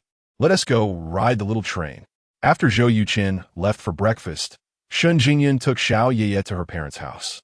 Xiao Yiye really liked the little train in the shopping mall. After lunch, with nothing to do, Shun Jingyun brought her over to play, not expecting to see Zhou Yuchen and Zhou Qing. She didn't know Zhou Qing's identity and thought she was Zhou Yuchen's girlfriend, which made her feel a bit lost. After getting on the train, Daiwan looked intently at her daughter and said, "Jingyun, do you like Zhou Yuchen?" Shun Jingyun felt a sudden panic and quickly replied, "No." Daiwan sighed and said, "No one knows a daughter better than her mother. I know your character all too well. If you didn't like Zhou Yuchen, you wouldn't have agreed to take Xiao Yiye to spend the night at his place. Nor would you have lost your composure when you saw him with another girl." Shun Jingyun pressed her lips together and said, "Mom, I admit that after this time of contact, I do have some fondness for him, but it hasn't reached the level of liking." Daiwan was silent for a moment and said, "Although Zhou Yuchen doesn't look that good, I have to admit he is a very decent young man. He is capable, has a stable personality, is responsible, and cooks well. Such a man is rare in today's society. It's normal for you to have feelings for him." Shun Jingyun said, "Mom, please stop. Now that Zhou Yuchen has a girlfriend, I will bury this fondness and not let it develop further." Daiwan retorted, "Are you sure that girl is Zhou Yuchen's girlfriend?" Shun Jingyun was taken aback and said, "That girl is very pretty and is intimately linking arms with Zhou Yuchen, laughing and chatting with him. I think it's about right." Daiwan said, "Thinking it's about right means you can't be 100 sure. Jingyun, whether for your own feelings or for Xiao Yiye, I think you should clarify this matter. If she really is Zhou Yuchen's girlfriend, then you and Xiao Yiye should keep a distance from him." Shun Jingyun nodded and said, "I understand. I will find out when I go back this afternoon." 2 hours later, Shun Jingyun drove Xiao Yiye back to Zhou Yuchen's home. As soon as she opened the door, she saw a beautiful woman smiling and approaching. "Sister Jingyun, hello, I am Zhou Qing." Shun Jingyun was taken aback and asked, "You are Zhou Yuchen's girlfriend?" Zhou Qing was also surprised for a moment, then burst into laughter and said, "Sister Jingyun, I am his sister, Xiao Yiye's biological aunt." Shun Jingyun suddenly realized she had misunderstood Zhou Yuchen, and a wave of joy surged from her heart, instantly filling her face with smiles as she said, "I'm sorry. I made a mistake. Mainly, you and your brother look nothing alike. You are much prettier than him." Zhou Qing said, "I take after my mom, and he takes after our dad. It's a good thing, or I would be in trouble."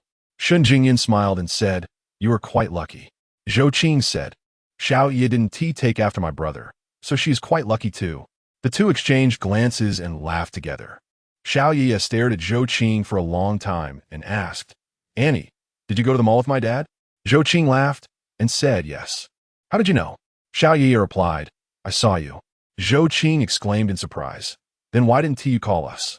Xiao Yi pouted and said, Mom doesn't believe me, and scolded me. Shen Jingyun helplessly said, Sweetheart, I have already apologized, okay? By the way, you shouldn't call her Annie. You should call her Aunt. Xiao Yi shook her little head and asked, What is an aunt? Shen Jingyun explained, Your dad's sister or younger sister is called aunt. Xiao Yi quickly said, I learned that in kindergarten. Mom's brothers are called uncles, and dad's sisters are called aunts, right? Seeing how adorable the little one was, Zhou Qing felt her heart melt and said, Yes. Xiao Yi is so smart. Ganyu. Without hesitation, Xiao Yi immediately opened her arms. Zhou Qing picked Xiao Yi up and kissed her on the cheek, saying, Sweetheart, Aunt loves you so much. Xiao Yi also kissed Zhou Qing on the cheek and said, Aunt, Yi loves you too. Zhou Qing exclaimed, Oh my sweetheart, how can you be so cute? Come on, Aunt bought you building block toys. Let us go play together. Okay. Xiao Yi's eyes lit up and said, Okay. Seeing Zhou Qing and Xiao Yi getting along so well, Shen Jingyan had a smile on her face. Chapter 42. Danger Sensation. Walking into the kitchen, Shen Jingyan looked at Zhou Yuchen, who was busy cooking, and suddenly felt a sense of relief. Although they had only known each other for a little over half a month, she realized that she seemed to be increasingly dependent on Zhou Yuchen. If it weren't for that, she wouldn't have reacted so poorly when she mistakenly thought Zhou Qing was Zhou Yuchen's girlfriend. Zhou Yuchen asked while chopping vegetables, Did you and Xiaoyu also go to Xingyuan Mall? Shen Jingyan replied with an saying, Xiaoyu likes to ride the little train on the second floor of the mall. So my mom and I took her to play for a while. We even saw you and Zhou Qing. But you guys were walking too fast, and we didn't have time to call out to you. Zhou Yuchen said, That is quite a coincidence. Jingyan, I have something I want to discuss with you. Shen Jingyan asked, What is it? Zhou Yuchen put down the knife, looking quite serious, and said, I called my parents yesterday. Shen Jingyun, being an extremely smart woman, immediately understood what Zhou Yuchen meant and asked, You told Uncle and Annie about us, right? Zhou Yuchen nodded, saying yes. Shen Jingyan asked, Do they want to meet Xiaoyu? Zhou Yuchen nodded again, saying, They really want to.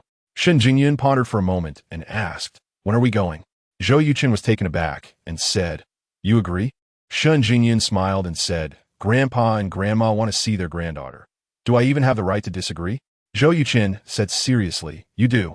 If you disagree, I won't take the child back. Shen Jingyan rolled her eyes at him and said, I was just joking. Why are you so serious? Zhou Yuchen said, When it comes to Xiaoyu, I must respect your opinion. Shen Jingyan said, Then let me ask you, can I go together? Zhou Yuchen answered without hesitation, Of course. If you're willing to go, my parents will definitely be even happier. Shen Jingyan asked, What time? Zhou Yuchen replied, Next Saturday. Shen Jingyan nodded and said, All right. As long as the tax office doesn't have overtime, I'll take the child to see her grandparents. Zhou Yuchen said gratefully, Jingyan, thank you. Shen Jingyan replied, I should be the one thanking you. Ever since you came in high to take care of the child, I have really been much more relaxed. Zhou Yuchen unexpectedly added, Would you like to be this relaxed forever? Shen Jingyan seemed not to expect Zhou Yuchen to ask such a question. First, she was taken aback. Then she revealed a playful smile and said, If you are confessing to me, I will give you a clear answer. The revolution has not yet succeeded.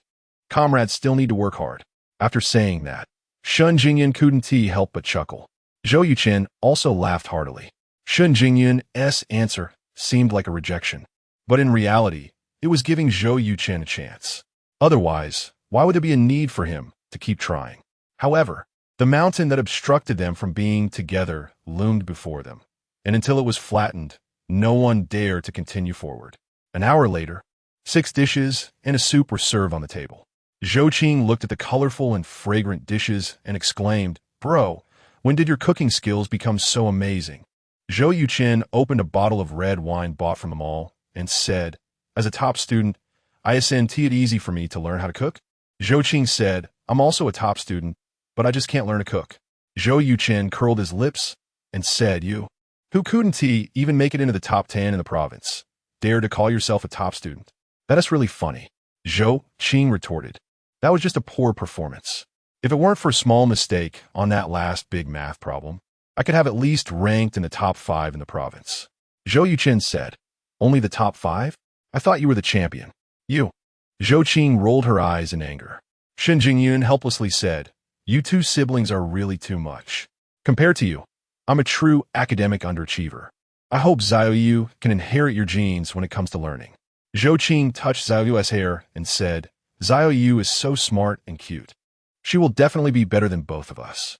Zhou Yuchen nodded and said, that essay must. Back in the day, the total score for the college entrance examination was 750, and I scored 728. There's still a gap of 22 points, just waiting for Zhou Yu to break. Shen Jingyun was speechless upon hearing this. It was Zhou Yuchen's first time eating a meal cooked by Zhou Yuchen, and while eating, she showered him with compliments, exclaiming that she must come often for free meals in the future. After eating and drinking to their fill, the four of them went out for a walk. Zhou Yuchen said, Zhou Yuchen, why don't you stay at home tonight? Zhou Yuchen glanced at Shen Jingyun and asked, will it disturb you and Sister Jingyun? Shen Jingyun's face turned red, and she quickly explained, not at all. Zhou Yu and I are just here for a couple of days. Zhou Yuchen said, Sister Jingyun, although this is our first meeting, I really like you and Zhou Yu. Can I sleep with you tonight? Shen Jingyun replied, of course. Zhou Yuchen happily said, Zhou Yu, tonight Auntie will cuddle with you while you sleep. Are you happy? Zhou Yu innocently asked, will you snore while sleeping? Zhou Yuchen replied, definitely not. Baby, why do you ask that? Zhou Yu made an exaggerated gesture and said, because Dad's snoring is louder than thunder. Zhou Yuchen laughed and said, then you can rest assured. And he not only doesn't snore, but is also great at telling stories. Zhou Yu immediately beamed with joy and said, great. I want to hear Annie tell a story. Zhou Yuchen, who had been silent, glanced at Zhou Yuchen. Zhou Yuchen seemed to sense it and turned to give him a proud look. The siblings had grown up together, and although they hadn't seen each other for 5 years, their tacit understanding hadn't diminished at all. Zhou Yuchen knew that Zhou Yuchen was trying to integrate into Shen Jingyun and Zhou Yu's world, and in the future, if there were any issues between him and Shen Jingyun, she could serve as a bridge to connect them. This girl is still so clever. At this moment, Zhou Yuchen suddenly felt 2 sharp gazes staring at him from not far away, and his expression changed. He said, Jingyun, Zhou Yuchen, you take Zhou Yu to play on the slide. I'll go home to use the bathroom. Seeing Zhou Yuchen's expression was a bit off, Shen Jingyun asked, what's wrong? You didn't get an upset stomach, did you? Zhou Yuchen waved his hand and said, how could I get an upset stomach from the food I made? You guys go ahead. I'll head back first. After saying that, Zhou Yuchen turned and walked towards the 2 young men 50 meters away. As he approached them, Zhou Yuchen stopped and coldly asked, did Luo Hao send you? The 2 young men were about the same age as Zhou Yuchen. One was short, less than 7 meters tall, with a face full of acne and a muscular build, seemingly full of endless strength. The other was a burly man, tall and strong, with sharp eyes and a long scar from his neck to his chin, looking somewhat ferocious. The burly man didn't expect Zhou Yuchen to find them so accurately and was slightly taken aback as he asked, how did you find us? Zhou Yuchen replied, does it matter? The burly man said, not important. Brother, taking money from someone and doing them harm is just part of the deal. Someone paid 3 million to buy your 2 legs, so we're just doing our job.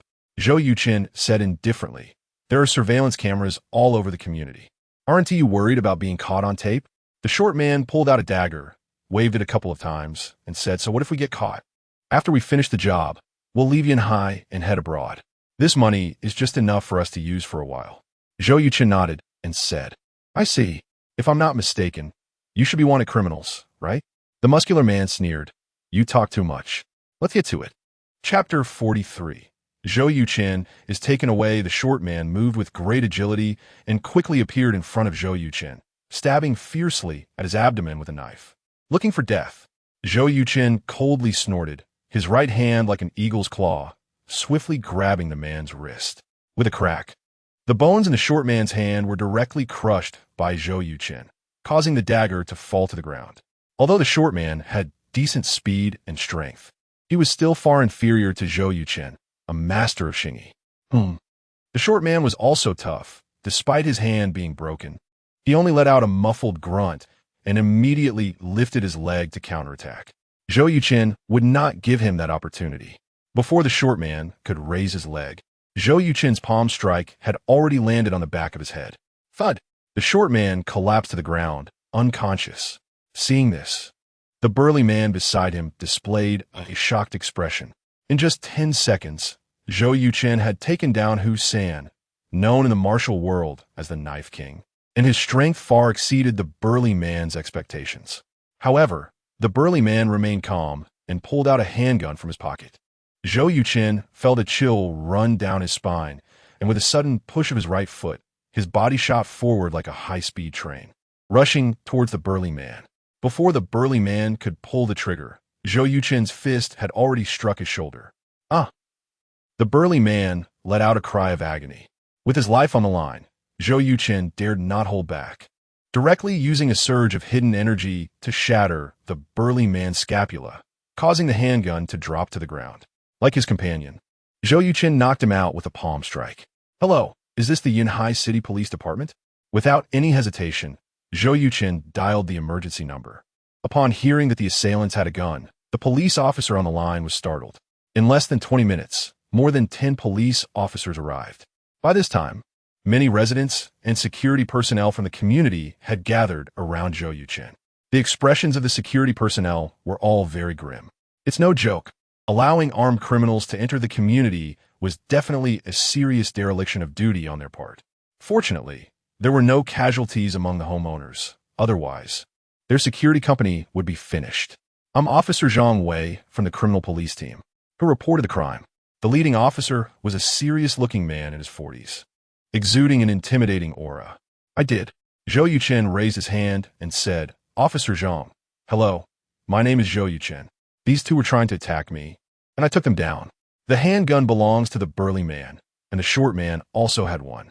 Zhang Wei picked up the handgun, examined it, confirmed it was real, then turned to look at the unconscious burly man and short man, his pupils narrowing as he said, Wu Laolu, Hu San. Zhou Yuchen asked, Officer Zhang, are they wanted criminals? Zhang Wei raised an eyebrow and replied, Why do you think so?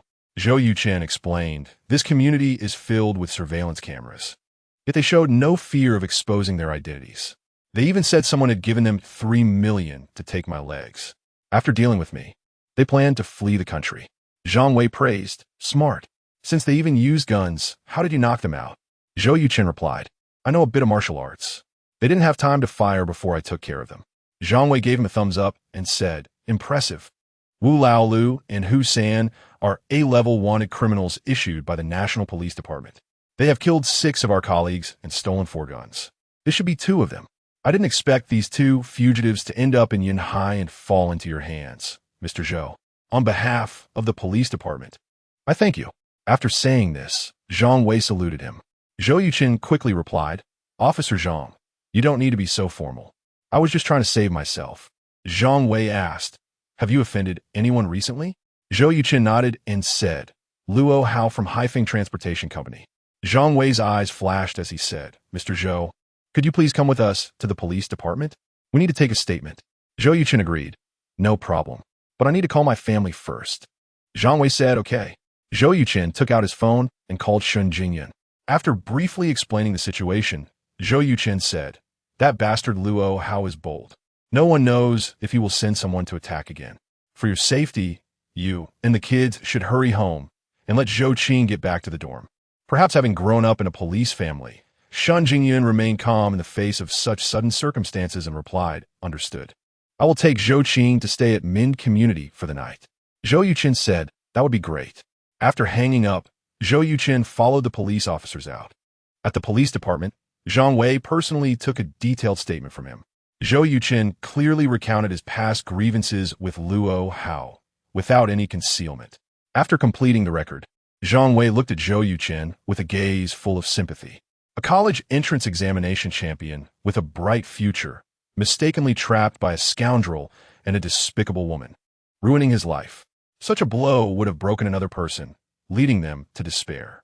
Yet Zhou Yuchen remained strong and even lived quite well, which earned Zhang Wei's admiration.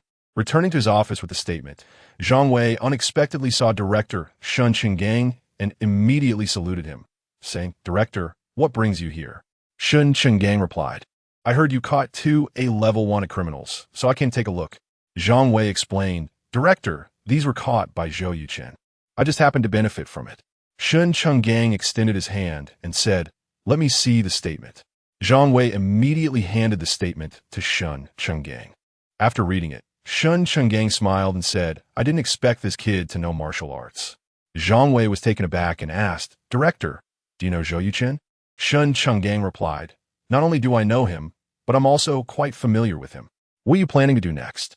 Zhang Wei said without hesitation, "We need to arrest Luo Hao as soon as possible and prevent him from having any contact with the 2 wanted criminals." Shun Qinggang asked, "Do you think Zhou Yuchen's story is true or false?" Zhang Wei pondered for a moment and said, "Based on my years of experience, Zhou Yuchen's story should be true, but unfortunately, there is no evidence. Unless Luo Hao and Su Xiaoya admit it themselves, it would be impossible to overturn the case." Shun Qinggang nodded and said, "Can Zhou Yuchen leave now?"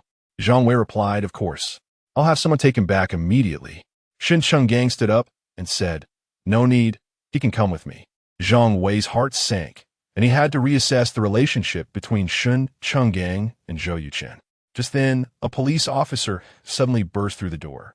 Zhang Wei frowned and scolded, "Xiao Lu, do you still understand the rules?" Seeing Director Shun Qinggang present, Xiao Lu seemed a bit flustered, quickly saluting and saying, "Hello, Director." Shun Qinggang waved his hand and said, "Just get to the point." Xiao Lu said, "Director, Captain, we've just received news that Luo Haifeng, the president of Haifeng Transportation Company, has been stabbed 6 times and is in critical condition, currently undergoing emergency treatment in the hospital. His son, Luo Hao, along with several friends, was caught by our narcotics team while using drugs at a KTV and is on the way back."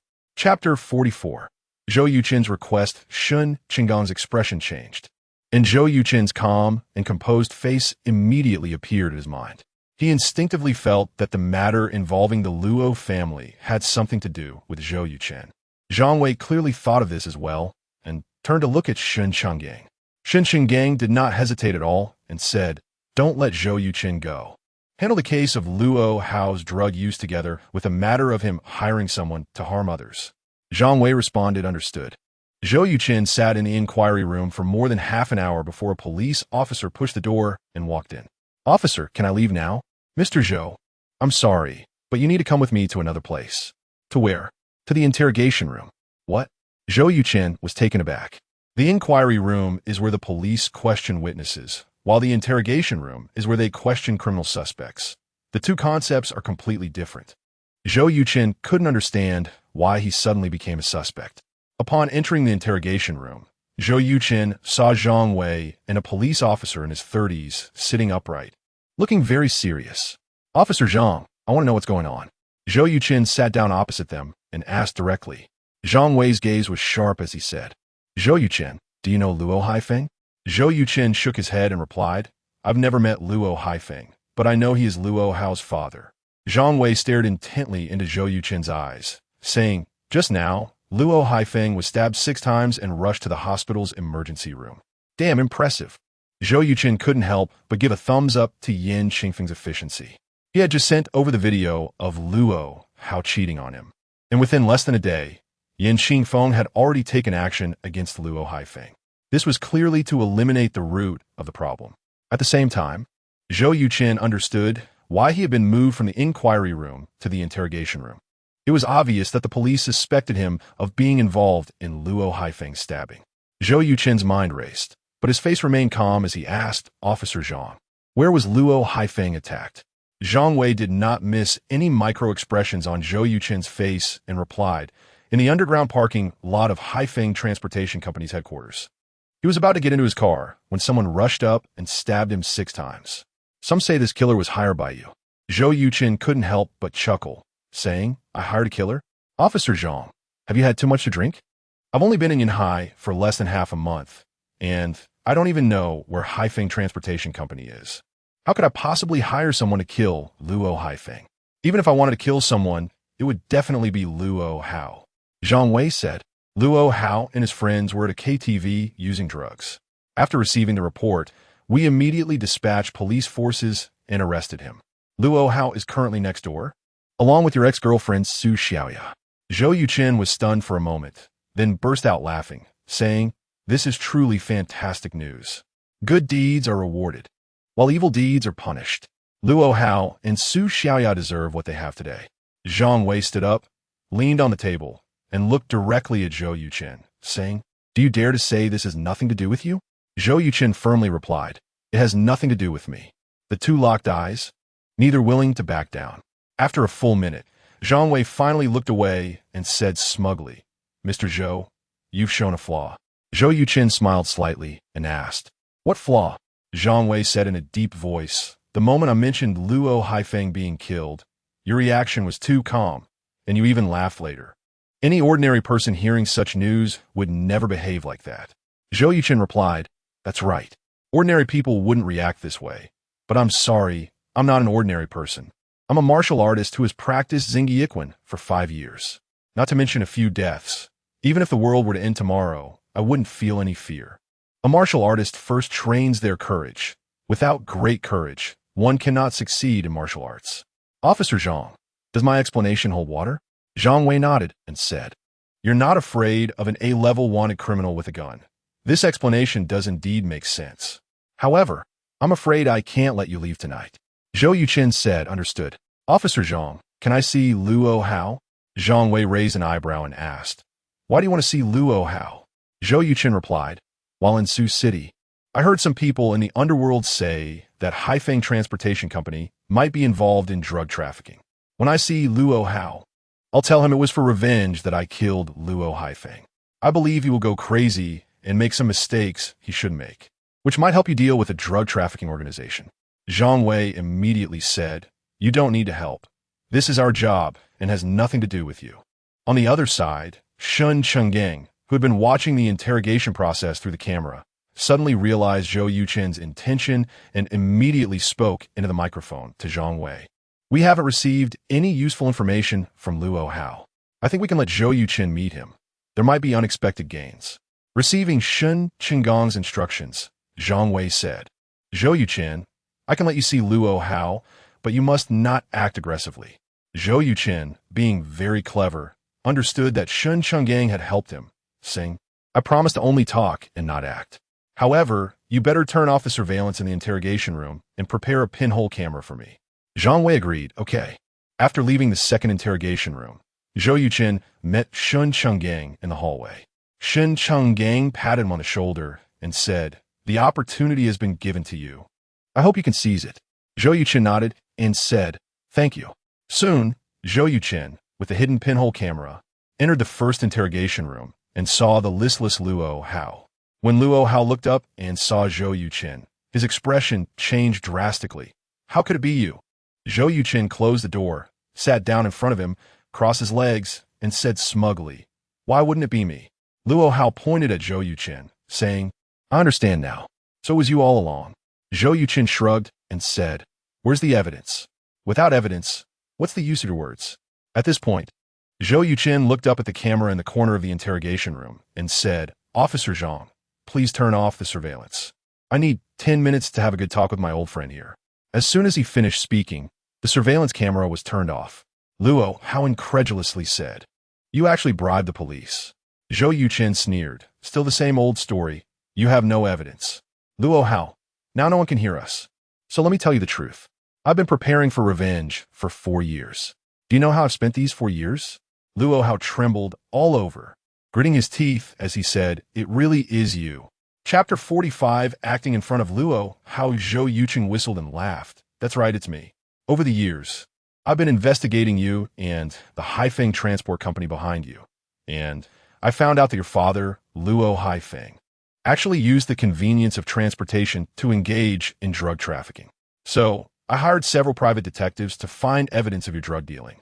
Unfortunately, your father hid it too well, and I never found anything. But I know all about your drug use. After seeing you yesterday, I decided not to wait any longer. I had people follow you and hired a hitman to deal with your father. To be honest, I was the one who reported your drug use to the police. Your father wasn't so lucky. The hitman I hired stabbed him 6 times, leaving him bleeding all over, dying a miserable death. But don't worry. The police have put your father's body in the morgue, and you should be able to see it tomorrow morning. Luo Hao, my good classmate, you should take care of yourself. Ha ha. After saying this, Zhou Yuchen laughed like a madman. In contrast, Luo Hao was completely stunned. On the way to being arrested by the police, he had already learned that his father had been assassinated, but he did not know the specifics. Now, hearing the news of his father's death from Zhou Yuchen, Luo Hao's face was filled with despair as he said sharply, Zhou Yuchen, you must be lying to me. Ha ha. Zhou Yuchen laughed even harder upon hearing this. He clutched his stomach, gasping for breath, and said, Luo Hao, stop dreaming. Your biggest support has fallen. Now you are all alone, and no one can save you.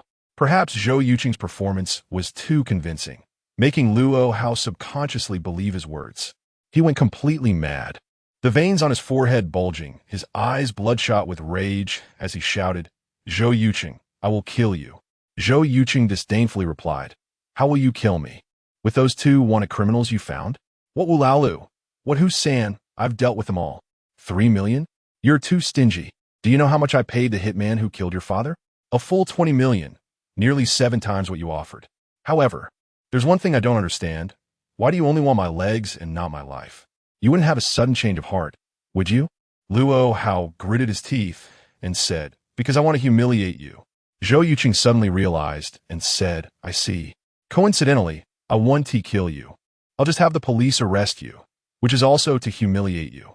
You're definitely going to prison now, and I'll send 4 strong men to take good care of you, ensuring you live comfortably every day. A flicker of fear flashed in Luo Hao's eyes, and with a fierce demeanor, he said, you dare. Zhou Yuchen laughed, I dare to kill your father, let alone you, this little fool. But, out of respect for our classmates, I can tell you a secret. Do you know who the hitman works for? Luo Hao's face changed. Who? Ha! Zhou Yuchen pointed at Luo Hao, laughing to the point of tears. By the end, he was even crying from laughter. Luo Hao felt insulted and said, just tell me already. Zhou Yuchen took out a tissue to wipe his tears and said, it's your father's closest business partner. Ha ha, your dad is such a big fool. How can a drug dealer trust anyone? It's simply ridiculous. Luo Hao's eyes turned completely red as he cursed Li Jinting. That bastard, I knew he wasn't a good person. If it weren't for him, I wouldn't have become addicted. As soon as this was said, Zhang Wei, who had been in the monitoring room, excitedly swung his arm and said, nice. Shen Xingang said solemnly, check Li Jinting. Yes. Zhang Wei immediately assigned the task. Zhou Yuchen felt invigorated as he opened up a breakthrough and performed even more smoothly. That generally is much better than you too. He knows when to stop. After making enough money, he shifted to legitimate business and eliminated all hidden dangers, which is the right path. In comparison, you and your father are truly hopelessly stupid. Luo Hao suddenly realized something was off and said, Zhou Yuchen, how do you know all this? Are you one of Li Jinting's people? Zhou Yuchen had just been making things up, and he didn't know anyone named Li Jinting. However, it didn't matter whether he knew him or not. What was important was to make Luo Hao believe that he knew Li Jinting, and that was enough. Zhou Yuchen's brain was racing as he smugly said, I'm just a small character. How could I have the qualifications to know General Li? To be honest, I'm an undercover agent for the police. General Li has a subordinate called Black Ghost. I've been working for him for years. And because I couldn't become a core member of the organization, I couldn't get your trading secrets. Otherwise, I would have made sure both you and your father were buried without a trace long ago. I would have waited until now. Luo Hao completely believed Zhou Yuchen's words and said viciously, you really are something. For revenge, you're willing to risk your life. Zhou Yuchen's eyes instantly turned red, gritting his teeth as he said, of course I want revenge. I was once a prominent figure. But because of your slander, I was cast into the dust and ruined my entire life. If I don't take revenge, I swear I won't be human. Luo Hao said fiercely, you're just a madman. Zhou Yuchen replied, that's right. Ever since the day I entered prison, I've been mad. Luo Hao, at this point, let us be frank. There's one thing I still don't understand. Clearly, you were the one who wanted to rape Su Xiaoya, and I was the one who saved her still in a boyfriend-girlfriend relationship with her. Why did she lie at the police station? Ha ha! Luo Hao seemed to finally find an opportunity to take the upper hand and laughed loudly. Zhou Yuchen deliberately pretended to be furious and said, "What are you laughing about?" The angrier Zhou Yuchen became, the happier Luo Hao felt. Finally, he revealed the truth from that year. "Zhou Yuchen, after so many years with Li Jinting, how are you still so naive? Let me tell you the truth. Su Xiaoya has a gambling-addicted father who owes our casino over 3 million. After the incident, we arrested her father and forced her to lie to the police to get you locked up. Do you understand now, you fool?" Chapter 46, The Truth Revealed Finally. The truth is revealed. Zhou Yuchen was overjoyed in his heart, but his face showed a look of anger and grief as he said, "You bunch of scoundrels. You can really do anything. However, you are right. I was too naive. I should have thought of this earlier." Luo Hao pressed on. "Do you know how I later won over Su Xiaoya?" Zhou Yuchen snorted and replied, "What other methods can you use besides coercion?" Luo Hao scoffed, mocking Zhou Yuchen. "With your level of intelligence, how did you become the top scorer in the college entrance examination? You're simply hopelessly stupid."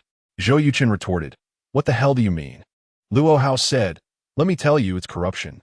Women have a common trait. They love vanity. To make Su Xiaoya willingly follow me, I not only paid off her father's gambling debts, but also frequently treated her to lavish meals. The money I spent on her amounted to millions. After getting used to a life of luxury, do you think Su Xiaoya could remain the same? Ha ha ha. In just 2 months, she was obediently in my bed, willingly becoming my woman." In the surveillance room, Shan Qinggang let out a long breath and said to Zhang Wei, "Later, you go interrogate Su Xiaoya, get her statement, and completely clear this wrongful case against Zhou Yuchen." "Yes," Zhang Wei replied. At this moment, he finally understood why Shan Qinggang made an exception to let Zhou Yuchen meet Luo Hao. It was for this case. Ha ha ha. Zhou Yuchen laughed loudly 3 times, forcing out a few tears, and said, "Luo Hao, I have to admit, you really understand human nature. In this regard, I'm not as good as you. But I don't understand why you want to send someone to deal with me. Don't you think you're being too hasty?" Luo Hao replied, "I've already said, I don't want to kill you, I want to cripple you, and then play with your wife in front of you. Ha ha. Just thinking about such an exciting scene makes me feel so good." As soon as Shan Qinggang heard this in the surveillance room, his face turned ashen with anger. He knew that the wife that this bastard referred to as Zhou Yuchen's was actually his daughter. Fortunately, Shan Qinggang didn't have a heart condition. Otherwise, he would have been driven to his death by anger. Zhang Wei next to him cursed, "What a complete scumbag." Zhou Yuchen stood up and coldly said, "You have no chance. I can tell you clearly that President Li will definitely not let you go. If I didn't want to humiliate you in prison and call the police to arrest you, you would probably have already gone to see the king of hell like your father. Luo Hao, you must not die. I will definitely send someone to treat you well."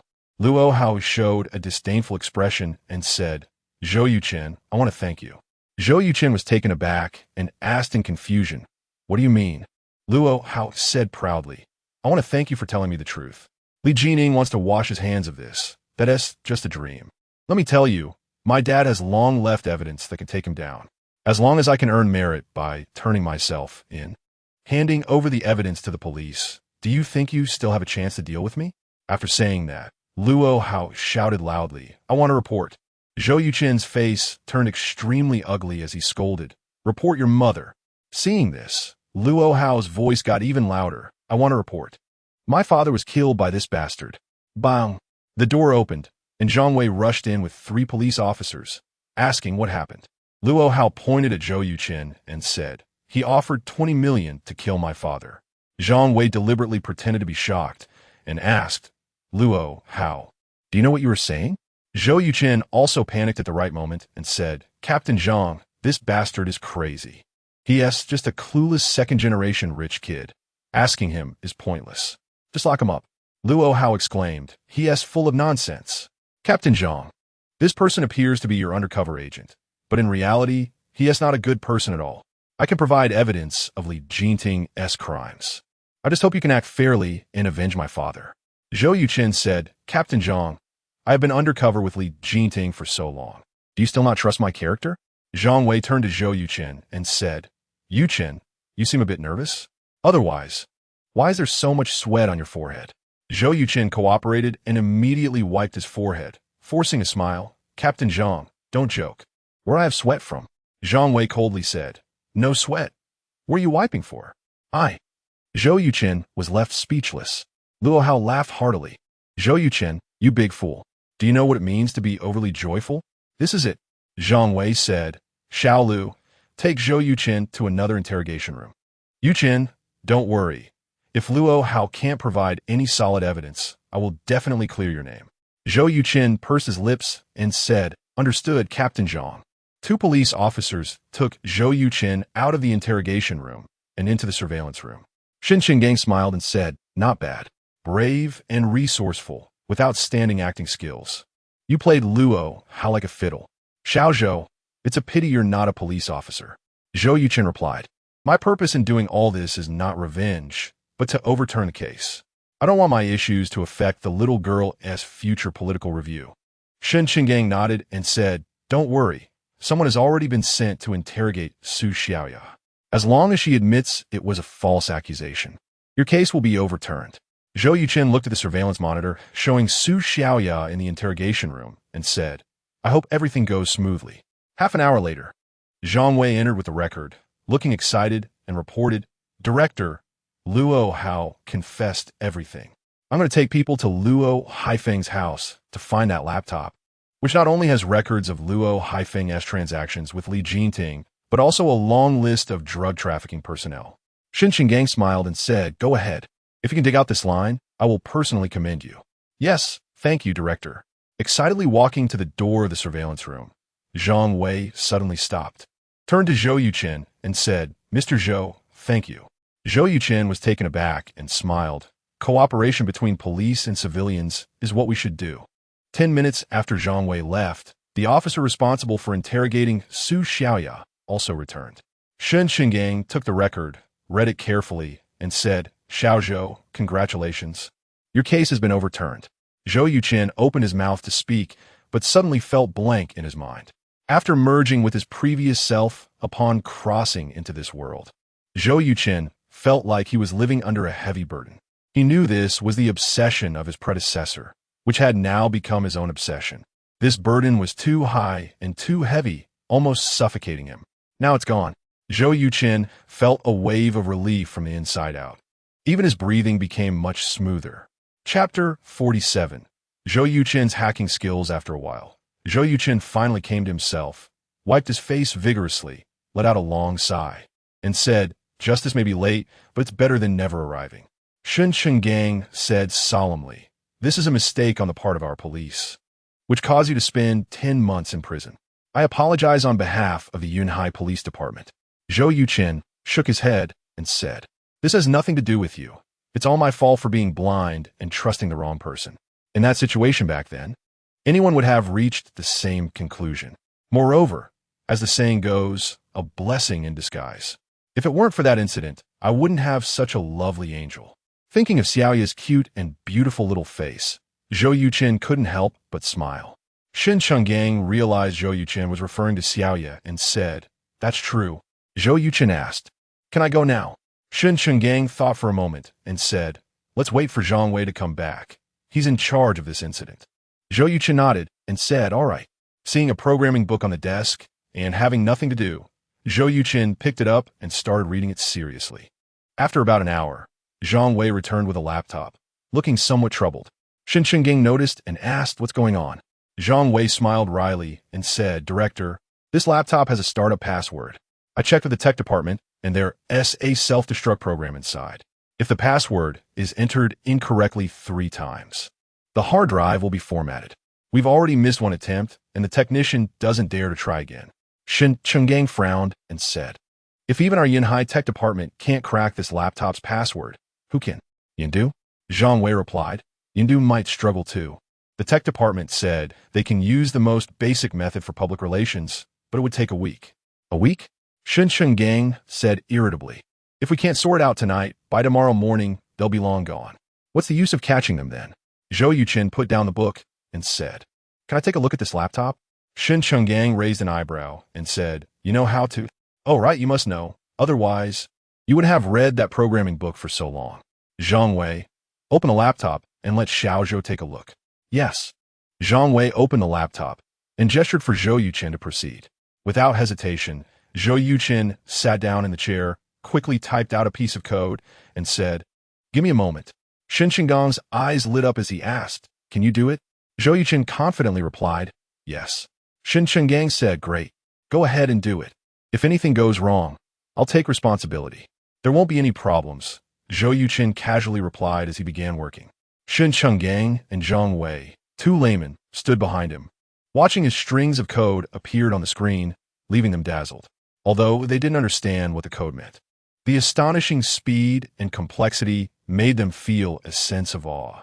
Zhang Wei whispered, "Director, if Zhou Yuchen can crack this password, shouldn't we hire him as our network technology consultant?"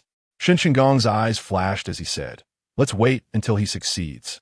About 40 minutes later, Zhou Yuchen finally stopped, pointed at the screen, and said, "The password for the computer should be this string of numbers." Zhang Wei exclaimed, "Wow, 16 digits." Zhou Yuchen said, "I'm going to try the password now." Zhang Wei hurriedly said, "Let me write it down first." Zhou Yuchen replied, "No need. I've already memorized these numbers." With a few keystrokes, Zhou Yuchen entered the 16-digit password and hit enter. The screen blinked, and the computer entered the desktop. "Impressive." Zhang Wei gave Zhou Yuchen a thumbs up, his face filled with excitement. Shen Qinggong also looked at Zhou Yuchen with newfound respect. He could cook, understand financial investments, and now had such excellent computer skills. Zhou Yuchen was truly outstanding. Zhou Yuchen stood up and said, "This laptop uses a rotating password, changing every week. With the time being midnight today, I suspect your tech department found an old password, which is why they entered it incorrectly." Shen Qinggong looked at him deeply and said, "Are you a hacker?" Zhou Yuchen shook his head and said, "I just have some interest in computer programming." "Director Shen, Captain Zhang, can I go now?" Shen Qinggong asked. "Zhang Wei, does Xiao Zhou have any more questions?" "Fan Gui Di Blade." "No. I'll send someone to take him home right now." Originally, Shen Qinggong wanted to see Zhou Yuchen off, but with such a major case at hand, as the director, it was inappropriate for him to leave. As Zhou Yuchen walked out of the office, he happened to bump into Su Xiaoya, who was coming out of the restroom. Behind her were two serious-looking female police officers. Seeing Zhou Yuchen, Su Xiaoya quickly lowered her head, her eyes darting, not daring to meet his gaze. Zhou Yuchen stopped and said blandly, "Su Xiaoya, it seems you owe me an apology." Su Xiaoya's tears streamed down her face, looking pitiful as she said, "Chenggu, I was forced. I really had no choice." After spending who knows how much money over 4 years, now she was claiming to be coerced. Zhou Yuchen found her shamelessness amusing and said, "You are truly disgusting." With that, Zhou Yuchen strode away. By the time he got home, it was already 3 in the morning. After taking a hot shower, Zhou Yuchen stood on the balcony, gazing at the starry sky, feeling the weight in his heart finally lift. In fact, he was surprised by what happened tonight. Yan Qingfeng's style of doing things greatly exceeded Zhou Yuchen's expectations. From a moment he sent the video to Yan Qingfeng to the incident involving the Luo father and son. It took less than 18 hours to eliminate Luo Haifeng, a mafia tycoon, in such a short time and locate the place where Luo Hao was using drugs. It was clear how powerful Yan Qingfeng was. As for why Yan Qingfeng spared Luo Hao's life, it was certainly not out of kindness. Zhou Yuchen suspected it was to better torment Luo Hao. After all, it was Luo Hao who had put a green hat on him. Any man would have a hard time accepting that, let alone a big shot like Yan Qingfeng. And what about himself?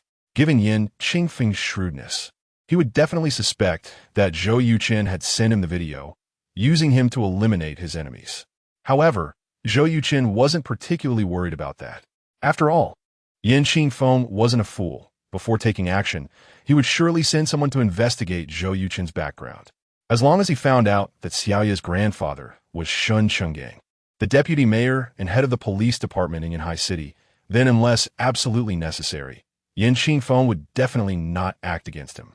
After reviewing the entire process and confirming there were no issues, Zhou Yuchen sat cross-legged on his bed and began practicing the Taiji visualization method. Chapter 48 Doubts about Zhou Yuchen. Almost at the same time, less than 10 kilometers from the center of Yanhai City, a silver van collided with a luxury nanny car. The drivers of both vehicles died on the spot, and the star actress Xue Yibing suffered severe head injuries and excessive blood loss, leading to her emergency admission to the hospital's operating room.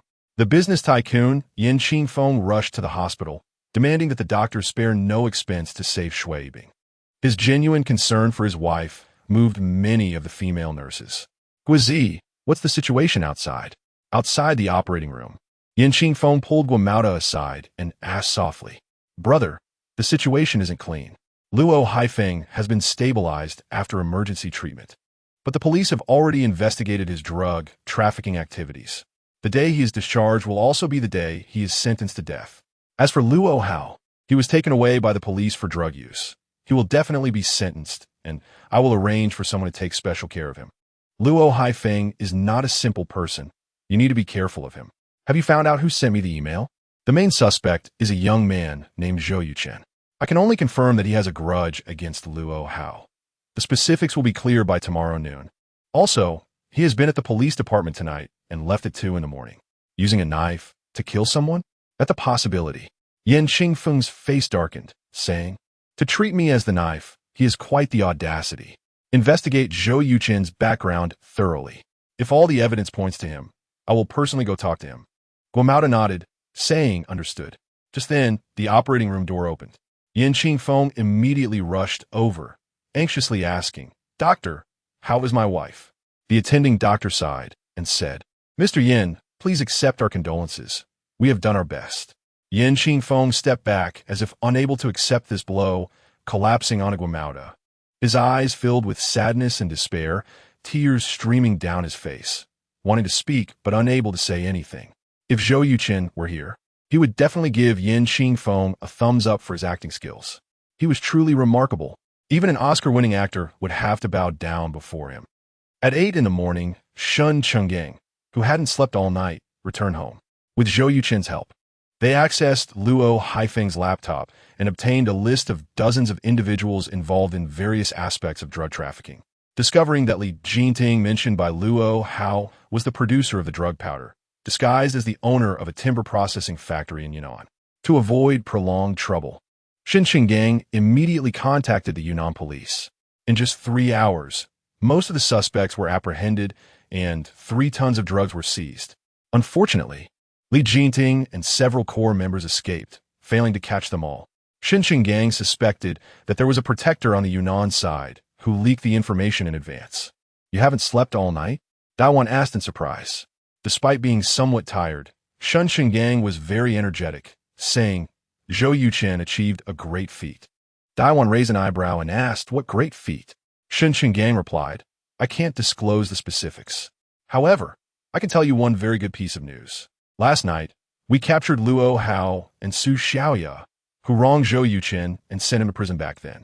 Luo Hao admitted that he forced Su Xiaoya to lie under the threat of her wealthy father's gambling debts, resulting in Zhou Yuchen's 10-month imprisonment. Su Xiaoya also confessed to this. Daiwan's eyes lit up, saying, "So that means Zhou Yuchen is innocent, and his criminal record can be cleared, right?" Shin Chenggang nodded, saying yes. Daiwan clapped her hands together and said happily, "That's great. This way, Zhou Yuchen's problems won't affect Xiaoya." Shin Chenggang said yes. "Teacher Dai, what do you think of Zhou Yuchen?" Daiwan adjusted her glasses and replied, "Talented, composed, responsible, a good match." Shin Chenggang frowned, asking, "What do you mean? Do you agree to your daughter marrying him?" Daiwan said, "Your precious daughter told me herself that she has feelings for Zhou Yuchen. If they really decide to be together, can you stop them?"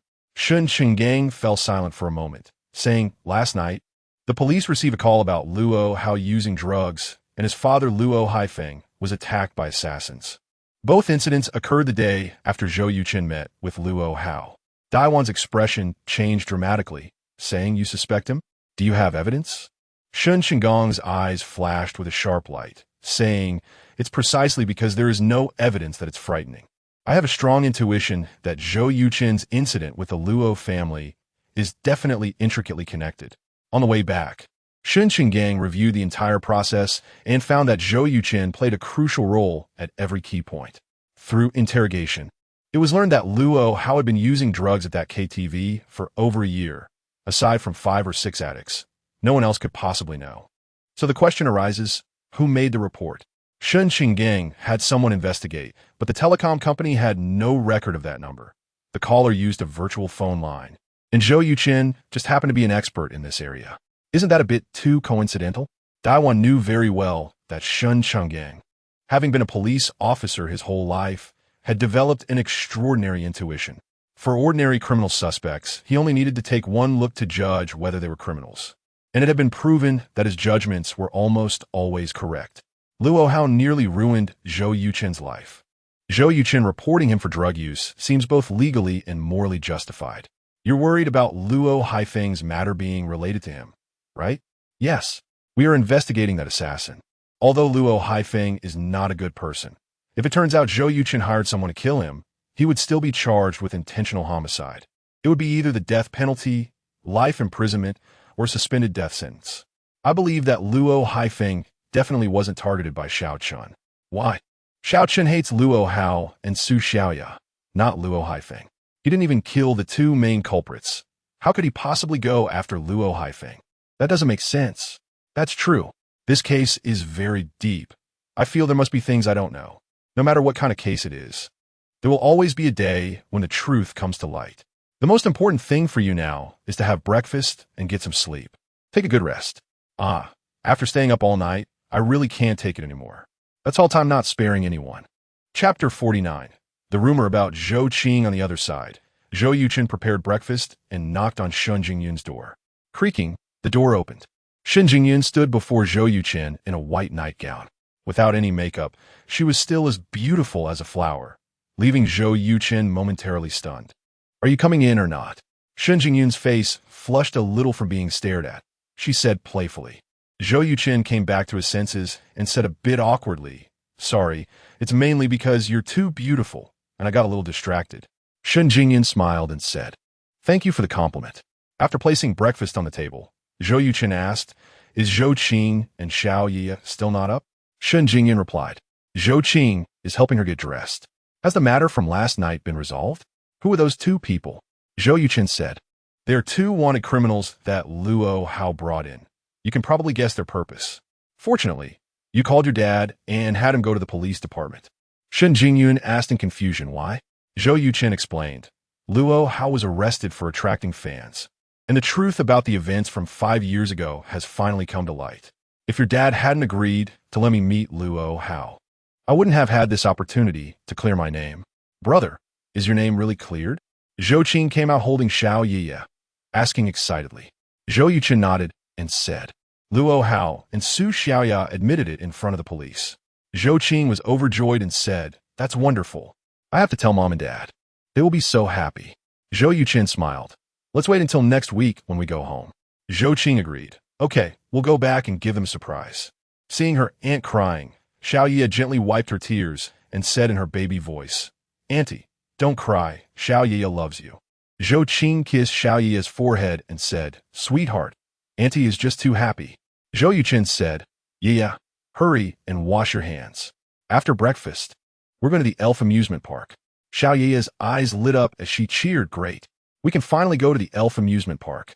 Shun Jingyun said, "Zhou Qing, you should go too." Zhou Qing, being a genius girl with high intelligence and emotional intelligence, naturally wouldn't want to be a third wheel. She said, "Sister Jingyun, a well-known computer professor is coming to our school this afternoon, and I want to attend the lecture. Chen Haoyu said, during university, studying is the most important. I'll take you back to school first, then go to the amusement park." Zhou Qing gave Zhou Yuchen an encouraging look and said, "Okay." After breakfast, Zhou Yuchen drove the 3 girls to Qingjiang University. After dropping Zhou Qing off, he went to the elf amusement park with Shun Jingyun and Xiao Yi. Zhou Qing returned to the dormitory, carrying many bags. Her roommates Wang Tong and Yulina immediately jumped out of bed, saying in unison, "We'll help you." Without waiting for Zhou Qing to speak, they snatched the things from her hands and then gasped in surprise. "Wow, the latest LD brand bag. I remember it costs around 30,000. This is Jelly Cosmetics. A set costs at least over 20,000. The highest configuration orange phone and Roland laptop. And this Qingya clothing. My God, how much is all this?" After confirming the prices of these items, Wang Tong and Yelena looked at Zhou Yuchen with strange eyes. Zhou Yuchen scanned the room and asked, "Where's Xu Nianer?" Yelena curled her lip and said disdainfully, "She was picked up by a rich second-generation guy driving a Hummer last night." Like Wang Tong and Zhou Yuchen, Yelena also looked down on the self-deprecating Xu Nianer from the bottom of her heart. Wang Tong said, "Darling, explain. Who's that guy who picked you up in a Mercedes? We've been classmates for almost 2 years, and I've never seen him before.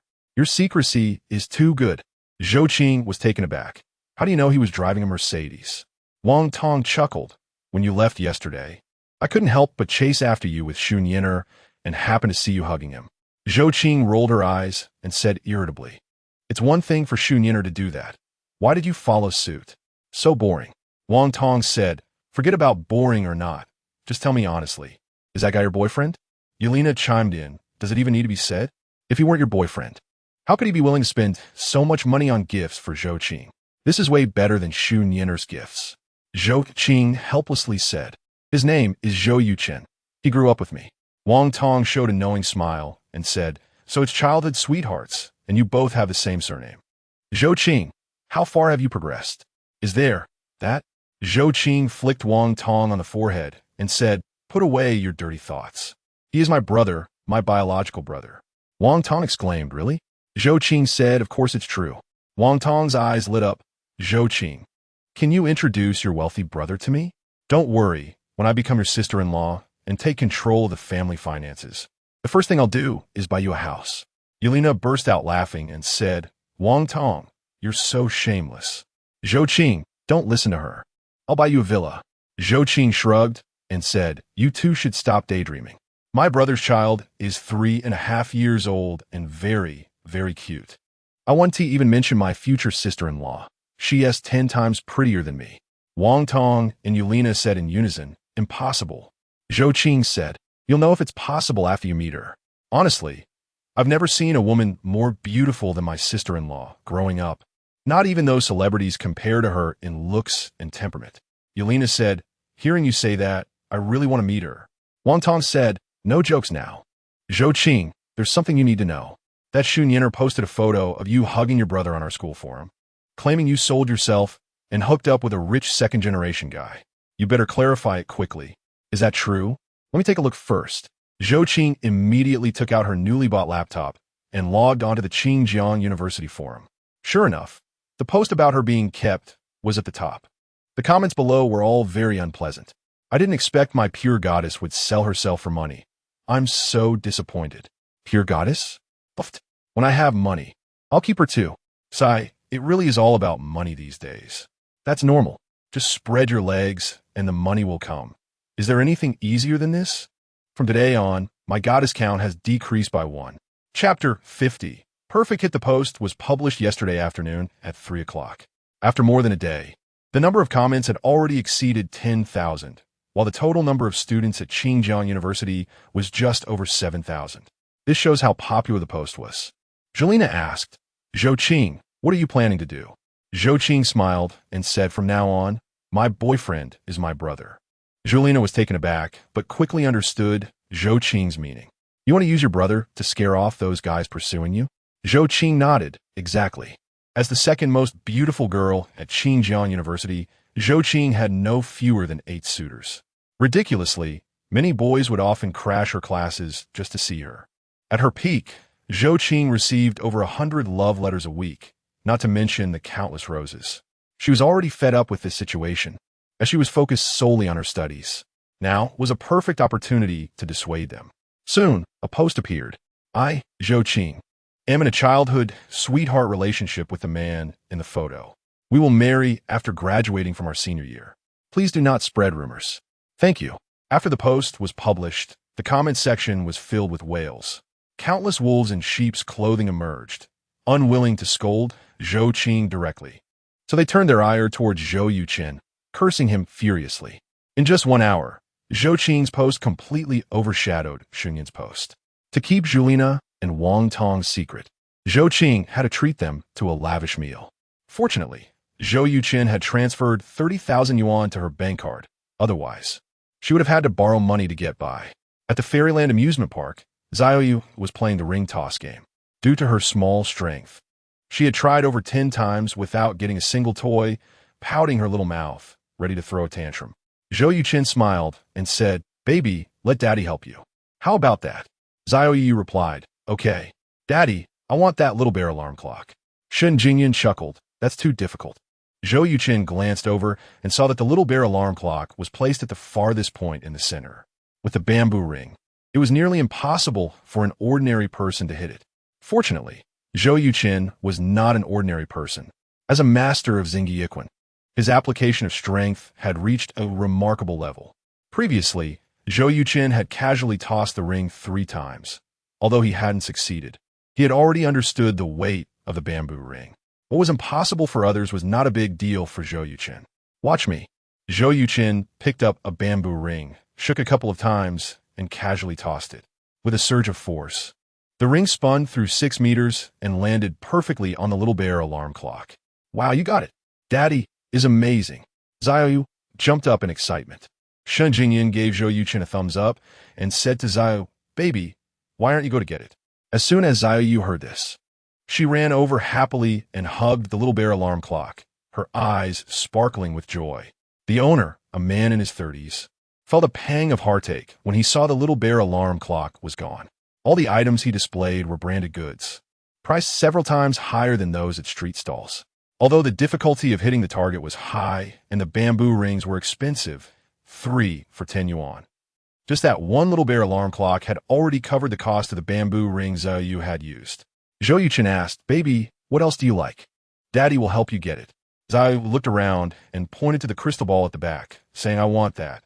The further back the items were, the better and prettier they were. Zhou Yuchen used the same technique again, and the bamboo ring accurately landed on the crystal ball. The owner's expression changed. "Yay, I got it again. Daddy is the best daddy." Zhou Yu shouted as she ran to grab the crystal ball. Some parents and children nearby, who had been watching the ring toss, were amazed at Zhou Yuchen's success in getting 2 great prizes in a row and gathered around to see if he truly had skills or was just lucky. Shen Jingyan was also quite surprised and quietly asked, "How did you do that?" Zhou Yuchen replied, "I practice martial arts, so my control over strength, speed, and precision is much better than that of an ordinary person. Ring toss is almost 0 difficulty for me." Shen Jingyan skeptically asked, "Is it really that impressive? Can you hit that pink Alice brand cup at the far right of the last row?" Zhou Yuchen looked up and saw that Shen Jingyan was referring to a pink Alice cup. Alice was a high-end foreign brand, mainly producing and selling children's daily necessities. Known for its quality, Zhou Yu had been using products from this brand. Of course, the price was also quite impressive.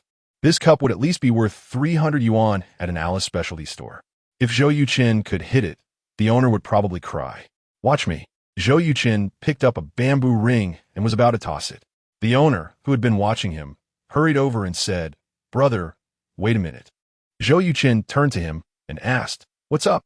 The owner said, "I just wanted to remind you that only when the bamboo ring completely encircles the box of the cup does it count as a success. If it just hangs on part of it, that won't count." Before Zhou Yuchen could respond, the onlookers chimed in. "Come on, that's a bit too much." "Exactly. The bamboo ring is so small, it's basically impossible to completely encircle the box. If you can't set up a stall properly, don't do it, or you'll just embarrass yourself." The crowd voiced their opinions, making the owner blush. Zhou Yuchen could see that this owner was a straightforward person. If it had been someone with a bigger temper, they might have already clashed with the crowd. Shen Jingyan clearly noticed this too and gently tugged at Zhou Yuchen's sleeve, saying, "Don't go too far." Zhou Yuchen nodded, shook the bamboo ring in his hand, and said to the owner, "I agree with your standard. I'll only toss this once. No matter if I succeed or not, I won't play again." The owner showed gratitude and said, "Thank you." Without any preparation, Zhou Yuchen, as if tossing out garbage, threw the bamboo ring. Under the watchful eyes of more than 10 people, the ring accurately landed on the box of the Alice Cup. "Wow, amazing. Oh my God, this is incredible. Such a long distance, such a light bamboo ring, and such a big box, and it actually landed perfectly. This is unbelievable. Impressive. Today, I met a master." The crowd erupted in astonishment. Chapter 51. Joyfully obtaining the cloning scroll, little Yia hugged Zhou Yuchen's leg and shouted loudly, "Daddy, you are amazing. Zhou Yuchen smiled and said, "That's a must." The boss had a sad face and said, "Sir, you should keep your word, right?" Zhou Yuchen replied, "You bring me the cup, and I won't use the remaining bamboo rings anymore." Upon hearing this, the boss rushed over without saying another word and handed the cup to Zhou Yuchen. After that, Shun Jingyun and little Ye threw the remaining bamboo rings. But they didn't win anything. Seeing the family of three leave, the boss let out a long sigh of relief. If Zhou Yuchen continued to play, his business would be ruined. The Elf Amusement Park is a great place, very suitable for children aged 3 to 6 to play. The only problem is that the amusement park does not allow bringing lunch. You can only eat in a few restaurants inside. Zhou Yuchen and Shun Jingyun took little Ye for a big round and finally chose a beef noodle restaurant. The reason was that it had the most people inside, and it looked clean. However, very soon, the three regretted it. The taste of the beef noodles was so bad that it could be described as inedible. Little Ye only took 3 bites and refused to open her mouth again. Shun Jingyun helplessly put down her chopsticks and said, "How about we change to another place?" Zhou Yuchen replied, "The other places are just as bad. Wait for me a moment. I'll go find something delicious for you." Shun Jingyun was taken aback and asked, "Where are you going to find it?" Zhou Yuchen stood up and smiled, "I have my tricks." Shun Jingyun rolled her eyes at Zhou Yuchen's teasing behavior. However, the effect of that eye roll was not only poor, but also added a touch of charm to Shun Jingyun, attracting the attention of many diners. 10 minutes later, Zhou Yuchen returned with 3 large bowls of noodles. The beef was still the same beef, and the noodles were still the same noodles, but the taste was completely different. Little Ye took a bite, and her eyes narrowed with delight as she said, "So delicious." Shun Jingyun asked, "Did you make this?" Zhou Yuchen laughed and said, 200 yuan. I borrowed their kitchen and ingredients." Shun Jingyun said, "You are really something." Zhou Yuchen replied, "I mainly didn't want the little one to suffer." Shun Jingyun teased, "In my opinion, you are a typical daughter slave." Zhou Yuchen looked at the little girl who was eating noodles heartily and said, "I'm quite willing to be a daughter slave." Shun Jingyun couldn't help but smile. The three played at the Elf Amusement Park for the whole day, and only after watching the animated live performance at 9 o'clock in the evening did they head back. When they arrived at Mingda Community, little Ye had already fallen asleep in Shun Jingyun's arms. Zhou Yuchen carried little Ye upstairs, gently placed her on the bed, and softly said, "Baby, sweet dreams." It seemed that little Ye heard Zhou Yuchen's words as the corners of her mouth curled up. After leaving the bedroom, Zhou Yuchen said to Shun Jingyun, "I'll bring breakfast and pick up the child tomorrow morning." Shun Jingyun nodded and said, "Thank you for your hard work." Zhou Yuchen smiled and said, "It's my duty. I'm leaving." Through the window, Shun Jingyun watched the car slowly leaving downstairs, a faint smile appearing on her stunningly beautiful face. "Hey, brother, how was your day with sister-in-law?" After returning home and just finishing his shower, Zhou Yuchen received a call from his sister Zhou Qing. "Zhou Qing, can you not call me that? If Jingyun hears it, it'll be awkward." "Stop it. Do you dare say you don't like sister-in-law? So what if I like her?" "Of course, you should bravely pursue her. Your biggest advantage now is that you have little Ye with Jingyun, which no one else can compare to. If you can't seize this advantage and go for it, I guarantee you'll regret it in the future." "Zhou Qing, things are not as simple as you think. Whether I can be with your sister Jingyun is not just a matter of feelings. There are other obstacles. If there are obstacles, then overcome them. Anyway, I'm set on Jingyun being my sister-in-law. You can't let her slip away from me. Our matters don't concern you. Your current task is to study hard. I know, no need for you to nag. Your tone is just like mom and dad's. I'm tired of hearing it. I'm not chatting with you anymore, bye." After saying that, Zhou Qing hung up the phone. Zhou Yuchen shook his head, thinking that even though she was grown up, her impatient nature hadn't changed. "Ding! Congratulations, player, for completing the task. Within a month, take revenge and let former enemies Luo Hao and Su Xiaoyao receive their due punishment. Reward: 5 attribute points and 1 lottery chance." Hearing the system's prompt, Zhou Yuchen was slightly taken aback. Luo Hao and Su Xiaoyao were judged so quickly. This speed is a bit too fast. Isn't it? However, it doesn't matter. As long as the task is completed, I hope to draw a good reward this time. System, I want to draw. With a thought from Zhou Yuchen, a huge golden roulette appeared before his eyes. "Stop!" The golden roulette came to a halt. A flash of light passed, and a cloning scroll, valid for 30 days, appeared in Zhou Yuchen's item bar. Wow, I hit the jackpot. This cloning scroll is arguably one of the best skill scrolls in the game. As the name suggests, its function is to clone the target's most proficient skill 100 onto oneself. For example, if the target is a medical expert, as long as Zhou Yuchen can shake hands with him and have close contact, the other party's abilities in the medical field would be fully received by Zhou Yuchen. Zhou Yuchen didn't expect his luck to be this good and actually draw this item. Now the task is for him to find a target within 30 days and acquire the other party's skills. Otherwise, this cloning scroll will be useless. The question is, which field skill should he choose? Who should the target be? How to have close contact with the other party? Zhou Yuchen's mind suddenly became a bit chaotic. People are like this. The more options you have, the less you know how to choose. Instead, when there are no other options, you can only bite the bullet and charge forward in one direction. Many times, that can lead to unexpected success. Zhou Yuchen took a deep breath and reviewed his future entrepreneurial plans from the beginning. Soon, he determined his main direction, which was the technology field. The technology field includes countless directions. After careful consideration, Zhou Yuchen ultimately chose the chip field. Like in his previous life, the chips in Xia country are mostly reliant on imports, with annual costs reaching hundreds of billions. Those impressive chip companies monopolize with their technology, allowing them to increase the profit of chips by dozens of times.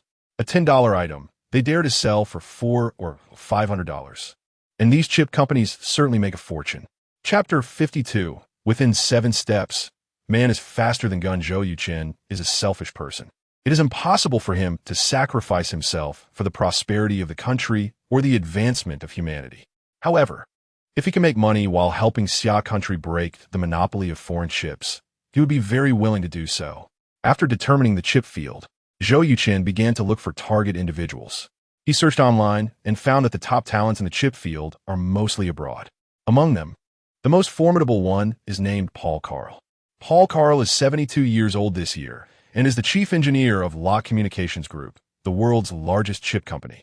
Essentially, almost all the chips under Lock have been successfully developed under his leadership. Last year, after completing the development of Lock's 24nm chip, Paul Carl retired. If Zhou Yuchen could clone his abilities, that would be incredible. Oh, Paul Carl is going to give a speech at Xinjiang University next Tuesday? Upon seeing this news, Zhou Yuchen's eyes lit up, and he immediately decided to visit Xinjiang University next Tuesday. Player, Zhou Yuchen Physique, 14, Ordinary Person, 10 Spirit, 10. 5, Ordinary Person, 10, Attribute Points, 6 Skills, Xingyi Quan, Master Level 2, Hacking Skills, Proficient Level 92, Culinary Skills, Proficient Level 99. Taiji Visualization, Mental Cultivation, Items, Understanding Scroll, Duration, 22 days, Cloning Scroll, Validity, 30 days. Zhou Yuchen thought for a moment and added the 6 attribute points to his spirit. A flash of golden light passed, and Zhou Yuchen's brain first became clear, then returned to normal. In the player attribute bar, the spirit attribute rose from 5 to 10. 8. This means that Zhou Yuchen's 1 attribute point could only increase his spirit by 0.05, which is less than what the Taiji visualization increased. However, this was not beyond Zhou Yuchen's expectations. The physical and spiritual limits of ordinary people are 10, and Zhou Yuchen has already surpassed normal people by far. In ancient times, that would be a godlike existence. In the game, whether it is skills or attributes, the growth slows down significantly toward the end. Now, an attribute point increasing by 0.05 is already quite good. When a spirit breaks through 15 points, it is uncertain whether 100 attribute points could even increase by 0.05. For example, for the physique attribute, after reaching 14 points, it basically stagnates. To increase it further, one would either need to consume some rare item like 1,000-year-old ginseng or gather 100 attribute points and allocate them all to the physique attribute. This situation is not anyone's fault but Zhou Yuchen's. If he hadn't set up this point allocation model when designing the game, it wouldn't be so difficult now. The next morning, Zhou Yuchen went to practice boxing in the community square. As soon as he entered the square, he was surrounded by a group of elderly men. The one in charge was Zhou Shenhua. Xiao Zhou, I heard you knocked down 2 armed fugitives in the community last night. Is that true? Zhou Yuchen nodded and said, Yes, it's true. Zhou Shenhua immediately became interested and asked, They were armed. How did you manage to defeat them unharmed at such a close distance? The others all widened their eyes, looking at Zhou Yuchen. Zhou Yuchen replied, They might have been careless. At first, they didn't use their guns. By the time they wanted to use them, it was too late. I didn't give them that opportunity. Zhao Shenhua said, Some martial arts movies say that beyond 7 steps, guns are faster than people. Within 7 steps, people are faster than guns. Xiao Zhou, you are also a martial arts master. Do you think this statement is correct? Zhou Yuchen thought for a moment and replied, There is some truth to it. Zhao Shenhua raised an eyebrow and asked, Then can you do it? Zhou Yuchen quickly shook his head and said, I can't. He knew that if he said he could, Zhao Shenhua would definitely ask him to demonstrate, which would be disastrous. Zhao Shenhua, being quite astute, could see through Zhou Yuchen's hesitation and pressed. Then how many steps can you do? Zhou Yuchen reluctantly said, At most 4 steps. Zhao Shenhua chuckled, drew a toy gun from his waist, and said, Let's give it a try. Damn, I knew it. Zhou Yuchen thought to himself, Zhao Lao, do you find this interesting? Zhao Shenhua replied, Of course it's interesting. I've been a soldier my whole life and have been to battle a few times. But I've never seen a duel between martial arts and guns. Xiao Zhou, let's witness it. The others also echoed in agreement. Zhou Yuchen asked, How do we try? Zhao Shenhua thought for a moment and said, We will stand 5 meters apart, and you try to knock the gun out of my hand. If you succeed before I pull the trigger, you win. Otherwise, you lose. Zhou Yuchen said, Zhao Lao, let us have a younger person do it. I'll do it. The deputy director of Yinhai TV, who had previously carried the watermelon, Min Jie, volunteered. All right, but you must draw your gun quickly. Zhao Shenhua instructed Min Jie as he handed him the toy gun. Min Jie smiled and said, No problem. The crowd cleared a large area for the two. Min Jie tucked the gun into his waist and assumed a posture ready to draw, keeping a close eye on Zhou Yuchen 5 meters away, looking quite serious. In contrast, Zhou Yuchen stood with his hands behind his back, calm and composed, showing no signs of nervousness. Zhao Shenhua shouted, Start. Min Jie immediately drew the gun from his waist. But as soon as his arm was halfway raised, a gust of wind rushed over, making it hard for him to even keep his eyes open. In that instant of closing his eyes, Min Jie seemed to see a shadow flash past in front of him, and then the gun in his hand had vanished. Damn, so fast. Old Yi, did you see that clearly? I only saw a blur. Now I understand what it means to be as fast as lightning, what it means to shrink the distance. The crowd was initially in an uproar, then began discussing among themselves. Min Jie looked at the gun in Zhou Yuchen's hand, unable to believe it, and asked, How did you do that? Zhou Yuchen smiled and said, People who practice martial arts have stronger explosive power and speed than ordinary people. Stronger? That's an understatement. Zhao Shenhua walked up to Zhou Yuchen and gave him a thumbs up, saying 5 meters in the blink of an eye. Xiao Zhou, you're something. Zhou Yuchen replied. Zhao Lao, you flatter me. Min Jie sighed and said, It's a pity you don't participate in martial arts competitions. Otherwise, you would definitely defeat those fighting masters and free fight experts on stage. Zhou Yuchen smiled, but did not respond. This Min Jie seemed to have an unyielding ambition, even thinking about getting him to fight on the TV station stage, which was absolutely impossible. Chapter 53. Zhang Yiwu's provocation kung fu is merely superficial and cannot possibly compete with modern combat and free fighting. A loud voice entered everyone's ears. They looked in the direction of the voice and saw a young man in his 20s wearing a white t-shirt. He was about 175 meters tall, had dark skin, and a strong build, with bulging muscles in his arms that seemed to contain immense power. Zhao Shen was face darkened as he said, Yiwu, go back. This young man was named Zhang Yiwu, his grandson. Zhao Shenhua had 2 sons and 1 daughter. His eldest son was in politics and had become the deputy governor, while his second son served in the military as a deputy commander in a certain group army. His only daughter married into a business family in Yindu and gave birth to Zhang Yiwu. This kid had never liked studying since he was young. He preferred free fighting and often got into fights. After graduating from university, Zhang Yiwu did not join the family business, but instead opened a fighting gym in Yinhai and became the boss, nearly driving his parents to their wits' end. Upon hearing that Yinhai TV was going to hold a martial arts conference, Zhang Yiwu signed up immediately. With his exceptional talent and strong abilities, he successfully made it into the top 10. Just now, while he was running, he heard Min Jie extolling kung fu and belittling free fighting. Unable to resist stopping and approaching to argue his point, Zhang Yiwu said, "Grandpa, you can't make a point without speaking clearly. I admit that traditional kung fu has a great reputation in Xia country, but in a real fight, it simply doesn't hold up. Otherwise, those so-called internal martial arts masters wouldn't have lost so miserably in the competition." Zhao Xinhua's face turned green with anger as he said, "Shut your mouth. You can win because you haven't encountered a true kung fu master. Grandpa, the kung fu master you're talking about wouldn't be him, would it?"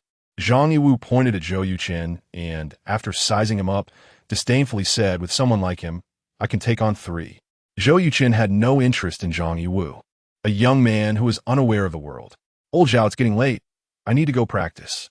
Zhao Xinhua felt somewhat embarrassed and said, "Xiao Zhou, I'm really sorry." Zhou Yuchen waved his hand and smiled. "It's fine. Young people are full of blood and pride. It's normal." Damn. Hearing Zhou Yuchen's words, Zhang Yiwu became a bit unhappy, hurried a few steps forward, and blocked him, saying, "What do you mean? Do you look down on me? Do you dare to compete with me? Let's see whether free fighting is stronger or traditional kung fu." Zhou Yuchen waved his hand and said, "Don't get me wrong. Every talent has its use. I never look down on anyone. I believe that whether it's traditional kung fu from Xia country or free fighting, they are merely means of physical training, and there's no need to compare them." He continued, "If you beat me, it doesn't mean free fighting has beaten traditional kung fu. Similarly, if I beat you, it doesn't mean traditional kung fu is better than free fighting. The reason is simple. I do not represent traditional kung fu, and you do not represent free fighting. If we fight, winning or losing is meaningless."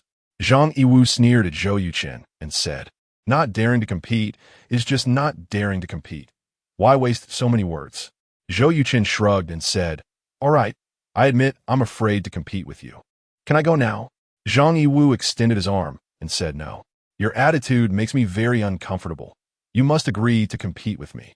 Seeing his grandson so aggressive, Zhao Xinhua's face turned red with anger as he scolded, "Zhang Yiwu, you disgraceful thing, get back home." Zhang Yiwu straightened his neck and said, "Grandpa, this is our martial arts matter. Don't interfere. I'll kill you." Zhao Xinhua angrily walked behind Zhang Yiwu and kicked him hard in the butt.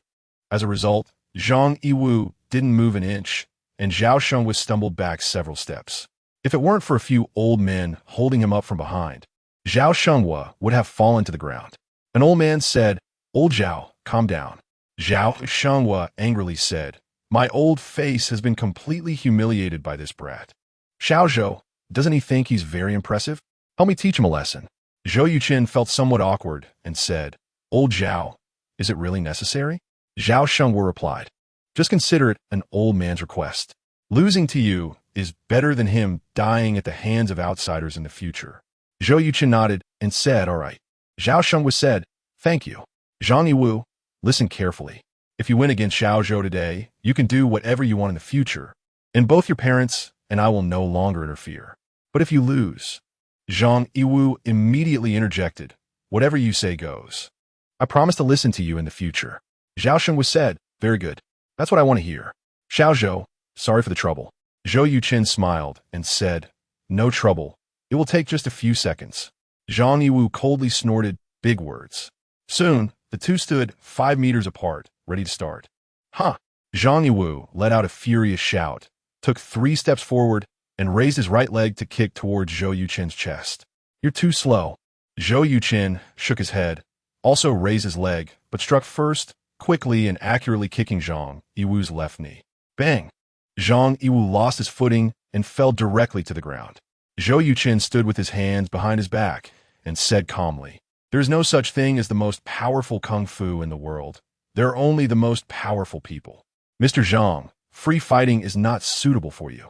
You should practice other martial arts." Zhang Yiwu got up and shouted, "That was just me being careless, you." Before he could finish, Zhou Yuchen appeared before him as if teleporting, his fingers like hooks, grabbing his neck and lifting Zhang Yiwu off the ground. Zhang Yiwu's face quickly turned bright red, his hands gripping Zhou Yuchen's arms tightly, and his legs struggled desperately, but it was of no use. Zhou Yuchen displayed such strength in lifting a person weighing over 180 pounds that everyone gasped in shock. Zhao Sheng's expression changed dramatically as he shouted, "Xiao Zhou, show mercy." Zhou Yuchen smiled slightly and lowered Zhang Yiwu, saying, "You lost." Zhang Yiwu swallowed hard, took a few deep breaths, and said sternly, "I didn't lose." Bang! Zhang Yiwu's fist struck hard against Zhou Yuchen's stomach. Damn! The crowd gasped in surprise. No one expected Zhang Yiwu to launch a sneak attack in front of everyone. It was too underhanded. Zhao Sheng's face turned green with anger. Chapter 54. Zhao Lao's gratitude. You are far from it. Zhou Yuchen puffed out his belly, and a powerful recoil force pushed Zhang Yiwu back more than 10 steps before he plopped down on the ground. Everyone showed shocked expressions. Not only was he unharmed after being punched, but he could also counterattack the opponent. This skill was truly impressive. The most shocked was undoubtedly Zhang Yiwu, who loved martial arts. He looked at Zhou Yuchen with an incredulous gaze and said, "How did you do that?" Zhou Yuchen smiled and said, "It's just a use of force, nothing remarkable. You're not from the martial arts community. Even if I told you, you wouldn't understand." Zhang Yiwu got up from the ground, his eyes shining, and said, "Can you teach me?" Zhou Yuchen shook his head and said no. Zhang Yiwu anxiously asked, "Why not? I could be your disciple." Zhou Yuchen replied, "Forget about being a disciple. When you can control your emotions and stop being so impulsive, then I might share some martial arts insights with you. Learning too early will only harm yourself and others." Zhao Sheng was said, "That's right. If you had skills like Xiao Zhou, you'd probably have ended up in jail for killing someone by now." Zhang Yiwu, did you win or lose? Zhang Yiwu pursed his lips and said, "I lost." Zhao Sheng was said, "Good. Listen, you will report to the Yanheim military district tomorrow and serve as a soldier for 3 years to train. After 3 years, you can stay if you want or leave if you don't." Zhang Yiwu's face changed dramatically, and he said, "Grandpa, I don't want to be a soldier." Zhao Shenghua sternly said, "You can choose not to go, but then you will be seen as a coward who doesn't keep his word." "Aye." Zhang Yiwu's face flushed from Zhao Shenghua's reprimand. Zhao Shenghua coldly said, "Everyone is watching. Give me a clear answer. Are you going or not?" "I'm not a coward. I will go." Zhang Yiwu shouted angrily and stormed off. It seems this kid isn't completely useless. A hint of appreciation flashed in Zhou Yuchen's eyes. When Zhang Yiwu had walked far away, Zhao Shenghua, with a face full of joy, pulled Zhou Yuchen aside and said, "Xiao Zhou, thank you so much today." Zhou Yuchen smiled and said, "Zhao Lao, your grandson is just a bit mischievous. He's not the kind of person who goes too far. Even if he doesn't join the military, he will mature as he gets older." Zhao Shenghua sighed and said, "Both his parents are business people, and the family business is quite large. His mother wants him to study business management, but he refuses. She wants him to go into politics or the military, and he refuses that as well. Earlier this year, he secretly ran to Yanhai and opened a so-called free fighting gym, almost driving the family mad. Now it's good. At least we've managed to get him into the military. After spending 3 years in that big melting pot, even if he starts as scrap iron, I believe he can be forged into good steel." Zhou Yuchen nodded. "The military is indeed a place for training. Zhao Lao, you must be quite an extraordinary person, right?" Zhao Shenghua playfully asked, "Haven't you investigated me?" Zhou Yuchen retorted, "Why would I investigate you?" Zhao Shenghua raised an eyebrow and said, "Well answered. So, can you guess what I do?" Zhou Yuchen pondered for a moment and said, "From the first time I saw you, I knew you must be a military person. And you've been in the army for at least 20 or 30 years. Your aura is strong. Even when speaking politely, it carries a commanding tone. Plus, you wanted your grandson to join the military or enter politics, which is definitely not something an ordinary person can achieve. I suspect you were at least a major general." A glint of brilliance flashed in Zhao Shenghua's eyes as he said, "Maybe I borrowed my son's influence?" Zhou Yuchen replied, "A tiger is always a tiger. Even when it gets old, it is still a tiger and doesn't need to borrow anyone's influence." Zhao Shenghua laughed heartily and said, "Well said. Xiao Zhou, you really are impressive. It's a pity you already have a wife and daughter. Otherwise, I would have definitely tried to match you with my granddaughter." Zhou Yuchen smiled and said, It seems I missed a good opportunity to live off someone. Haha. Zhao Shengwu laughed uproariously. By the end of their conversation, Zhao Shengwu still didn't reveal his identity to Zhou Yuchen. Likewise, Zhou Yuchen didn't ask further. This only made Zhao Shengwu admire Zhou Yuchen even more. After practicing Xingyi Quan for half an hour, Zhou Yuchen went home and made a pot of 8 treasure porridge. Then, carrying the dozen or so tea eggs he had boiled the night before, he went to Shun Jingyun's home. Tea eggs paired with a bowl of 8 treasure porridge made the mother and daughter continuously praise the meal. As usual, after breakfast, Shun Jingyun went to work, and Zhou Yuchen took the child to school. After sending Ziyu to the classroom, Zhou Yuchen drove to the Hongwang building on the 3rd Ring Road. The Hongwang building has 36 floors and attracts more than 50 internet companies with its high-quality service and relatively low rental prices, earning the title of a holy land for internet entrepreneurs. Among the many internet companies, gaming companies account for the highest proportion, reaching 22. Last night, Zhou Yuchen saw a piece of information online. A gaming company called Dingsheng in the Hongwang building went bankrupt. Since the lease still has 2.5 years before it expires, Dingsheng Gaming Company is looking for someone to take over. Zhou Yuchen looked into the situation of this gaming company. If it could be described in one sentence, it would be that it had high aspirations but fragile existence. Its owner, Yi Sheng, is the heir of the Yes chain of hotels and graduated from Qinjiang University with a degree in computer science 3 years ago, making him a senior to Zhou Qing. Instead of working at his family's hotel, Yi Sheng asked his father for 50 million to establish Dingsheng Gaming Company. He recruited over 100 game developers to form a team and spent 2.5 years developing a martial arts-themed online game called Blood Battle in the Tang Dynasty. After launching for half a year, spending over 10 million on promotion, it made no waves and was drowned in the vast ocean of online games. As the saying goes, when it rains, it pours.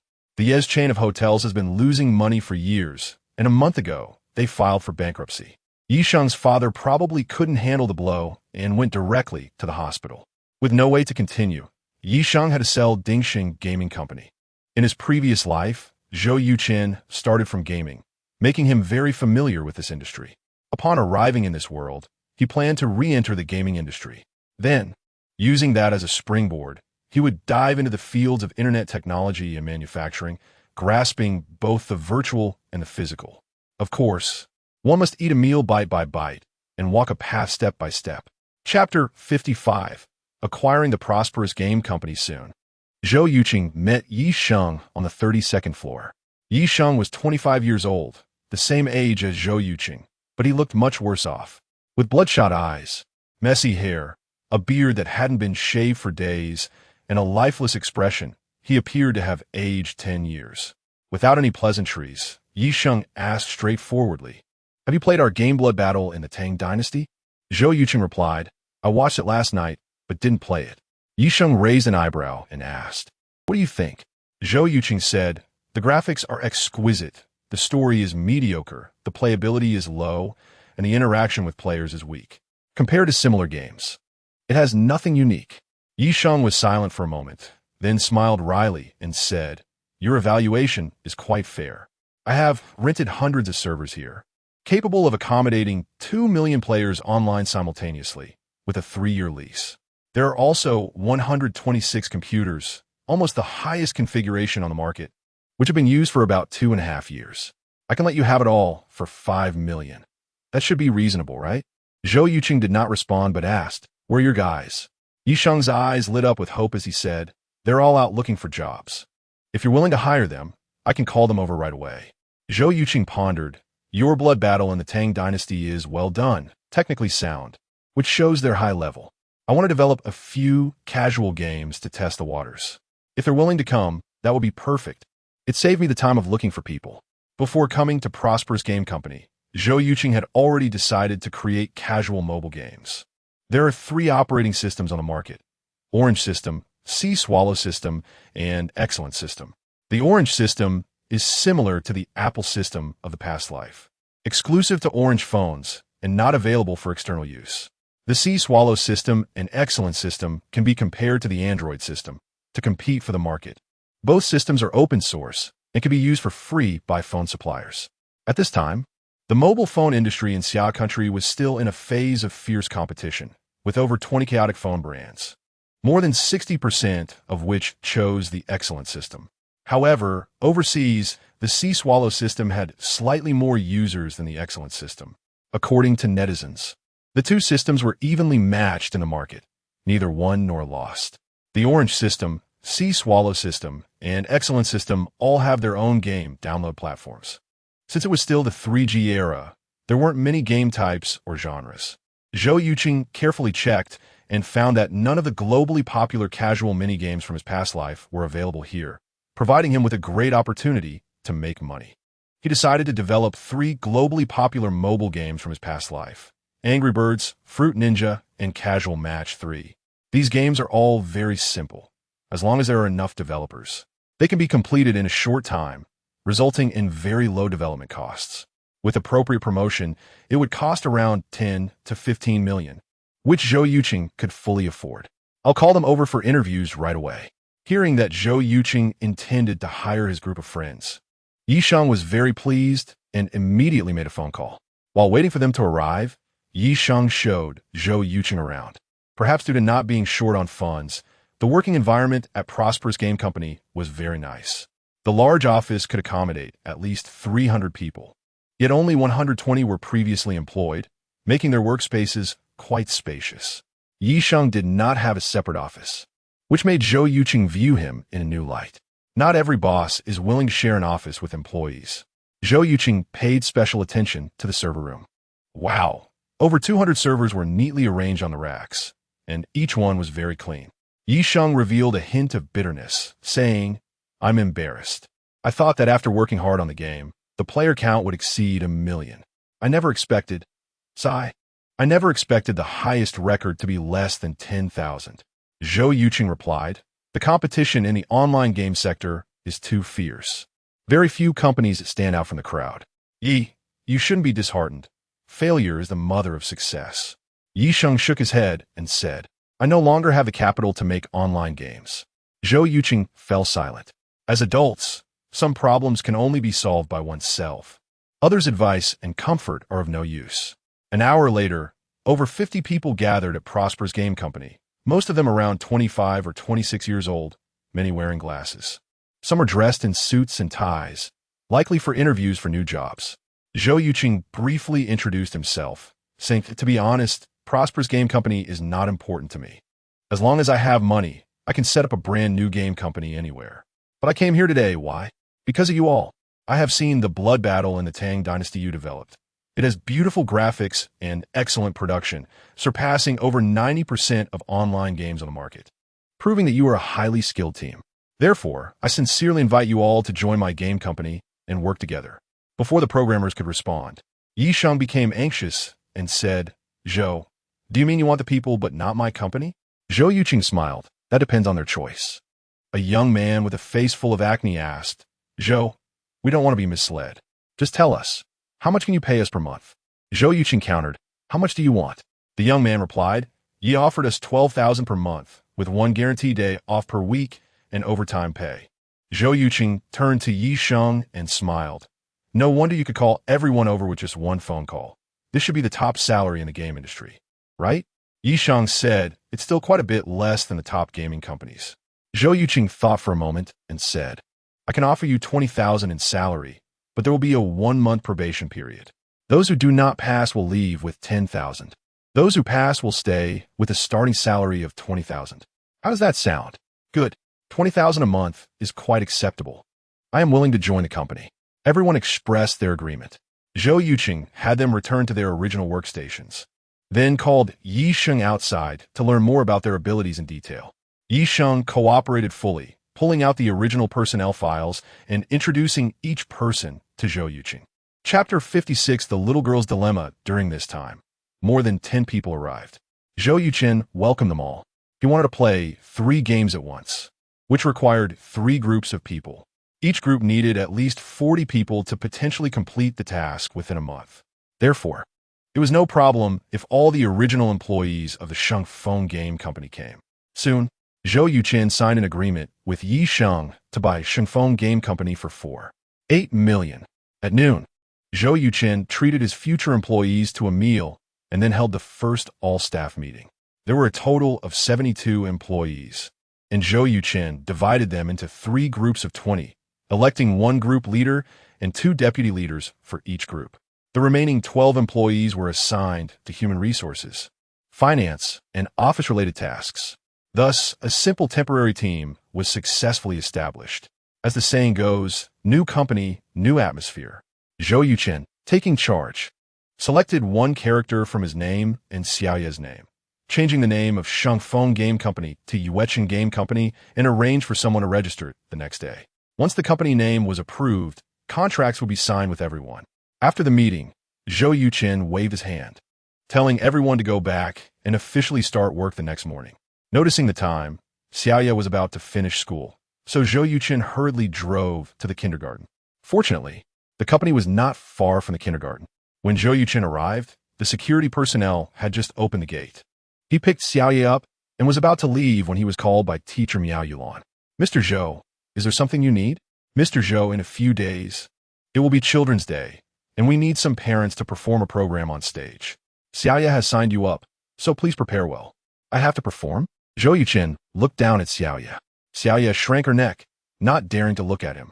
Miao Yulan smiled and said, "Of course, but if you don't have time, we won't force you." Zhou Yuchen replied, "It's just a program. I have no problem with that." Miao Yulan happily said, "Great. Thank you, Mr. Zhou." On the way home, Xiaoya seemed to realize she had caused trouble and was unusually quiet, unlike her usual chatter. Zhou Yuchen glanced at her and chuckled, "Sweetheart, do you want to tell me something?" Xiaoya stared at him with her innocent big eyes and said, "Dad, I didn't mean to." Zhou Yuchen asked, "What do you mean you didn't mean to?" Xiaoya explained, "When the teacher asked which students' parents could perform on stage, all my classmates raised their hands. So I raised mine too. I didn't expect the teacher to choose me and a few others." Zhou Yuchen asked, "Why didn't you let your mom perform?" Xiaoya replied, "Because mom needs to work. She's very busy." Upon hearing this, Zhou Yuchen was speechless. That was indeed a good reason. Seeing Zhou Yuchen silent, Xiaoya pretended to look pitiful and asked, "Dad, are you angry?" Zhou Yuchen said, "How could I be? Dad will never be angry with Xiaoya." Xiaoya asked, "Then why aren't you talking?" Zhou Yuchen replied, "Because Dad is thinking about what program to perform." Xiaoya's eyes lit up. "Did you think of something?" Zhou Yuchen smiled. "I did, but it's a secret. I can't tell you." Xiaoya pouted and acted spoiled. "Dad, please tell me." Zhou Yuchen said, "I want to tell you." "Fine. I don't want to know anyway," Xiaoya huffed. Her adorable expression made Zhou Yuchen laugh heartily. When Shun Jingyan returned from work and learned that Zhou Yuchen was going to perform on Children's Day, she immediately became interested. She walked into the kitchen and smiled. "So, did your daughter get you into trouble?" Zhou Yuchen sighed and said helplessly, "I'm at a loss for words now." Shun Jingyan asked, "Have you thought about what to perform?" Zhou Yuchen replied, "Boxing." Shun Jingyan raised an eyebrow. "That's a good idea. It's much better than singing or dancing. The kids will definitely like it." Zhou Yuchen said, "Tonight I'll search for some martial arts performance videos online, learn them well, and practice tomorrow morning." "What?" Shun Jingyun exclaimed in surprise. "Are you going to learn it on the spot? Don't you know martial arts?" Zhou Yuchen explained, "I practice Zhou and it's really ugly when I fight. I need to learn those graceful moves, the beautiful postures, specifically for performance." Shun Jingyan laughed. "That sounds tough for you." Zhou Yuchen glanced at her and said, "Why do I feel like you're a bit gloating? How about you take my place?" "No," Shun Jingyan said, waving her hands and stepping back 3 steps. "I don't like stealing others' fun." Zhou Yuchen shook his head. What a cold world. People are so heartless. Buffed. Shun Jingyan could no longer hold back and burst out laughing. That night, Zhou Yuchen searched for martial arts performance videos online. In just half an hour, he found more than a dozen wonderful boxing routines. Although they had almost no practical effect, their visual impact was excellent. Zhou Yuchen edited the beautiful moves together, creating a brand new set of boxing routines, and paired it with dynamic and upbeat music, making it incredibly cool. With his photographic memory, Zhou Yuchen quickly memorized all the moves. He just needed to find some time to practice a few more times tomorrow, and everything would be fine. At 3 in the morning, in the inpatient department of Yanhai First People's Hospital, a masked female nurse pushed a care cart toward Luo Haifeng's hospital room. Two young police officers in uniform immediately stood up at the door. "What is going on?" one of the officers asked. The female nurse pointed to the glucose infusion on the card and said, "Changing the dressing." "Changing the dressing? Didn't you just change it 5 minutes ago?" The young officer's vigilance was high, realizing something was wrong, and immediately reached for the gun at his waist. Unfortunately, his speed was still too slow. As soon as his hand touched the gun, the female nurse had already plunged a short knife into his neck, then without any pause. She pulled out the knife and stabbed it into the heart of the other young officer. Blood gushed from the wounded officer's neck like a fountain, and he collapsed heavily to the ground. The other officer was taken aback, not even having time to draw his gun, and quickly stepped back to avoid the female nurse's attack. Chapter 57. Luo Haifeng has run away. The female nurse moved extremely quickly, a short knife flashing like lightning as she stabbed the police officer 3 times in succession, forcing him to retreat continuously. By the 4th step, a blade of light appeared before the officer, flashing past his neck. The officer covered his neck, blood seeping through his fingers. He opened his mouth, seemingly wanting to say something, but in the end he said nothing and collapsed to the ground. The entire process took less than 30 seconds, and 2 police officers in their 20s lost their lives in the hospital. With no obstruction, the female nurse directly pushed open the ward door. "Boss, time is limited. We need to go quickly," she said as she approached Luo Haifeng's bed. Her voice was low and cold, like the Siberian wind, giving a bone-chilling feeling. Luo Haifeng, who had been lying on the bed, suddenly opened his eyes, pulled out the needle from his wrist, pressed on his chest wound, and said in a deep voice, "Let us go." The nurse supported Luo Haifeng as they walked out of the ward. A man in a white coat had already dragged the bodies of the 2 police officers outside the hallway into the bathroom. Soon, the 3 entered the elevator. The man jumped up and smashed the elevator's camera with a punch. 5 minutes later, a white van emerged from the hospital entrance and disappeared into the vast night. Not long after they left, chaos erupted in the inpatient department. "What?" Shen Cheng just received a report from Deputy Director Zhu Jiang while still half asleep, and he instantly sat up, his eyes flashing with intensity, completely awake. Upon hearing that 2 police officers and a security guard at the hospital gate had been killed, Shen Cheng's face turned furious, and he said sternly, "They really are audacious."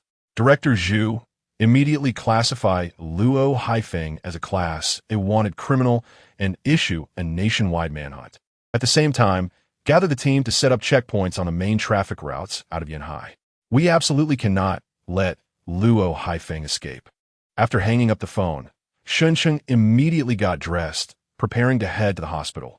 Daiwan was already used to all this, without saying a word. She got up to help him with his shoes and clothes. Before leaving, Daiwan said, "Come back safely." Shunsheng nodded and replied, "Don't worry." Upon arriving at the hospital, Shunsheng glanced at the footage captured by the surveillance camera and couldn't help but narrow his pupils, saying, "What a fierce knife technique. This woman is definitely a very formidable professional killer." Deputy Director Zhu Jiang said, "Director, we underestimated Luo Haifeng. His subordinates likely include a group of desperate criminals. The 2 wanted criminals who attacked Zhou Yuchen were probably just 2 among them." Shunsheng nodded, saying, "Indeed, we were careless." "Where is Zhang Wei?" Zhu Jiang replied, "We found the route of the van from the Tianyin system, and Zhang Wei has already led people to pursue it." Shun Cheng frowned. Sensing what Shun Cheng was implying, Zhu Jiang explained, because of the sacrifice of the 2 brothers, Zhang Wei and his several criminal police team members are emotionally unstable. "I'm worried about an incident, so I sent a team of armed police to follow." Shun Cheng relaxed his frown, his expression becoming somewhat somber, and asked, "What about the 2 sacrificed comrades?"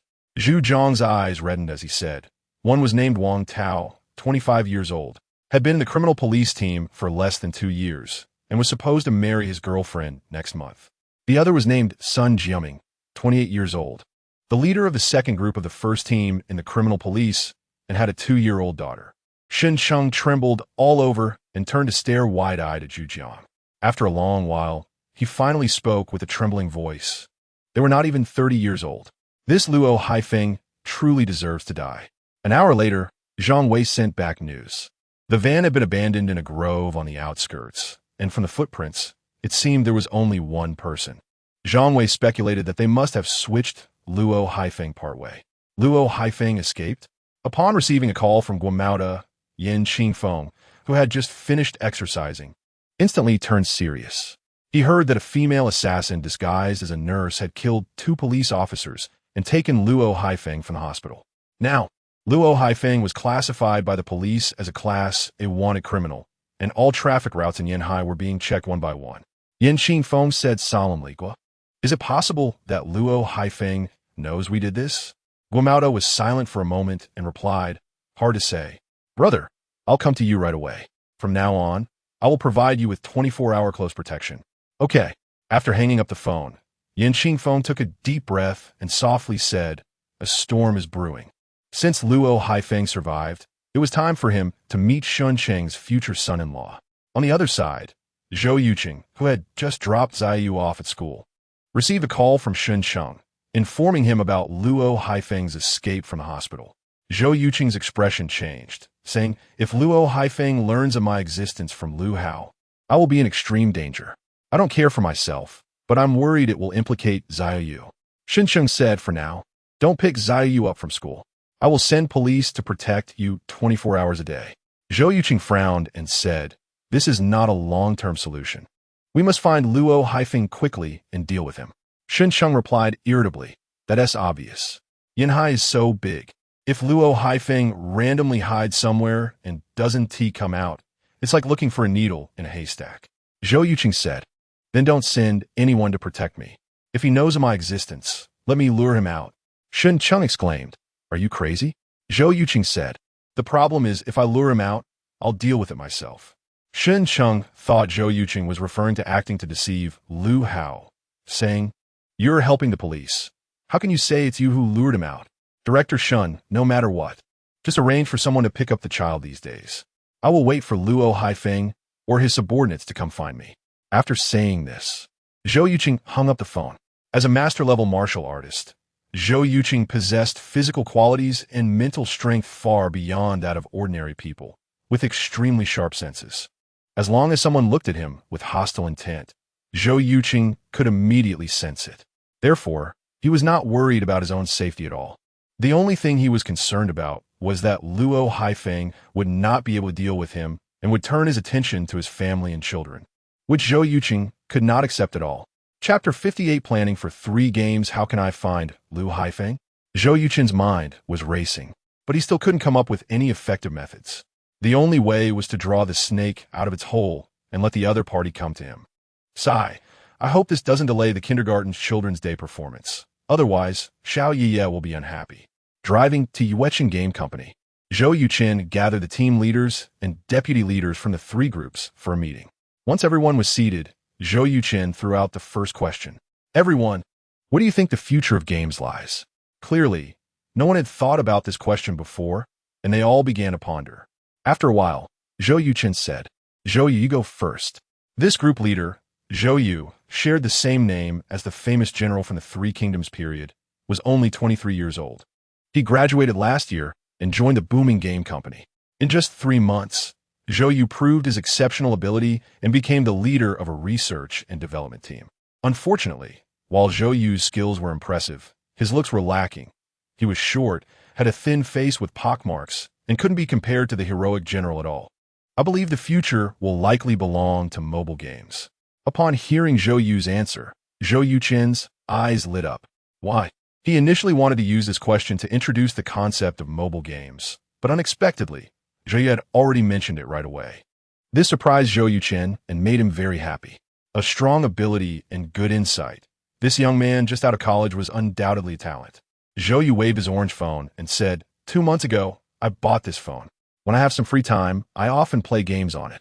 Compared to online games, mobile games are much more convenient since they can be played anytime and anywhere. Group leader Hua Haiyang frowned and said, "The problem is that mobile terminals cannot support large online games. Players can only play a few casual mini-games at most. I think in the coming years, online games are still more reliable." Zhou Yu replied, "The development of communication technology is changing rapidly. I've heard that many companies are vigorously researching 4G networks. Once 4G networks are available, I believe mobile games will definitely rise.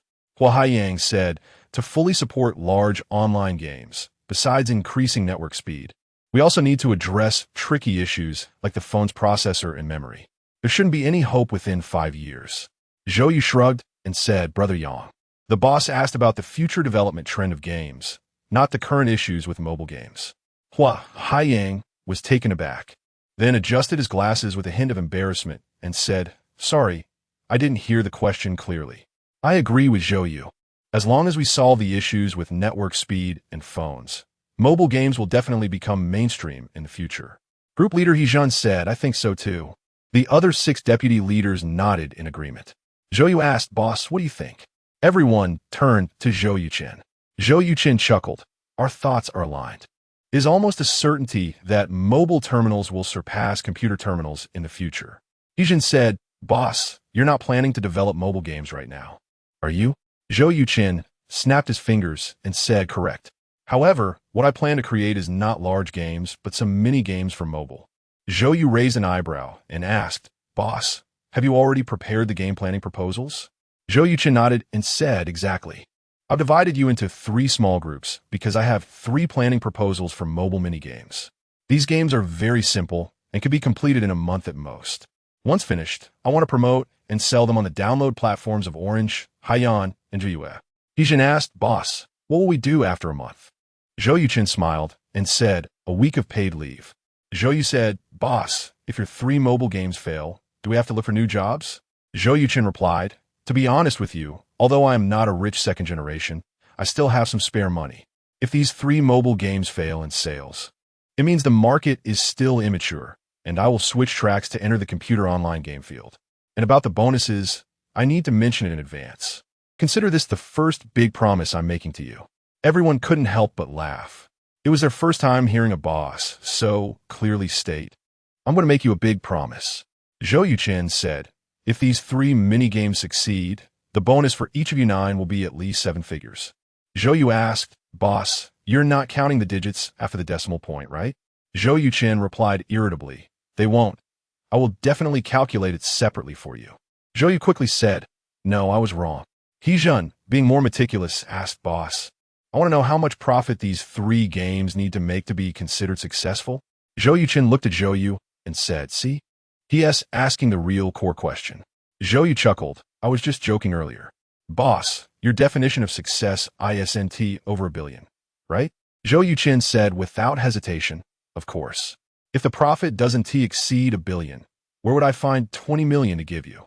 Zhou Yu sighed and said, A mobile game needs to sell over 30 million copies. That is definitely an epic level of difficulty. As far as I know, only 3 mobile games have achieved that so far. Zhou Yuchen confidently said, That just shows their games are not good enough. Now, I will distribute the planning documents for the 3 games to you, and you can study them well. We will discuss them together in 2 hours. In fact, after the launch of the Orange smartphone, Zhou Yuchen had considered developing casual mini-games for mobile.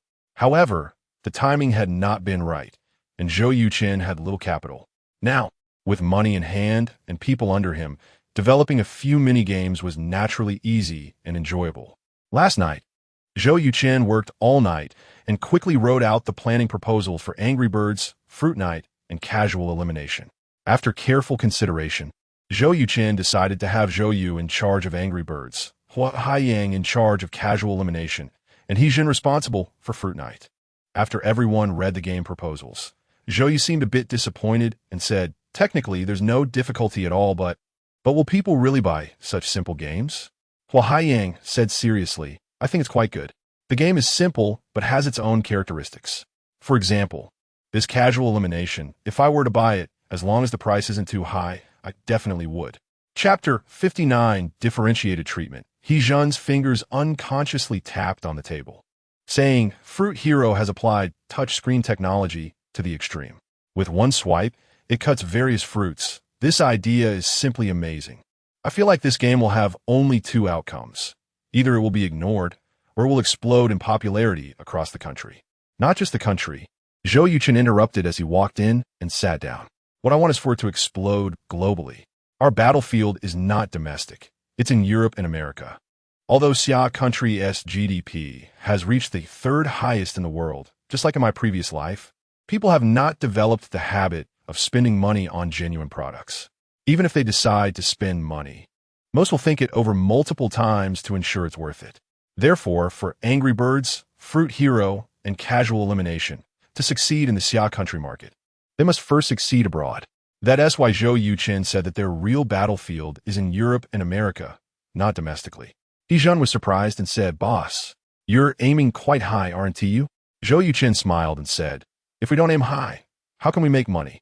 He replied, "Boss, as far as I know, if our mobile games want to enter the European and American markets, we might need to pay a hefty deposit." Zhou Yuchen was taken aback and asked, "What deposit?" He explained, "For example, the Orange game platform does not require any deposit for games released domestically. They only take a 30% sales cut. But in Europe and America, they not only take a 40% sales cut, but also require a prepayment of $500,000. If our game doesn't sell well, and their sales cut doesn't reach $500,000, they will withhold that money as marketing expenses. I'm not very clear about the situations with the Excellent game platform and the Haiyan game platform, but I estimate they aren't much different." Damn!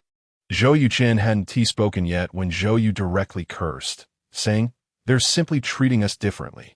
He sighed and said, "There's nothing we can do."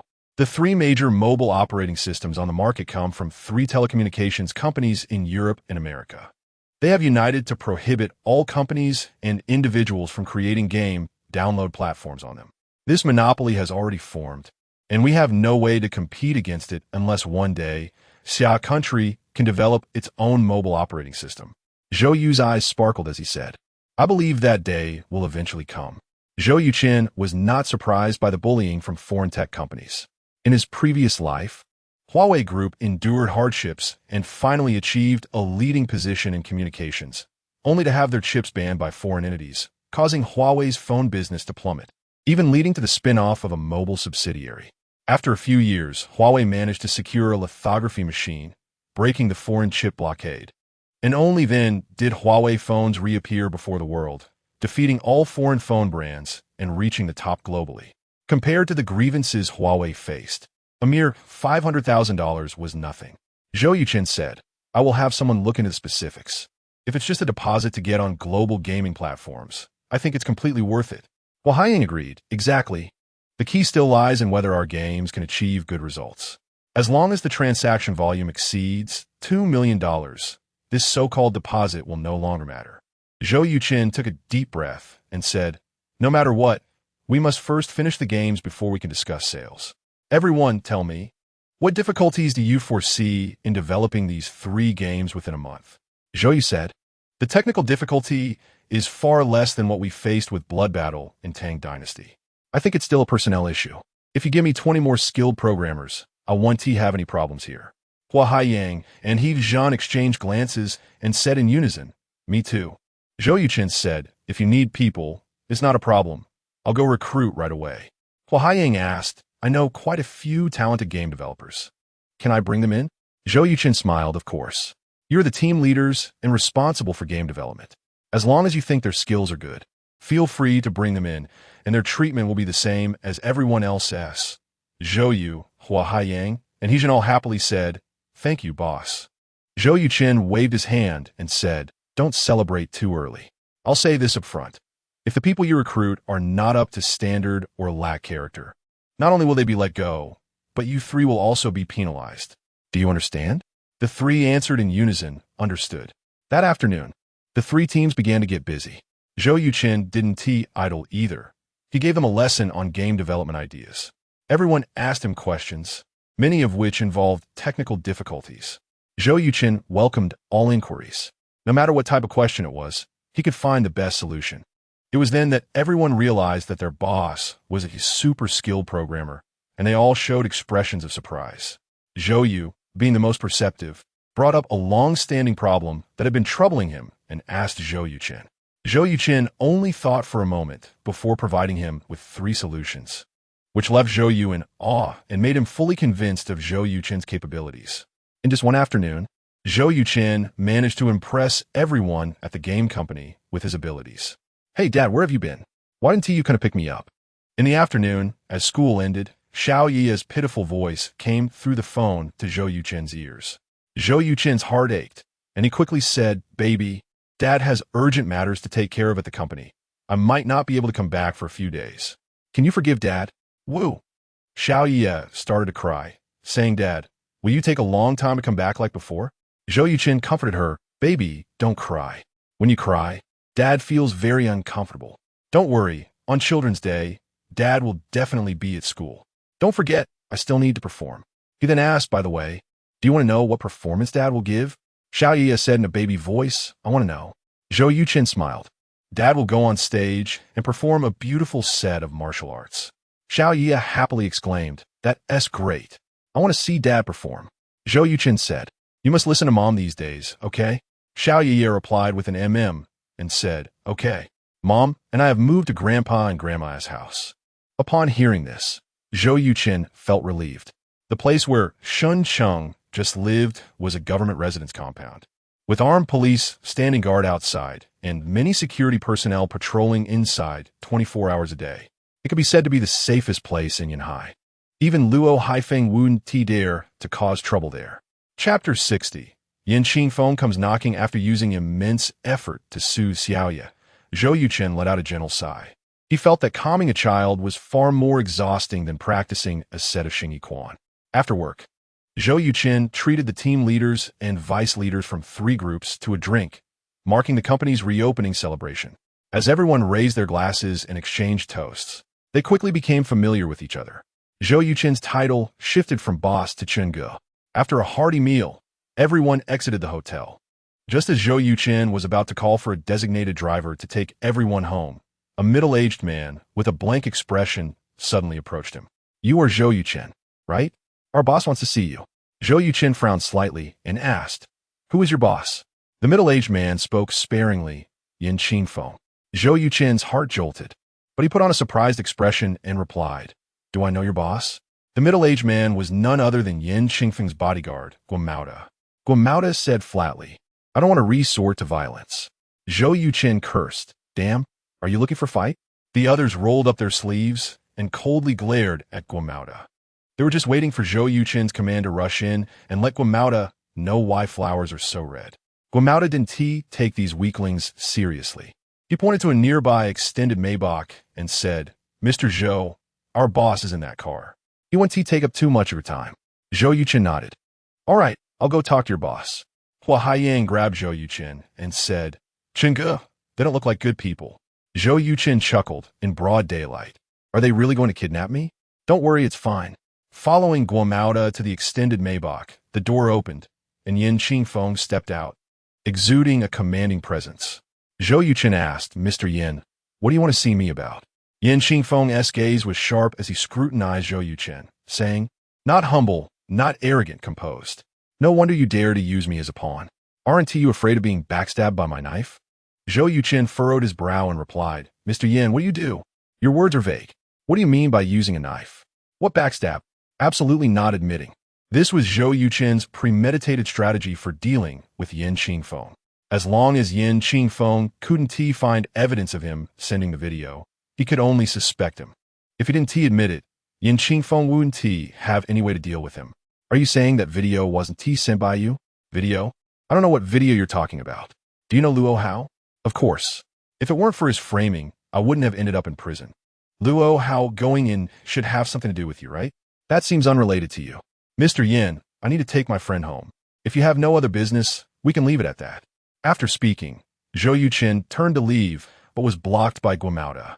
Zhou Yu and Hua Haiyang noticed something was off and quickly approached. Zhou Yuchen waved his hand at them and asked Yin Qingfeng, "Mr. Yin, what do you want?" Yin Qingfeng replied calmly, "It doesn't matter if you don't admit it. I just want to tell you that Luo Haifeng's people are monitoring me not far from here. Seeing me standing with you, what do you think they will think?" "You're smart enough to guess." Zhou Yuchen said, "What Luo Haifeng thinks has nothing to do with me." In reality, Zhou Yuchen had already sensed that someone was watching them. He initially thought it was Yin Qingfeng's subordinates, but it turned out to be Luo Haifeng. This meant Luo Haifeng already knew that Yin Qingfeng had made a move against him, and Yin Qingfeng also knew that Luo Haifeng was aware. leading this guy to deliberately seek him out. Regardless of his attitude, as long as Luo Haifeng saw it, he would definitely deal with him. Yin Qingfeng had a vast network and many subordinates, making it very difficult for Luo Haifeng to eliminate him in a short time. In contrast, Zhou Yuchen was weak and had no foundation in Yanhai, so it was only natural for Luo Haifeng to prioritize eliminating him. However, none of this was beyond Zhou Yuchen's expectations. He knew that regardless of whether this matter involved him, as long as Luo Haifeng had doubts, he would definitely take action against him. Zhou Yuchen had always been worried that Luo Haifeng wouldn't uncover Yin Qingfeng's existence. Now, it seemed everyone was on the same page. Mr. Zhou, don't think that just because you have Director Shun backing you, you can act recklessly. Luo Haifeng dares to kill even police officers. He has no way out. You better not harbor any illusions. Also, I want to remind you, if that video leaks, whether or not you did it, I will consider it your doing. At that time, I will do everything I can to eliminate you and your family, including that lovely child. Hearing Yin Qingfeng's words, Zhou Yuchen's expression instantly darkened, a murderous aura flashing in his eyes as his voice turned cold. Mr. Yin, you think too highly of yourself. I've heard about the matter between the Luo father and son. If I'm not mistaken, you sent someone to assassinate Luo Haifeng and then had Luo Hao imprisoned. As long as I leave Yanhai and hide somewhere no one can find me. Once you two settle your scores, I can return. What do you think of this plan? Yin Qingfeng looked at Zhou Yuchen and suddenly laughed. Say, Mr. Zhou, you really are not an ordinary person. I can now confirm you are the one who sent me the video. Zhou Yuchen replied, if Mr. Yin has no other matters, I'll take my leave. Guomao looked at Yin Qingfeng, who waved his hand. Guomao stepped aside, allowing Zhou Yuchen to pass. Zhou Yuchen glanced at him and said, Bajiquan, you've reached the level of dark energy. Not bad. Guomao's expression changed dramatically, immediately stepping in front of Yin Qingfeng and saying, transformation energy. Zhou Yuchen said lightly, good eyesight but a bit overconfident. If I wanted to kill him, I would have done it long ago. Why wait until now? Watching Zhou Yuchen's retreating figure, Guomao let out a long sigh of relief. Although the two had only exchanged a few words, Zhou Yuchen had already released the aura of a master of transformation energy, making Guomao's hair stand on end, as if facing an ancient divine mountain, suffocating him. Chapter 61. Sniper, there's a saying in the martial arts community that goes, when one's skills reach a certain level, they become limitless. The difference between Zhou Yuchen and Guomao is not just a little, but an entire realm. If Zhou Yuchen hadn't deliberately revealed his aura, Guomao wouldn't have sensed any threat at all. In other words, if Zhou Yuchen were to suddenly make a move, even if Guomao had 10 lives, they would all be over. Thinking of this, cold sweat broke out on Guomao's back. Damn it, who would have thought that a young man in his 20s would actually be a master of martial arts? It's simply unbelievable. Yin Qingfeng patted Guomao on the shoulder and asked in confusion, Guozi, what's wrong? Guomao replied, brother, if there's nothing wrong, you'd better not provoke Zhou Yuchen. He's a truly dangerous person. 10 Luo Haifengs are no match for him. Yin Qingfeng's pupils constricted as he said, are you sure you're talking about Zhou Yuchen? Guomao nodded, I'm sure. Zhou Yuchen is a martial arts genius and has already reached the realm of transformation. Yin Qingfeng asked, how does he compare to you? A hint of bitterness appeared on Guomao's face as he said, how dare I compare myself to a master of transformation? Yin Qingfeng knew his brother very well. He always had a high opinion of himself and never exaggerated. If he said Zhou Yuchen was an extremely formidable person, then it must be true. Yin Qingfeng first showed a shocked and wary expression, then seemed to think of something and smiled slightly, saying, since Zhou Yuchen is so powerful, it will be just right for him to fight Luo Haifeng. Perhaps it will save us a lot of trouble. Guomao said, brother, how about we spread the news that Luo Hao was arrested because Zhou Yuchen reported it to the police? What do you think? Yin Qingfeng laughed, sure, Guozi. You have the potential to be a strategist. Brother, please don't make fun of me. As soon as he finished speaking, a strong sense of unease suddenly surged in Guomao's heart. Quickly dodge, he shouted and pushed Yin Qingfeng out. Bang! A bullet pierced Guomao's shoulder, causing him to let out a muffled groan. Damn, there's a sniper. Hurry back to the hotel. Zhou Yuchen reacted extremely quickly, immediately urging everyone to return to the hotel lobby while he hid to the side, observing secretly. He and Yin Qingfeng had underestimated Luo Haifeng. They didn't expect this guy to be so formidable, not only having a sniper rifle, but also daring to openly target Yin Qingfeng. However, as a drug lord, it seemed not too difficult for him to smuggle in a few sniper rifles along with his drugs. Guomao was indeed a tough guy and was extremely loyal to Yin Qingfeng.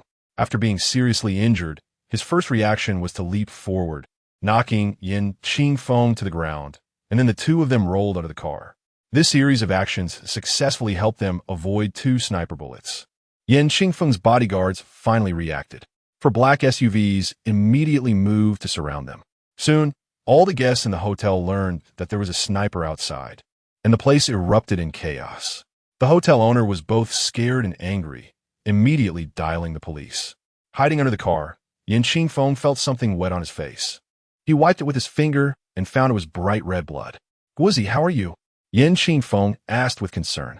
He knew that if it weren't for Guomao's timely reaction, he might have already met the king of hell by now. Guomao gasped for breath and said, "I got shot in the shoulder, but it's nothing serious." Yin Qingfeng breathed a sigh of relief. "That's good. This time I was too careless.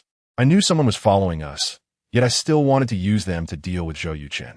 Guomao said, "This is my responsibility. I didn't expect they would have a sniper rifle." Yin Qingfeng smiled wryly. "I didn't expect it either."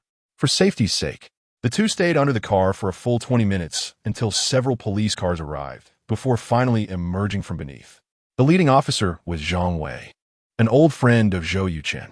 Secure the scene, Zhang Wei walked over to Yin Qingfeng and asked, "Mr. Yin, I'm Zhang Wei from the Criminal Police Brigade. Can you tell me what happened here?" At a glance, Zhang Wei recognized this big boss of Qingfeng Real Estate Company. Yin Qingfeng helplessly said, "I might have offended someone in business, and they sent a sniper to kill me. Luckily my brother was here, otherwise I would have been dead." Zhang Wei looked at Guomao and asked, "Are you injured?" Guomao's face was pale as he said, "It's nothing serious." Yin Qingfeng said, "Guozi, now that the police are here, you don't need to hold on anymore. Officer Zhang, could you please take Guozi to the hospital?" "No problem." Zhang Wei immediately had someone drive Guomao to the hospital. When Yin Qingfeng was giving his statement, he only mentioned the situation at the time and did not specify that the other party might be Luo Haifeng's people. He was very worried that if the police found out about his feud with Luo Haifeng, they might trace it back to Shui Yibing. Although Yin Qingfeng was confident that the police wouldn't find evidence of him killing Shui Yibing, he also didn't want to draw attention to himself. Zhang Wei asked, "Mr. Yin, what are you doing at this hotel?" Yin Qingfeng replied, "I was just meeting a friend to chat." Zhang Wei raised an eyebrow and smiled for Mr. Yin to come personally to meet someone. Your friend must be quite impressive. May I ask his name? We need to ask him some questions. Yin Qingfeng knew he couldn't hide the fact that he met Zhou Yuchen, so he had to say Zhou Yuchen's name. Zhang Wei immediately realized the potential issues, saying, "What business do you have with Zhou Yuchen? As far as I know, he seems to be just an unemployed drifter and has no business dealings with you." Yin Qingfeng said, "I was asking him about a personal matter. For specifics, I can't disclose much." Zhang Wei acknowledged this and immediately had someone go call Zhou Yuchen over. However, after searching around, they couldn't find him, and the police had to bring in Zhou Yu, Huahai Hijun, and others who were reeking of alcohol to Zhang Wei. "Have you seen Zhou Yuchen?" Zhang Wei asked. Everyone shook their heads. "Wasn't he with you?" Zhou Yu said. "When the gunshots rang out, Brother Chun told us to return to the hotel lobby, but he didn't go back himself. It seemed like he hid behind a pillar at the entrance. After that, I'm not sure." Yin Qingfeng's heart stirred. Could it be that Zhou Yuchen went to chase the sniper? This guy's a bit too bold. Chapter 62. Yin Qingfeng has big problems after completing the statement from everyone. Zhang Wei pondered for a moment and directly called Shun Chungyang, bypassing the usual channels, to report the entire situation. Shun Chungyang was silent for a moment and asked, "What do you think about this matter?" Zhang Wei replied without hesitation, "Yin Qingfeng has big problems. If this assassin was sent by Luo Haifeng, it means there is an irreconcilable hatred between the two. However, one is the head of a real estate company and the other is the head of a transportation company. Their businesses have little connection, so there shouldn't be such a serious conflict." Gang said solemnly. Haven't you encountered many illogical situations in your cases over the years? As police officers, we must boldly hypothesize and carefully verify. Zhang Wei, do not hold back. Express your suspicions directly. Zhang Wei said, I suspect that the person who reported Luo Hao for drug use and attempted to assassinate Luo Haifeng is Yin Qingfeng. Director, just last night, someone was beaten up in prison. That person used to work for Qingfeng Real Estate. Gang said, for some unknown reason, Yin Qingfeng and Luo Haifeng have become sworn enemies. Yin Qingfeng wants to eliminate Luo Haifeng, but didn't want the assassination to fail. As soon as Luo Haifeng came out of the hospital, he immediately sent a sniper to retaliate against Yin Qingfeng. Zhang Wei said, I think so too. Gang asked, what about Zhou Yuchen? What role does he play in all of this? Why did Yin Qingfeng personally meet Zhou Yuchen at this critical moment? Zhang Wei replied, I can't guess that. Director, Zhou Yuchen was missing during the sniper incident. Gang said, this kid must have some connection with Yin Qingfeng. Find him as soon as possible. Zhang Wei responded, understood. Yinhai City Government Family Compound. After finishing the call, Gang walked out of his study, his face heavy with concern. The relationships between Luo Haifeng, Yin Qingfeng, and Zhou Yuchen left him feeling somewhat bewildered. In the living room, Xiaoyu was singing a children's song she learned at kindergarten in front of her grandmother and mother. Her clear voice, cute expressions, and funny actions made Gang unable to suppress a smile. After her performance, Gang, Daiwan, and Jingyun all applauded. Xiaoyu seemed a bit shy. Her little face flushed, and she dove into Jingyun's arms. Gang chuckled. Xiaoyu, is this the performance you're going to do for Children's Day? Xiaoyu looked up and said, yes, Grandpa. Gang gave a thumbs up and said, you performed wonderfully. Your grandma said your dad is also going to perform. Is that true? Xiaoyu perked up and said, really? Dad said he would perform a very impressive set of punches. Gang asked, every set of punches has a name. Do you know what your dad's punches are called? Xiaoyu was taken aback, shook her head, and said, Dad didn't say. Oh no, Mom. Hurry and call Dad. I need to tell the teacher the name of Dad's performance tomorrow. Jingyun laughed. Okay, let's call Dad. Daiwan adjusted her glasses and looked up at Gang's face, as if trying to read something. After being married for a lifetime, no one knows Gang better than Daiwan. Something must have happened to Zhou Yuchen. Otherwise, he wouldn't be so indirect about having the child call Zhou Yuchen. Soon, the call connected. Zhou Yuchen's voice came through. Jingyun, what's the matter? Jingyun laughed. It's your precious daughter looking for you. Xiaoyu leaned in and asked, Daddy, what is the name of the performance you're doing? Zhou Yuchen exclaimed, oh no, I forgot to name it. Can you help me think of one? Xiaoyu thought for a long time and said helplessly, Daddy, you think of it. I can't come up with anything. Zhou Yuchen said, then let's call it 100 Families Fist. Xiaoyu curiously asked, why is it called 100 Families Fist? Zhou Yuchen explained, because the set of punches I'm performing includes many different styles of martial arts. Xiaoyu said, so there are 100 types? If not, it shouldn't be called 100 Families Fist. Zhou Yuchen was directly defeated by Xiaoyu's logic. Jingyun chuckled. Xiaoyu, what your dad means by 100 Families Fist is that there are many types of punches. The character 100 here means many, not the number 100. As soon as Zhou Yuchen heard this, he quickly said, Mom is right. Sweetheart, 100 Families Fist means many types of punches. Xiaoyu said, okay, then I'll tell the teacher the name tomorrow. Daddy, you must not forget. Zhou Yuchen laughed. Don't worry, Daddy will definitely be on time. Gang walked over and said, Xiaoyu, can I talk to Dad for a moment? Xiaoyu nodded, okay. Gang took Jingyun's phone and returned to the study. Jingyun's expression changed, realizing that Zhou Yuchen might be in trouble. She turned to Daiwan, who softly said it shouldn't be a big deal. Otherwise, he wouldn't be calling. Jingyun nodded, right? Gang is the director of the police department. If Zhou Yuchen had committed a serious crime, he would never contact him privately. Even if contact was necessary, it would be done using a recorded line. As per police department rules, Gang has always set an example when it comes to adhering to discipline. Xiaozhou, where are you? Outside Jiahua community. What are you doing there? 10 minutes ago, the guy who was sniping Yin Qingfeng drove into the community. Are you sure? Sure. I've been following that white van from a distance. Along the way, the guy changed his license plates twice, so it can't be wrong. I'm planning to enter the community to investigate. Maybe I can find Luo Haifeng's exact location. No, Shen Chenggang said sternly. Xiao Zhou, don't do anything. I'll immediately have someone retrieve the surveillance footage near Jiahua community. As long as Luo Haifeng went there, we will definitely be able to find him. Zhou Yuchen thought for a moment and said, okay, I'll wait for you guys in the car. Shen Chenggang added, one more thing. What is your relationship with Yin Qingfeng? Zhou Yuchen certainly wouldn't tell Shen Chenggang the truth, replying, I've never met Yin Qingfeng. This is the first time I've heard his name. Shen Chenggang asked, what did you two talk about? Zhou Yuchen didn't hide anything and recounted his conversation with Yin Qingfeng, including the issue of the video. Shen Chenggang immediately seized on this key point and asked, what video? Zhou Yuchen smiled wryly and said, I have no idea about the video.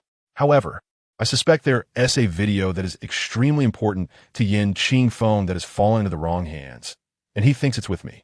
The problem is, I've only been in Yinhai for a few days. I don't even know where Qingfeng Real Estate S building is. How could I possibly have such an important video?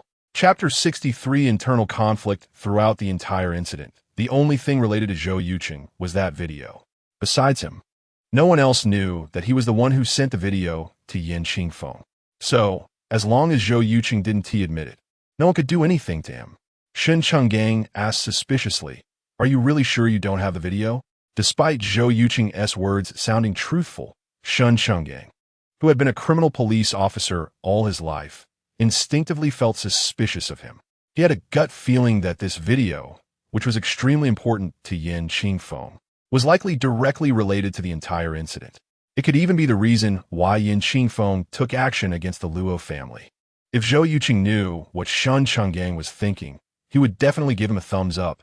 Old police officers are just too impressive. Director Shen, I really don't have that damn video, Zhou Yuchen said. All right, don't move over there, and make sure not to alert the snake in grass. Give me some time, I'll get back to you. Okay. After hanging up, Shen Chenggang immediately changed into his police uniform and walked out of the bedroom. He returned his phone to his daughter and said, I might not come back tonight. You guys just go to sleep. Shen Jingyun's expression changed, and she asked, Dad, did something happen to him? Shen Chenggang smiled and said, don't worry. He is very smart. He won't get into trouble. When he got downstairs, Shen Chenggang got into the car and made 5 consecutive phone calls. After clearly assigning the tasks, he drove to the Yunhai police headquarters.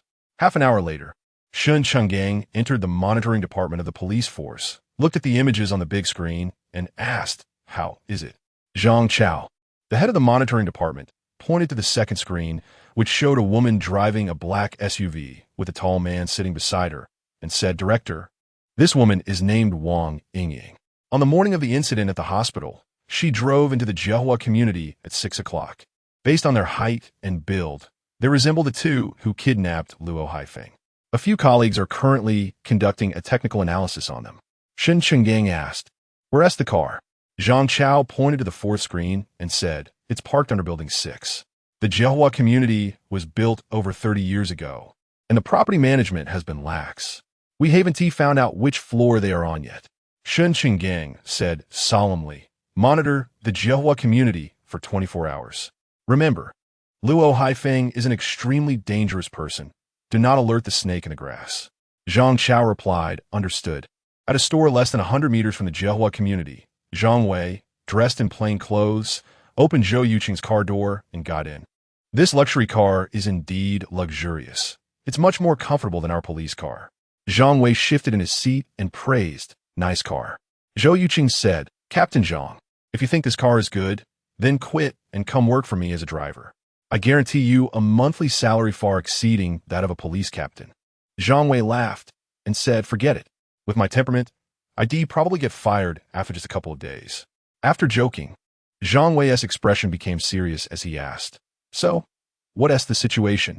Zhou Yuchen replied, he went in and hasn't come out. Zhang Wei said, my colleagues have already obtained the monitoring rights for the surrounding cameras. The sniper you saw is very likely one of the suspects who killed my 2 brothers. Zhou Yuchen asked, what are you planning to do? Zhang Wei replied, surveillance. Right now, we only know they're on the 6th floor of one unit. We're not sure the exact floor. Luo Haifeng is a madman. If we don't have absolute certainty, we can't act recklessly for fear of hurting ordinary civilians. Zhou Yuchen calmly said, 5 floors, 10 households. It shouldn't be too difficult to check, right? Zhang Wei said, not difficult. As long as the tech department confirms that they are indeed the 2 from the hospital. My colleagues will directly enter the first floor of Building 6. There's an elderly lady in her 60s living there who knows everything about the community. Once we figure out their exact floor position, everything will be easy. Mr. Zhou, it's getting late. We'll take care of this. You can go home. Zhou Yuchen frowned and said, are you abandoning me? Zhang Wei couldn't help but laugh. Don't say that. I can't afford such a serious accusation. Zhou Yuchen thought for a moment and said, all right, I'll go home. If anything happens, you can call me. I'm available 24 hours. An hour later, Zhou Yuchen returned home.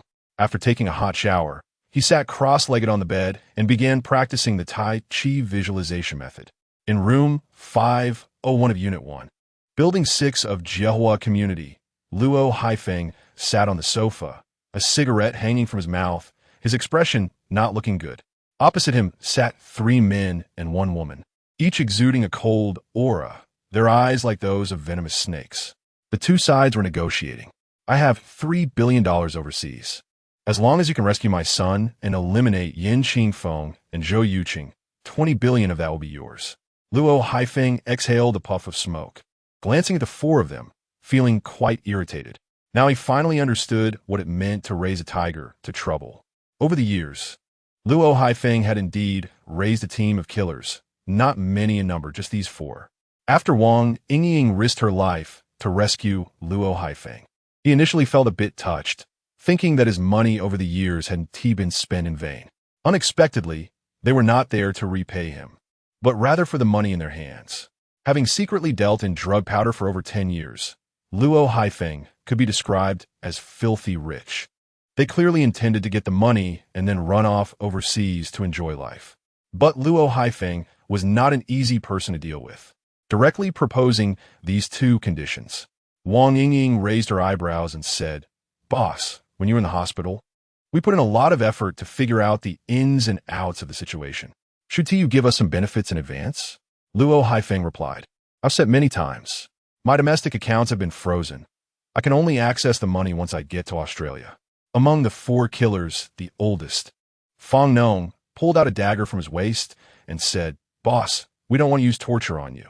Wang Yingying was the one who went to the hospital to rescue him, and Fang Nong was the one who cleaned up afterward.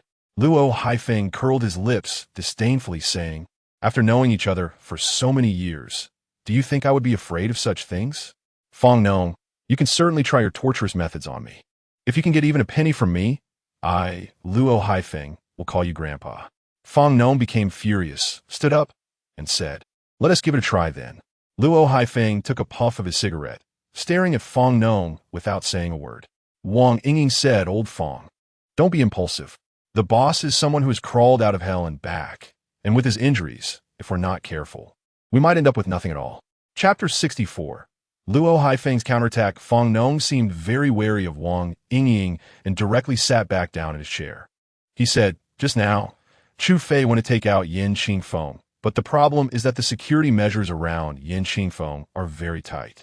It's not an easy task to eliminate him. Wearing a baseball cap and dressed in all black, Chu Fei coldly said, it's either saving someone or killing someone. It's a choice. Wang Yingying echoed, that's right. It's hard for us to do both, save someone and kill someone. Luo Haifeng fell silent for a moment and said, save Luo how? Kill Zhou Yuchen, that's fine, right?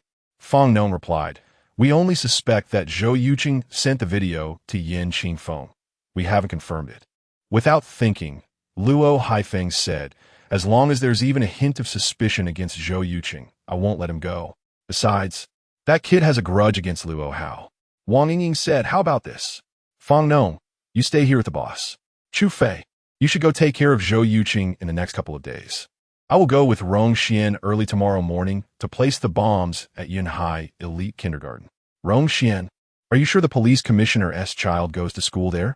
Yu Rongshuan was a man in his 30s, wearing glasses, with a gentle and refined demeanor. He was an English teacher at Yunhai Elite Kindergarten and was well liked by the children. No one would expect that this guy was actually a killer. I'm sure. Yu Rongshuan said with a smile. Wang Yingying asked, we only have 2 bombs. How will you handle it? Yu Rongshuan said, one will be placed in the storage room, and the other in the gas pipeline of the teaching building. The bomb in the storage room can be detonated directly, giving the police a warning and forcing them to release Luo Hao. Wang Yingying nodded and said, Boss, what do you think? Luo Haifeng asked, how do we get out of the country? Yu Rongshuan laughed, I will stay at the kindergarten. As long as the bombs are there, they will have to respectfully escort you and Luo Hao out of the country. At that time, the other 3 can board the plane together. Once we reach Australia, everything will be smooth sailing. Luo Haifeng showed a surprised expression and said, you really trust those 3? Yu Rongshuan pointed at Wang Yingying and said, Boss, let me formally introduce you. This is my wife. Luo Haifeng smirked and said, you 2 are quite secretive. However, I can't let Yin Qingfeng get away so easily. Didn't you find a video of him with Shui Yibing on my son's phone? Post it online. I want to make Yin Qingfeng a joke while making the police suspect that he killed his own wife. Wang Yingying said, my tech skills are pretty good. I'll take care of it right away. Soon, an extremely explicit video appeared on major forums, rapidly going viral across multiple websites, causing countless night owls to become excited. They knew that such videos would soon be taken down, so they quickly downloaded and saved it. Sure enough, within half an hour, the video was blocked by internet regulatory authorities, but it did not affect its spread across major forums. The police naturally took notice.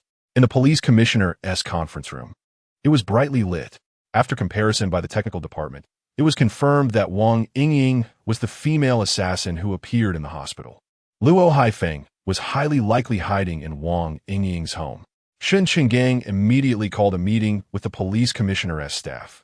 Deputy Commissioner Zhu Jiang pointed to the pixelated image on the screen and said, this video has spread all over the internet. The male protagonist is Luo Haifeng's son, Luo Hao, and the female protagonist is Yin Qingfeng's wife, Shui Yibing. We can now make a reasonable assumption. Yin Qingfeng must have seen this video, realized he was being cheated on by his wife, and in a fit of rage, reported Luo Hao. Yin Qingfeng knew very well that Luo Haifeng was not an ordinary person, and once he found out that Yin Qingfeng was behind Luo Hao's troubles, he would definitely seek revenge. Therefore, Yin Qingfeng struck first, ordering an assassination of Luo Haifeng, but unfortunately, it failed. After Luo Haifeng escaped the hospital, he immediately sought revenge against Yin Qingfeng. We have reason to believe that this video was leaked by Luo Haifeng. The technical department is currently investigating the source of the video. Shen Qinggang asked, how long will it take to find out? Zhu Jiang replied, within 24 hours. Shen Qinggang frowned and said, 24 hours? By then, it will be too late. The investigation into the video's source is mainly to confirm whether it originated from Building 6 of Jiahua Community. It's not an essential element. Our current task is to quickly identify the assassination team under Luo Haifeng and capture them all. Zhu Jiang said, our people have quietly installed pinhole cameras on the 5th floor. As soon as they leave the house, we will immediately identify them. Shen Qinggang nodded and said, good. My suggestion is to set 10 o'clock as the deadline. Try to arrest the suspects outside, and after 10 o'clock, we'll go upstairs to make the arrests. Deputy Commissioner Zhu, you are the overall commander of this operation. I look forward to your good news. Zhu Jiang stood up and saluted, saying yes. I will ensure the mission is accomplished. Bastard. Yin Qingfeng was like an angry lion, smashing everything in the villa's living room to pieces. The indecent video of Luo Hao and Shui Yibing being posted online made Yin Qingfeng lose face completely. The comments in the online comment sections were like sharp knives, directly torturing him. For so many years, Yin Qingfeng had never experienced such humiliation.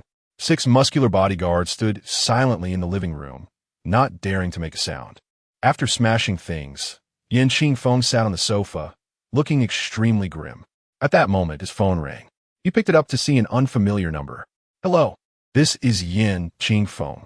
This is Luo Haifeng. Yin Qingfeng sat up straight and coldly said, what does Mr. Luo want? Luo Haifeng laughed and said, I wanted to ask how you're feeling right now. Upon hearing this, Yin Qingfeng was fuming with rage and said, do you think you've won? Luo Haifeng replied, I lost, terribly so, all thanks to you. To make you feel more embarrassed, I released this wonderful video. Yin, the video has always been on my son's phone. I'm very curious how you obtained it. Without thinking, Yin Qingfeng replied, Zhou Yuchen gave it to me. Luo Haifeng sneered and said, Zhou Yuchen has been in Yanhai for less than half a month. Do you think I would believe that? Yin Qingfeng said, believe it or not, it's up to you.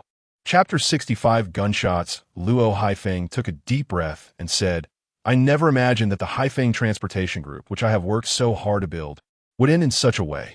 Yin Qingfeng replied, your lament as a drug dealer is worthless. Luo Haifeng retorted, I'm a drug dealer? And you? You're a murderer. Not only did you assassinate me, but you also tortured my son in prison and had someone run over your own wife. Yin Qingfeng, you really are ruthless. Yin Qingfeng coldly said, that bitch got together with your son and put such a big green hat on me. How could I let her continue to live? Luo Haifeng, rest assured, I will make sure to play with your son. He weighs over 200 pounds, and I guarantee that in 6 months, he will lose at least half of that. Luo Haifeng was furious and said, bastard.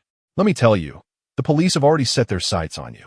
They will definitely investigate the cause of Shui Yibing's death. You will eventually be finished. Yin Qingfeng laughed and said, without evidence, no one can do anything to me. Luo Haifeng, you should think about how to escape from the police's net. After saying that, Yin Qingfeng hung up the phone because he heard the sound of police cars outside. After a while, several police officers took Yin Qingfeng away for questioning.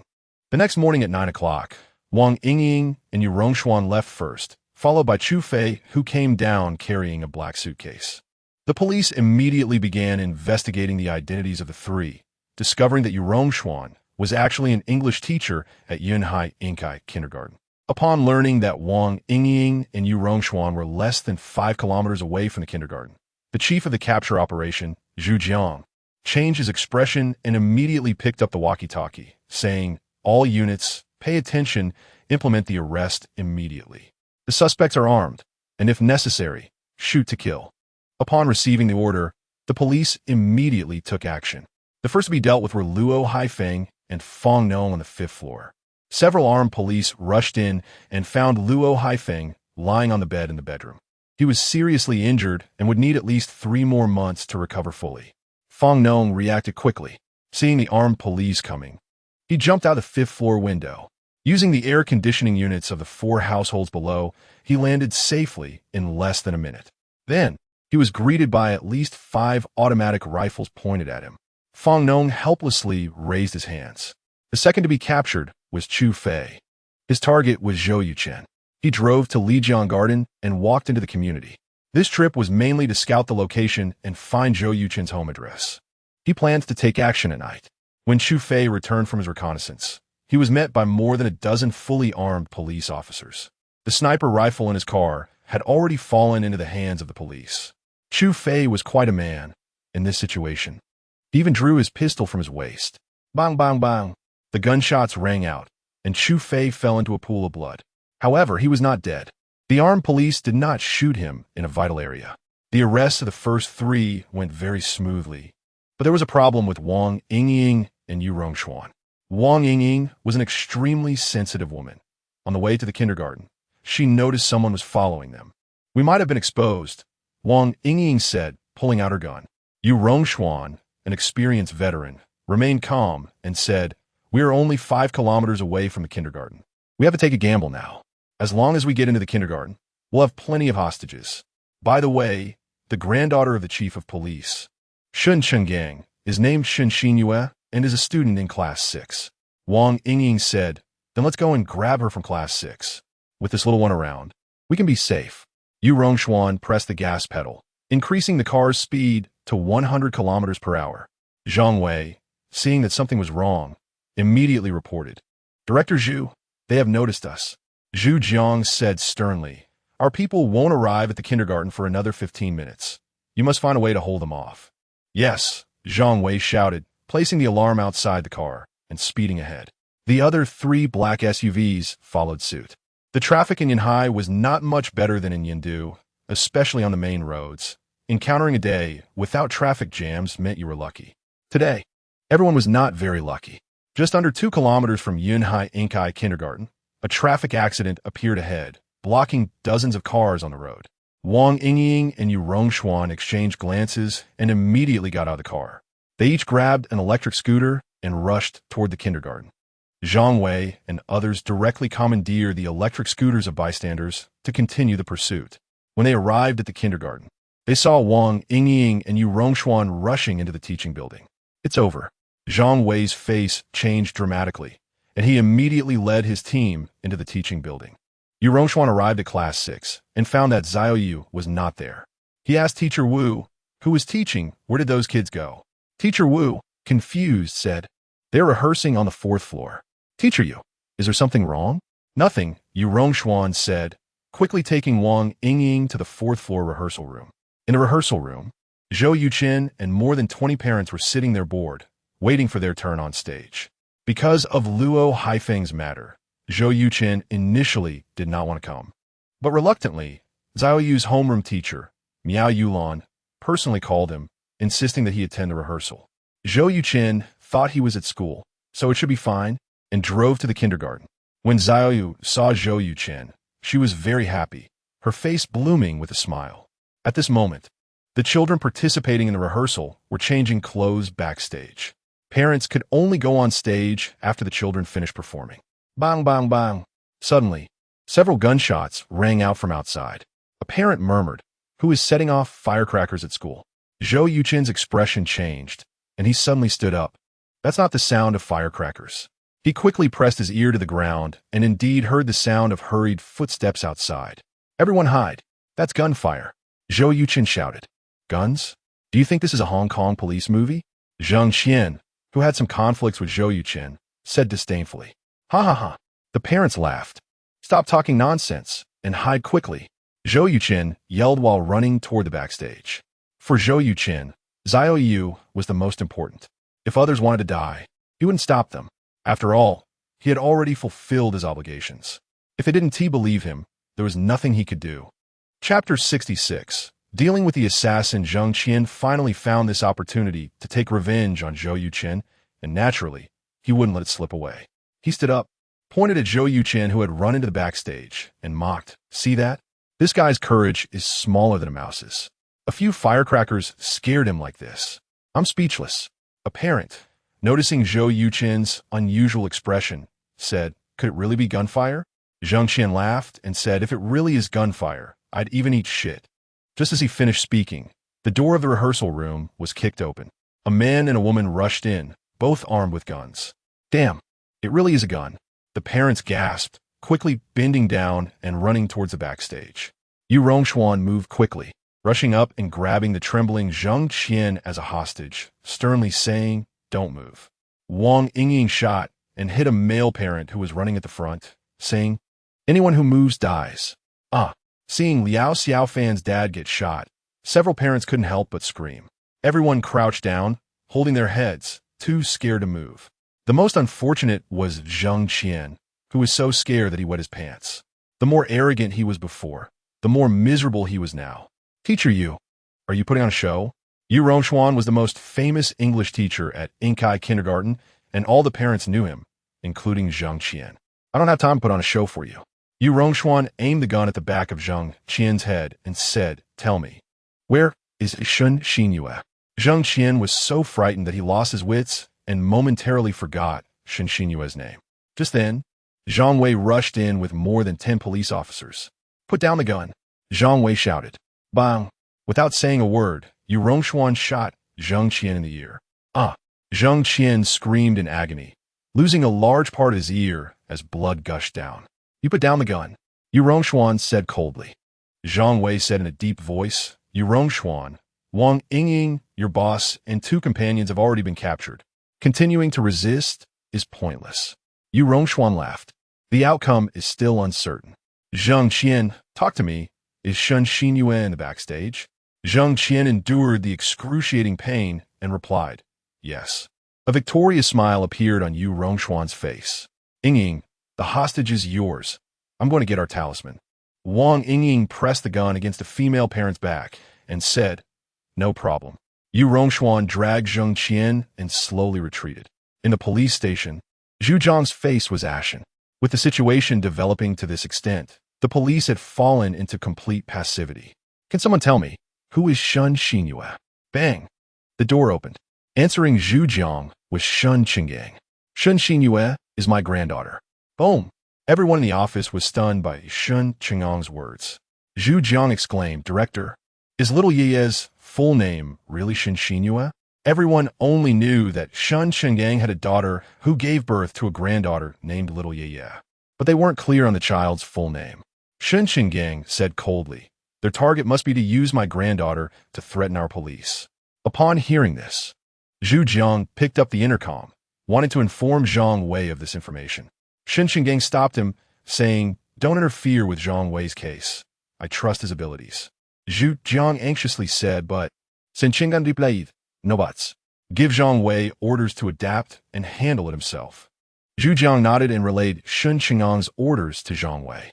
At the standoff scene, Yu Rongshuan slowly retreated to the backstage corner. He ordered Zheng Qian to lie on the ground and quickly dashed into the backstage dressing room.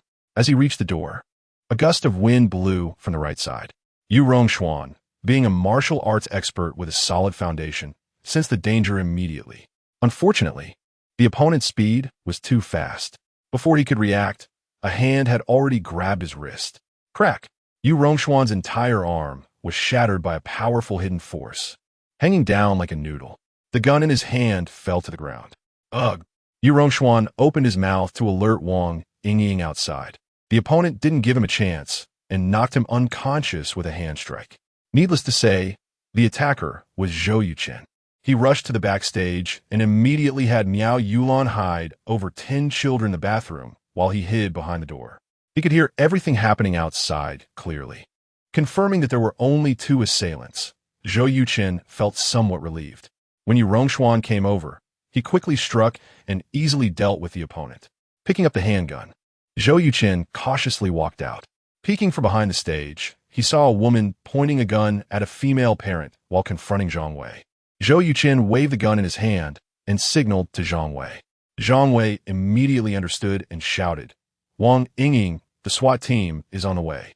You have no chance left. Put down the gun and accept the judgment of the law. It's your only correct choice. Wang Yingying sneered. You're Zhang Wei from the criminal police team, right? Zhang Wei replied, you know me? Wang Yingying said, of course.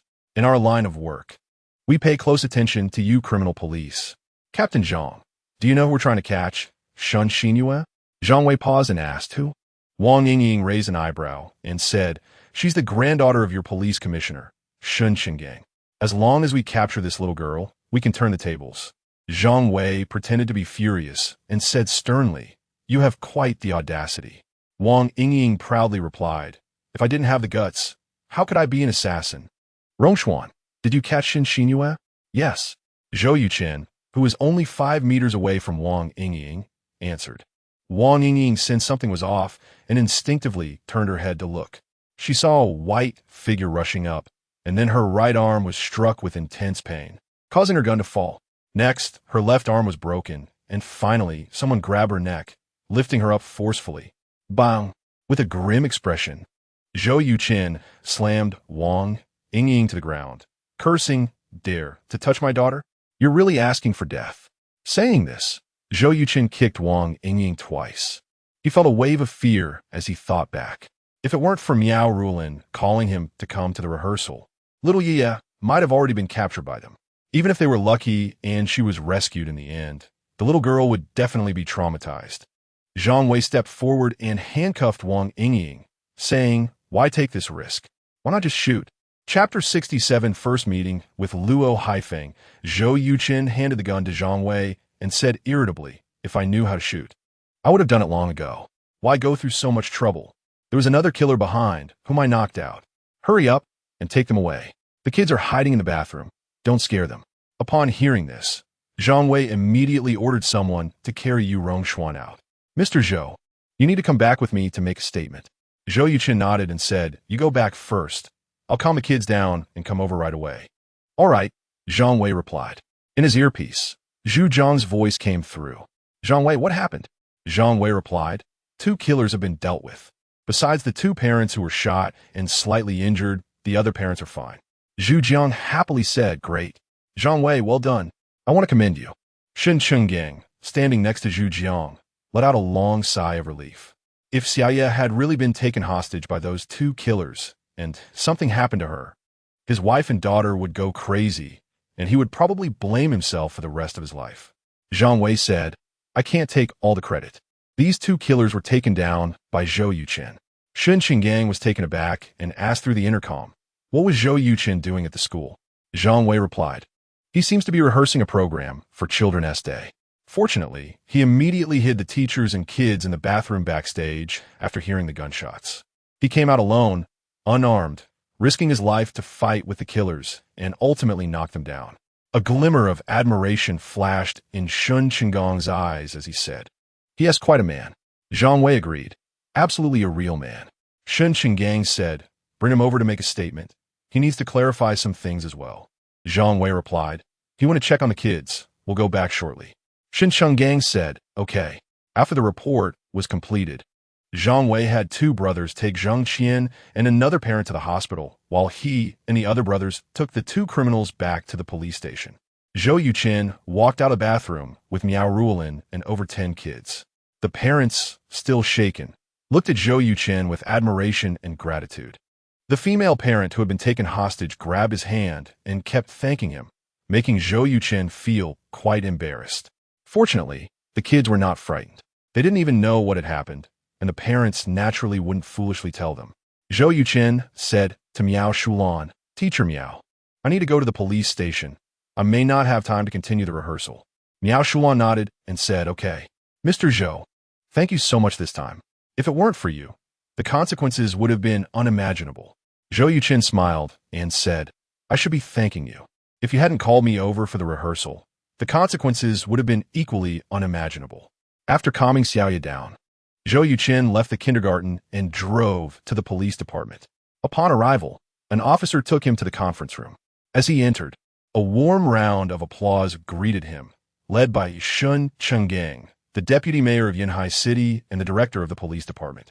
Shen Chenggang extended his hand to Zhou Yuchen and said, Mr. Shen, thank you for your outstanding contribution in this arrest incident. We have decided to award you the Bravery Medal and appoint you as a consultant for our network technology department. What do you think? Zhou Yuchen shook Shen Chenggang's hand and said, Thank you, Director Shen, and the police department for the recognition and reward. May I ask if this consultant role requires me to come to work every day? Shen Chenggang laughed and said, You will only be called in when the technology department encounters difficulties. You won't need to come in every day. Zhou Yuchen replied, Then that's fine. Becoming a consultant for the technology department of the Yunhai Police Department was undoubtedly a good thing for Zhou Yuchen. In the future, if anyone brought up his past of being imprisoned, he wouldn't need to explain anything. He could just show them his consultant credential from the Yunhai Police Department, and they would be silenced. However, he still needed to make a statement since this matter was too serious and relevant information had to be organized properly. Zhou Yuchen detailed the entire incident. After leaving the interrogation room, Zhang Wei approached him and said, Luo Haifeng wants to see you. Zhou Yuchen replied, I don't even know Luo Haifeng. Why should I meet him? No. Zhang Wei said, Luo Haifeng has a recording in which Yan Qingfeng admits to killing his wife, Shui Yibing, and sending someone to assassinate him. He said he would hand over the recording if he could meet you. Also, this guy has billions of dollars in overseas banks, which you will also turn over. Zhou Yuchen chuckled. Is it really worth that much to meet me? Zhang Wei nodded. It's quite valuable. Zhou Yuchen said, All right then, I'll meet him. After a while, Zhou Yuchen walked into the interrogation room and saw Luo Haifeng, who looked pale and weak. This was Zhou Yuchen's first time seeing Luo Haifeng, and he no longer exuded any aura of a gangster boss. In the monitoring room, Shen Chenggang, Zhu Jiang, Zhang Wei, and others were all paying attention to this conversation. Luo Haifeng carefully assessed Zhou Yuchen and said, Do you know why I wanted to meet you? Zhou Yuchen shook his head and replied, No. Luo Haifeng said, I wanted to see who could manipulate me and Yan Qingfeng so easily. After meeting you today, you certainly didn't disappoint. Zhou Yuchen smiled and said, Mr. Luo, I really don't understand what you're talking about. Luo Haifeng continued, You used your superb network skills to steal the videos from Luo Hao's phone and quietly sent them to Yan Qingfeng. Yan Qingfeng was furious. sending someone to kill his own wife and report Luo Hao. To solve the problem once and for all, he even sent a killer named Yao Dao to assassinate me. This tactic of using a knife to kill someone is truly brilliant. Zhou Yuchen replied, Mr. Luo, you shouldn't be in the transportation business or the drug business. You should be a screenwriter or a novelist. If you only wanted to say these things by meeting me, I think we don't need to meet at all. Luo Haifeng sighed and said, Luo Hao shouldn't have provoked you. Zhou Yuchen replied, he shouldn't have provoked many people. I'm just one of them. To say something you might not like to hear, seeing him end up like this today makes me wish to celebrate for 3 days. At this point, Zhou Yuchen's emotions became a bit agitated as he said, Mr. Luo, do you know how difficult it is for someone like me, coming from a small county, to get into a top university like Yanhai University? Chapter 68. The Police's Acknowledgement starting from 3rd grade. I woke up at 5 in the morning and went to bed at midnight, studying diligently every day. After 10 years of hard work, I was admitted to Yanhai University with the top score in the province. Who among you can truly understand the hardships and efforts I put in during that time? Even in university, I continued to study seriously, waking up earlier than roosters and going to bed later than dogs. In less than 2 years, I completed 4 years of university courses and qualified to take the graduate entrance exam. My original life plan was to work hard for another 4 years, complete my doctorate, and become a teacher at Yanhai University, educating and nurturing students. But because of your son's scheme, my entire life has been ruined. Later, I went to prison, and your son did not let up, sending people to trouble me in prison. If not for the help of my cellmates, I might have died in there. After being released, to escape your son's persecution, I dare not stay in Yanhai and had to hide in Sachong, working to make a living. I have been hiding for 4 years. During these 4 years, I had no home to return to and could not see my parents, fearing that you bastards would harm them. Mr. Luo, please tell me, if you were in my shoes, should I hate Luo Hao? This long speech by Zhou Yuchen was not actually meant for Luo Haifeng to hear, but was deliberately directed at the police behind him. The purpose was clear, to gain their sympathy and recognition. It was evident that Zhou Yuchen's strategy was successful. The female police officers behind the monitor were already in tears, and the male officers, including Shun Chenggang, felt a pang of empathy. A hard-working and ambitious young person was ruined by a bastard. Anyone would feel upset in such a situation, especially considering the responsibility of the police in this matter. Zhu Jiang sighed and said, it's really not easy for this young Zhou to hold on until now. If it were someone else, they might have collapsed long ago. Everyone nodded in agreement. Luo Haifeng was not moved by Zhou Yuchen's words and said indifferently, the law of the jungle is the rule of this society. If you are weak and bullied, you deserve it. Damn.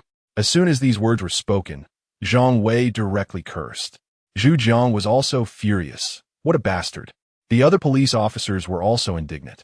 Only Zhou Yuchen, sitting opposite Luo Haifeng, did not get angry. He even smiled.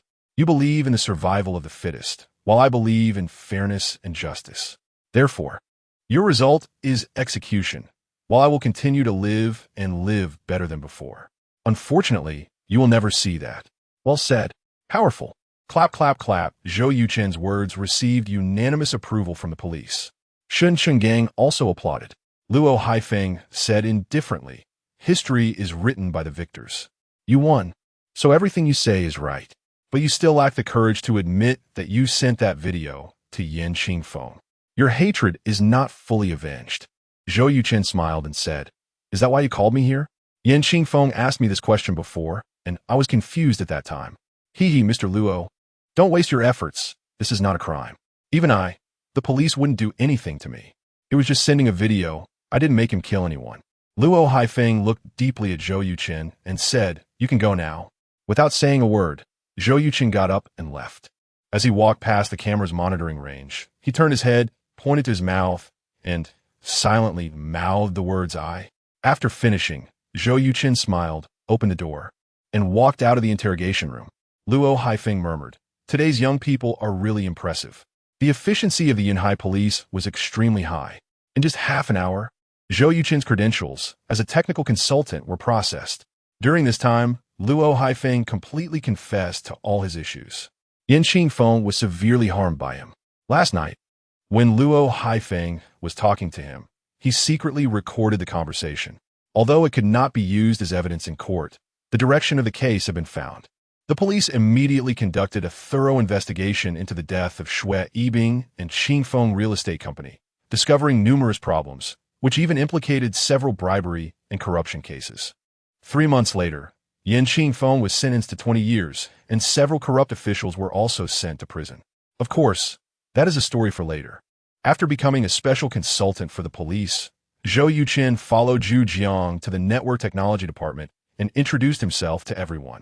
The head of the technical department, Wang Deguang, was a man in his 30s, extremely obsessed with network technology. He had heard that Zhou Yuchen had cracked Luo Haifeng's laptop password in just an hour and was eager to consult him about the decryption method. Zhou Yuchen had to explain the steps he took to crack the password in detail. Many of his creative ideas for breaking the case made Wang Deguang and his colleagues' eyes light up, and they all took out notebooks to jot down the information. Seeing this situation, Zhu Jiang smiled and quietly withdrew. Just then, he ran into Shun Changgang in the hallway. "Old Zhu, it's noon. Let's go eat." "Hey, where's Xiaozhou? Did he leave?" Zhu Jiang pointed to the technical department and said, "He's giving a lecture." "A lecture?" Shun Changgang looked through the window at the technical department's office. He saw Zhou Yuchen passionately explaining something while Wang Daguang and several technicians, like elementary school students, were seriously taking notes. Shun Changgang laughed and said, "He's learning from a master."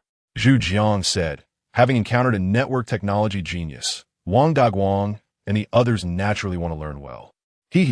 Sometimes you have to admit that there are geniuses in this world. Zhou Yuchen is undoubtedly one of them. If it weren't for Luo Hao's mess, his future would be limitless. Shun Changgang said, "What about now? Does he have no future?" Zhu Jiang shook his head and said, "Of course not." "Old Shun, let me ask you a personal question. Is he really Xiaoye's biological father?" Shun Changgang was silent for a moment before nodding. Zhu Jiang asked, "What are your plans? Are you going to accept him as a son-in-law?" Shun Changgang said, "I was firmly opposed before, but now I need to investigate further." Zhu Jiang said, "If you don't want him, then let me have him. My daughter is about the same age as Jingyun. They would make a good pair." Shun Changdang's eyes widened and said, "Dream on." Zhu Jiang laughed and said, "See, this is classic insincerity. Zhou Yuchen's issues have been thoroughly investigated. You don't need to have any concerns." Chapter 69, 1 billion and half a year? Shun Changgang said, "At most, I won't oppose it. Whether they can come together depends on their intentions." Haha, let me tell you a joke. This kid bet me he would make 1 billion and half a year. If he succeeds, Xiao Ye will take his surname. If he fails, he will never bring it up again for the rest of his life. 1 billion and half a year?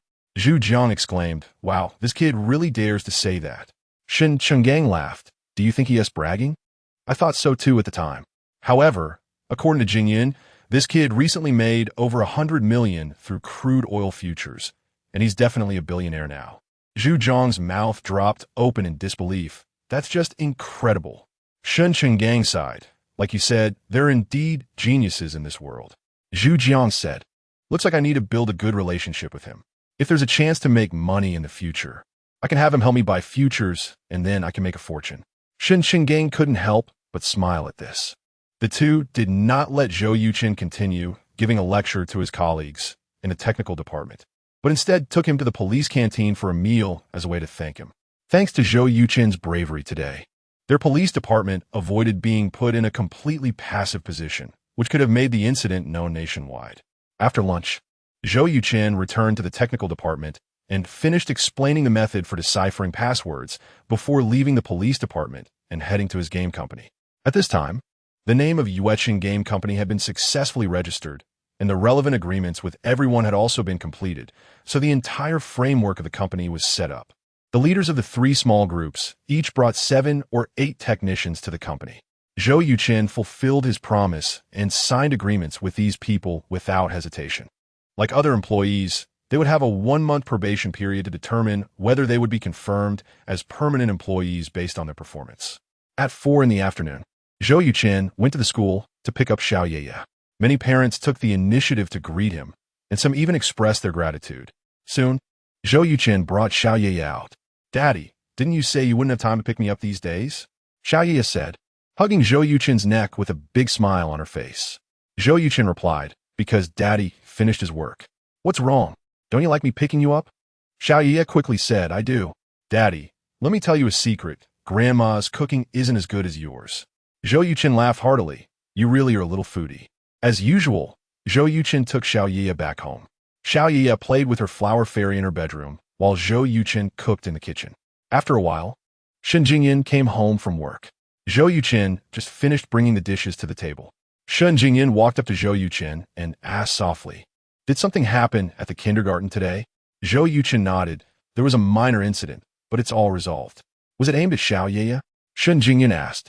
This afternoon, she saw a message in the parents' chat group saying that 2 armed robbers rushed into the school to kidnap Shen Xinyue to threaten the police department, which scared her quite a bit. However, knowing that the situation had been resolved, Shen Jingyun managed to keep her composure and did not call Zhou Yuchen or Shin Chenggang.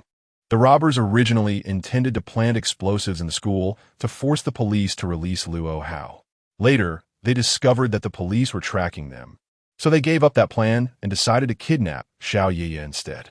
Thankfully, I went over for rehearsal today and dealt with those 2 robbers. Shen Jingyun breathed a sigh of relief. That was too dangerous. Was Xiao Ye scared? Zhou Yuchen replied. I had all the kids in the restroom, and by the time they came out, the police had already taken the people away, so Xiao Ye and the other kids didn't know what happened. Shen Jingyun nodded. That's good. Yuchen, thank you. Zhou Yuchen rolled his eyes. You're at it again. Let me tell you some good news. I'm now part of the police department too. Shen Jingyan was taken aback and asked, What do you mean? Zhou Yuchen smiled. Your dad issued me credentials. I'm now a specially appointed consultant for the technical department of the Yunhai Police Department. Really? That's great. Shen Jingyan's face was filled with surprise. She was already stunningly beautiful, and with this smile, she looked like a blooming rose, breathtakingly gorgeous. Even Zhou Yuchen, who had been closely involved with countless beauties in his past life, couldn't help but be captivated by her extraordinary beauty, staring at her for a moment in a daze. Shen Jingyun's face turned red as she teased. Have you looked enough? Zhou Yuchen came to his senses and felt no embarrassment, saying, Sorry, you can only blame yourself for being too beautiful. I never knew what kind of beauty could be called a national treasure until I saw you. Then I understood the true meaning of that phrase. Shen Jingyan felt very happy inside, but kept a calm expression on her face. Stop it. I remember when you first met me. You were sharp-tongued and argued with me several times. Zhou Yuchen replied, Wasn't that to deepen your impression of me, this great beauty? Shen Jingyun shot him a charming glance. You can go fool someone else with that. Just then, Xiao Ye came out holding a flower fairy. Seeing Shen Jingyun, she asked in surprise, Mommy, when did you come back? Shen Jingyun smiled just now. Are you hungry? I am starving. Xiao Ye lifted her shirt and said, Look, my tummy is all flat. Shen Jingyan quickly pulled her shirt down. Don't lift your clothes casually from now on, okay? Xiao Ye nodded, got it. Zhou Yuchen served the shrimp onto a plate. The food is ready. Hurry and wash your hands. Xiao Ye happily exclaimed, That's great, while Shen Jingyun and Xiao Ye were washing their hands. Zhou Yuchen put on a pair of thin gloves to peel the shrimp.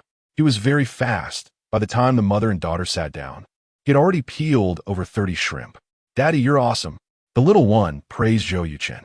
Zhou Yuchen smiled. Thanks for the compliment. Daddy will definitely keep up the good work and peel the shrimp even faster and better. Buffed. Shen Jingyun and Xiao Ye couldn't help but laugh. Chapter 70 Different Treatments. After dinner, the 3 of them went downstairs for a walk. Xiao Ye began to play on her favorite slide again. Shen Jingyun said, Yucheng, I might not be able to go back to Luojiang with you.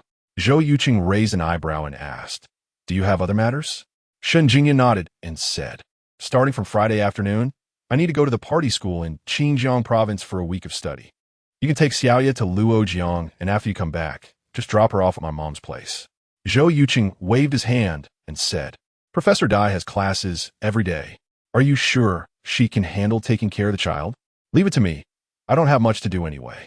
Shen Jingyun replied, Didn't you just establish a game company? You should have a lot of things to be busy with. Let my mom come over instead, so it doesn't delay your work.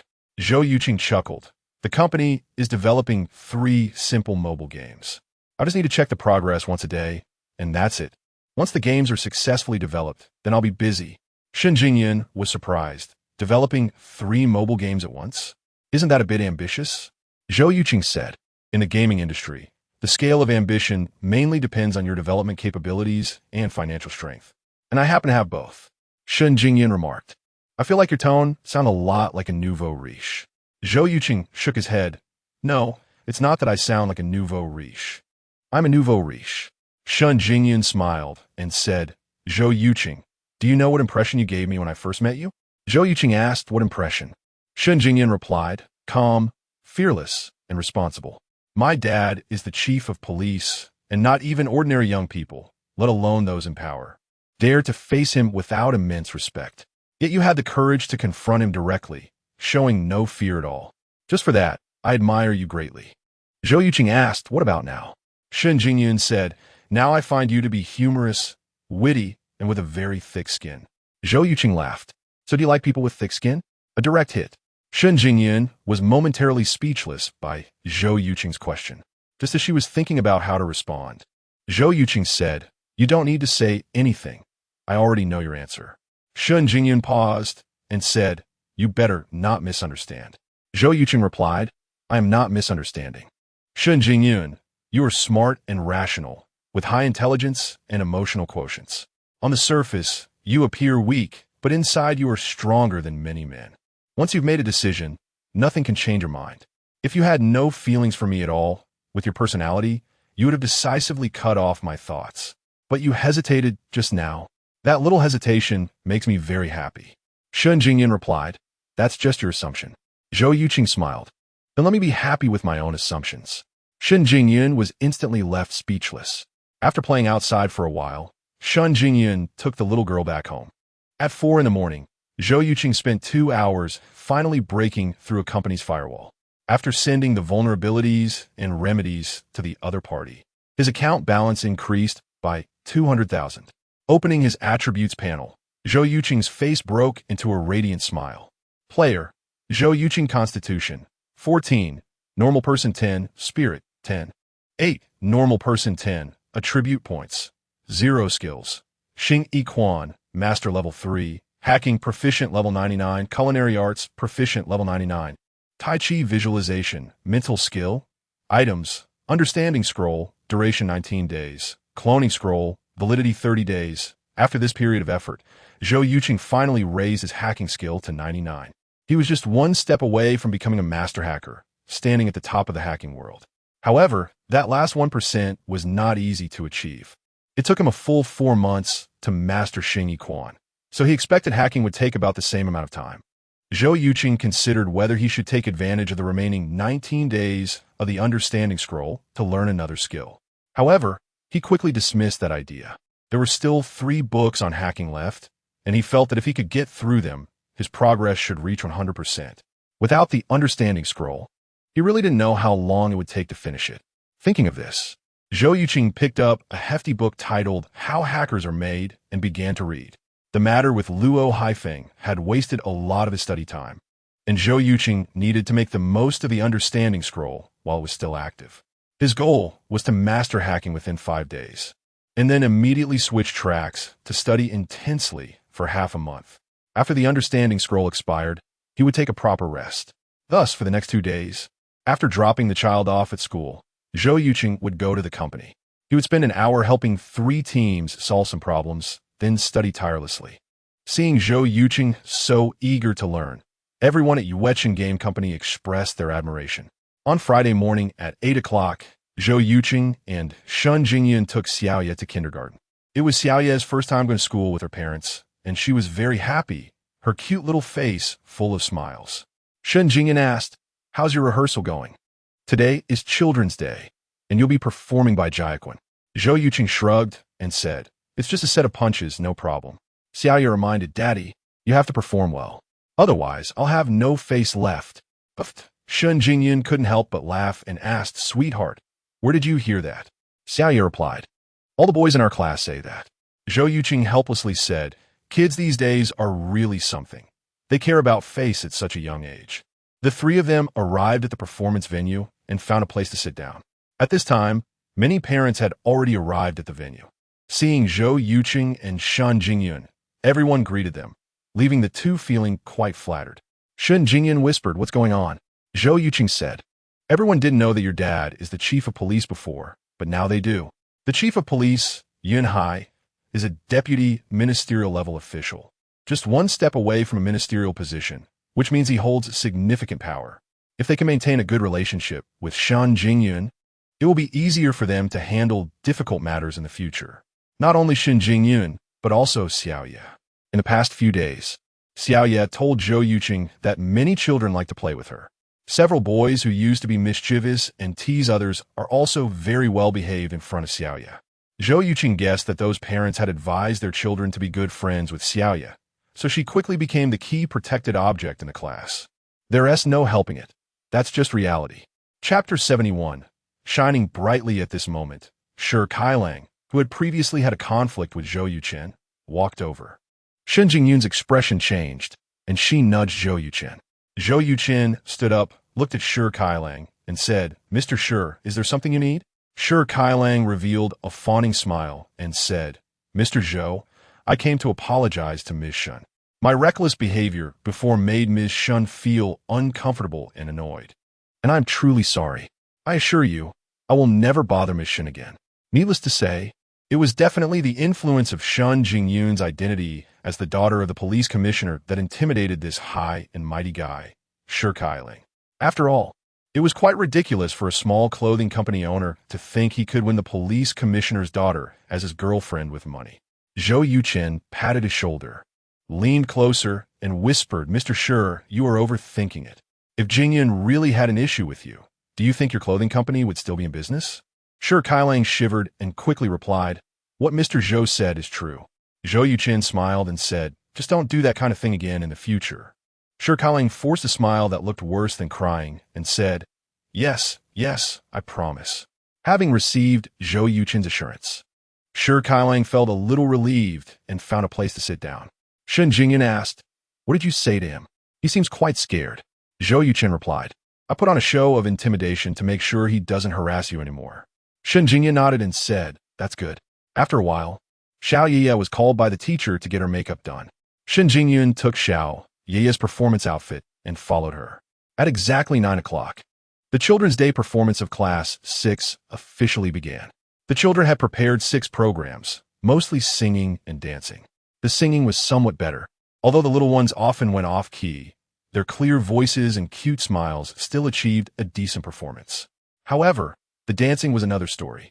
Due to their young age, they could hardly remember the moves, and even with the teacher leading them, their dancing was a mess. The parents in the audience, of course, wouldn't ruin the fun. Each of them eager to clap their hands raw, continuously cheering and applauding. The little ones were very happy and danced even more energetically, though their mistakes became more varied. During the performance, the class also prepared some parent-child games for the parents and children to participate in, ensuring that every family had a chance to join in.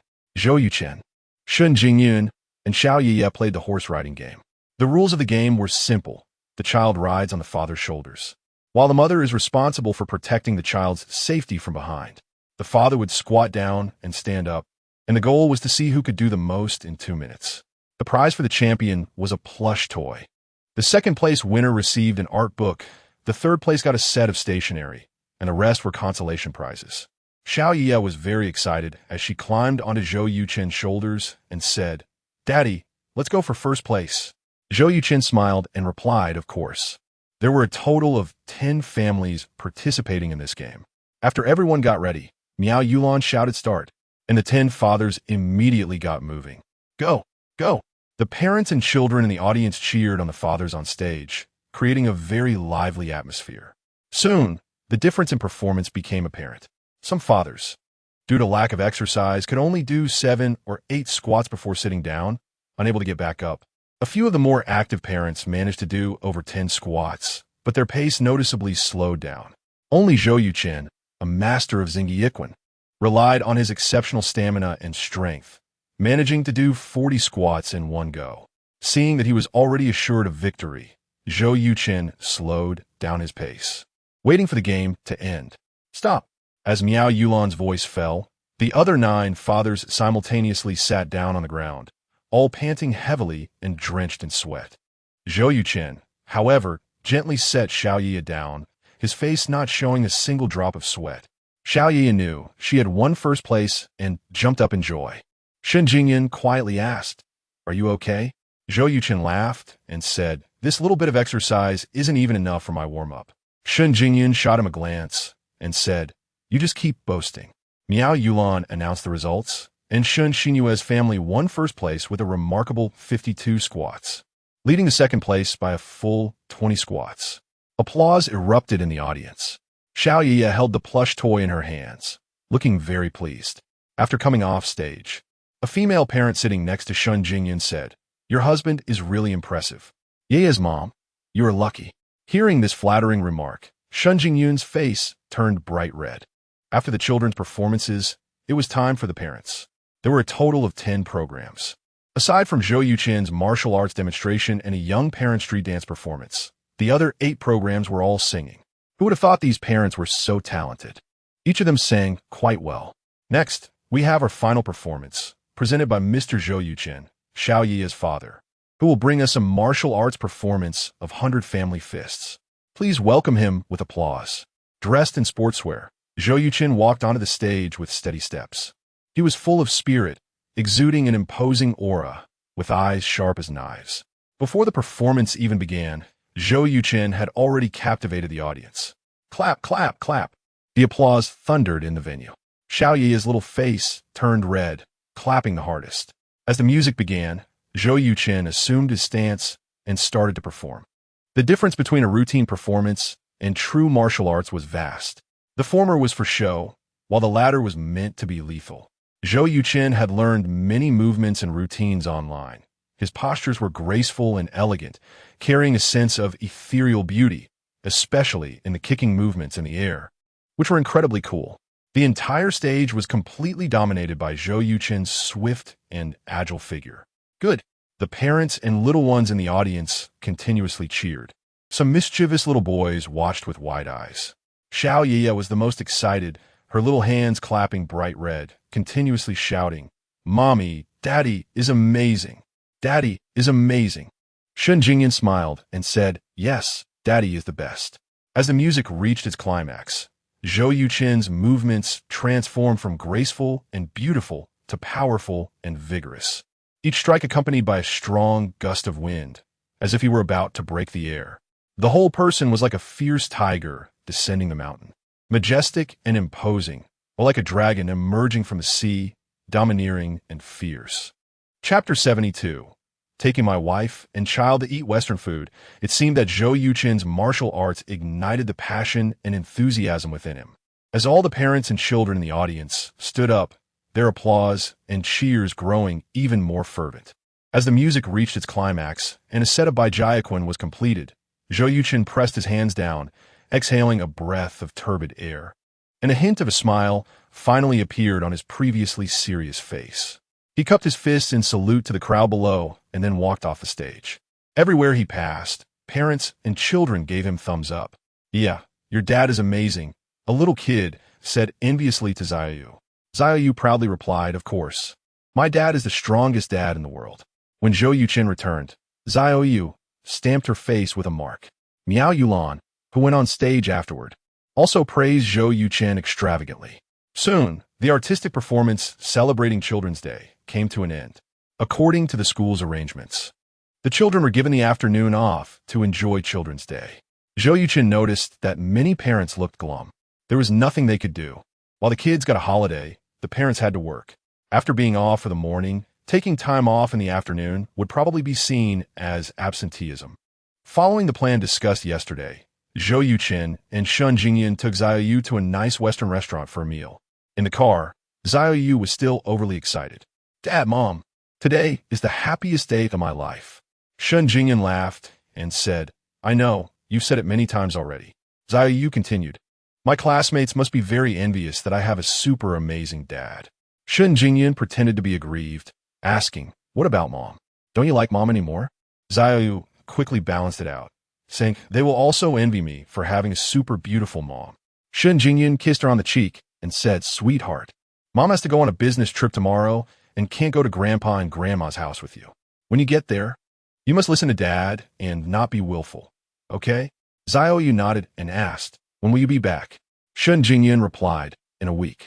Zhou Yu pouted and said pitifully, I miss you, what should I do? Shen Jingyan said, Mom will call you every night at 9 o'clock, okay? Zhou Yu nodded, okay. You must not forget. Shen Jingyan ruffled her hair, I won't forget. Before long, the three arrived at a high-end Western restaurant. This was a place chosen by Zhou Yuchen, and it was quite upscale. Shen Jingyan picked up the menu, looked at the prices, and couldn't help but gasp. So expensive. A salad is $220, and a New Zealand steak is $650. This is outrageous. Although Shen Jingyan's family was quite well off, this was her first time in such a high-end place. In contrast, Zhou Yuchen was quite familiar with it. In his previous life, after becoming a billionaire, he often took women to Western restaurants and never cared about the prices. In this world, although he hadn't succeeded in starting a business, he was already worth over 100 million, so eating high-end Western food was no big deal. After ordering some dishes suitable for the little girl, Zhou Yuchen asked, Jingyan, what do you want to eat? Shen Jingyan said, I'm not familiar with Western food, so you can order for me. Okay. Zhou Yuchen didn't hesitate and ordered a full set. Steak, lamb chops, foie gras, salmon, oysters, black truffles, seafood, mushroom soup, salad, dessert. A total of 16 dishes, aiming for a comprehensive selection. After the waiter left, Shen Jingyan said, Are you crazy? So much food, can we finish it? Zhou Yuchen smiled. There's a quirk about Western restaurants. The higher the grade, the fewer dishes there are. I'm not sure if this will even fill us up. Shen Jingyan asked, Do you often eat Western food? You seem quite familiar with it. Zhou Yuchen shook his head. I usually cook for myself. Shen Jingyan was speechless upon hearing this. Good cooking skills are just being willful. Soon, various Western dishes were served. Let me taste this steak for you. Zhou Yuchen cut the steak, forked a piece, tasted it, and frowned. Shen Jingyan asked, What's wrong? Is it not tasty? Zhou Yuchen replied, This must have been made by an apprentice. It's barely edible. Really? Shen Jingyan tried a bite and found the steak tender and delicious, saying, It's quite good. Very suitable for Zhou Yu. Saying this, Shen Jingyan fed a piece of steak to Zhou Yu, who brightened up and exclaimed, Yummy. Zhou Yuchen smiled and said, This filet mignon is from the most tender part of the cow, known for its tenderness. I'm ordering it medium rare, so Zhou Yu will have no problem eating it. But she shouldn't eat too much to avoid indigestion. Shen Jingyan said, You really know a lot. Zhou Yuchen replied, When we get home, I'll buy some kitchenware for making Western food, so you can taste what a real masterpiece is. Shen Jingyan smiled. Now that you mention it, I'm really looking forward to it. Zhou Yu chimed in, Me too. Zhou Yuchen gently scratched her nose, his eyes full of affection. Little glutton. Meow. Zhou Yu squinted her eyes and mimicked a cat's meow, making Zhou Yuchen laugh uncontrollably. Watching the interaction between father and daughter, Shen Jingyan suddenly felt a surge of happiness. After finishing lunch, Shen Jingyan went back to pack her things in preparation for heading to the Qingjiang Party School. The Qingjiang Party School is located in the capital city of Qingjiang Province, Linjiang City, which is only 150 kilometers away from Yunhai City. Shen Jingyan didn't take the company bus. Instead, she planned to drive her own car there. As she was leaving, Zhou Yu clung to Shen Jingyan's leg, crying uncontrollably.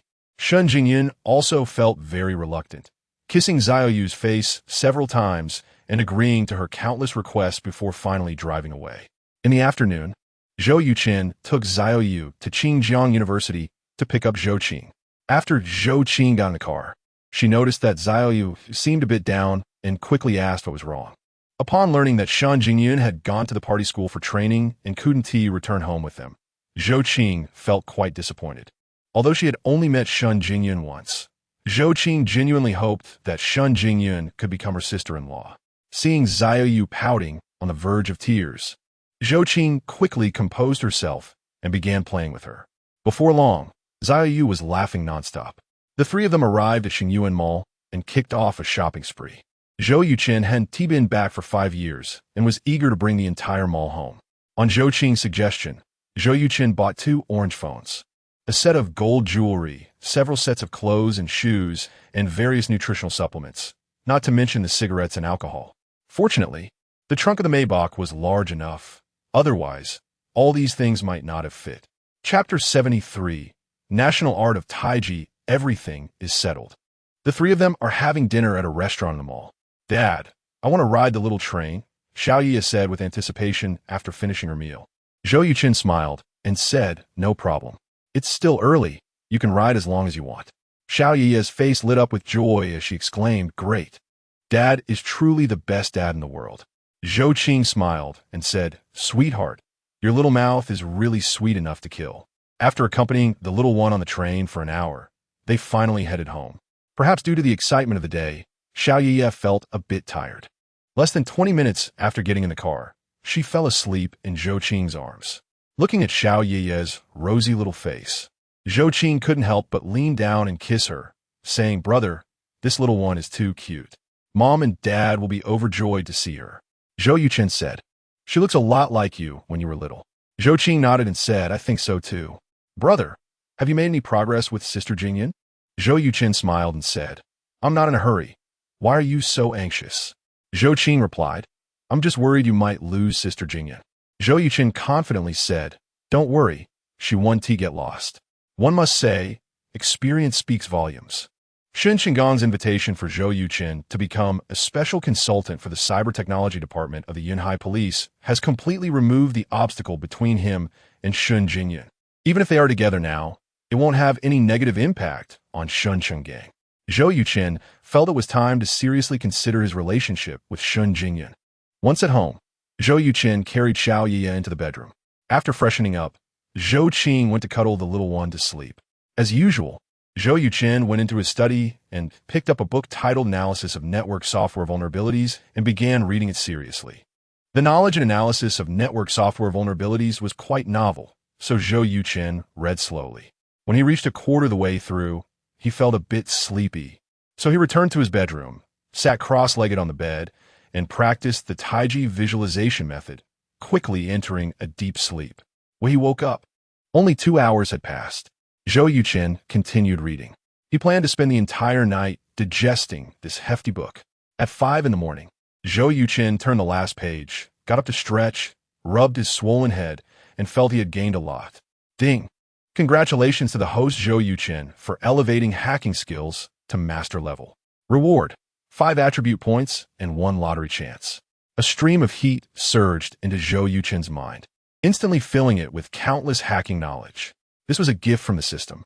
Zhou Yuchen was overjoyed and quickly opened his attribute panel.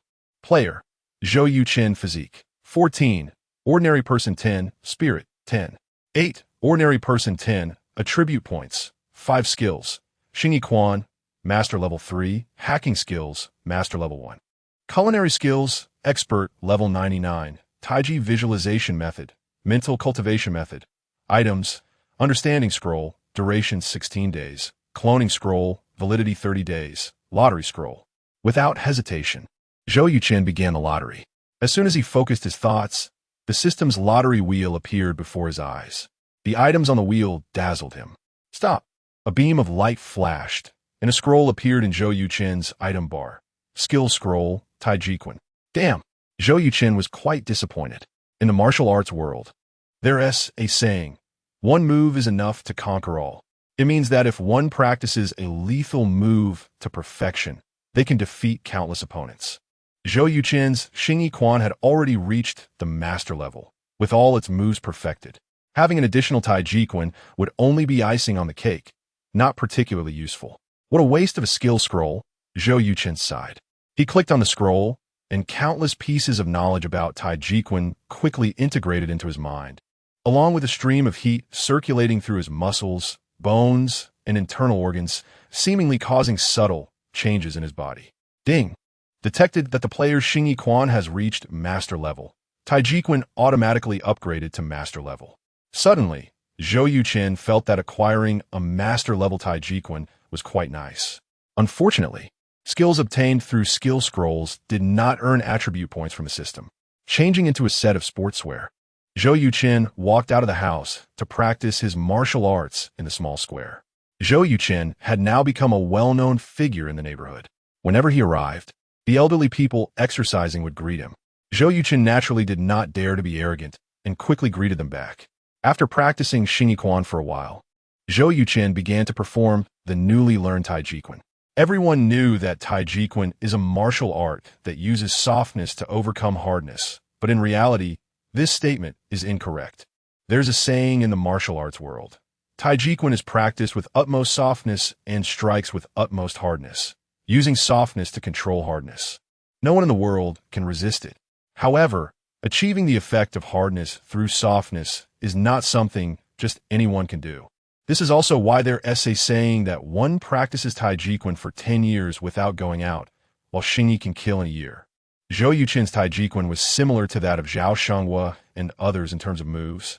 But the difference was that Zhou's could utilize internal strength to stimulate blood flow, nourish the skin, fascia, bones, and internal organs, while the others were merely a form of exercise for strengthening the body, with vastly different effects. After completing a set of Taijiquan, Zhou Yuchen let out a long breath and looked at Zhao Shenghua, who had been watching him practice from the side, and smiled. "Old Zhao, have you been busy these past few days? I haven't seen you around." Zhao Shenghua replied, "I went to the Yunheim military group to send that brat in." Zhou Yuchen raised an eyebrow and praised. Being able to keep promises means he is a person with principles and integrity. After a few years of training in the military, he might fix his little flaws, and who knows, he might achieve great things in a few years. Zhao Shenghua chuckled. "Thanks for your good words. Xiao Zhou, do you also practice Taijiquan?" Zhou Yuchen said, "I understand a bit." Zhao Shenghua said, "This is more than just a bit. I feel that your Taijiquan strikes a balance between hardness and softness, with a unique rhythm. This is the national art Taijiquan, right?" Zhou Yuchen nodded. "Exactly." Zhao Shenghua sighed. "Unfortunately, I am too old. If it were when I was younger, I would definitely have taken you as my teacher to learn the national art Taijiquan properly." Zhou Yuchen's heart stirred, and he said, "Old Zhao, I actually have a set of Taijiquan 13 forms designed for ordinary people to strengthen their bodies. It should be much more effective than your Taijiquan. I wonder if you would be willing to give it a try." Chapter 74. Teaching the 13 postures of Tai Chi. The Tai Chi taught to Zhou Yuchen is not just about the fighting techniques, but also includes methods of practice and performance. Among them, there are more than 10 sets of health-preserving exercises, with the 13 postures of Tai Chi ranking first.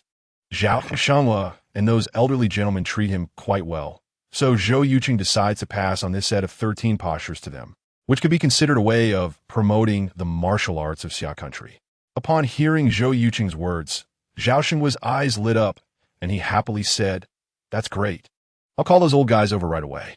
Soon, more than 20 elderly gentlemen lined up in 2 rows, waiting for Zhou Yuchen to teach them. They knew that Zhou Yuchen was a martial arts expert, and the Tai Chi he taught would definitely be more reliable than what they had learned from other sources. Zhou Yuchen said loudly, "Gentlemen, my 13 postures of Tai Chi are very simple, and there is basically no difficulty in learning them. The difference is that they not only strengthen the body, but also have detoxifying effects, especially in the initial stages of practice, within a week at most. Everyone will experience various symptoms, such as developing hard and red pimples, having black and foul-smelling stools, and often spitting out very slippery phlegm. These are all normal reactions and part of the detoxification process, so there is no need to be too nervous." An elderly man exclaimed, "Young Zhou, is your 13 postures of Tai Chi really that magical?" Zhou Yuchen, with an exceptional memory, had already remembered the surnames of these elderly men. He replied, "Old son, there were many health-preserving exercises in ancient times, all with such effects. Unfortunately, most of them have not been passed down and have vanished in a long river of history." Old son sighed. "It's indeed a pity." Zhao Shenghua said discontentedly, "Old son, it's getting late. Stop wasting time here and let young Zhou teach us the 13 postures. That's the most important thing." The others echoed in agreement. Old son quickly shut his mouth. Zhou Yuchen began to teach everyone the 13 postures of Tai Chi. This set actually consists of 13 continuous movements, each movement including several small actions, combined into a set that exercises the internal organs and enhances qi and blood. Most of these movements are included in the Tai Chi they practiced, but each movement needs to be coordinated with breathing, and the force used has its own nuances. However, these 2 points became a challenge for everyone. After practicing for an hour, they learned the movements but couldn't coordinate their breathing or understand where to apply or withdraw force. There was no other way. Zhou Yuchen had to seriously demonstrate the 13 postures from start to finish, allowing an elderly gentleman who was proficient with smartphones to record his explanation. In the following 2 days, Zhou Yuchen would be going back to his hometown and truly had no time to guide them. After all, this was a health-preserving exercise that did not involve the operation of internal energy. Even if practiced incorrectly, it would only lack effectiveness and would not pose a risk of going astray, nor would it cause any harm to their bodies. Back home, Zhou Yuchen cooked some 8 treasure porridge and boiled a few eggs, then called Zhou Qing and Xiaoyu up. After breakfast, Zhou Yuchen drove his luxury car, a Maybach, taking the 2 women back to his hometown. Luojian County was only 130 kilometers from Yunhai City, half on the highway and half on provincial roads, taking just 2 hours to reach. In the civil servants community, Su Xiaowan finished her breakfast and immediately began preparing lunch, her smile never fading. Zhou Qingjian helped his wife wash the vegetables and then went early to the community entrance, playing chess with the small restaurant owner, Lao Su, while waiting for his son, daughter, and granddaughter to arrive. Zhou Qingjian already knew his son's car license plate. As soon as the car arrived, he would be able to see it. "Old Zhou, you seem a bit distracted. What are you looking at?" Lao Su quickly noticed that Zhou Qingjian was acting a bit unusual and asked curiously. Zhou Qingjian chuckled and replied, "My son and daughter are coming back, and I'm just afraid I won't see them." "Oh, huh?" Lao Su looked up in surprise and asked, "Who did you just mention?" Zhou Qingjian said, "My son and daughter." Lao Su asked, "Yuchen?" Zhou Qingjian nodded, unable to suppress the smile on his face, and said, "Yes." Lao Su laughed. "Old Zhou, congratulations, Yuchen is finally back." Zhou Qingjian said, "The matter of him going to prison back then has already been cleared by the Yunhai police, and those 2 scumbags are still in prison." Lao Su slapped his thigh and said, "That's great. This is what you call evil begetting evil. It's a pity that Yuchen's college life was cut short by them." Zhou Qingjian replied, "This kid is promising, whether he goes to school or not. He has still a good one." Lao Su asked, "What is he doing now?" Zhou Qingjian felt proud, but kept a calm face and said, "Financial investment. He made some money trading crude oil futures recently. This kid has a lot of ambition. After making something of himself, he finally wants to come back home." Lao suprast, impressive. Just then, Zhou Qingjian saw a Mercedes Maybach slowly approaching the community. He immediately stood up and walked forward excitedly, saying, "They're here." Lao Su, who loved to join in the excitement, followed along. Zhou Yuchen spotted his father at a glance and quickly stopped the car. Compared to 5 years ago, Zhou Qingjian had many more wrinkles on his face, and his hair had turned quite a bit gray. As Zhou Yuchen got out of the car, his eyes were red, looking at his equally excited father, and said, "Dad, I'm back." Zhou Qingjian looked Zhou Yuchen up and down, patted his shoulder, and said, "It's good to be back." The bond between father and son is often very subtle, especially in public. They would not easily show it. "Xiao-chun, do you still recognize me?" Lao Su asked with a smile. Zhou Yuchen replied, "Uncle Su, I may forget anyone, but I can't forget you." Lao Su said, "You've been away for 5 years, and your dad and mom have missed you terribly." Zhou Yuchen sighed, "I had no choice. The person who framed me has connections to the underworld. If they knew I was out of prison, our whole family would be in danger. So I had to stay hidden. These people are really too wicked," Lao Su said angrily, then turned to look at Zhou Yuchen's car. "Fortunately, you're doing well." "Xiao-chun, is this a Maybach? I heard it's worth 2 to 3 million. Uncle Su, your eyesight is really good," Zhou Qing said as she opened the car door, holding Xiaoya and smiling. Lao Su proudly said, "Of course. I may not be able to afford one, but I know plenty of luxury cars." "Oh, who is this little girl?" Zhou Qingjian said, "This is my granddaughter." Upon hearing this, Lao Su was instantly dumbfounded. Chapter 75, bringing honor to parents. Zhou Yuchen pointed at Zhou Qingjian and said, "Zhou, quickly call Grandpa." "Hello, Grandpa." Zhou obediently greeted him, then looked at Zhou Qingjian with her adorable big eyes. "Hello, Zhou, can I hold you?" Zhou Qingjian opened his arms, looking at the little one with anticipation. Zhou was not shy at all and said, "Okay." Zhou Qing handed the little one to Zhou Qingjian, who was so happy that tears almost came out. Old Su said, "Xiao-chun, is this your daughter?" Zhou Yuchen smiled and said, "That's right. By the way, Uncle Su, you haven't quit smoking, have you?" Old Su shook his head and said, "I want to quit, but I just can't." Zhou Yuchen immediately took out 2 packs of cigarettes from the trunk and handed them to Old Su, saying, "Uncle Su, This is my token of respect for you. Oh, this is too precious. I can't accept it. Old Su was startled and quickly waved his hand. Zhou Yuchen insisted on putting the 2 packs into Old Su's hands and said, Uncle Su, over the years, I haven't been home, and I appreciate your care. This little gesture you must accept. Old Su's full name was Su Rue, and he had run a breakfast shop at the entrance of the community for over 10 years, earning 2 nicknames. One was Shunfeng Ear, meaning he knew everything. The other was Gossip Mouth, meaning many rumors spread from him. Zhou Yuchen had 2 main reasons for coming home this time. One was to reunite with his parents, and the other was to address the rumors about him and restore his parents' honor. Zhou Yuchen had learned from Zhou Qing that after he was sentenced to prison, the entire Luojian county was in an uproar, and the impact was far beyond his expectations. Many people were secretly gloating and gossiping. During that time, not only Zhou Qingjian and Su Xiuan, but even Zhou Qing was often pointed at by others. Zhou Yuchen had bought 30 to 40 packs of cigarettes this time to distribute to neighbors in the community. Not for anything else, but to show everyone his success and make the previous negative influence fade away. Therefore, someone like Su Rue, this Gossip Mouth, and Shunfeng Ear had become an important target for Zhou Yuchen to win over. As the saying goes, you can't bite the hand that feeds you. After accepting Zhou Yuchen's generous gift, Su Rue would certainly speak well of him.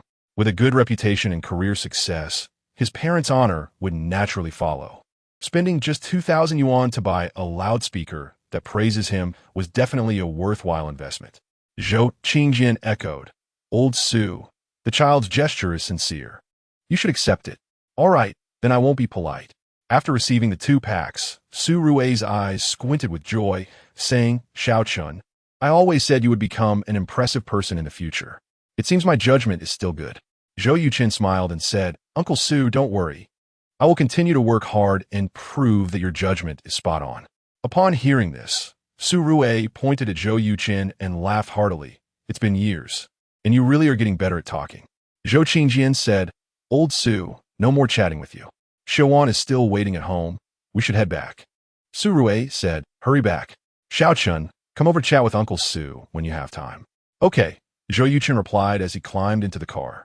Watching the slowly departing vehicle, Su Rue said quietly, Old Zhou has finally enjoyed the fruits of his labor. The Luojian County Civil Servant Community was built over 20 years ago. At that time, Zhou Qingjian had just graduated and was assigned to work in a government department, qualifying for a house of about 50 square meters. Zhou Qingjian thought it was too small and spent extra money to buy a larger house of 100 square meters. By today's standards, including shared space and balcony, this house was a whopping 126 square meters. Unfortunately, the civil servant community has long lost its reputation. Many government employees have sold their houses for better commercial housing, and families like the Zhous who continue to live in the community now make up less than half. As Zhou Yuchen entered the community, he looked around. Compared to 5 years ago, the place had become even more run down, with little change otherwise. Arriving at the base of Building 6, Zhou Yuchen and the others got out of the car. Oh, is that Xiao Chun? A woman's voice reached Zhou Yuchen's ears. He turned to see a middle-aged woman in her 40s or 50s, with a round face, a bit plump, sharp eyes, and clearly someone not to be trifled with. 2 other women of similar age were standing beside her, likely having been chatting together. Aunt Ling, Aunt He, Aunt Sheng, long time no see. Zhou Yuchen quickly recognized them and greeted with a smile. My goodness, Xiao Chun, it's really you. You've been released from prison? Aunt Sheng, as always, spoke without thinking. Zhou Qingjian was displeased and said, Aunt Sheng, the police have cleared Xiao Chen's name, and those who wronged him have been imprisoned. Now Xiao Chen is a special consultant for the cyber technology department of the Yunhai police. You can't go around spreading rumors. Aunt Sheng exclaimed, so impressive? Zhou Yuchen smiled, took out 3 packs of cigarettes from the car, and said, Over the years, I've been away, and I appreciate the care from all 3 elders for our family. Just a small token, please accept it. Aunt Ling exclaimed, Xiao Chun, you're too polite. Even though she said this, her hand moved quickly, directly taking the cigarettes and sharing them with Aunt He and Aunt Sheng, fearing that Zhou Yuchen might change his mind. It's nothing. Zhou Yuchen smiled faintly and turned to take items out of the trunk. Zhou Qingjian frowned and said, Why did you buy so many things? Your mom and I have everything we need. Zhou Yuchen laughed and said, Dad, if you don't like the cigarettes and mitai, I can give them to others. Zhou Qingjian quickly said, No, since you bought them, just keep them. Zhou Yu giggled, Grandpa is shy. Hearing Zhou Yu's words, Zhou Qingjian not only didn't mind but found the little one incredibly adorable, unable to resist kissing her little face and saying, Baby, Grandpa loves you to death. Seeing several boxes of mitai, dozens of packs of cigarettes, and a beautiful little girl in Zhou Qingjian's arms, the three middle-aged women were left in shock. How much did this all cost? Probably over 100,000. Over 100,000? Do you know how much this car costs? At least over 2 million. My goodness. Xiao Chen has really struck it rich. And did you see the little girl old Zhou is holding? She can't be Xiao Chen's daughter, right? Definitely. Didn't you hear the girl calling old Zhou Grandpa? The discussions of the three women reached Zhou Yuchen's ears. A smile curled at the corners of his mouth. This was exactly the effect he wanted. Chapter 76. The adorable little girl, Zhou Qingjian, opened the garage. While Zhou Yuchen left one box of mitai and moved the other 4 boxes inside. Even so, Zhou Yuchen and Zhou Qing still needed to go up and down 2 or 3 times to bring everything into the house. As for Zhou Qingjian, from the moment he picked up the little girl, he was unwilling to let her go. Once upstairs, Zhou Qingjian opened the door and smiled at Su Xiaowan, who stood in front of him with an excited expression, saying, Son, granddaughter, you're back. Little Ye stared with her big dark eyes, curiously looking at Su Xiaowan. Zhou Yuchen placed the items on the floor, and suddenly, a surge of hot tears welled up. It had been 5 years since mother and son had seen each other, and the longing overwhelmed him. Zhou Yuchen called out with a trembling voice, Mom.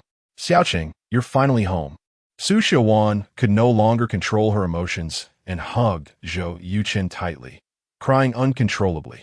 Zhou Yuchen felt all the emotions of his previous life and also burst into tears. Zhou Qingjian and Zhou Qing had tears in their eyes as well. Only little Ye seemed somewhat confused. She nudged Zhou Qingjian and asked in her innocent, tender voice, Grandpa, is she Grandma? Zhou Qingjian nodded and replied, Yes. Little Ye asked in confusion, Why are Grandma and Daddy crying so hard? Did they misbehave? Zhou Qingjian smiled and said, They are happy. Little Ye looked even more puzzled and said, Shouldn't happy people be laughing? Why are they crying? Zhou Qingjian was momentarily at a loss for words, unsure how to answer. Su Xiaowan released Zhou Yuchen, wiped her tears, and turned her attention to the little girl, saying, Are you little Ye? Little Ye replied, Hello, Grandma.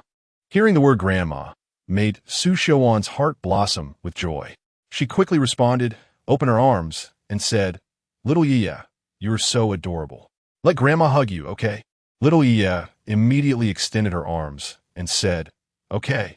Su Xiaowan took the little girl from Zhou Qingjian and examined her closely, saying, Sweetheart, you are really beautiful. Little Ye smiled brightly and said, Grandma is beautiful too. Oh my, Grandma loves you to death. Su Xiaowan couldn't help but kiss little Ye's cheek. Little Ye returned the kiss to Su Xiaowan and giggled. Little Ye loves Grandma too. Su Xiaowan felt her heart melting. The little girl was just too adorable. Zhou Qingjian said, Xiaowan, go wash the child's hands. Didn't you buy a lot of delicious food? Su Xiaowan quickly replied, Right. Sweetheart, Grandma will take you to eat something delicious. Little Ye's eyes squinted with joy as she said, Thank you, Grandma. Zhou Qing sighed and said, Brother, did you see? As soon as you and little Ye came back, I was directly put into the cold palace. Zhou Yuchen said, Less nonsense. Hurry up and go downstairs to get the things. The two of them went down 2 more times before finally bringing all the gifts upstairs. Throughout the process, Zhou Qingjian and Su Xiaowan were completely focused on playing with little Ye, hardly acknowledging the presence of the siblings. After a while, Su Xiaowan noticed that there were a lot more things in the living room and complained that Zhou Yuchen shouldn't spend money so recklessly. Zhou Qing said, Mom, brother is now a billionaire, living in a more than 300 square meter flat. This stuff isn't a big deal. Su Xiaowan said, That doesn't mean we should abandon the good tradition of being thrifty. It's easy to go from frugality to extravagance, but hard to go from extravagance to frugality. Haven't you heard that? Zhou Qing quickly surrendered, saying, Teacher Su, please don't say anymore. I was wrong. Zhou Yuchen smiled slightly and immediately changed the subject, saying, "Mom, this house is too old. Haven't you and Dad thought about getting a new one?" Zhou Qingjian said, "We are also considering that." Zhou Qing said, "I think we should buy one soon. Otherwise, when JY comes over next time, she won't have a place to stay, which would be quite inappropriate." Su Xiaowan nodded and said, "Right, Xiaoqing, you've hit the nail on the head this time. Just in time for your return. Let's go house hunting together in the next couple of days. At the very least, we should buy a 4-bedroom. Little Ye, whose mouth was already stuffed with snacks, said, "Grandma, can I go?" Su Xiaowan replied, "Of course. Little Ye's opinion is the most important." Little Ye immediately squinted her eyes with joy. Zhou Yuchen stood up and said, "Dad, Mom, you take care of the child. I'll go cook." Su Xiaowan said, "I'll go instead." Zhou Qing immediately said, "Mom, let brother do it. He has developed top-notch culinary skills, and his dishes taste much better than yours." Su Xiaowan asked suspiciously, "Really?" Little Ye immediately defended Zhou Yuchen, saying, "Grandma, Daddy cooks the best. Little Ye can eat a lot, enough to burst her little belly." Su Xiaowan laughed and said, "Is that so? Then Grandma must taste it well." Zhou Qingjian stood up and said, "I'll help in the kitchen." In reality, there wasn't much to help with in the kitchen. Su Xiaowan knew that Zhou Qingjian wanted to have a good chat with his son. Once in the kitchen, Zhou Yuchen saw that the chicken was already stewing, and the fish, shrimp, beef, and several vegetables had also been prepared. He put on an apron and got ready to start cooking. Zhou Qingjian said, "No need to rush with the cooking. Let us chat for a bit." "Okay." Zhou Yuchen bent down to hand Zhou Qingjian a small stool and sat on another stool himself. Zhou Qingjian carefully examined Zhou Yuchen, feeling a pang in his heart. His previous son was sunny, cheerful, generous, and confident, as if nothing could bring him down, exuding a youthful spirit with a sense of ambition. Now, although his son was still confident and had the same determined gaze, he exuded more maturity and composure, a quality that could only be developed through the trials of society. Zhou Qingjian said, "Xiao Yu, you're much more mature than 5 years ago." Little did he know that the Zhou Yuchen in front of him was no longer the old Zhou Yuchen, but a brand new Zhou Yuchen formed from the fusion of two souls, possessing both capability and experience. "Dad, I just grown up." Zhou Yuchen smiled slightly and said, "Looking back now, I realize I was so adorably naive back then. The things I learned in school were somewhat useful, but they were far from enough to help someone stand firm in society. Some say society is the best school, and I think that saying is absolutely correct." Zhou Qingjian nodded and said, "Well said.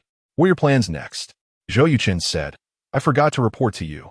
I've established a game company to develop a few casual mobile games." Zhou Qingjian asked, "You're starting a business? Do you have enough money? The 10 million you transferred last time, your mother and I haven't touched." Zhou Yuchen laughed and said, "Dad, if I succeed in my venture, I'll definitely earn countless 10 millions in the future. How could I care about that 1 million? Conversely, if I fail, that 1 million is just a drop in the bucket and won't solve any problems. So, you and Mom can spend that 1 million without worry." Chapter 77. Moving houses. Hearing Zhou Yuchen's words, Zhou Qingjian said, "You seem to have big ambitions." Zhou Yuchen replied half jokingly and half seriously, "I now have 2 life goals. One small and one big. The small goal is to become the world's richest person, and the big goal is to leave a line or two in the future history textbooks of China." Zhou Qingjian retorted, "You're just boasting." "Ha ha ha." The father and son exchanged glances and laughed together. After laughing, Zhou Qingjian asked, "How do you plan to solve the issue with the child?" Zhou Yuchen said, "I will work hard to make Jingyun your daughter-in-law and give Xiao Ye a complete family." Zhou Qingjian raised an eyebrow and asked, "Do you really like her, or is it solely for Xiao Ye?" Zhou Yuchen replied, "Dad, to be honest, I have never seen a girl more beautiful than Jingyun since I was a child. What's more rare is her mature and independent personality. She has no arrogance of a young lady and is definitely a typical virtuous wife and good mother. You'll see when you and Mom meet her." Zhou Qingjian said, "The question is whether she has taken a liking to you. After all, the gap between our families is too great. Shen Jingyun's father is the deputy mayor of Yinhai City and the head of the police department, while Zhou Qingjian is just a small section chief in the education department of Zhenjiang County, and Su Xiaowan is merely a primary school language teacher. The difference is like heaven and earth. Zhou Qingjian was worried that if Zhou Yuchen and Shun Jingyan really got together, Zhou Yuchen might get hurt in this mismatched marriage. Zhou Yuchen reassured him, "Dad, I understand your concerns. Don't worry, your son will be the world's richest person in the future. Even a princess would be worthy of him." Zhou Qingjian jokingly scolded, "After 5 years, you've learned to brag." Zhou Yuchen shrugged and said, "Facts speak louder than words. Just wait and see." After chatting for a while, Zhou Yuchen started to get busy. His skilled knife skills and cooking techniques left Zhou Qingjian dumbfounded. "Wow, this is comparable to a 5-star hotel chef."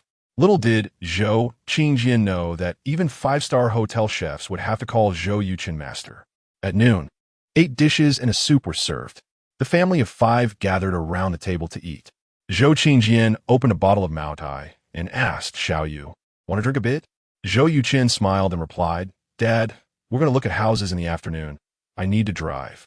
I'll drink with you properly tonight." Su Xiaowan added, "That's right. No drinking while driving. Drink only after driving." "Old Zhou, you should learn from your son on this matter." Zhou Qingjian helplessly said to Zhou Yuchen, "See, this is my family status." After tasting Zhou Yuchen's dishes, both Zhou Qingjian and Su Xiaowan gave extremely high praise. Su Xiaowan even handed over the cooking responsibilities for the next few days to Zhou Yuchen, which left him speechless. However, he was still very happy to cook a few meals for his parents. After lunch, Zhou Yuchen drove everyone to see the newly developed properties. Although the area of Luojiang County was not large, the real estate market was heavily inflated by developers, with prices about 20% higher than those in surrounding counties. Entering a sales office called Guihe Community, it was very lively, with many people pointing at the model and inquiring with the sales staff. A beautiful young lady saw Zhou Yuchen's family and immediately came over. "Hello, how can I assist you?" Most of the people who could afford to buy houses were families, while those who came alone were usually just browsing, so the salesgirl's smile was very sincere. Zhou Yuchen asked, "Are the houses here all decorated?" The salesgirl replied, "Sir, our Guihe community is a high-end community. The decoration was completed 3 months ago, using environmentally friendly materials. The formaldehyde levels absolutely won't exceed the standard. You can move in with just your luggage." "How many types of apartments are there?" "There are 4 types in total: 144 square meters, 188 square meters, 256 square meters, and 320 square meters. What are the prices?" "The larger the area, the higher the price, corresponding to 6,000 yuan, 7,200 yuan, 9,000 yuan, and 12,000 yuan respectively." "How many 320 square meter apartments are left?" Upon hearing Zhou Yuchen's question, the salesgirl's eyes lit up, and she quickly replied, "There are 16 left." Compared to the price of over 100,000 in Yanhai City, the housing prices in Luojiang County were undoubtedly much cheaper. However, since the average salary here was only about 3,000 to 4,000 yuan, very few people could afford such large houses. Zhou Yuchen felt that the developers of Guihe Community seemed to have done insufficient market research. If things went wrong, they might end up holding onto unsold properties. "Could you please take us to see one?" "Sure, please follow me." Led by the salesgirl, Zhou Yuchen's family entered the community. Su Xiaowan gently nudged Zhou Yuchen and asked, "Xiao Chen, do you really want to buy such a large house?" Zhou Yuchen smiled and said, "Whether we buy it or not depends on whether you and Dad like it. If you don't like it, we definitely won't buy it." Su Xiaowan pursed her lips and said, "How could you not like such a large house? It's just too expensive." Zhou Yuchen replied, "Mom, my large flat in Yanhai is 45 million and my car is 45 million. Compared to that, do you think this flat under 4 million is still expensive?" Su Xiaowan rolled her eyes at him and said, "Why do I feel like you have the potential to be a nouveau riche?" Zhou Yuchen chuckled. "I am a nouveau riche." Their conversation reached the salesgirl's ears, making her feel excited. Within the community, only Building 1 and Building 2 had apartments of 320 square meters. Each building had 12 floors, with a height of 3.8 meters per floor. Soon, they arrived at the base of Building 1. Zhou Yuchen inquired about the remaining floors and learned that the 8th and 9th floors were still unsold, so he decisively chose the 9th floor. Taking the elevator to the 9th floor, the salesgirl took out the keys and opened the door. What came into view was a spacious living room. With a strong sense of space, and a simple yet elegant decoration style. The flooring, furniture, and appliances were all top domestic brands, which was quite good. However, some details were not done particularly well.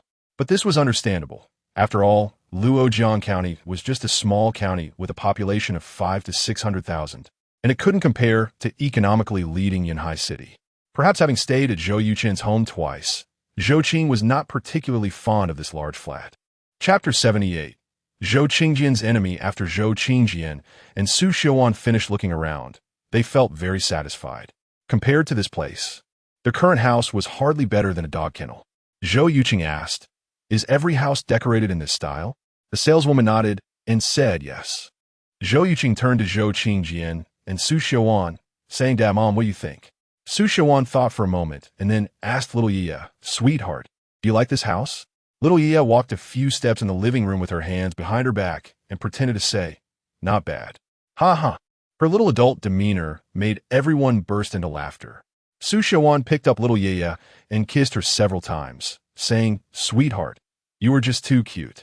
Little Yiya loved such compliments and smiled brightly. Zhou Yuchen asked, "How many parking spaces and storage rooms does this house have?" The saleswoman replied, 2 parking spaces and a storage room of more than 50 square meters. Zhou Yuchen said, "If we buy the house outright, is there a discount on the price?" The saleswoman said, "You can get a 9.7 discount." Zhou Yuchen said, without hesitation, 9.5. "We can make the payment right now. If you can't make the decision, you can ask your manager." The saleswoman hesitated, "Sir, this price." Before she could finish, Zhou Yuchen waved his hand and interrupted her, saying, "I don't like to haggle. If you can sell it, sell it. If not, we'll go look at villas. Understand? Please wait a moment." Zhou Yuchen's sharp gaze and strong aura made the saleswoman dare not say anything more and hurried out to make a phone call. Zhou Qingjian and Su Xiuan exchanged glances, both showing expressions of surprise. This was the first time they had seen their son so assertive. 5 minutes later, the saleswoman ran back with a beaming face and said, "Sir, our manager has agreed." Zhou Yuchen nodded and said, "Dad, Mom, let's go sign the contract." Su Xiuan felt a bit like she was dreaming and said, "Are we really buying it?" Zhou Qing teased, "Mom, a house worth over 3 million is just a drop in the bucket for Big Brother. You'll get used to it." Su Xiuan shot her a glare and said, "I can't get used to it." Back at the sales office, the saleswoman asked for Zhou Qingjian and Su Xiuan's IDs and happily went to process the relevant paperwork. At that moment, a loud voice came from not far away. "Old Zhou." Zhou Yuchen turned to look and saw a middle-aged man in his 50s, thin-faced and dressed in a suit, walking towards them with a big smile. He was accompanied by a young man and woman. The man was tall and handsome, and the girl was also quite pretty. Upon seeing the visitor, Zhou Yuchen keenly noticed that his father's expression darkened slightly. His usually composed mother directly took little Yiya and moved aside. "Zhou Qing, what's going on?" Zhou Yuchen nudged Zhou Qing and asked softly. Zhou Qing said resentfully, "His name is Lu De, and he is your dad's enemy." Last year, when the deputy director of the county education department retired, this position was already determined to be for your dad, but he somehow snatched it away. That is not all. After Lu De took office, he kept making things difficult for your dad, which really upset him for a while. A cold light flashed in Zhou Yuchen's eyes as he said, "What a jerk." Lu De walked up to Zhou Qingjian with a fake smile and said, "Old Zhou, are you looking at houses?" "Haha, I thought you were planning to stay in the civil servant community for a lifetime."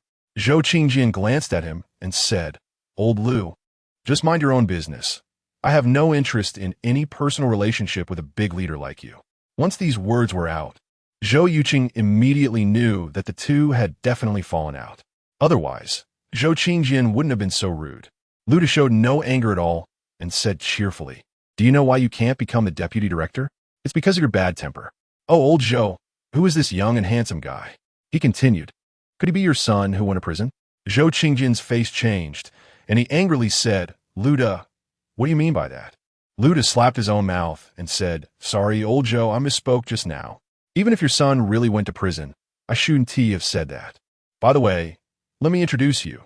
This is my son Lu Haiquan, a graduate of Qingjiang Police Academy, already accepted by the Yunhai Police Department's criminal police team. This is my future daughter-in-law Gu Xiao Xiao, who has been accepted into our county's education department." After graduation, they will start working. You'll have to take care of them in the future. Zhou Yuchen certainly understood Lu Da's intention, which was to use his own son to highlight the excellence of his son Lu Haiquan.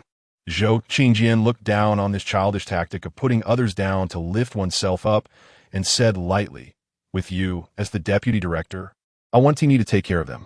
Do you have anything else? If not, then I'm afraid I can't keep you company." Lu Haiquan frowned and said, "Why are you so rude?" Gu Xiaoxiao echoed, "Exactly. You're not young anymore. Why do you have to speak so sharply? No wonder you can't get promoted."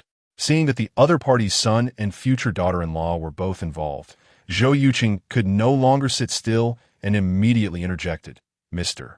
Lu, your dad is also a leader of sorts, yet he keeps bringing up my past to go into prison. Do you think that that's polite?" Lu Haiquan raised his eyebrows and said, "Zhou Yuchen, I've heard about you. My dad is just speaking the truth." Zhou Yuchen took out an ID and said, "Then it seems necessary for you to get to know me again. Officer Lu, I am Zhou Yuchen, a specially invited consultant for the technical department of the Yunhai Police Department." "This is impossible." Before Lu Haiquan could speak, Lu Da exclaimed in surprise. Zhou Yuchen said proudly, "Old Lu, my son's grievances have been redressed. The Yunhai Police Department saw that his skills in network technology are quite good and hired him as a consultant. Speaking of which, he will be a colleague of your son in the future." Zhou Yuchen put away the ID and smiled, saying, "I have a good relationship with the police chief Shen Chenggang, deputy chief Zhu Jiang, and the captain of the criminal police team Zhang Wei. Uncle Lu, don't worry. I will definitely greet them and take good care of your son, ensuring he won't suffer any grievances." Lu Haiquan disdainfully said, "You can really brag. Do you know what level of leader Chief Shen is?" Zhou Yuchen replied, "He is the deputy mayor of Yunhai City and the police chief, a deputy ministerial level leader." "Officer Lu, you might not know that special positions like technical consultants must be approved by him. By the way, you just said you were accepted by the criminal police team. I can help you call Captain Zhang and get you into the first team." Lu Haiquan said, "All right, I don't believe it. You can call right now." Chapter 79. The fox borrowing the tiger's might. Zhou Yuchen didn't waste any time and directly took out his phone. Just as he was about to dial Zhang Wei's number, unexpectedly, his phone rang. It was a call from Shen Chenggang. What a coincidence. Zhou Yuchen glanced at Lu Haiquan and answered the call. "Hello, Director Shen. What can I do for you?" Luo Hao was beaten to death by inmates in the same cell. "Dead?" Zhou Yuchen's expression changed, and he quickly walked to a corner where no one was around. "That person was bought off?" "Not clear. We are investigating. I'm calling to let you know that your grievances with Luo Hao are now completely over. Thank you for your kindness. In fact, I completely let go of it the moment Luo Hao entered prison. I hope you can use your hacking skills for more meaningful things in the future." Zhou Yuchen knew that he couldn't hide from Shen Chenggang regarding the video he secretly sent to Yan Qingfeng. "I will focus my energy on starting a business next." Both were smart men, and their conversation was brief and to the point. Shen Chenggang asked, "How is Xiaoya?" A smile appeared on Zhou Yuchen's lips as he replied, "Her little mouth is so sweet. My parents absolutely adore her." Shen Chenggang laughed heartily. At that moment, Luda was trying to ingratiate himself with Zhou Yuchen with a shameless demeanor. Modern phones have poor call privacy, even if Zhou Yuchen and Luda were close. He could hear the contents of the call from 5 or 6 meters away. Luda heard clearly that Zhou Yuchen referred to the person on the other end as Director Shen, who informed Zhou Yuchen that a person named Luo Hao had been beaten to death by inmates in the same cell. So, who is this Director Shen? Connecting the dots, that Zhou Yuchen claimed to be familiar with the director of Yunhai Police Department, Shen Chenggang. Luda felt that it was very likely that he was indeed Shen Chenggang. Thus, his attitude towards Zhou Yuchen did a complete 180. Shifting from aggressive to reminiscing about their 15 years of camaraderie. Zhou Qing's eyes widened in disbelief. This was the first time she had seen someone with such thick skin. No, it was downright shameless. Zhou Yuchen calmly watched Luda perform in front of him. After a long while, he sighed and said, "I finally know where I lost. Old Lu, you are better than me. I truly respect you now." Luda awkwardly said, "Old Zhou, I admire your work capability. It was all my fault before. I apologize and hope you won't take it to heart. I promise I won't trouble you in the future, nor will I make things difficult for you." After Zhou Yuchen finished the call and returned, He just caught the end of Lu Da's words and said, "Uncle Lu, are you implying that you have caused trouble for my dad and made things difficult for him, right?" Lu Da slapped his own face and said, "It's all my fault." Lu Haiquan felt embarrassed by his father's behavior and grabbed his wrist, saying, "Dad, what are you doing? Even if they know the leaders of Yanhai Police, so what? Shut up." Lu Da scolded his son, then turned to Zhou Yuchen with a smile, saying, "Little Zhou, I admit I owe your dad, but it really has nothing to do with Haiquan. Please don't hold it against him." Zhou Yuchen smiled and said, "Uncle Lu, you're overthinking it. Director Shun and Deputy Director Zhu are both upright leaders. How could they randomly make things difficult for someone? Besides, I don't have that kind of influence." Lu Haiquan added, "I think so too." Lu Da whispered, "Shut up." Lu Haichuan's face turned red with anger. Gu Xiaoxiao also felt her pride wounded. If it weren't for Lu Da wanting to buy them a wedding house of 188 square meters with full payment, they might have left long ago. Zhou Yuchen leaned close to Lu Da's ear, deliberately intimidating him, saying, "Uncle Lu, listen carefully. If I find out my father is uncomfortable at work, I guarantee your son will become a glorious martyr." Upon hearing this, Lu Da's face changed dramatically, and he hurriedly said, "I understand." Zhou Yuchen smiled slightly, like an elder, patted his shoulder, and said, "That's good to hear. Officer, Lu has a good father." Though it sounded like a joke, it genuinely came from Zhou Yuchen's heart. Lu Da was a typical person with average abilities, good at flattering and thick-skinned, but despite his many flaws, he was not a bad father when it came to his son. He couldn't fully confirm his relationship with the director of Yanhai Police, yet he still chose to bow his head without losing face, fearing that his son might face difficulties in the future. Why? It's just that being made difficult in government is at most uncomfortable, but in the police department, it could cost one's life. Lu Haichuan's expression was extremely unpleasant as he said, "Dad, let's go sign the contract." Lu Da looked at Zhou Yuchen, who gestured for him to proceed. And only then did Lu Da dare to leave with Lu Haiquan. "Dad, you're a deputy director. Why are you so afraid of Zhou Yuchen? Even if he knows the director, so what?" Lu Haiquan pulled Lu Da ziji. Kishioning ungridi. Lu Da was a bit fired up too as he replied, "So what? They can casually assign you a highly dangerous task and have you carry it out, resulting in death. Haiquan, do you think I want to lower my head to this young man? I'm doing this for you." Lu Haiquan fell silent for a moment, then suddenly thought of something and took out his phone. Lu Da asked, "What are you doing?" Lu Haiquan said, "I remember a senior brother working in the technical department of Yanhai Police." Lu Da's eyes lit up. "Quick, ask him to see if what Zhou Yuchen said is true." 5 minutes later, Lu Haiquan put away his phone, looking somewhat dazed. Gu Xiaoxiao nudged him and asked, "Are you okay?" Lu Haiquan came to his senses and said, "Did you see the little girl in Zhou Qingjian's wife's arms?" Lu Da replied, "I saw her." "What about it?" Lu Haiquan swallowed hard and said, "That little girl is Director Shun's granddaughter." Boom! Lu Da felt as if a thunderclap had sounded in his ears. He never expected that Zhou Qingjian could actually be related by marriage to a deputy minister-level leader. It was simply unbelievable. After the shock, Lu Da felt fortunate that he had bowed his head earlier. Otherwise, Lu Haiquan would have been doomed. Chapter 80.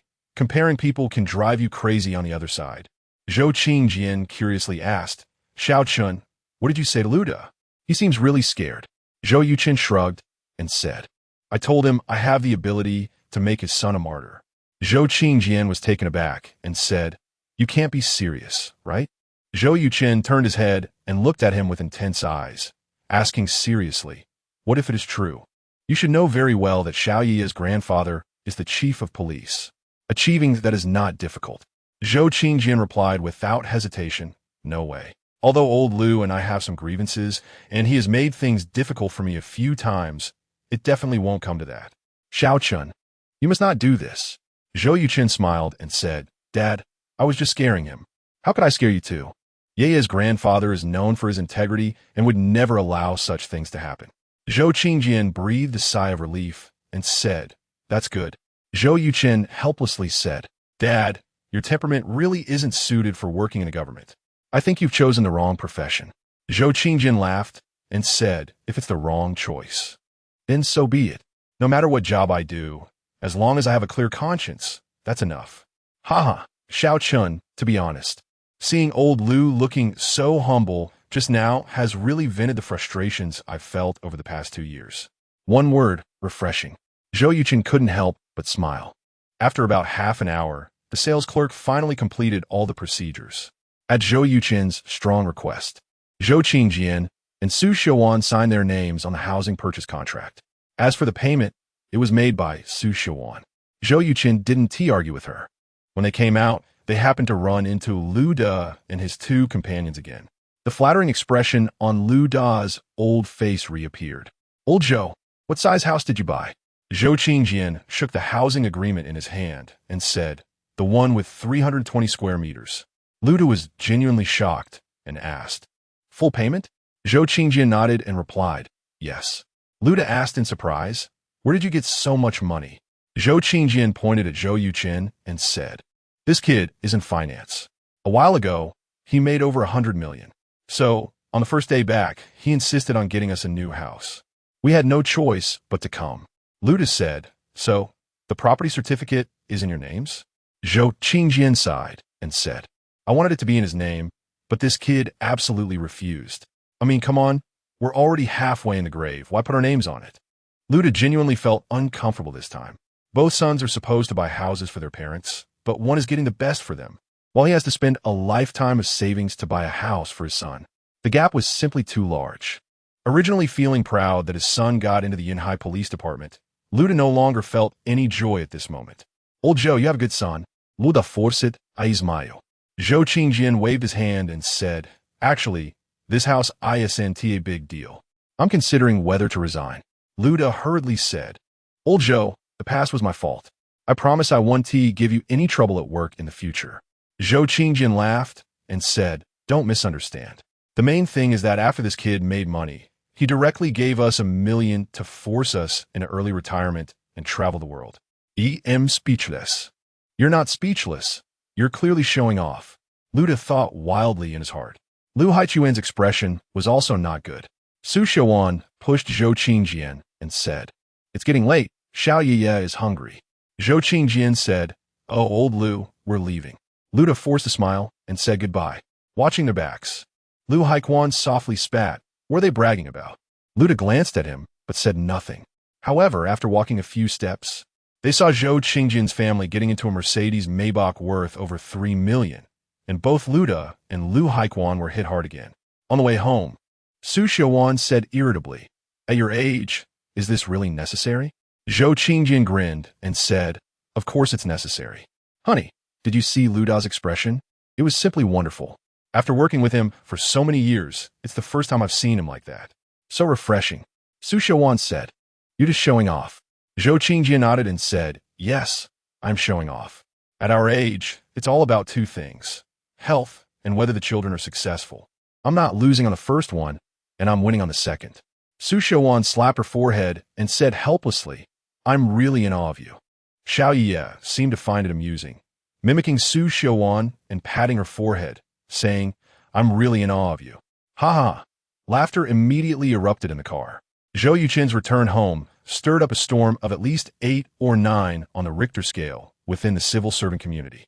Upon learning that Zhou Yuchen had become rich and was treating acquaintances with expensive cigarettes, even delivering them by the box that night, all of Zhou Qingjian and Su Xiuan's colleagues and friends came over one by one.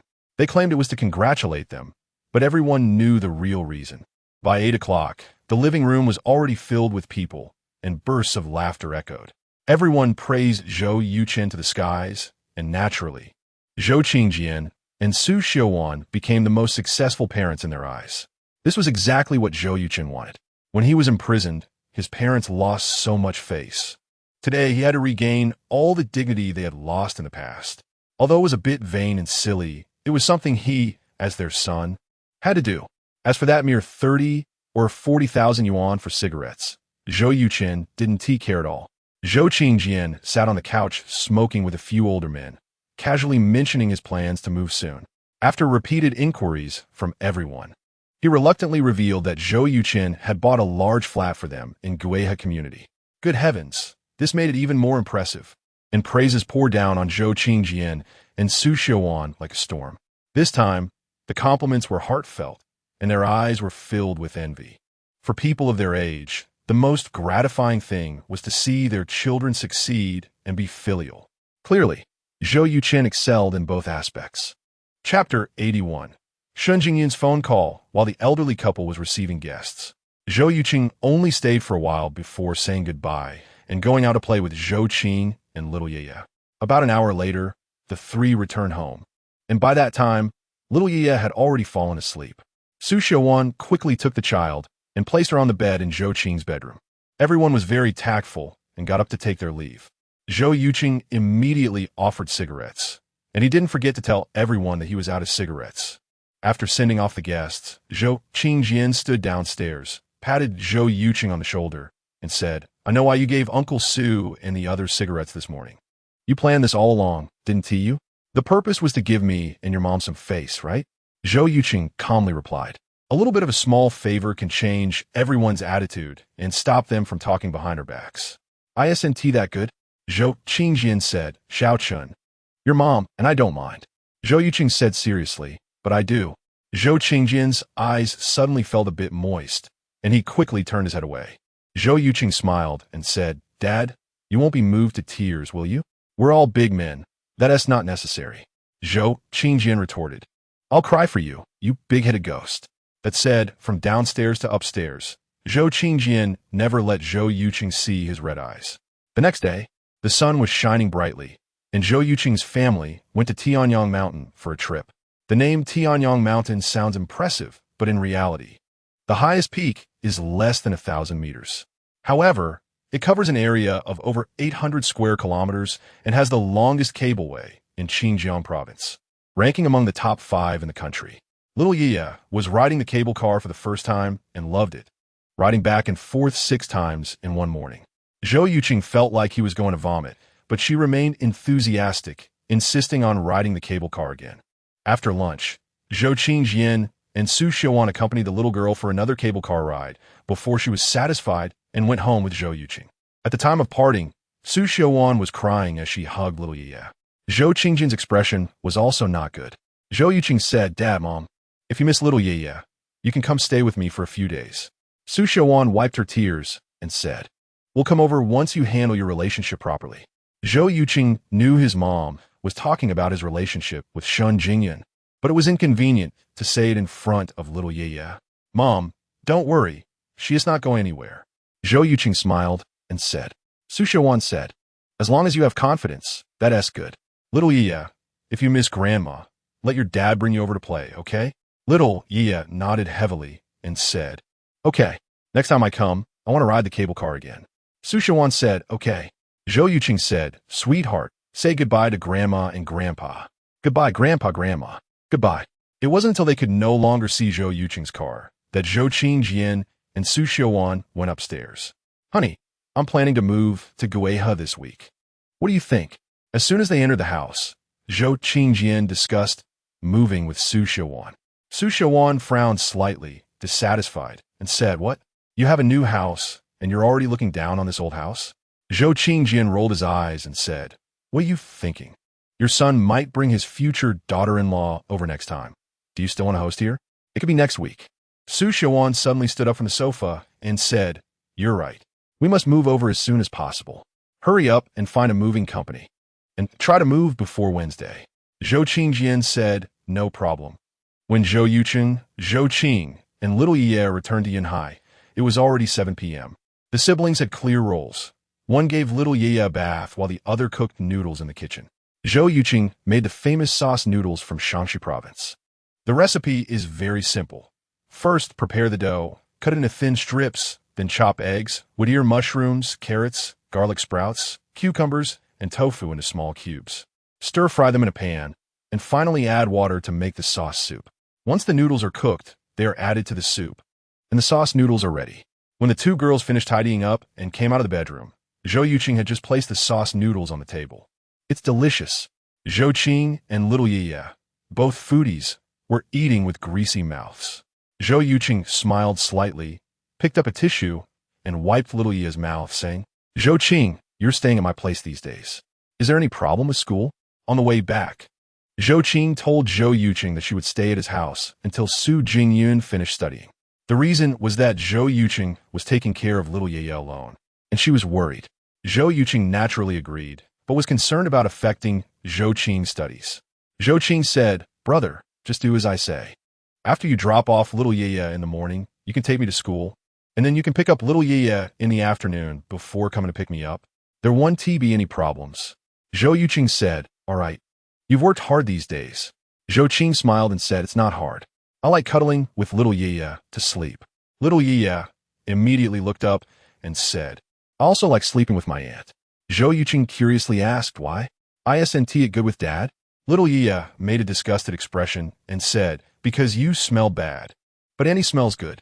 Ha! Zhou Qing laughed out loud. Zhou Yuchen was left speechless. At 9 p.m., Shun Jingyun called Zhou Yuchen. "Are you back?" "Yes." "How are Uncle and Annie doing?" "They're doing well." "Is little Ye being naughty?" "Not just obedient. Her little mouth is sweeter than honey." When we came back, her grandma was crying a lot. We stayed downstairs for 20 minutes before they let us leave. "That's good. Where's Ye?" "In the bedroom, listening to Zhou Qing tell stories." "Zhou Qing will help me take care of the child at home these days." "Great, I'll call Zhou Qing." "Okay." After hanging up the phone, Zhou Yuchen went into the study to read. After upgrading his hacking skills to master level, Zhou Yuchen set his sights on his major in finance during college. However, the finance industry includes a wide range of subjects, and Zhou Yuchen chose investment, which includes stock trading and futures trading. After 2 years at university and 4 years of diligent study in Sioux City, the all-around cultivation system assessed Zhou Yuchen's investment ability as beginner level 99, just a step away from mastering it. Chapter 82. Kung Fu Detox while in Luo County. Zhou Yuchen spent an entire night reading half of a hefty book titled Financial Alchemy. This book is claimed to be the most profound investment guide in history. Authored by the financial genius Chris from the Eagle Nation, who passed away 3 years ago. Chris was a legendary figure, growing up in the slums of the Eagle Nation, entering a Wall Street investment bank in the Lighthouse Nation at the age of 22, and founding Harry Investment Company at 28. At that time, Harry Investment Company had a registered capital of $1 million, and 30 years later, it controlled stocks worth over $300 billion, a growth of 300,000 times. In the Western world, Chris is also known as the god of investment. Unfortunately, he only lived to 55 years old before succumbing to cancer. Otherwise, no one could estimate his future achievements. With 10 days left on the validity of the Understanding Scroll, Zhou Yuchen planned to devour Financial Alchemy along with several other profound investment tomes.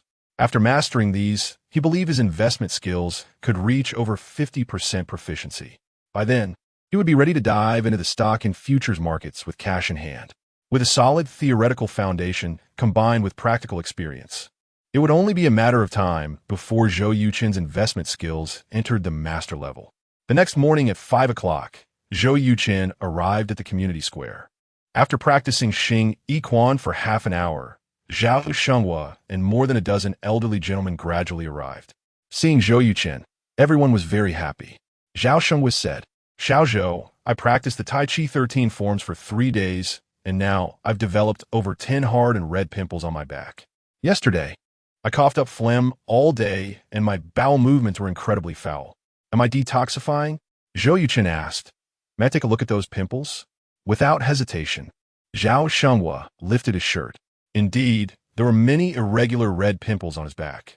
One elderly gentleman said, "I have these too." Several others echoed in agreement. They all lifted their shirts. Some had them on their waists, some on their bellies, and others on their thighs.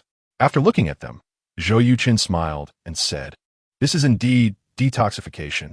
If you persist, within a week, these pimples, bowel movements, and phlegm will disappear." "You all must have practiced a lot these days, right?"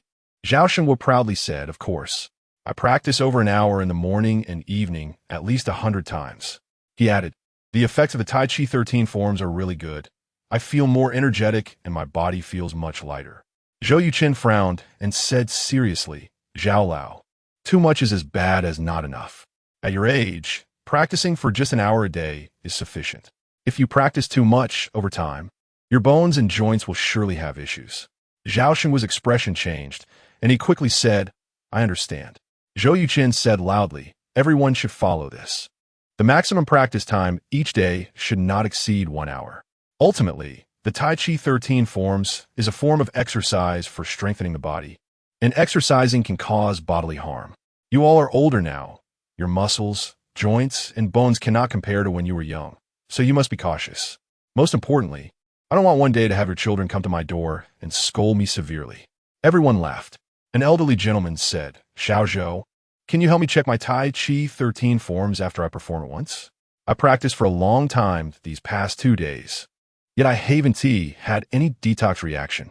Another added, yeah, I haven't detoxified either. Did I practice incorrectly somewhere? Other elderly gentlemen also chimed in. Zhou Yuchen said, no need to rush. Let us go one by one. I'll help you make some adjustments. Let us start with those who have detox reactions. Zhao Xinguo volunteered and took the lead. The Tai Chi 13 forms only has 13 moves and can be completed in 2.5 minutes. Zhao Xinguo performed very smoothly, almost without any pauses, and his movements were very correct, except that his breathing and movements were not perfectly synchronized. Zhou Yuchen pointed out his mistake, and Zhao Xinguo nodded, saying, I see. Hey, can you hear my breathing? The other elderly gentlemen were stunned and looked at Zhou Yuchen in unison. When Zhao Shangguo was practicing, he was at least 5 or 6 meters away from everyone, and his movements were slow. His breathing was just slightly rapid, so logically, Zhou Yuchen should not have been able to hear him. Zhou Yuchen explained, when martial arts are practiced to a certain level, the vital energy can be pushed to the ears, greatly enhancing the martial artist's hearing. Everyone suddenly understood and admired Zhou Yuchen's skills.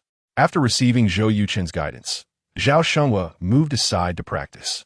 He had already experienced the benefits that the Tai Chi 13 forms brought to his body, so he was practicing very earnestly. The other elderly gentlemen were the same. After over an hour, Zhou Yuchen finished guiding all the elderly gentlemen, then took a round to check his teaching effectiveness. About half of the elderly gentlemen were already practicing very correctly, while the other half were not doing so well. So, Zhou Yuchen divided them into groups of 4, with 2 who performed well, helping the other 2 who did not. Checking the time, it was almost 7 o'clock, and Zhou Yuchen prepared to go back to cook. Just a few steps away, Zhao Shangguo chased after him and said, Xiao Zhou, are you free at 8 tonight? Zhou Yuchen smiled and said, Zhao Lao, if you have something to say, just say it. If there's anything I can help with, I will certainly do it. Zhao Shengwa said, my eldest son works himself to the bone, and his health is worse than mine. However, his identity is somewhat special, making it unsuitable for him to appear in public. So, could you take some time tonight to teach him the Tai Chi 13 forms? Zhou Yuchen asked, your son should be almost 60, right? Zhao Shangguo was taken aback and asked, did you investigate my identity when you went back? Zhou Yuchen laughed and said, why would I investigate your identity? I have no reason to seek you for anything. However, now that you mention it, I really need to find someone to ask who you and your son really are. Zhao Shangguo said, so you mean you agree? Zhou Yuchen replied, this little matter is no problem at all. Zhao Lao, let us exchange contact information. You can call me tonight. Zhao Shengwa nodded, saying, okay. The 2 exchanged phone numbers and then parted ways. After breakfast, Zhou Yuchen took Zhou Qing and Xiao Yeye to the kindergarten. After dropping off Xiao Yeye, he went to Qingjiang University. Chapter 83, Drawing the Real Scroll Again. On the way, Zhou Yuchen asked, Paul Carr will be teaching at your school tomorrow at 9 a.m. Can you give me a ticket or not? Zhou Qing made an okay gesture and said, don't worry. I found a classmate willing to sell a ticket for 3,000 yuan. You just need to give me 6,000. Zhou Yuchen smiled and replied, they want 3,000. And you, as a scalper, directly doubled the price. I think you shouldn't be called Zhou Qing. You should just be called Zhou Poppy. Zhou Qing said, as long as you pay, Zhou Poppy is Zhou Poppy. The 2 joked around, and Zhou Qing curiously asked, bro, why do you want to attend Paul Carr's lecture? He's an expert in chips. What does that have to do with you? Zhou Yuchen casually replied, I want to start a tech company in the future, and I will definitely need chips. So for the past few years, I've been reading books on this topic, including Mr. Carr's works. To put it simply, he is my idol. I must seize this opportunity to get his autograph in my book. Paul Carr is a towering figure in the global chip industry, and security measures are extremely strict during his travels. This time, when he comes to Qingjiang University to give a lecture, not only will La Corporation send security personnel, but even the Yunhai government will dispatch elite guards for protection. Zhou Yuchen wants to get close to him and shake his hand, but there is basically no chance of that outside. The only opportunity is during the interaction with students after the lecture. That's why Zhou Yuchen asked Zhou Qing to help him get an entrance ticket. Just make it up. Zhou Qing didn't believe a word of Zhou Yuchen's explanation. Zhou Yuchen smiled and said nothing more. After dropping Zhou Qing off at Qingjiang University, Zhou Yuchen went to a bookstore to buy a copy of Paul Carr's Research and Manufacturing of Chips, and then headed to Yuchen Game Company. Zhang Yong, the head of the HR department, reported to Zhou Yuchen that they had gathered all the technical staff from 3 RD teams over the weekend and were ready to sign contracts with them today. Zhou Yuchen looked at the situation of these people and agreed without hesitation. After all, they all had a 1-month probation period. Who is capable and who is not could be assessed after the probation period ended. After signing the contracts, these people were integrated into the game development teams. Next, Zhou Yuchen checked the progress of the 3 games and was surprised to find that they had far exceeded his expectations. He immediately realized that these guys must have been working overtime and made a mental note of it. When it was time to pay salaries, Zhou Yuchen would have the finance department calculate their overtime pay. The difficulty of the 3 games was not high, and Zhou Yuchen carefully examined the quality of the games, finding them to be much better than in his previous life. In particular, the quality of the animations had improved by a level or 2. Zhou Yuchen was very satisfied and praised the team leaders of the 3 groups enthusiastically. With some free time, Zhou Yuchen sat in his office and continued reading. He had finished Financial Alchemy and was now reading Stock Market and Futures by Asian stock god Luo Li. It was also a hefty book, detailing many of Luo Li's real stories. Halfway through the book, the system's voice rang in Zhou Yuchen's ears. Congratulations to the host Zhou Yuchen for upgrading the investment skill to the expert level. Reward: 3 attribute points and 1 lottery chance. A smile appeared on Zhou Yuchen's face, and without any hesitation, he directly proceeded to the lottery. Soon, a huge golden wheel appeared and slowly spun in front of him. Stop! A beam of light flashed, and a real scroll, 3 items, appeared in Zhou Yuchen's item bar. Nice! Zhou Yuchen vigorously swung his arm. The last time he drew a real scroll, it not only helped him earn his first bucket of gold, but also gave him the Tai Chi visualization method that could put people into deep comas, saving him a lot of study time. Now that he had drawn another real scroll, Zhou Yuchen couldn't help but marvel at his good luck. Player: Zhou Yuchen Physique 14, Average Person 10, Spirit 10. 8, Average Person 10, Attribute Points 8 Skills, National Martial Arts, Master Level 3, Hacking Skills, Master Level 1. Culinary Skills, Expert Level 99, Investment Skills, Expert Level 1. Tai Chi Visualization Method, Mental Skill. Items: Understanding Scroll, Duration 8 days, Cloning Scroll, Validity 21 days. After reaching the Master Level in Tai Chi, the 2 Master Level boxing styles were integrated into National Martial Arts. Ding! System Task: Please use your knowledge to invest in the Xia country stock market with an investment amount of 5 million. Increase it to 20 million within a month. Reward: Master Level Investment Skills. Damn, how is that possible? Zhou Yuchen couldn't help but curse. Like in his previous life, the Xia country stock market only allows buying on the rise, not the fall, and there are limits on both rising and falling prices. The difference is that in his previous life, the limit was 10, while here it is 20. Zhou Yuchen wanted to triple his 5 million in a month, which was incredibly difficult. Fortunately, there was no punishment for failing the task. Otherwise, Zhou Yuchen would have been in tears. Putting down the book, Zhou Yuchen opened his computer and started researching Xia country stocks. By noon, Zhou Yuchen treated everyone in the company to a nice meal. Seeing their boss being so generous, everyone felt they had come to the right place. Zhou Qing's ability to get things done was quite impressive. In the afternoon, Zhou Yuchen picked up Xiaoya and went to Qingjiang University to pick up Zhou Qing. As soon as this girl got into the car, she tossed a ticket at Zhou Yuchen, but her face looked a bit off. Zhou Yuchen asked what was wrong, and it turned out that the guy who sold the ticket to Zhou Qing had raised the price from 3,000 yuan to 8,000 yuan, nearly driving Zhou Qing mad. After investigation, Zhou Qing found out that the ticket price was raised because many big shots from the semiconductor and tech industries in Xia country would come to the school to listen to Paul Carr's lecture. If the students performed well during the interaction with Paul Carr, they might catch the attention of these big shots and directly solve their employment issues. Of course, the chances were slim, but everyone wanted to take that chance. Zhou Yuchen comforted Zhou Qing and raised her commission to 16,000 yuan. Zhou Qing's eyes lit up at the mention of money, and she cheered up. At 7 p.m., Zhou Yuchen tidied up the kitchen and was about to take Zhou Qing and Xiaoyu out for a walk when he suddenly heard a knock on the door. Zhou Yuchen looked through the peephole and saw Shun Changgang and Dai Wan at the door. Zhou Yuchen quickly opened the door, smiling. Director Shun, Professor Dai, please come in. Welcome, leaders, to inspect the work. Dai Wan chuckled and said, is it so hard to call us uncle and aunt? Zhou Yuchen shrugged and said, if you two don't say anything, I wouldn't dare to change my words. Shun Changgang glanced at him and said, aren't people who practice martial arts supposed to be brave? Zhou Yuchen laughed. It seems like they aren't. Okay, then I'll change how I address you in the future.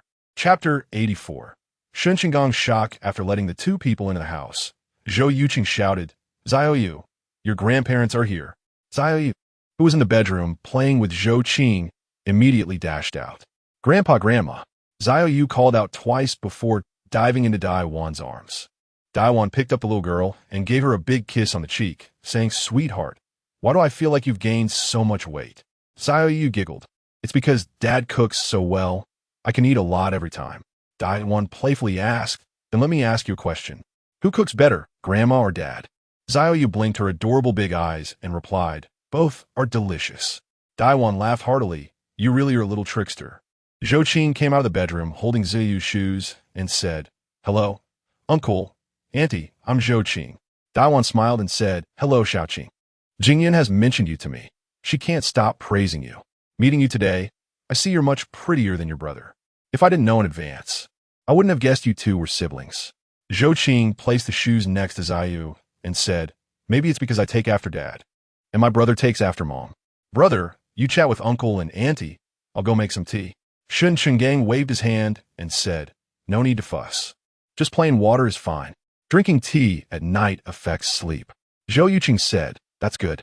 To be honest, if you wanted tea, I would have to go downstairs to buy it. Shun Changgang smiled and said, you're quite honest.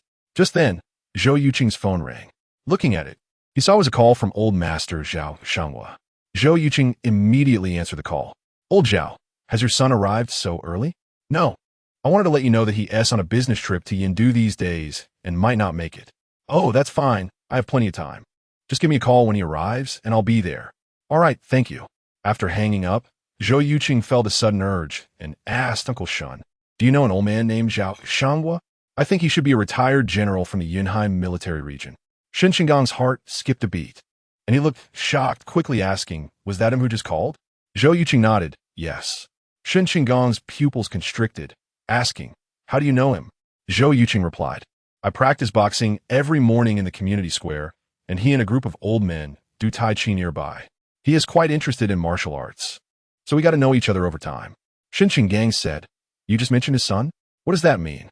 Zhou Yuchen explained, in the past few days, I taught him and those old men a health-preserving Tai Chi routine. Old Zhao found it very effective and invited me to his house tonight to teach his son. But his son went to Yindu for a meeting, so we'll have to reschedule. Seeing Shun Changgang seem a bit nervous and serious, Dai Wan curiously asked, Old Shun, who is this Mr. Zhao? Shun Changgang replied, Old Zhao is a retired general from the position of commander of the Yunhai military region. His son, you should be quite familiar with. Dai Wan asked who? Shun Changgang solemnly said, the vice-governor of Xiaogua, Zhao Yinjing from Yunhai City. Even Dai Wan, known for her composure, couldn't help but gasp, her eyes filled with disbelief. It was already legendary for someone who had been imprisoned to know a retired general. And now he was going to teach a current national vice-governor Tai Chi. This was simply hard to believe. Zhou Qing was equally shocked, covering her mouth and staring blankly at Zhou Yuchen. Zhou Yuchen was much stronger than the two of them. He was first taken aback, then smiled and said, no wonder old Zhao has always kept his identity a secret. It turns out he is so impressive. When I see old Zhao tomorrow morning, I'll ask him for some advice on how he raises his son. Who knows, I might even be able to cultivate Xiaoyu into a future female governor. Shun Changgang looked a bit dazed, his gaze toward him akin to that of looking at a fool. yet there was a hint of admiration. After mentioning Zhao Shenghua's identity, Shen Chenggang had been observing Zhou Yuchen, trying to gauge his reaction. He had expected Zhou Yuchen to be shocked, incredulous, or even anxious, given the vast difference between their statuses, which could be described as worlds apart. Even Shen Chenggang himself couldn't remain calm. He never expected Zhou Yuchen's reaction to be so nonchalant, even whimsically thinking about discussing child-rearing methods with General Zhao. This truly impressed Shen Chenggang. Zhou Qing slapped her forehead and said, "Brother, I really admire you." Zhou Yuchen replied, "Just joking. I suspected old Zhao's identity was not ordinary, but I didn't expect it to be to this extent." Shen Chenggang said, "Since you know old Zhao's identity, you should be careful with your words in the future." Zhou Yuchen shook his head, saying, "There's nothing to be careful about.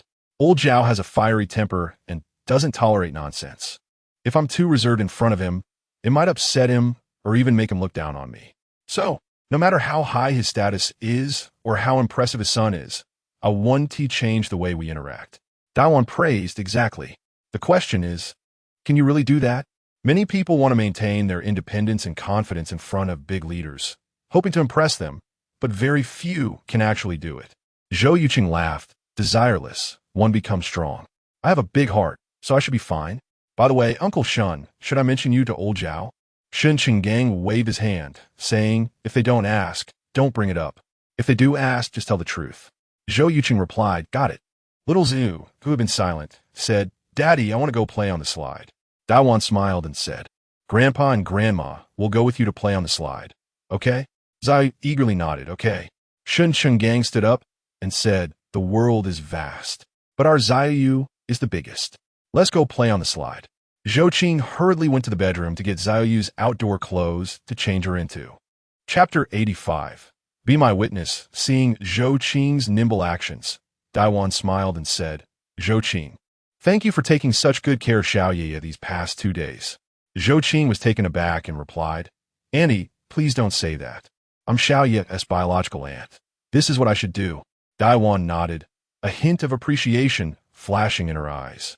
After accompanying Xiaoye on the slide for half an hour, Shen Chenggang and Daiwan went back. On the way, Daiwan suddenly said, "Xiaoye's grandparents are remarkable. They raised their siblings very well. Lao Shun, if one day Jingyun and Xiao Zhou get together, would it have a bad influence on you?" Shen Chenggang frowned and asked, "Are you interested in Xiao Zhou?" Daiwan countered, "Is that not allowed?" Shen Chenggang was silent for a moment and responded, "It seems that Xiaoye is becoming increasingly dependent on him." Daiwan was somewhat dissatisfied and said, "You still haven't answered my question." Shen Chenggang replied, "There will definitely be some negative influence, but it's negligible." Daiwan nodded and said, "That's good." A glint flashed in Shen Chenggang's eyes as he said, "If Jingyun really likes Xiao Zhou, I want to oppose it, but I will let them marry later." Daiwan asked in confusion, "Why?" Shen Chenggang explained, "Undeniably, in terms of ability and talent, Xiao Zhou is the most outstanding young person I've ever seen. Without a doubt. But that doesn't mean he will definitely succeed. People like Xiao Zhou usually end up in one of two ways. Either they achieve great success or they suffer a great failure. If he succeeds, everything is fine. But if he fails, then the two of them might have a tough time." Daiwan adjusted her glasses and said, "You're considering this entirely from a father's perspective. But from an outsider's point of view, this is typical of only being able to share wealth, not hardship."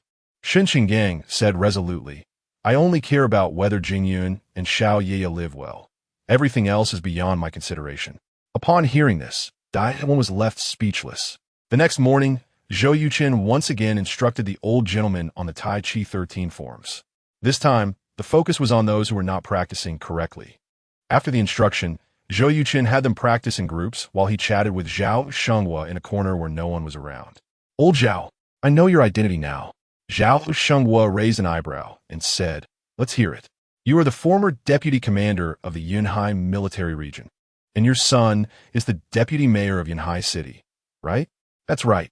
"Xiao Zhou, now that you know my identity, are you feeling a bit nervous seeing me?" "A little.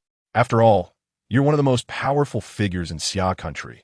Just stomping your foot could shake Yunhai or even all of Xia country. I'm just an ordinary young man. How dare I act recklessly in front of you?" Zhao Shengwa assessed him and said, "Is that so? But I don't feel like you've changed much." Zhou Yuchen replied, "The change is mainly in my heart, not on the outside." "Old Zhao, you mentioned before that you owed me a favor, right?" Zhao Shengwa nodded, "Yes." Zhou Yuchen continued, "If we count the Tai Chi 13 forms, you should owe me 2 favors now." Zhao Shengwa felt a bit displeased and asked, "Xiao Zhou, what exactly do you want to say?" Zhou Yuchen said, "I want to ask you for a favor."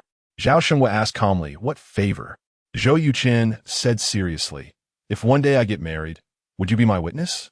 This was an idea that had popped into Zhou Yuchen's mind after learning about Zhao Shengwa's identity last night. Having a retired general or a current deputy mayor officiate would elevate Zhou Yuchen's status significantly. His issues with Shun Jingyan would no longer be an issue and wouldn't affect Shun Qinggan's career. Zhao Shengwa was slightly taken aback, seemingly not expecting such a request from Zhou Yuchen, and said, "Don't you already have a daughter?" Zhou Yuchen chuckled bitterly and replied, "Having a daughter doesn't mean I have a wife." Zhao Shengwa immediately became interested and asked, "Tell me more." Zhou Yuchen rolled his eyes and said, "How can a dignified general be so gossipy?" Zhao Shengwa raised an eyebrow and said, "Since you want me to be your witness, shouldn't I know your story?"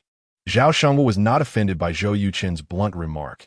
In fact, he was quite pleased. He was most afraid that Zhou Yuchen would act cautiously and weigh his words carefully after learning about his identity, like others often do.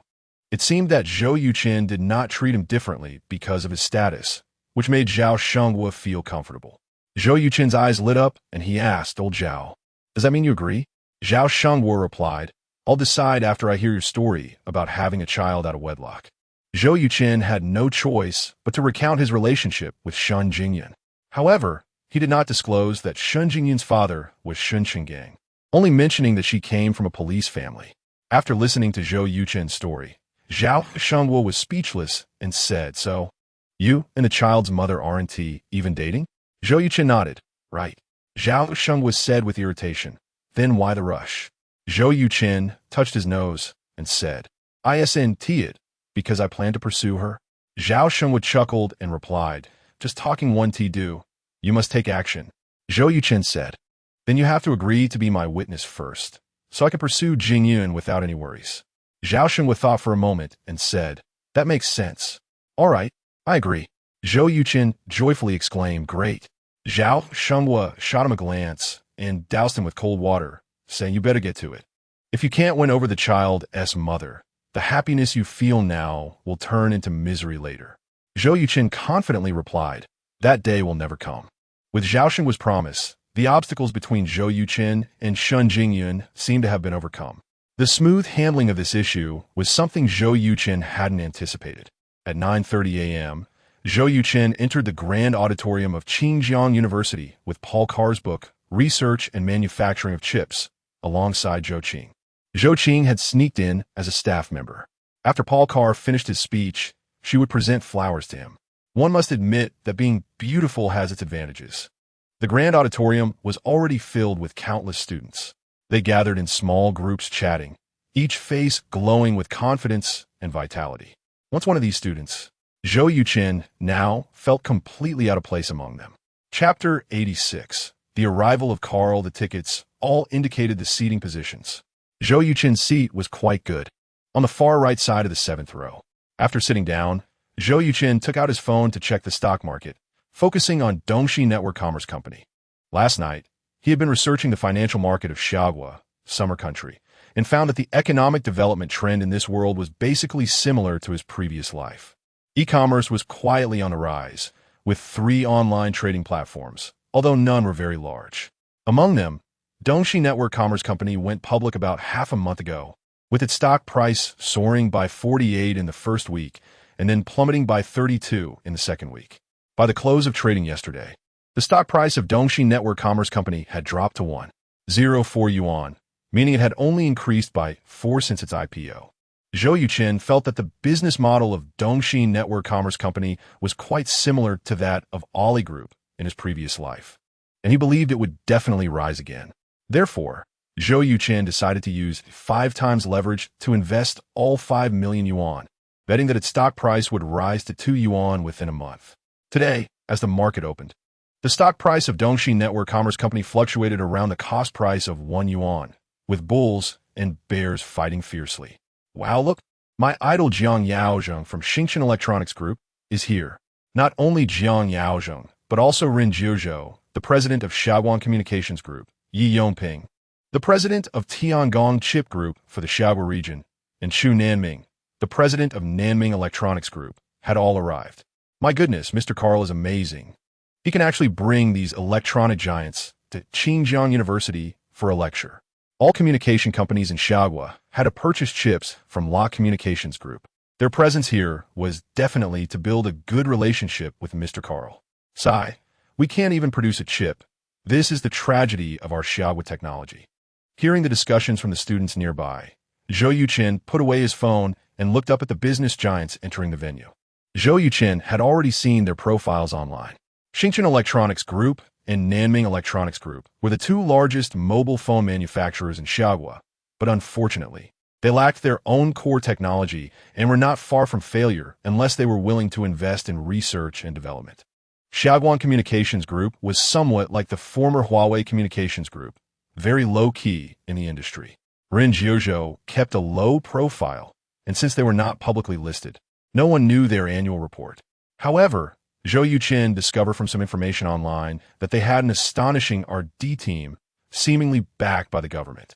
As for Tiangong Chip Group, it was similar to TSMC in his previous life, a company specializing in chip manufacturing with a global reputation. The difference was that Tiangong Chip Group belonged to Dongying, Japan. Western countries would never allow Shaogua to have a chip manufacturing group. In addition to these 4 major groups, over 20 other company presidents were also present, including 6 or 7 mobile phone manufacturers, all of whom relied on others for survival. At 10 o'clock sharp, nearly 80-year-old Paul Carl, accompanied by the president of Xinjiang University, entered the venue. Applause erupted, and everyone, including the CEOs in the front row, stood up to welcome Paul Carl's arrival. Zhou Yuchen clapped while observing this renowned chip expert, Paul Carl. Paul Carl had a handsome and elegant appearance, despite his wrinkled face. One could still find a hint of his youthful charm. As the saying goes, the face reflects the heart. Paul Carl gave Zhou Yuchen the impression of a typical scholar, rather than a profit-driven businessman. In the next hour and a half, Paul Carl first talked about the achievements of major Western communication groups in the chip industry, then focused on introducing the 24-nanometers chip developed by his team, and finally shared his outlook on the future of electronic chips. He believed that the next decade would be a flourishing period for the chip industry, with iterations occurring every 2 to 3 years, resulting in increasingly smaller chips with higher performance, ultimately reaching physical limits. Zhou Yuchen admired Paul Carl's predictions. According to the development history of the chip industry in his previous life, it was indeed, as Paul Carl said, in just over a decade, mobile phone chips had advanced from 24 nanometers to 3 nanometers. Before Zhou Yuchen crossed over, some chip companies had even developed 2 nanometers chips, which could be said to have almost reached physical limits. As Paul Carl's speech concluded, the venue erupted in thunderous applause. Zhou Qing, with a cheerful stride, presented flowers to Paul Carl. Finally, it was time for the interaction session. As soon as the host finished speaking, Zhou Yuchen stood up and raised Paul Carl's book high. Paul Carl smiled and said, "I feel like I see my own book." The students' questions had actually been prearranged, but Zhou Yuchen's appearance completely disrupted the school's plans. However, the host couldn't pretend not to see and had no choice but to invite Zhou Yuchen to ask the first question. Zhou Yuchen stood up and spoke in fluent American English. "Mr. Carl, you are my idol. Before I ask my question, could you please sign my book?" Paul Carl laughed heartily. "Your English is very good. Come up." Zhou Yuchen was overjoyed and immediately took his book to the podium. Paul Carl signed his name in the book. "Thank you, Mr. Carl." Zhou Yuchen put away the book and extended his hand to Paul Carl. Paul Carl graciously shook his hand. Their friendly handshake received warm applause from the audience. Zhou Yuchen quickly used the cloning scroll, and Paul Carl's name appeared on the scroll. Countless knowledge about chips flowed into Zhou Yuchen's brain like warm currents. As he returned to his seat, the system's voice just rang in his ears. "Congratulations. The host has used the cloning scroll and obtained Paul Carl's chip research and development ability. According to the system's assessment, this ability is at the expert level, 99.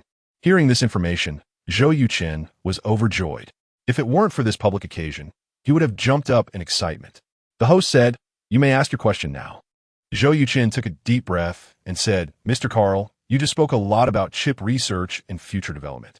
My question is, if a very powerful company emerges in Xiagua and makes significant progress in the future 5G communication field, surpassing the entire Western world, including Lock Communications Group, would your Lock Communications Group cut off chip supply to this Xiagua company? Furthermore, if this Xiagua company develops 5G chips, would you prohibit chip foundries from manufacturing chips for this company?"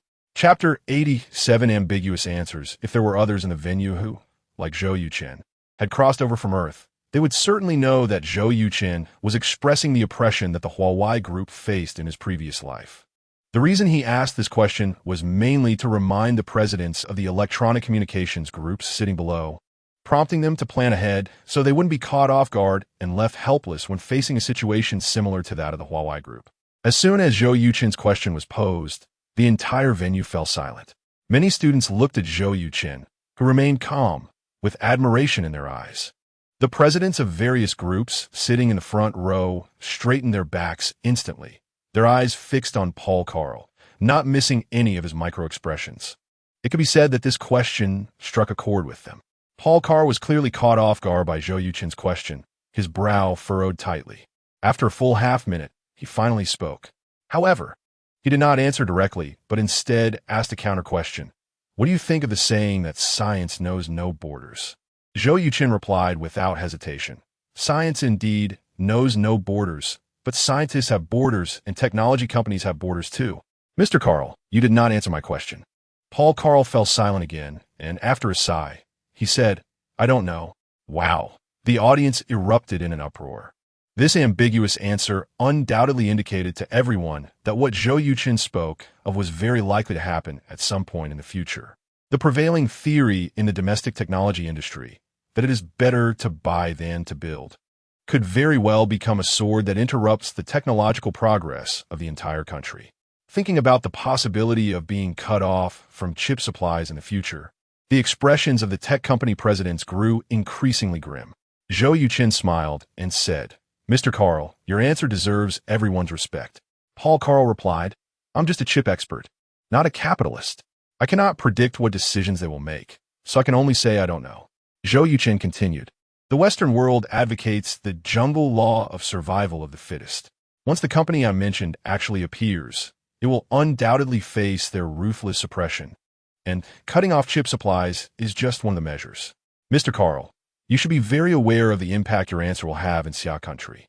I thought you would lie or skip the question entirely, but I didn't expect you to speak the truth." Paul Carl said, "You must not be a student of Qingjiang University, right?" Zhou Yuchen smiled and replied, "I am just an ordinary young entrepreneur from Xia country." Paul Carl nodded and did not say anything further, seizing the opportunity while he interacted with other university students. Zhou Yuchen sent a text message to Zhou Qing and quietly left Qingjiang University. Back in his car, Zhou Yuchen vigorously shook his arm. Today was definitely his lucky day. His chip research and development skills had reached a proficiency level of 99. As long as Zhou Yuchen studied diligently again and leveraged the help of the all-around nurturing system, he could become the world's top chip research and development master in at most 2 months. At that time, he could establish a chip group and grow it strong. However, one step at a time. The protagonists in web novels who gain systems and can rampage everywhere do not exist in reality. Zhou Yuchen needed to walk steadily on his path. Before he had the ability to challenge the West, he needed to maintain a low profile. The 3 casual mobile games developed by Yuetian Game Company had already gotten on track, so it didn't matter whether Zhou Yuchen was there or not. Therefore, he did not go to the company, but returned home to focus on stock trading. The domestic stock market in Xia country opens at 9:30 a.m., takes a break from 12 p.m. to 1 o'clock p.m., and closes at 3 o'clock p.m. It was now break time, and after a casual meal, Zhou Yuchen opened his computer to study the stock price curve of Dongxi Network Business Company. 0.96 yuan. After a morning of back-and-forth battles, the stock price of Dongxi Network Business Company had dropped from 1.04 yuan to 96 yuan. The comment section was bleak. Zhou Yuchen noticed that most of those fleeing today were retail investors, while the truly savvy big investors had not budged and were holding their positions. This meant that capital still had a relatively favorable view of Dongxi Network Company. Without any hesitation, Zhou Yuchen directly entered the Xiaotai financial platform, investing 30 million yuan, applying for 5 times leverage with a target profit of 40. The reason for investing 30 million instead of 5 million was that Zhou Yuchen was confident in his analysis. If he won, he could not only complete the mission, but also gain tens of millions in profits. If he lost, it didn't matter. He still had over 20 million in hand, and with this house, it would be enough for Yuetian Game Company to release games on major platforms. To expedite the approval process, Zhou Yuchen called Zhuang Wenbin. Upon learning that Zhou Yuchen wanted to purchase stocks of Dongxi Network Company with 5 times leverage, Zhuang Wenbin curiously asked, "Mr. Zhou, there are rumors that industry investment institutions don't hold a favorable view of Dongxin's online shopping platform. Why are you still buying?" Zhou Yuchen smiled and replied, "Isn't there a saying in the stock market? When others are greedy, I am fearful. When others are fearful, I am greedy. I believe the B2B model adopted by Dongxin's online shopping platform is very suitable for the current situation in Xia country, and the chances of success are very high." Zhuang Wenbin asked, "How confident are you?" Zhou Yuchen straightforwardly said, "I don't even have one confidence. For me, this is a gamble. If I win, I will make a fortune. If I lose, the 30 million will be gone without a trace. You'd better think carefully." Zhuang Wenbin laughed and said, "Understood. I will buy less." Zhou Yuchen asked, "When can you approve my leverage application?" Zhuang Wenbin replied, "At most 5 minutes. As the saying goes, having connections makes things easier." In less than 5 minutes, Zhou Yuchen's 5 times leverage was approved with a margin requirement of only 5, which was 1.5 million. This way, Zhou Yuchen could control 142.5 million in funds with his 28.5 million. As soon as the stock market opened, the stock price of Dongxi Network Business Company fell again. Zhou Yuchen seized the opportunity and bought 50 million shares at a price of 0.92 yuan, directly raising the stock price by 0.1 yuan. However, he still couldn't stop the bearish attack. In less than half an hour, the stock price of Dongxi Network Business Company fell even more severely, dropping directly to 0.88 yuan. Zhou Yuchen knew that retail investors saw the price soar to the opening price and immediately sold their stocks, which was like Zhou Yuchen taking their positions. Without any hesitation, Zhou Yuchen invested all the remaining funds, ultimately acquiring shares of Dongxi Network Business Company at an average price of 0.89 yuan. Chapter 88. Thank you from Shen Jingyun. After Zhou Yuchen's frenzied push, the stock price of Dongxi Network Business Company rose to 1 yuan. However, it quickly fell again. By the time the market closed, the stock price was 0.86 yuan, causing Zhou Yuchen's operations to incur significant losses. Nevertheless, Zhou Yuchen was not anxious. In this situation, unless the shareholders of Dongxi Network Business Company maliciously drove the stock down, it was unlikely to hit the daily limit down. Furthermore, shareholder manipulation is a criminal act, and no one would do such a foolish thing. So Zhou Yuchen's funds remained very secure. Over the next 2 days, the stock price of Dongxi Network Business Company fluctuated between 0.8 yuan and 0.85 yuan. Zhou Yuchen invested another 10 million with a 5-fold leverage, bringing his average price down to 0.87 yuan. During this period, Zhuang Wenbin called Zhou Yuchen 3 or 4 times to discuss the issues regarding Dongxi Network Business Company. This guy had invested 2 million alongside Zhou Yuchen and was somewhat worried that this money would go down the drain. It wasn't until the last half hour on Friday afternoon that the stock price of Dongxi Network Business Company, which had been barely alive, suddenly surged like a skyrocketing firecracker, reaching the daily limit in less than 5 minutes, astonishing all the shareholders. Zhuang Wenbin was overjoyed and quickly went online to find a reason for the surge. Discovering that at 2 p.m. that day, the Japanese company Shanghai Investment had reached an agreement with Dongxi Network Business Company, which secured a massive investment of up to $6 billion. At this moment, Zhou Yuchen was reading at the Yuchen Game Company. Upon hearing this news from Zhuang Wenbin, Zhou Yuchen finally broke into a brilliant smile. "It seems we won the bet. To be precise, we won big. Zhuang Wenbin was very excited, his voice even trembling as he said, with such a high investment, it's impossible for Dongxin Network Business Company not to triple or quadruple its stock price. As long as we hold our chips well, it will be hard not to make a big profit. Mr. Zhou, you are truly amazing. Simply a stock god in the flesh. Zhou Yuchen laughed and said, if I were a stock god, I wouldn't just be investing 30 million this time. After hanging up, Zhou Yuchen went online to check the situation. Once he confirmed that Dongxin Network Business Company had secured the huge investment, he gathered some information about its two competitors. He didn't believe those two businesses would just sit back and watch Dongxin grow stronger. The reason was simple. If they couldn't come up with countermeasures in a short time, death awaited them. However, even if they had countermeasures, they could no longer stop the stock price of Dongxin Network Business Company from soaring.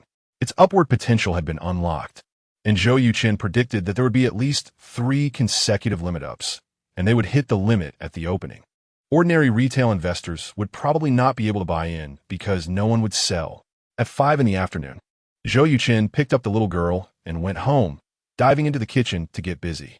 Today, Shan Jingyun, who had gone to the Qingjiang Party School for study, was coming back, and Zhou Yuchen planned to prepare a seafood feast to treat her. He originally wanted to invite Zhou Qing to join, but she stubbornly refused, saying she didn't want to be a third wheel for their family of 3. Click. Half an hour later, the door opened. Little Yaya, who had been listening for sounds outside, dashed out of the bedroom. Mommy, seeing Shun Jingyun walking in with a suitcase. Little Yaya shouted while running toward her with her little short legs. Shun Jingyun quickly put down her luggage and stepped forward to pick up little Yaya. Baby, did you miss Mommy? I missed you so much, woo woo woo. As she spoke, little Yaya's tears streamed down her face. Shun Jingyun hurriedly said, Oh no, baby, why are you crying? Little Yaya cried so hard that she could barely catch her breath, saying, Mommy, don't be away for so long next time, okay? Yaya misses you. Shun Jingyun's eyes turned red, saying, Okay. Mommy promises you. The mother and daughter shared a warm moment, and little Yaya calmed down a lot. Zhou Yuchen placed a large platter filled with various seafood on the table, smiling at the stunningly beautiful Shun Jingyun, saying, You're back? Shun Jingyun walked up to him, suddenly stretched out her arms, and hugged Zhou Yuchen lightly, whispering, Thank you. Zhou Yuchen was taken aback by this unexpected kindness. Just as he was about to return the embrace, Shun Jingyun had already released her arms and stepped back a couple of paces, as if avoiding a plague. Zhou Yuchen felt helpless and said, You hugged me, but I didn't get to hug you back. I feel like I've lost out.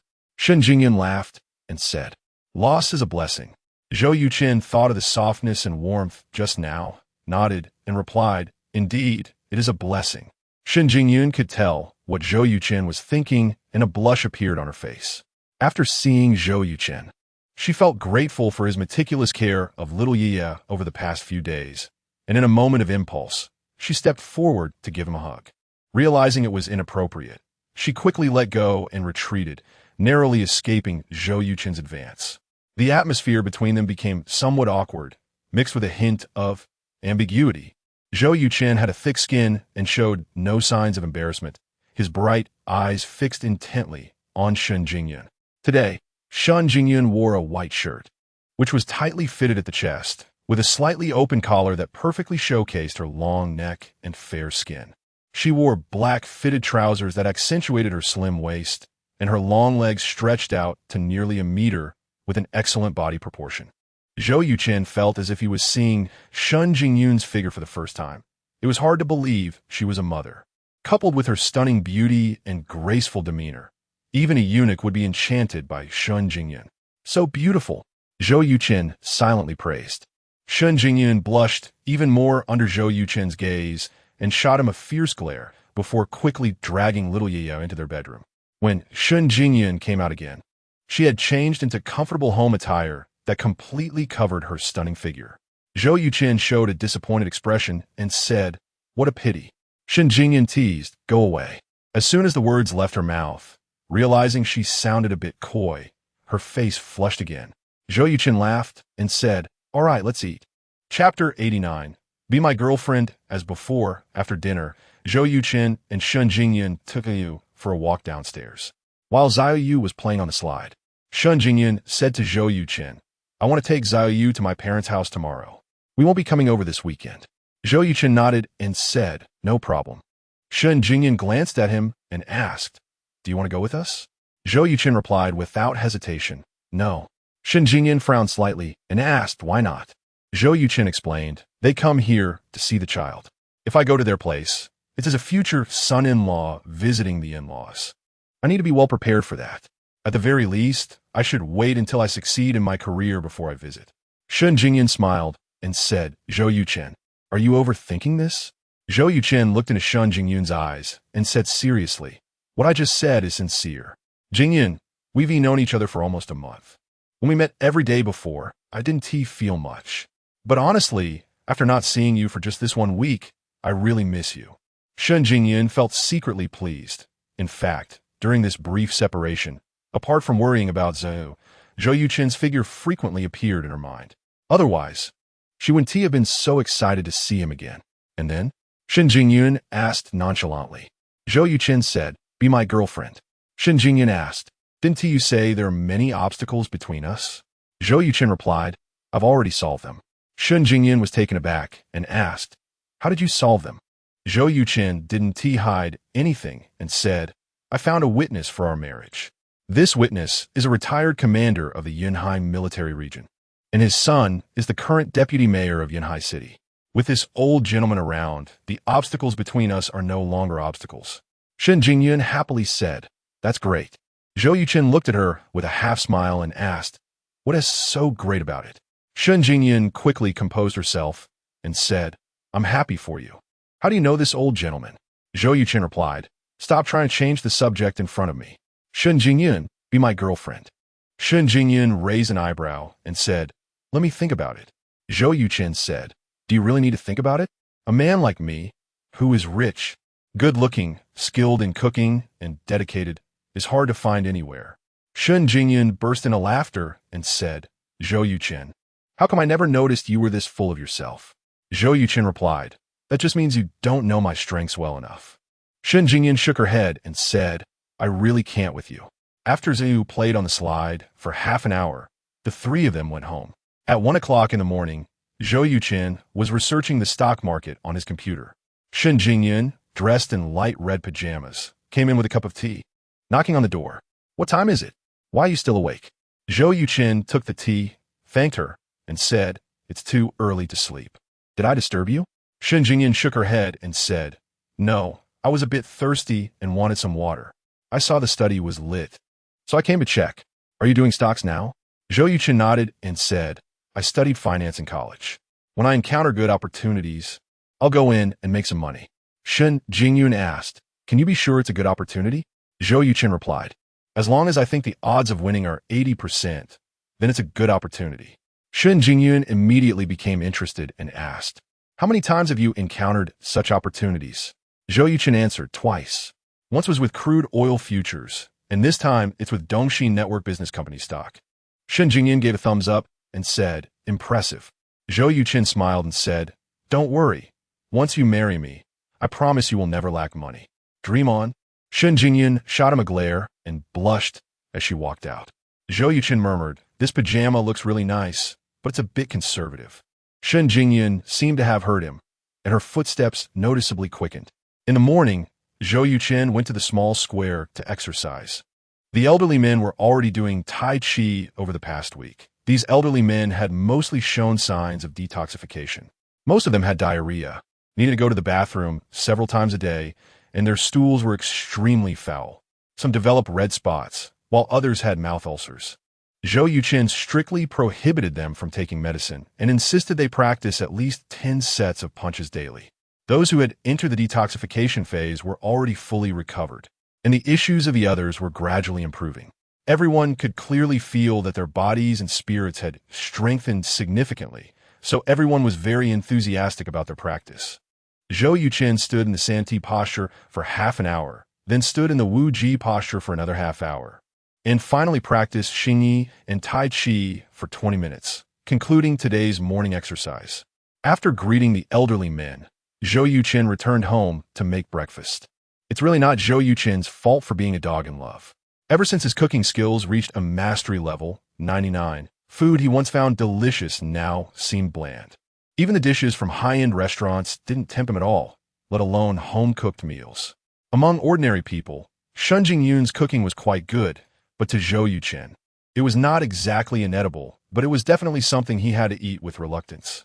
Therefore, whenever he had the time, Zhou Yuchen would cook for himself. After making breakfast and seeing that the mother and daughter were still asleep, Zhou Yuchen started eating alone. Just as he was eating, Shen Jingyun came out of the bedroom, holding Zhou Yu. Zhou Yu rubbed her eyes and asked, "Daddy, what delicious food did you make?" Zhou Yuchen smiled and said, "It's your favorite beef buns. If you don't come over to eat soon, I might finish them all." Upon hearing this, Zhou Yu hurriedly said, "Mommy, let's wash our hands quickly. I want to eat beef buns." Shen Jingyun replied, "Okay." After enjoying a nice breakfast, Shen Jingyun took Zhou Yu to her grandparents' house. With some free time, Zhou Yuchen went to the Yuchen game company. To his surprise, even though it was Saturday and he hadn't asked anyone to work, they had all come in early. With the sound of keyboards clicking nonstop, "Brother Chun, Fruit Hero is done." He-jun with red eyes came over and said to Zhou Yuchen, "Among the 3 games, Fruit Hero was the simplest, so He-jun's team finished it the quickest." Zhou Yuchen frowned and asked, "Did you not sleep all night?" He-jun replied, "We got a bit too excited seeing it was almost done, so our whole team worked through the night, and now it's finally completed." Zhou Yuchen asked, "Why work so hard?" He-jun sighed and said, "Brother Chun, the current employment pressure is really high. The salary you offer us is almost the top in the industry. We mainly don't want to lose this job." Chapter 90. The Fruit Hero is ready to go online. Hearing He-jun's words, Zhou Yuchen recalled his past self, who often worked 9 to 6, feeling a sense of empathy in his heart. He patted He-jun on the shoulder and said, "Don't worry. Regardless of whether this game can succeed or not, Yuchen Game Company will not disband." He-jun happily said, "That's great. So does this mean we're getting promoted?" Zhou Yuchen replied, "You're the most familiar with the 40 team members in the group. Whether they can be promoted is up to you." He-jun said without hesitation, "I think their work abilities, professional ethics, and work attitudes are all excellent. Not a single person is lagging behind." Zhou Yuchen smiled and said, "Then let's promote them all." Yay! The members of the 3rd group, who had been eavesdropping on their conversation, cheered. Zhou Yu loudly said, "Brother Chun, our 1st group's brothers are no worse than the 3rd group's. The reason we didn't finish the game is not that we slacked off, but because the development difficulty of Angry Birds is greater than that of Fruit Hero. You can't favor one over the other." Hua Haiyang immediately chimed in, "Our 2nd group's leisure elimination is the most difficult. The brothers are exhausted." Zhou Yuchen waved his hand, interrupting them, and said, "I have already seen the hard work and effort of the 3 development teams. Whether the brothers can be promoted will be decided by you 3 group leaders." Upon hearing this, Zhou Yu immediately announced, "Our 1st group is outstanding. Everyone gets promoted." Hua Haiyang quickly followed suit, saying, "Our 2nd group's brothers are also fine. Everyone gets promoted." Yay! Everyone cheered excitedly. Zhou Yuchen also showed a brilliant smile. After testing Fruit Hero, Zhou Yuchen found 5 or 6 small bugs in less than half an hour, making He-jun blush with embarrassment. In fact, these small bugs were not major issues, and even seasoned players would find it hard to notice them. But a bug is a bug, and it must be corrected. So, He-jun took the whole team to work hard for another day. It wasn't until 4 o'clock in the afternoon that they finally finished. After Zhou Yuchen confirmed there were no issues, he said to everyone, "I announced that the company's first mobile game Fruit Hero has been successfully developed. Next, all members of the 3rd group will take a 5-day break and return to work on Thursday to assist the 1st and 2nd groups in developing Angry Birds and leisure elimination. Also, starting now, the 1st and 3rd groups will all take a break to recharge and return on Tuesday. Everyone remember, health is the most important thing. Our game company does not need to work 9 to 6. Clap, clap, clap. Long live Brother Chun." The venue erupted with warm applause and cheers. Zhou Yuchen waved his hand and said, "All right. Now listen to my orders. Everyone lock the doors and go home." "Yes," everyone replied in unison. Shen Jingyun and Xiao Yiye returned on Sunday afternoon. Zhou Yuchen quickly cooked 3 dishes and made a soup, causing Xiao Yiye to eat with her mouth full. Shen Jingyun said unhappily, "I didn't see you eat this much when you were at your grandparents' house." Xiao Yiye replied, "Grandma's cooking isn't as good as Dad's." Zhou Yuchen quickly said, "Sweetheart, you mustn't say that in front of your grandma." Xiao Yiye giggled, "Dad, I'm not that silly. When Grandma asks me, I say all the food is delicious. Zhou Yuchen gave her a thumbs up and praised. Smart. Shun Jingyun sighed and said, I have to admit, your cooking is indeed delicious. Not just Xiao Yiye, even I have become a bit picky. Zhou Yuchen said, that's not a problem. I can cook for you too for a lifetime. Shun Jingyun, being sharp as ice, understood Zhou Yuchen's meaning and said, can you not talk like that? It's quite unfamiliar. Zhou Yuchen asked, have you thought it over? Shun Jingyun replied, no. Zhou Yuchen shrugged and said, no rush, take your time to think. At Xiao Yiye's strong insistence, Shun Jingyun finally relented and agreed to stay at Zhou Yuchen's place tonight. Zhou Yuchen was very happy. Shun Jingyun's concession made him feel that the distance to living together as a family of three was getting closer. The next day, after sending Xiao Yiye to kindergarten, Zhou Yuchen hurried to Yuchen Game Company. The research and development department was all on break, but that didn't mean the administrative department was resting. During this period, the R&D department was the busiest, while the administrative department was the most idle. This was mainly because without the game being developed, the administrative work could not proceed.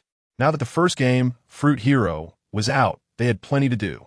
Zhou Yuchen wanted to bring the game to the West, so he had to apply for game licenses from the Lighthouse country and the European Union. After some investigation, Zhou Yuchen found that obtaining their game license in the shortest time was not difficult. It all came down to money. As long as you were willing to spend money, the approval speed would be very fast. Conversely, waiting for 3 to 5 months was a common occurrence. What was most frustrating was that to collect money legally, they even created several levels. For example, in the Lighthouse country, there was standard level, fast level, express level, and super express level. The standard level required no money at all and guaranteed approval within 6 months following the process. The fast level was 50,000, with approval completed within a month. The express level was 100,000, with approval completed within a week. The super express level was 200,000, with approval completed within 24 hours. The European Union was similar, just converting dollars to euros. Zhou Yuchen's plan was to first secure the domestic license, then spend money to secure the foreign license, and launch both domestically and internationally at the same time. Initially, Zhou Yuchen thought of releasing the 3 games together, but later faced strong opposition from the operations department, which believed it was a very foolish move that could easily lead to a self-destructive situation. Therefore, the best approach was to release one game after a certain interval. As long as one game could succeed, there would be a high chance of igniting the other 2 games. Zhou Yuchen felt they were right and agreed. He gathered everyone for a meeting, assigned them tasks, and then everyone got busy. After receiving a 5 billion investment, Dongxi Network Business Company, as Zhou Yuchen had anticipated, completely opened up the upward mode. For 3 consecutive days, within 5 minutes of the opening, the stock was fully locked at the limit. Stockholders were frantically trying to buy shares of Dongxi Network Business Company, but unfortunately, there were none left on the market. Those who, like Zhou Yuchen, had boarded the ship could not disembark. Chapter 91, completing the task, the 4 limit-up stocks caused Zhou Yuchen's earnings to soar by 75%, netting him a whopping 1.3 billion after deducting fees. The system assigned a task to increase a capital of 5 million to 20 million in less than a month. Zhou Yuchen invested a total of 40 million, and as long as his principal exceeded 160 million, he would consider the task completed. However, his account already surpassed 180 million, yet the system showed no response, which puzzled Zhou Yuchen. Soon enough, he figured it out. All the funds were still in the stock market and had not been withdrawn, so it couldn't be considered as completing the task. To avoid any further delays, Zhou Yuchen withdrew 20 million from the stock market. The remaining funds stayed invested. He believed that as long as Dongxi Network Business Company didn't make any foolish moves, a further increase of several percentage points within a month should not be a problem. The moment the 20 million hit his bank account, the system finally sent him a message. Congratulations to the player for completing the task. Having earned 20 million in the Xia country stock market with 5 million in just 1 month and rewarded with master-level investment skills. Congratulations to the player for exceeding the task in just 9 days due to his investment abilities and rewarded with a lottery opportunity. Zhou Yuchen felt a rush in his mind, receiving a wealth of investment knowledge transmitted by the system. Once he finished absorbing it, he wasted no time and went straight for the lottery. The massive golden wheel appeared before him again, even after seeing it more than 10 times. Zhou Yuchen still felt a tremendous shock in his heart. Stop! The golden wheel came to a halt, and a book fell from it, entering Zhou Yuchen's item bar. What is it? Zhou Yuchen opened the item bar, and the book was titled Xia Country Mobile Phone Battery Technology. This should be something only available in the system store. Awesome! Zhou Yuchen was overjoyed. His original business plan was to start a gaming company, accumulate capital over 2 years, and then acquire a chip company to produce graphics cards, walking the path of NVIDIA on Earth. By then, Zhou Yuchen would definitely have master-level chip development skills, and this path would be completely viable.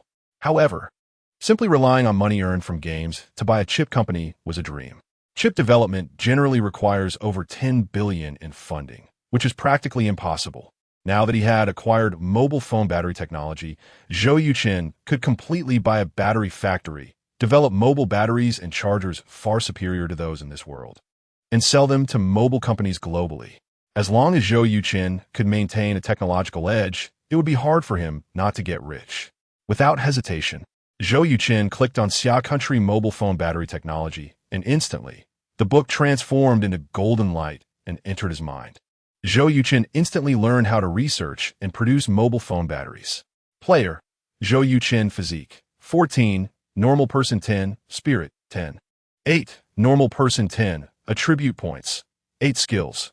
Martial arts, master level 3, hacking skills, master level 1, culinary skills, proficient level 99, investment skills, master level 1. Chip development skills, proficient level 99, Taiji visualization method, mental cultivation technique.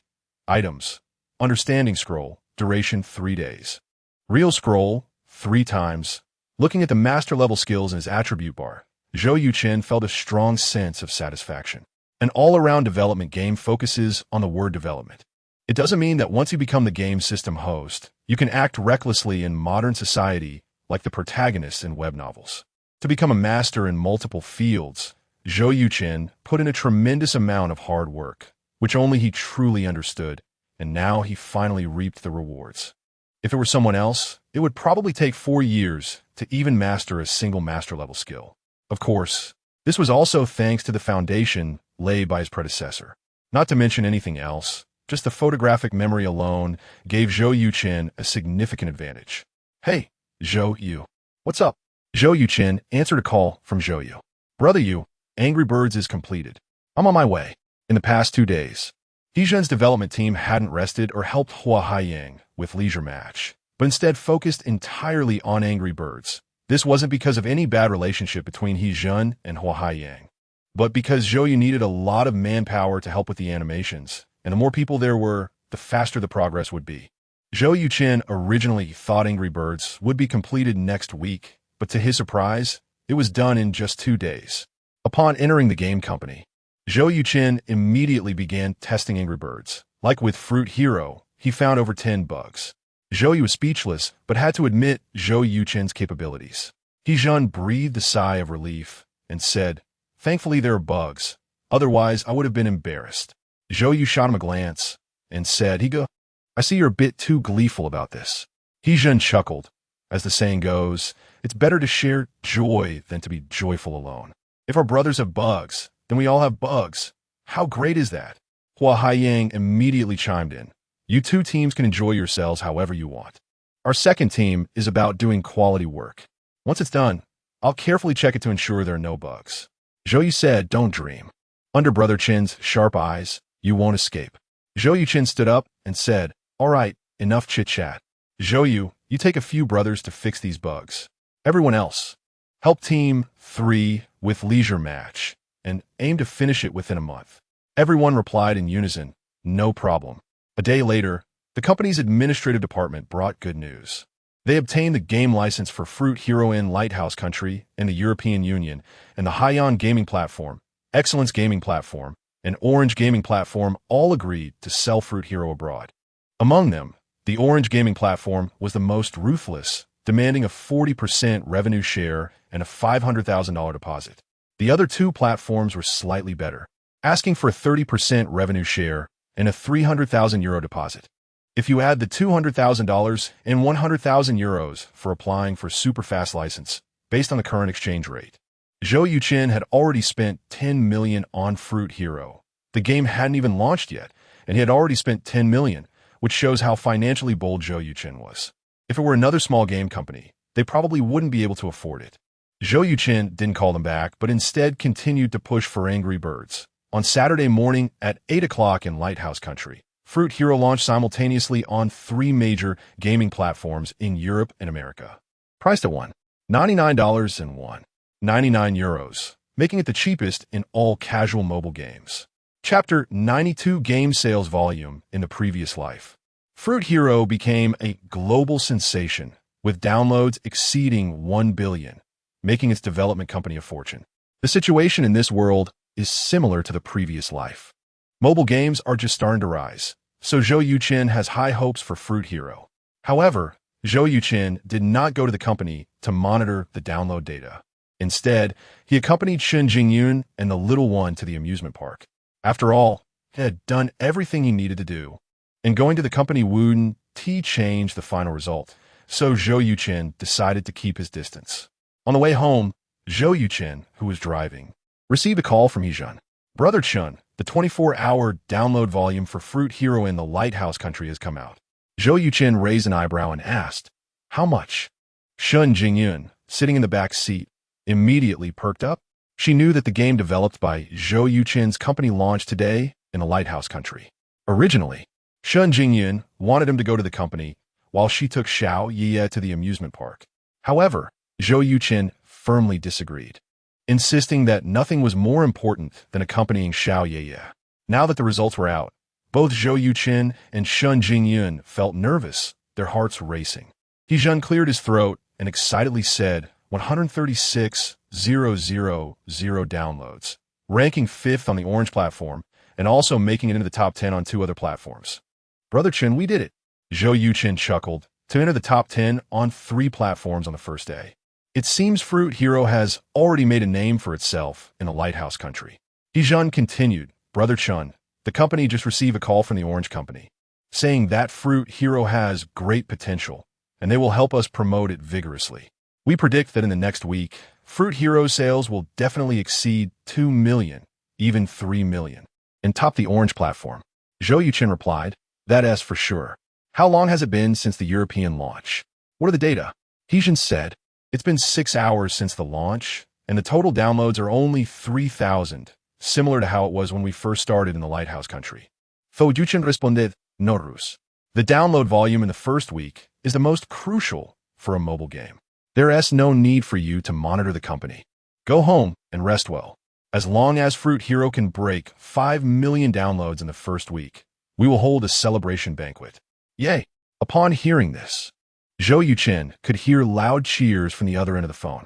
Hezhen happily said, Brother Chun, 5 million downloads will definitely not be a problem.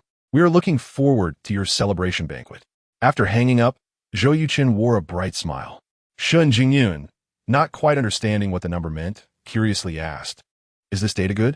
Zhou Yuchen nodded, saying, Given that there was no promotion, I initially thought the downloads in the Lighthouse Country would at most break 10,000. I didn't expect it to exceed 100,000 by more than 10 times. From the current situation, as long as nothing unexpected happens, selling over 15 million copies in the Lighthouse Country should not be a problem. The Lighthouse Country has always been a global trendsetter. If the game becomes popular there, the EU and Xia Country will likely follow suit. Shen Jingyun asked, So how much can you earn?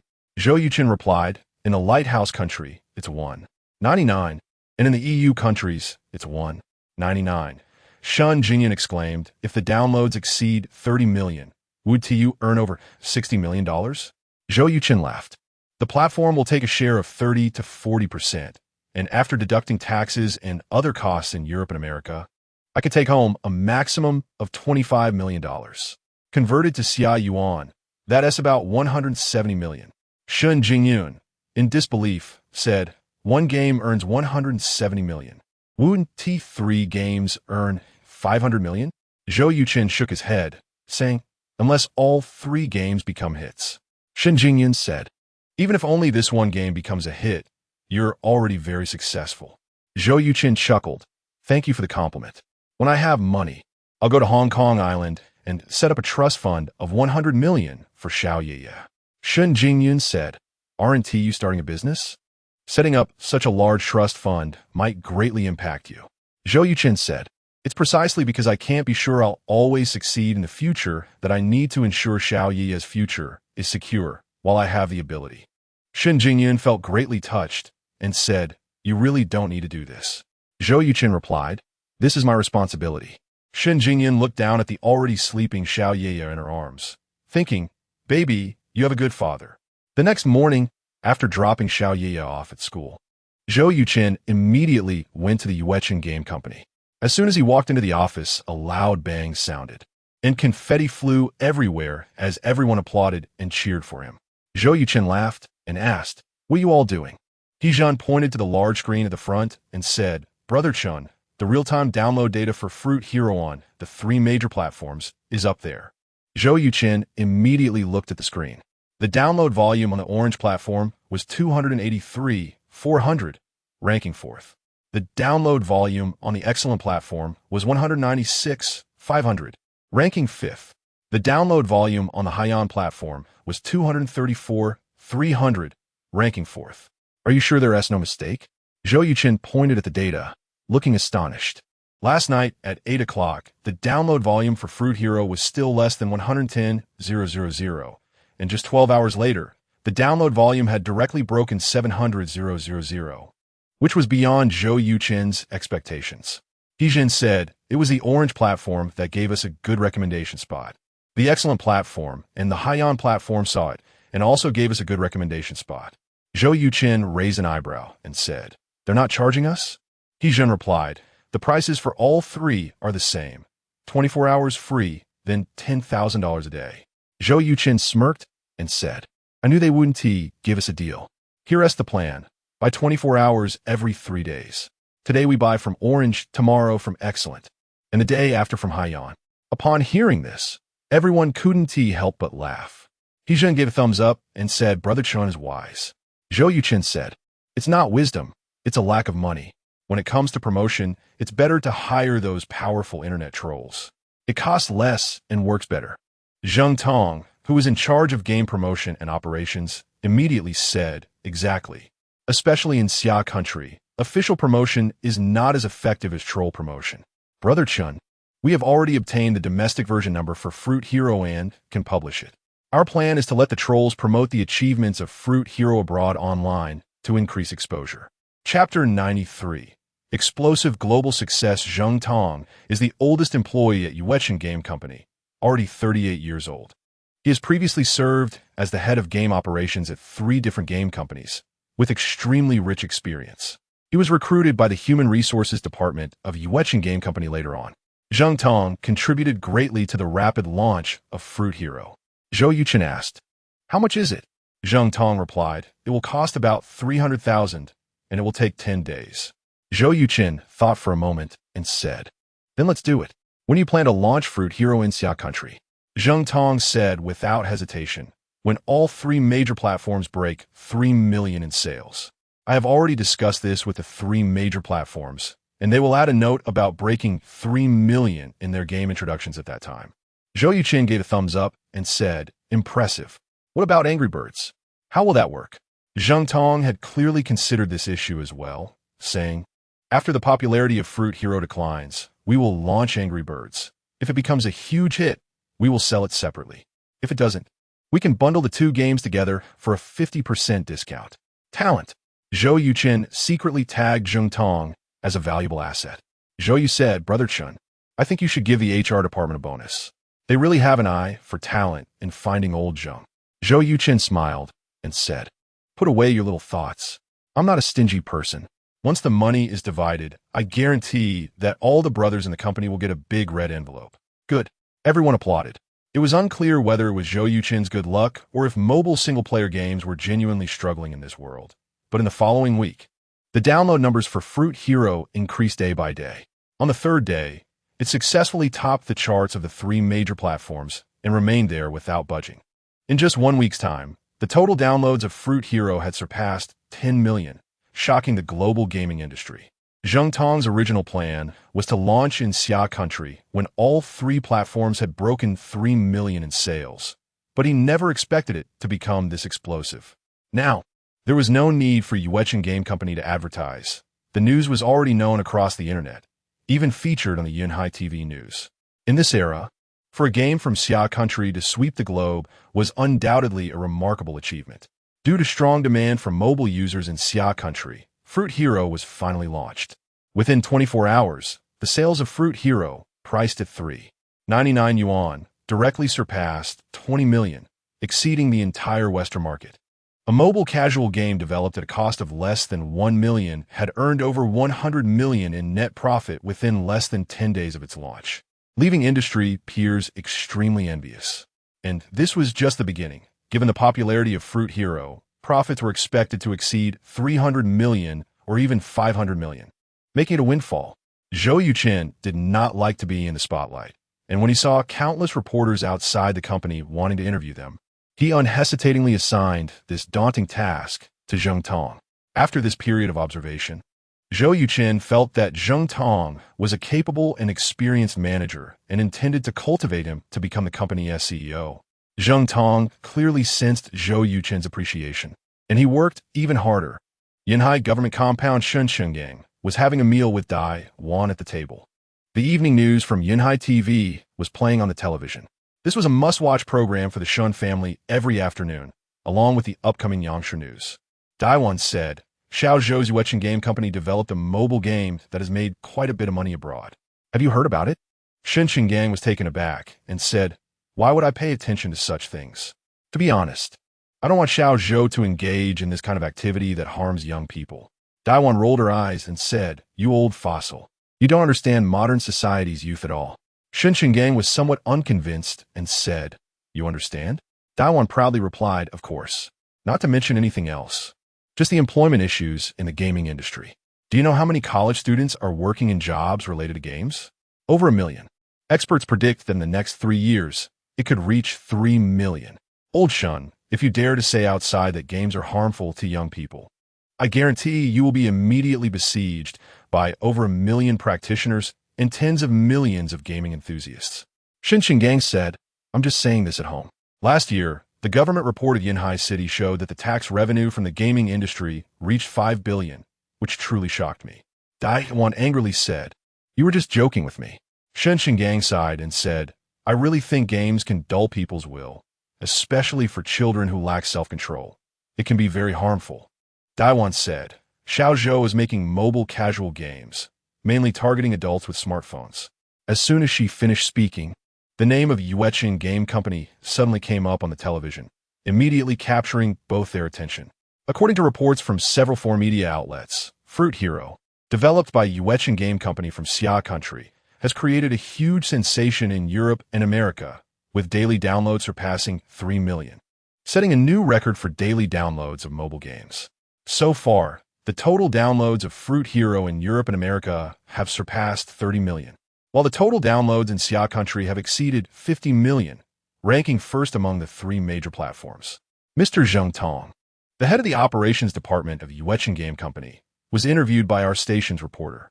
As the screen flashed, Zheng Tong, dressed in a suit with slightly thinning hair, appeared on the television screen. He smiled, his eyes bright and energetic, giving off an impression of vigor. Mr. Zheng, did your company anticipate that Fruit Hero would achieve such great results? No. Many of our developers even thought this game was too simple and that it had no chance of success.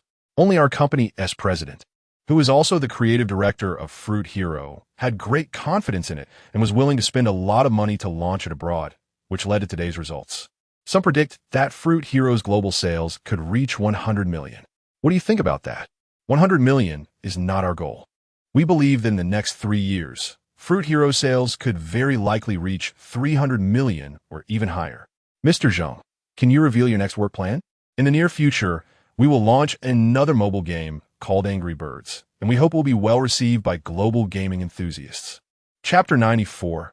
A call from an old classmate after reading the news about the Yuchen Game Company. Shun Qinggang chuckled. I didn't expect this kid to really make a name for himself. He must have earned quite a bit, right? Dai Wan nodded and said, according to your precious daughter, Zhou Yuchen has already made over 200 million from this game. Shen Qinggang exclaimed, "Wow, did he pay taxes?" Dawan rolled her eyes and replied, "He is talking about after-tax income. By the way, there's something I need to tell you in advance.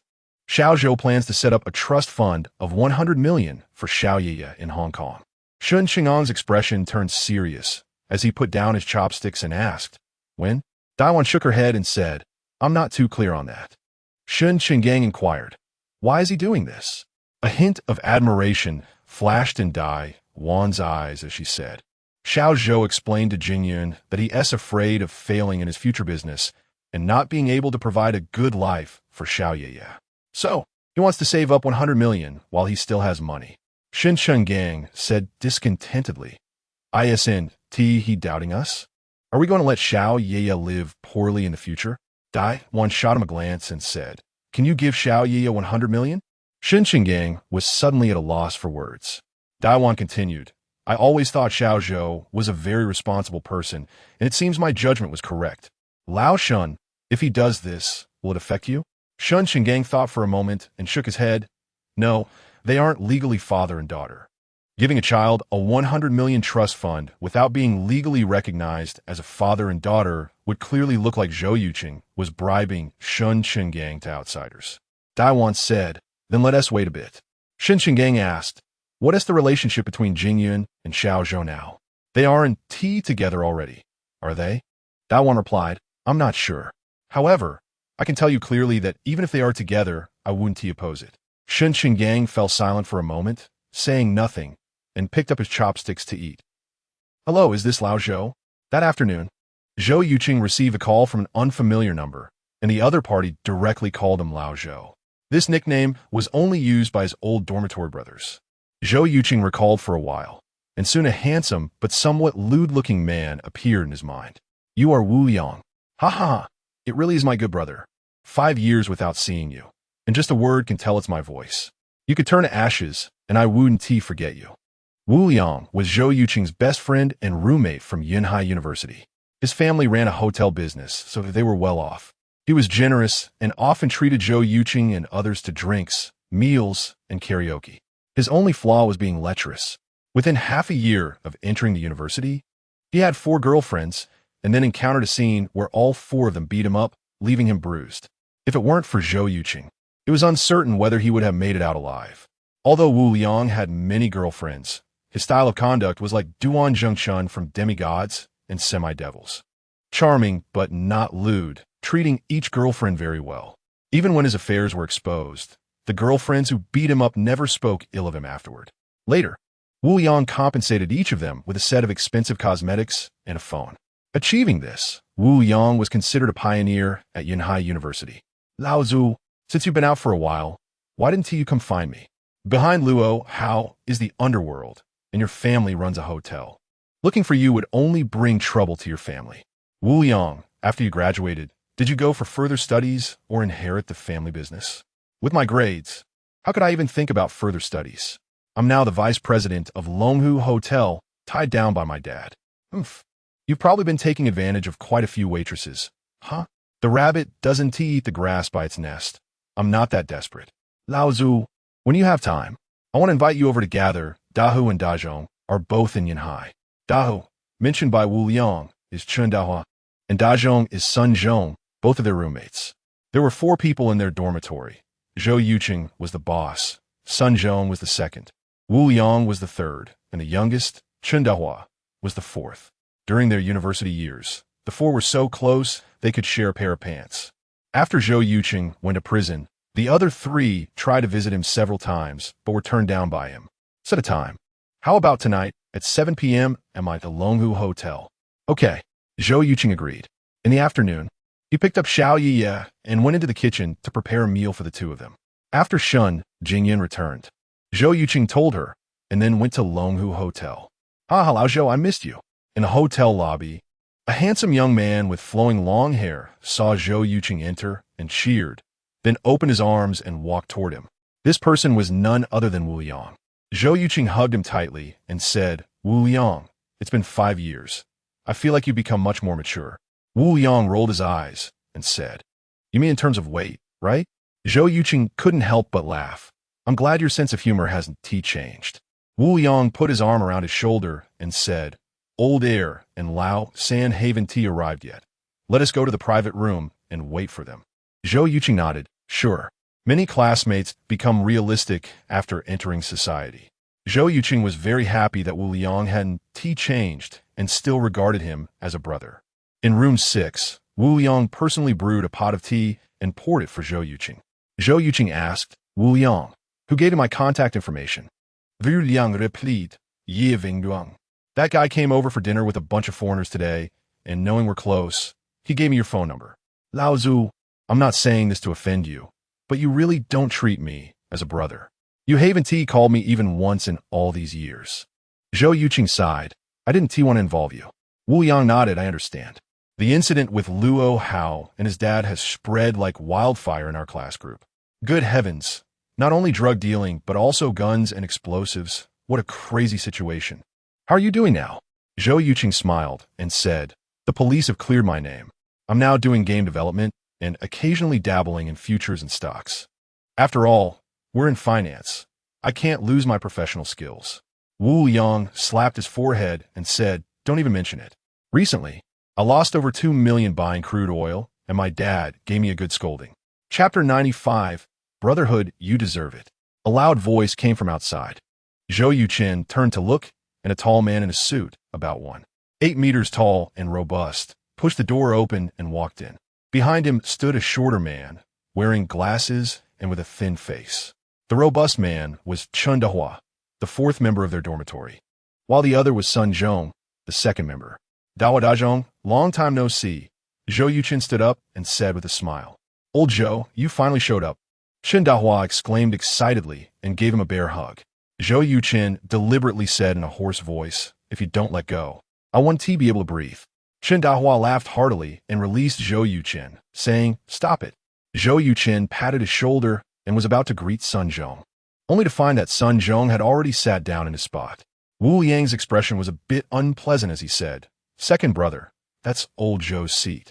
Sun Zhong said with a smile, oh, sorry, Old Zhou, I'm just used to sitting here. What does that mean? The implication is that he is a person of importance, so everyone should show him respect. This is blatant showing off. Having been in society for a few years, everyone could naturally hear the underlying message. The originally lively atmosphere in the box suddenly turned cold. Zhou Yuchen looked at Sun Zhong deeply and said, it's fine. You can sit there. To be honest, I'm not really used to sitting in the guest of honor seat.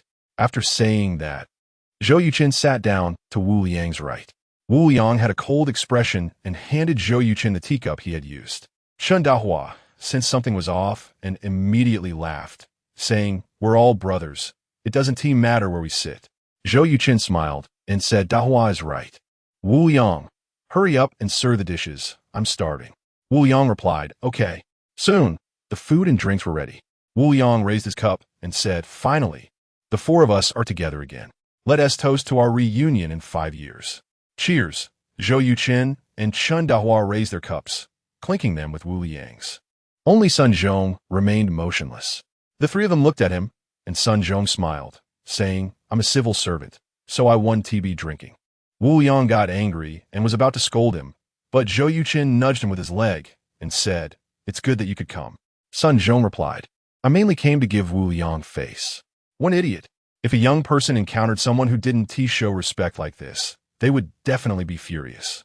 But Zhou Yuchen wouldn't. He just thought Sun Zhong was foolish. After working for a few years, he hadn't learned even a bit of social etiquette. It was really quite stupid.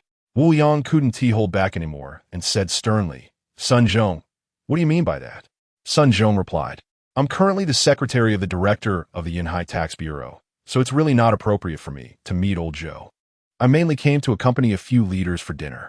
They'll all be here in 10 minutes, so I have to leave. Chen Dahua asked, then why did you come here? Sun Zhong said, I didn't know it was Old Zhou beforehand. Sorry, I have to go. After saying that, Sun Zhong got up and left directly. Wu Yang's face turned pale with anger as he cursed. What the hell? Chen Dahua muttered. It's only been 3 years since graduation. How has the second brother changed like this? Zhou Yuchen took a sip of tea and smiled. I'm someone who has been in prison, while Secretary Sun is close to the director of the tax bureau, to avoid bringing any controversy to the director.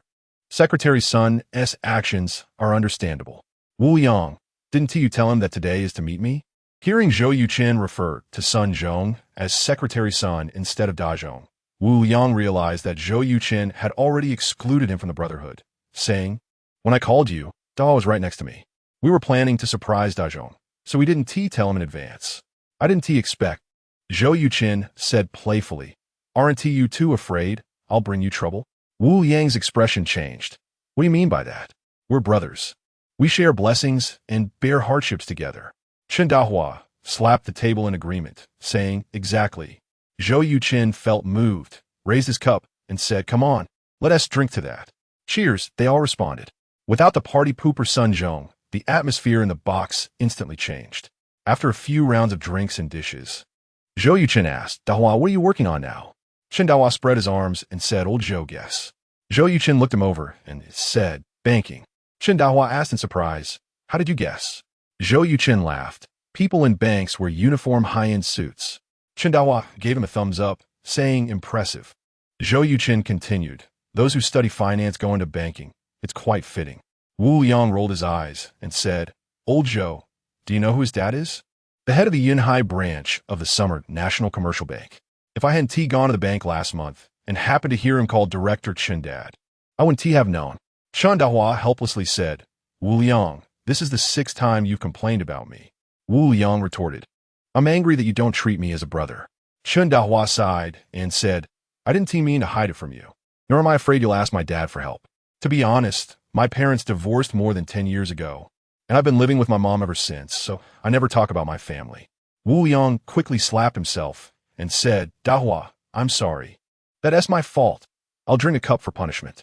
Chen Dahua waved his hand, saying, "Forget it. I'm already 25. It's silly to dwell on this. By the way, old Zhou, what are you doing now?" Wu Yang said, "He's in a game development and also trades stocks and futures." Chen Dahua remarked, "The stock market is very treacherous. Futures are even worse. I've worked in a bank for 3 years and have seen many people lose money in stocks and futures. Hardly anyone makes money." Wu Yang, losing 2 million is already pretty good. There are dozens of people in Yunhai every year who lose their entire fortune and end up jumping off buildings. Wu Yang looked at Zhou Yuchen and asked, "Old Zhou, are you losing money or making money?" Zhou Yuchen smiled and said, "Maybe I'm just lucky. I've always been making money." Wu Yang asked mischievously, "How much have you made?" This is absolutely private information, and only someone as carefree as Wu Yang would ask.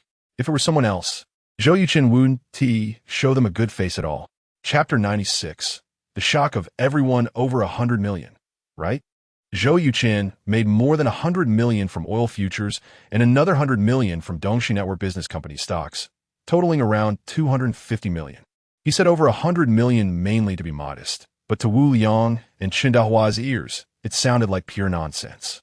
Wu Yang laughed and said, "Old Zhou, not bad. It's been 5 years since we last met, and you've learned to brag." Chen Dahua added, "The problem is, this bragging has no skill at all. If you said tens of thousands or hundreds of thousands, we might believe you. But over 100 million? We wouldn't believe it, even if you killed us." Zhou Yuchen took a bite of his food and said, "Believe it or not, it's up to you." Seeing Zhou Yuchen's casual demeanor, Chen Dahua suddenly realized something. His face filled with shock as he asked, "Old Zhou, did you really make over 100 million? Zhou Yuchen replied irritably, "Am I going to lie to you for some candy?" Wu Yang shouted excitedly, "Old Zhou, you're on your way to becoming a stock god." Zhou Yuchen smiled. "Let us forget it. A while ago, I bought oil too. I only made some money because I shorted it when the price hit over $40. It was all just luck." Wu Yang said, "I can believe others have luck, but when you say it's luck, I don't believe it. Back in school, you were the top of your class, finished 4 years of coursework in less than 2 years, truly a top student. A top student made over 100 million by luck? I don't believe it, no matter what. Old Zhou, how about you take me along next time?" Chen Dahua immediately chimed in, "Me too. I plan to buy a house, and I still need a lot of money." Zhou Yuchen asked, "How much do you need? I can lend it to you." Chen Dahua was taken aback, a warm feeling surging in his heart. "Damn, Old Zhou, once you said that, I almost peed my pants. But we could trade stocks and buy futures together. Borrowing money is out of the question. Once I borrow your or Wu Yang's money, I'll feel like I'm beneath you, and I can't handle that mentally. Zhou Yuchen greatly appreciated Chen Dahua's character, nodded, and said, I understand. How about this? When I find a good opportunity, I'll definitely let you know. You can choose to join or not. Wu Yang said, we must join. If we can't trust others, can we not trust you? Right, Dahua? Chen Dahua nodded, exactly. After a satisfying meal, Wu Yang saw Zhou Yuchen and Chen Dahua off. As they exited, they happened to run into Sun Zhong, accompanying a few imposing middle-aged men. At that moment, he was slightly hunched over, with a face full of smiles, resembling an ancient eunuch. Xiao Zhou, what are you doing here? A familiar voice rang out. Zhou Yuchen turned around to see that the speaker was Shun Changgang, dressed in casual clothes. Uncle Shun, I'm just catching up with 2 college classmates, Zhou Yuchen replied. Shun Changgang said, I see you've had quite a bit to drink. Do you want me to give you a ride? Sun Zhong's expression changed dramatically upon hearing Shun Chenggang's words. He could never have imagined that a person who had once been incarcerated would have such a close relationship with Shun Changgang, the vice mayor of Yunhai City and director of public security. Zhou Yuchen casually glanced at Sun Zhong and said with a smile, no need. My classmate arranged a designated driver for me. Old Shun, who is this young man that you're personally seeing off? A middle-aged man standing to Sun Zhong's left asked. Shun Changgang chuckled and said, this is Zhou Yuchen, a junior of mine. Xiao Zhou, this is Director Zhan Yiming of our Yunhai Taxation Bureau. Zhou Yuchen immediately extended his hand and greeted him respectfully. Director Zhan, it's a pleasure to meet you. Director Zhan Yiming sized up Zhou Yuchen, shook his hand, and said, so you're Xiao Zhou. What do you do for a living? Before Zhou Yuchen could speak, Shun Changgang answered for him, Old Zhan. Weren't you saying at dinner that you needed to check the taxes for Yuchen Game Company at the end of the year? Director Zhan instantly understood Shun Chenggang's implication and laughed heartily. So you're the boss of Yuchen Game Company. Young man, impressive. Your game has brought glory to our Xia country. Zhou Yuchen replied, Director Zhan, you flatter me. It's just a game. I still have a long way to go. However, I believe I'm not far from truly bringing glory to the country. Hearing Zhou Yuchen's words, Director Zhan couldn't help but express his admiration, patting his shoulder and saying, you're ambitious. I'll remember you. If one day you really achieve it, I'll invite you here for dinner, and Old Shun will accompany us. Shun Changgang laughed. No problem. Zhou Yuchen said, I will definitely work hard. After Shun Changgang and his group left, Wu Liang and Chen Dahua looked at Zhou Yuchen in disbelief. Wu Liang pointed at Zhou Yuchen and asked, that globally popular fruit hero is a game developed by your company? Zhou Yuchen nodded. Didn't I tell you? I'm in game development. Wu Liang swallowed hard and said, but you never mentioned that the company you founded is called Yuchen Game Company. Zhou Yuchen chuckled. Did you 2 ever ask me? Wu Liang and Chen Dahua exchanged glances and shook their heads simultaneously. Zhou Yuchen shrugged, then it settled. I can't just meet you and say, I'm the president of Yuchen Game Company. Can I? Chen Dahua exclaimed, Old Zhou, you're amazing. Even after experiencing significant setbacks in life, you can still stand up again. I'm simply in awe of you. Zhou Yuchen smiled. Wait until I help you make big money. Then it won't be too late for you to admire me. At that moment, Sun Zhong, having seen the leaders off, jogged over. Wu Yang and Chen Dahua's expressions immediately darkened. Zhou Yuchen calmly watched Sun Zhong approach. Old Zhou, I was wrong before. I didn't expect you to be so close to Director Shan, and I certainly didn't think you were the boss of Yuchen Game Company. Zhou Yuchen sneered internally, but maintained a calm expression as he responded. Although I've been in prison, the Yunhai police have cleared my case. The person who wronged me, Su Xiaoya, has been imprisoned, and Luo Hao died inside. So now, I'm just like an ordinary person. Dining with me won't affect your future in any way. Secretary Sun, you were overthinking it before. After this incident, Zhou Yuchen, along with Wu Liang and Chen Dahua, saw Sun Zhong's true nature clearly. Zhou Yuchen calling him Secretary Sun was a way of telling him that their relationship would never return to what it once was. Sun Zhong awkwardly said, you're right. Even Director Shun treats you as a junior. You naturally won't have any problems. Chapter 97, I will sue you. Zhou Yuchen knew that this guy wanted to inquire about his relationship with Shun Changgang, but he deliberately didn't say anything and said, Secretary Sun, I have something to attend to, so I'll take my leave. Sun Zhong quickly replied, how about we have another drink? It's on me. Zhou Yuchen smiled and said, I drank too much with Wu Liang and Dahua today. Let us do it another day. Wu Liang, Dahua, I'm leaving. Wu Liang told the hotel staff at the entrance, drive my brother home and then head back. The staff replied, yes, Mr. Wu. Zhou Yuchen did not refuse, waved his hand, and followed the staff to his car. After a while, the staff drove Zhou Yuchen's car slowly away from the hotel. Chen Dahua exclaimed, wow, is that a Mercedes Maybach? Wu Liang nodded and said, exactly. It's the top configuration. Chen Dahua asked, how much is it? Wu Liang thought for a moment and said, at least over 3 million. Chen Dahua's eyes were filled with envy as he said, when will I be able to drive a car like that? Wu Liang patted his shoulder and said, old Chen started from scratch and built such a big career all because he studied hard enough. Some say knowledge changes destiny. I never believed it. But now, seeing him, I really do. The two exchanged words, ignoring Sun Zhong. Sun Zhong knew that the two had opinions about him, and he felt a pang of regret in his heart. He steeled himself and said, Wu Liang Dahua, do you know who those two people talking to old Zhou just now were? Wu Liang and Chen Dahua looked at him simultaneously. Sun Zhong said, the uncle Shun that old Zhou mentioned is Shun Chenggang, the vice mayor of Yanhai City and director of the police department. The other one is my superior, director of the taxation bureau, Zhan Yiming. Chen Dahua glanced at him and said, and then? Wu Liang sneered. Then Secretary Sun showed up. Chen Dahua sighed and said, Secretary Sun, you've finally become what you hated most in college. Sun Zhong was rendered speechless by the two and could only turn and leave. Looking at his back, Chen Dahua said, how did our brother become like this?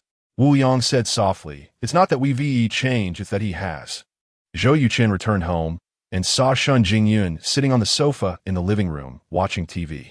He was surprised and asked, didn't he go back? Shun Jingyun said, I was worried you'd drink too much, so I let Xiaoya stay here. It seems I was overthinking it. A brilliant smile spread across Zhou Yuchen's face as he said, no, I'm very happy. Shun Jingyun rolled her eyes at him and said, don't think too much. Zhou Yuchen sat down next to Shun Jingyun, looking at her slightly flustered but beautiful face, and asked, have you thought about it? Shun Jingyun was taken aback and asked, thought about what? Zhou Yuchen replied, being my girlfriend. I asked you before, and you said you needed time to think. Shun Jingyun pursed her lips and said, I'm still considering it.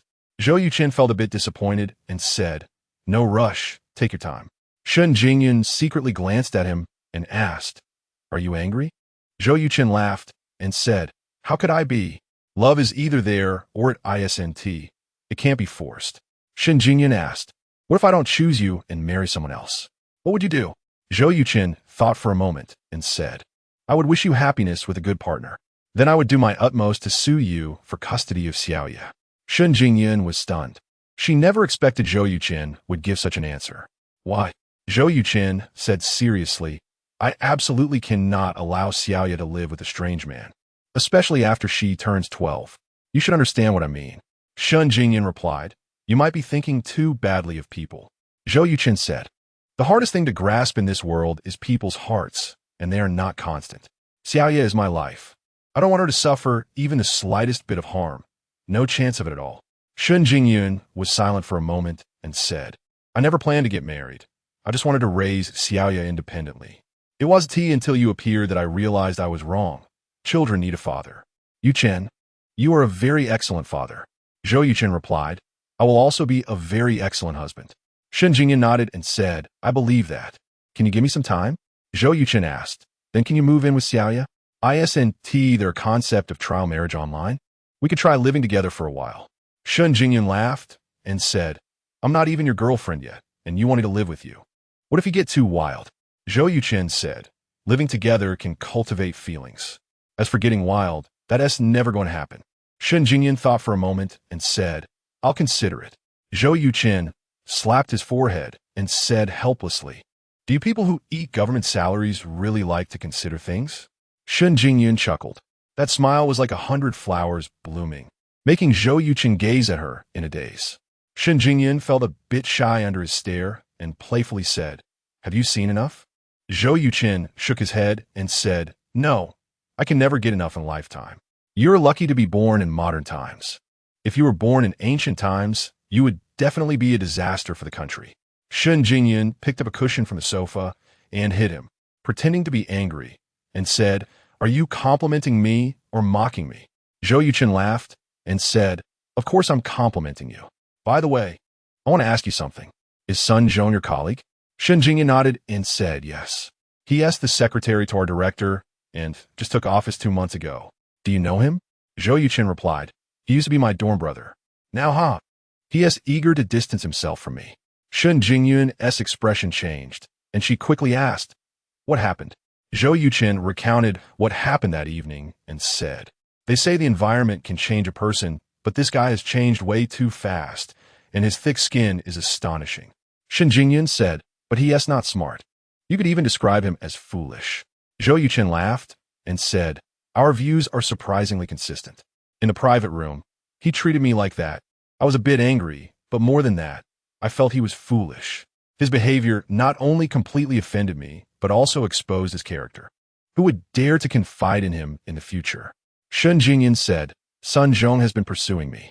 Zhou Yuchen teased, "First there was Yang Xiulin. Now there is Sun Zhong.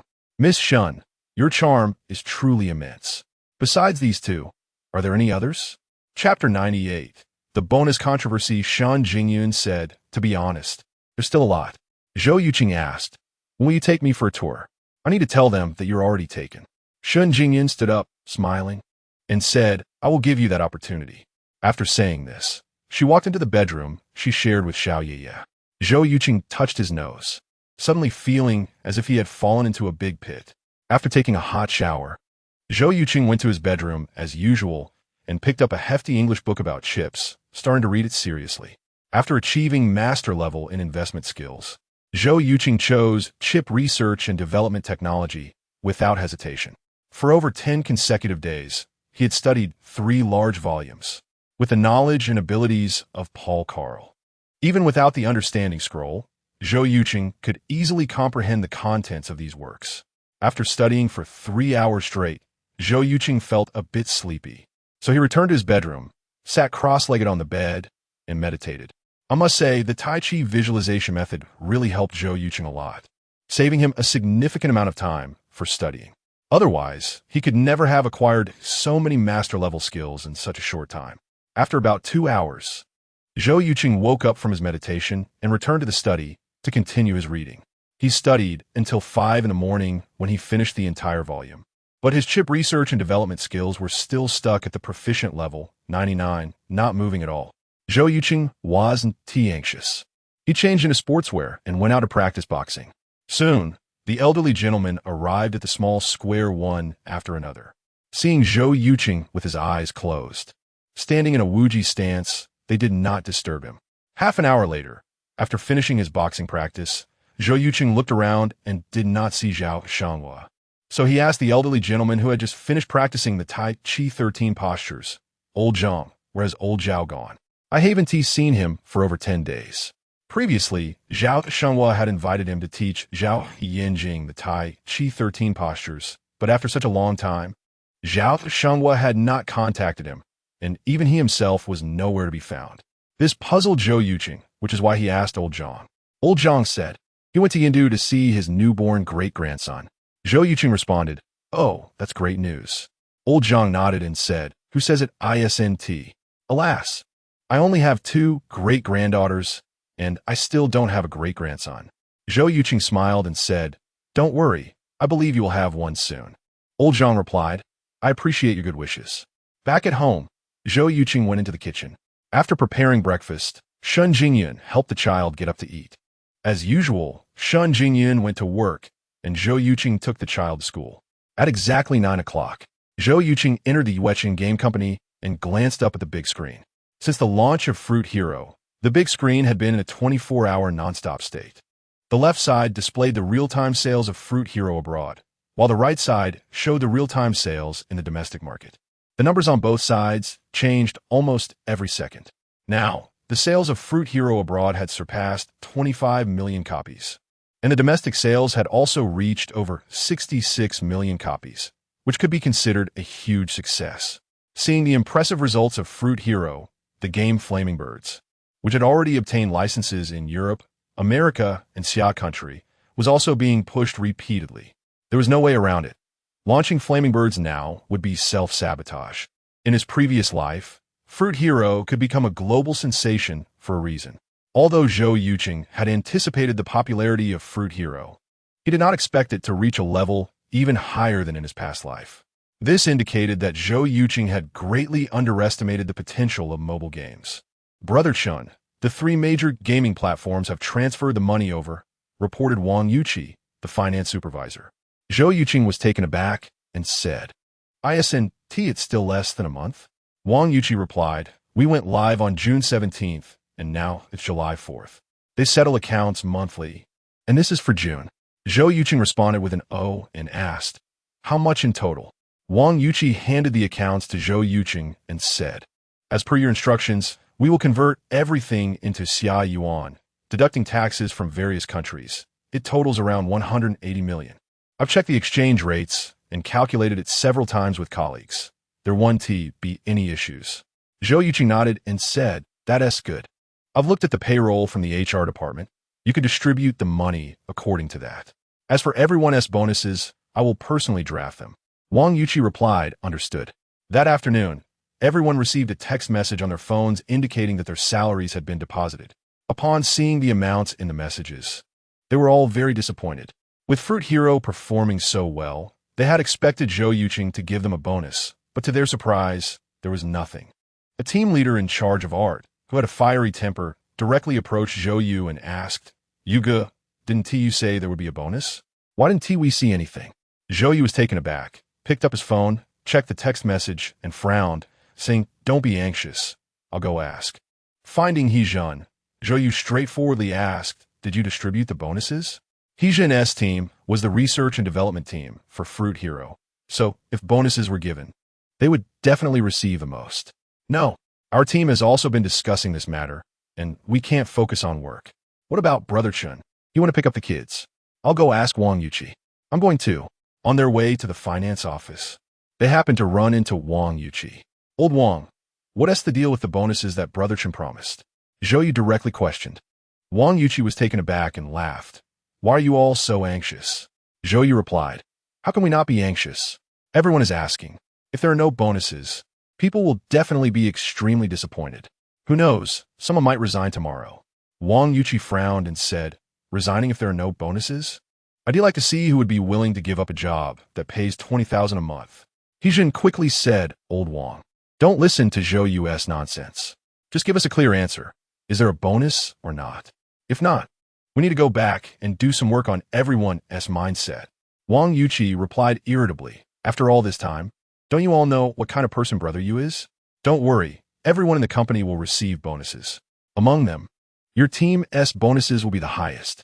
Chapter 99. Meeting the big star, Zhou Yu's face lit up with joy, and he asked, "How much?"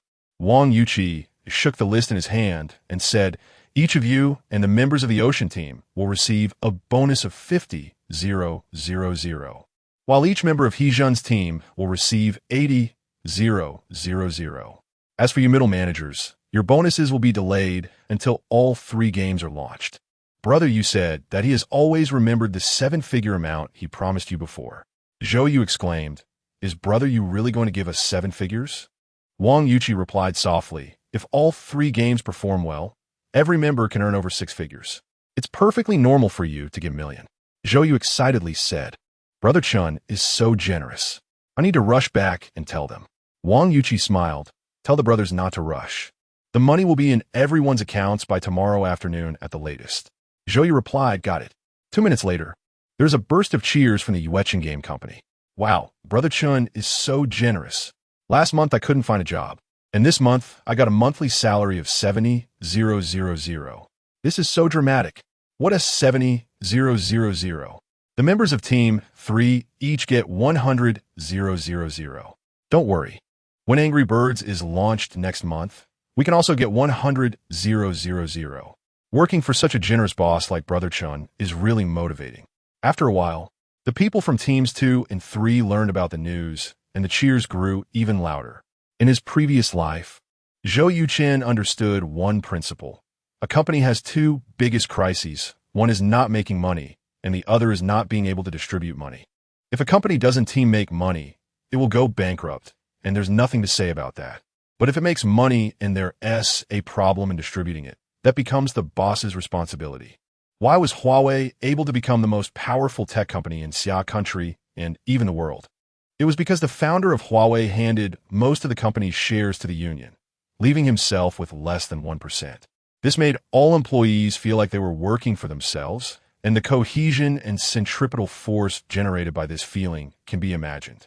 Zhou Yuchen may not have the same magnanimity as the founder of Huawei, but he could ensure that his employees earned salaries far exceeding those of employees in other companies in the same industry. Moreover, Fruit Hero would bring Zhou Yuchen at least 300 or 400 million in revenue, while the total salaries and bonuses he gave to employees were less than 30 million. The huge gap made Zhou Yuchen feel a bit embarrassed.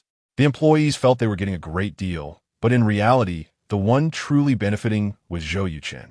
On the way home with Xiao Yiye, Zhou Yuchen received a call from Shun Jingyan. Hello, Jingyan, what's up? Did you pick up Xiao Yiye? Yes, I did.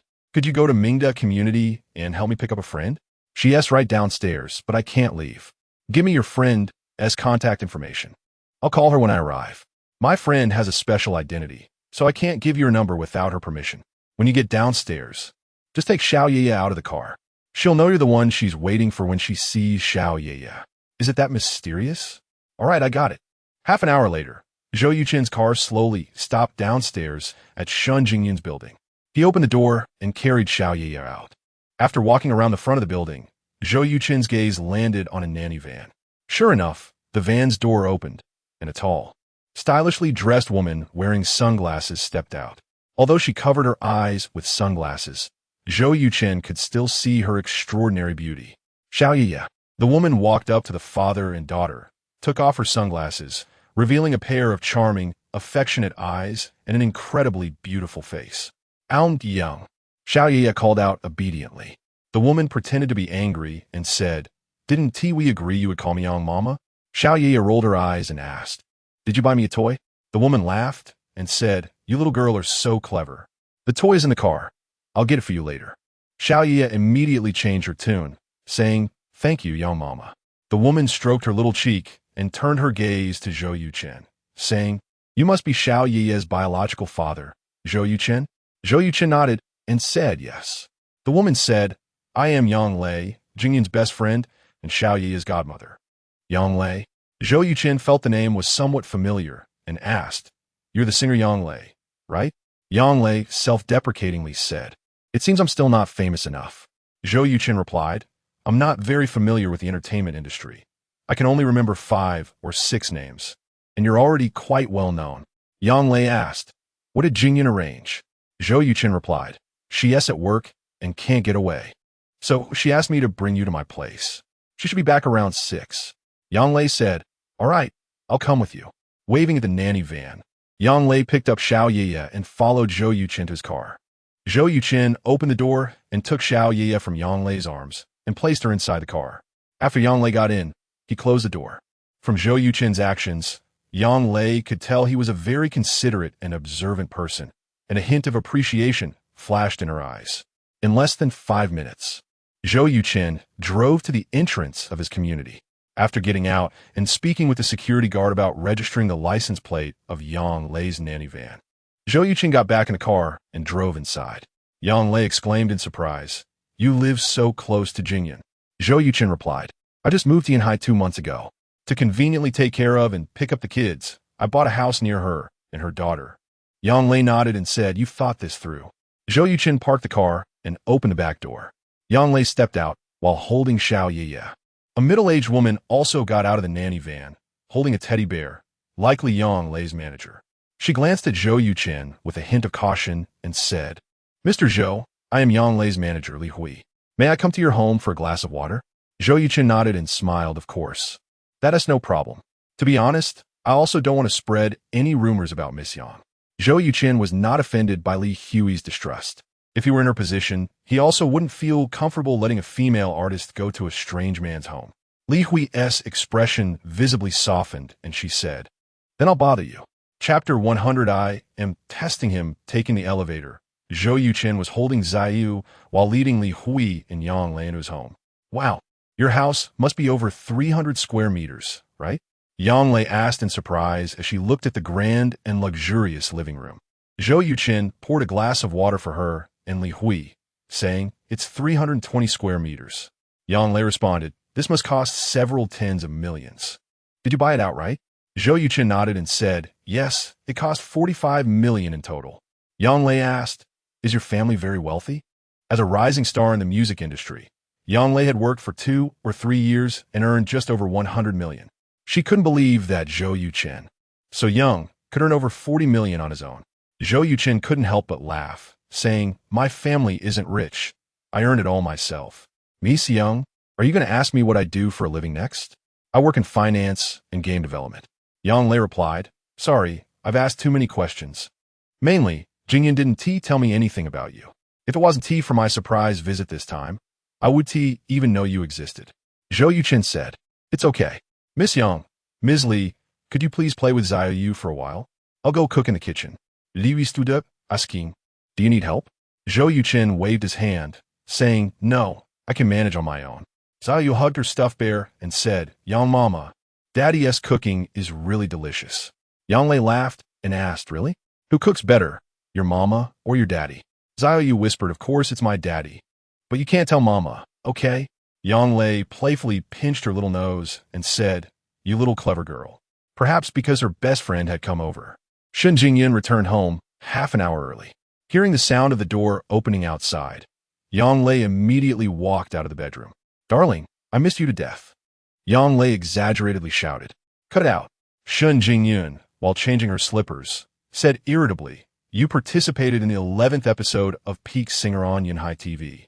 And now that you've reached the finals, you only came to see me now. Now you say you miss me. Would you believe it if you were in my shoes?" Yang Lei laughed and said, "I've just been too busy. I have to attend some events and prepare songs for the competition. I wish I could split myself in two." Shen Jingyan asked, "So why do you have time today?" Yang Lei replied, "The finals are next Saturday, so I need to conserve my energy and prepare actively. That's why I'm staying in Yunhai this week." Shen Jingyan was surprised and said, "You're not planning to stay with me for a week, are you?" Yang Lei was also surprised and asked, "You wouldn't be unwilling to take me in, would you?" Shen Jingyan helplessly said, "I really can't believe you." "I can't believe you either." Yang Lei pointed to the kitchen and said, "So what is going on?" Shen Jingyan replied, "Let us talk about it when we go back tonight." "Where's Zhou Yu?" Yang Lei said, "She's in the bedroom playing with Sister Hui." Shen Jingyan said, "Then you take a break and I'll go help in the kitchen." Yang Lei exclaimed, "What? You're abandoning me already?" At that moment, Zhou Yuchen walked out of the kitchen carrying a bowl of vegetable salad. "You can chat with Miss Yang. I can handle things in the kitchen by myself," Zhou Yuchen said with a smile to Shen Jingyan. Shen Jingyan nodded and said, "All right, then I'll trouble you." Once Zhou Yuchen returned to the kitchen, Yang Lei immediately pulled Shen Jingyan onto the balcony and pretended to have a fierce expression, saying, "Tell me the truth. What is your relationship now? Are you living together?" Shen Jingyan replied, "Zhou Yu and I come over occasionally. It's not living together." Yang Lei frowned and asked, "So what are your thoughts?" Shen Jingyan smiled and said, "Zhou Yuchen is a very responsible father. I don't dislike him. I even have some fondness for him. As for how far we can go, let it happen naturally."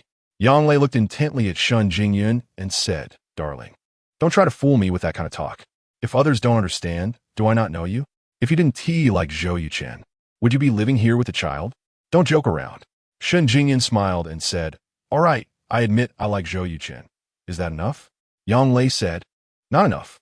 He hasn't gained my family's approval yet." Shen Jingyan asked, "What do you mean by approval? Are you going to compete with me for a man?"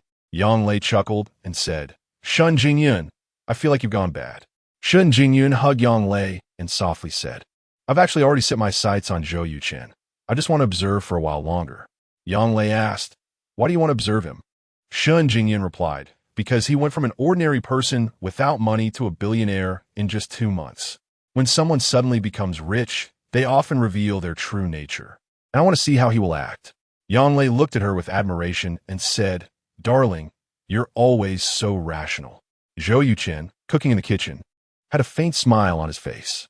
Shen Jingyan thought that her and Yang Lei's conversation was quiet enough, but in fact, it didn't escape Zhou Yuchen's ears. Once one reaches a certain level of skill, Simply directing energy to the ears can enhance hearing tenfold. From the moment Shun Jingyun entered until now, Zhou Yuchen heard every word exchanged between her and Yang Lei clearly. Regarding Shun Jingyun's so-called observation of him, Zhou Yuchen didn't feel angry. Instead, he thought she was very wise. Shun Jingyun was right. When a penniless person suddenly becomes a billionaire, they can indeed behave irrationally. In his past life, Zhou Yuchen was a typical example.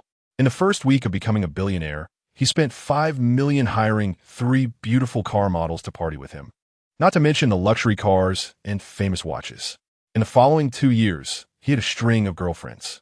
It was only when he learned he had cancer and was about to die that Zhou Yuchen suddenly realized he didn't even have someone to confide in.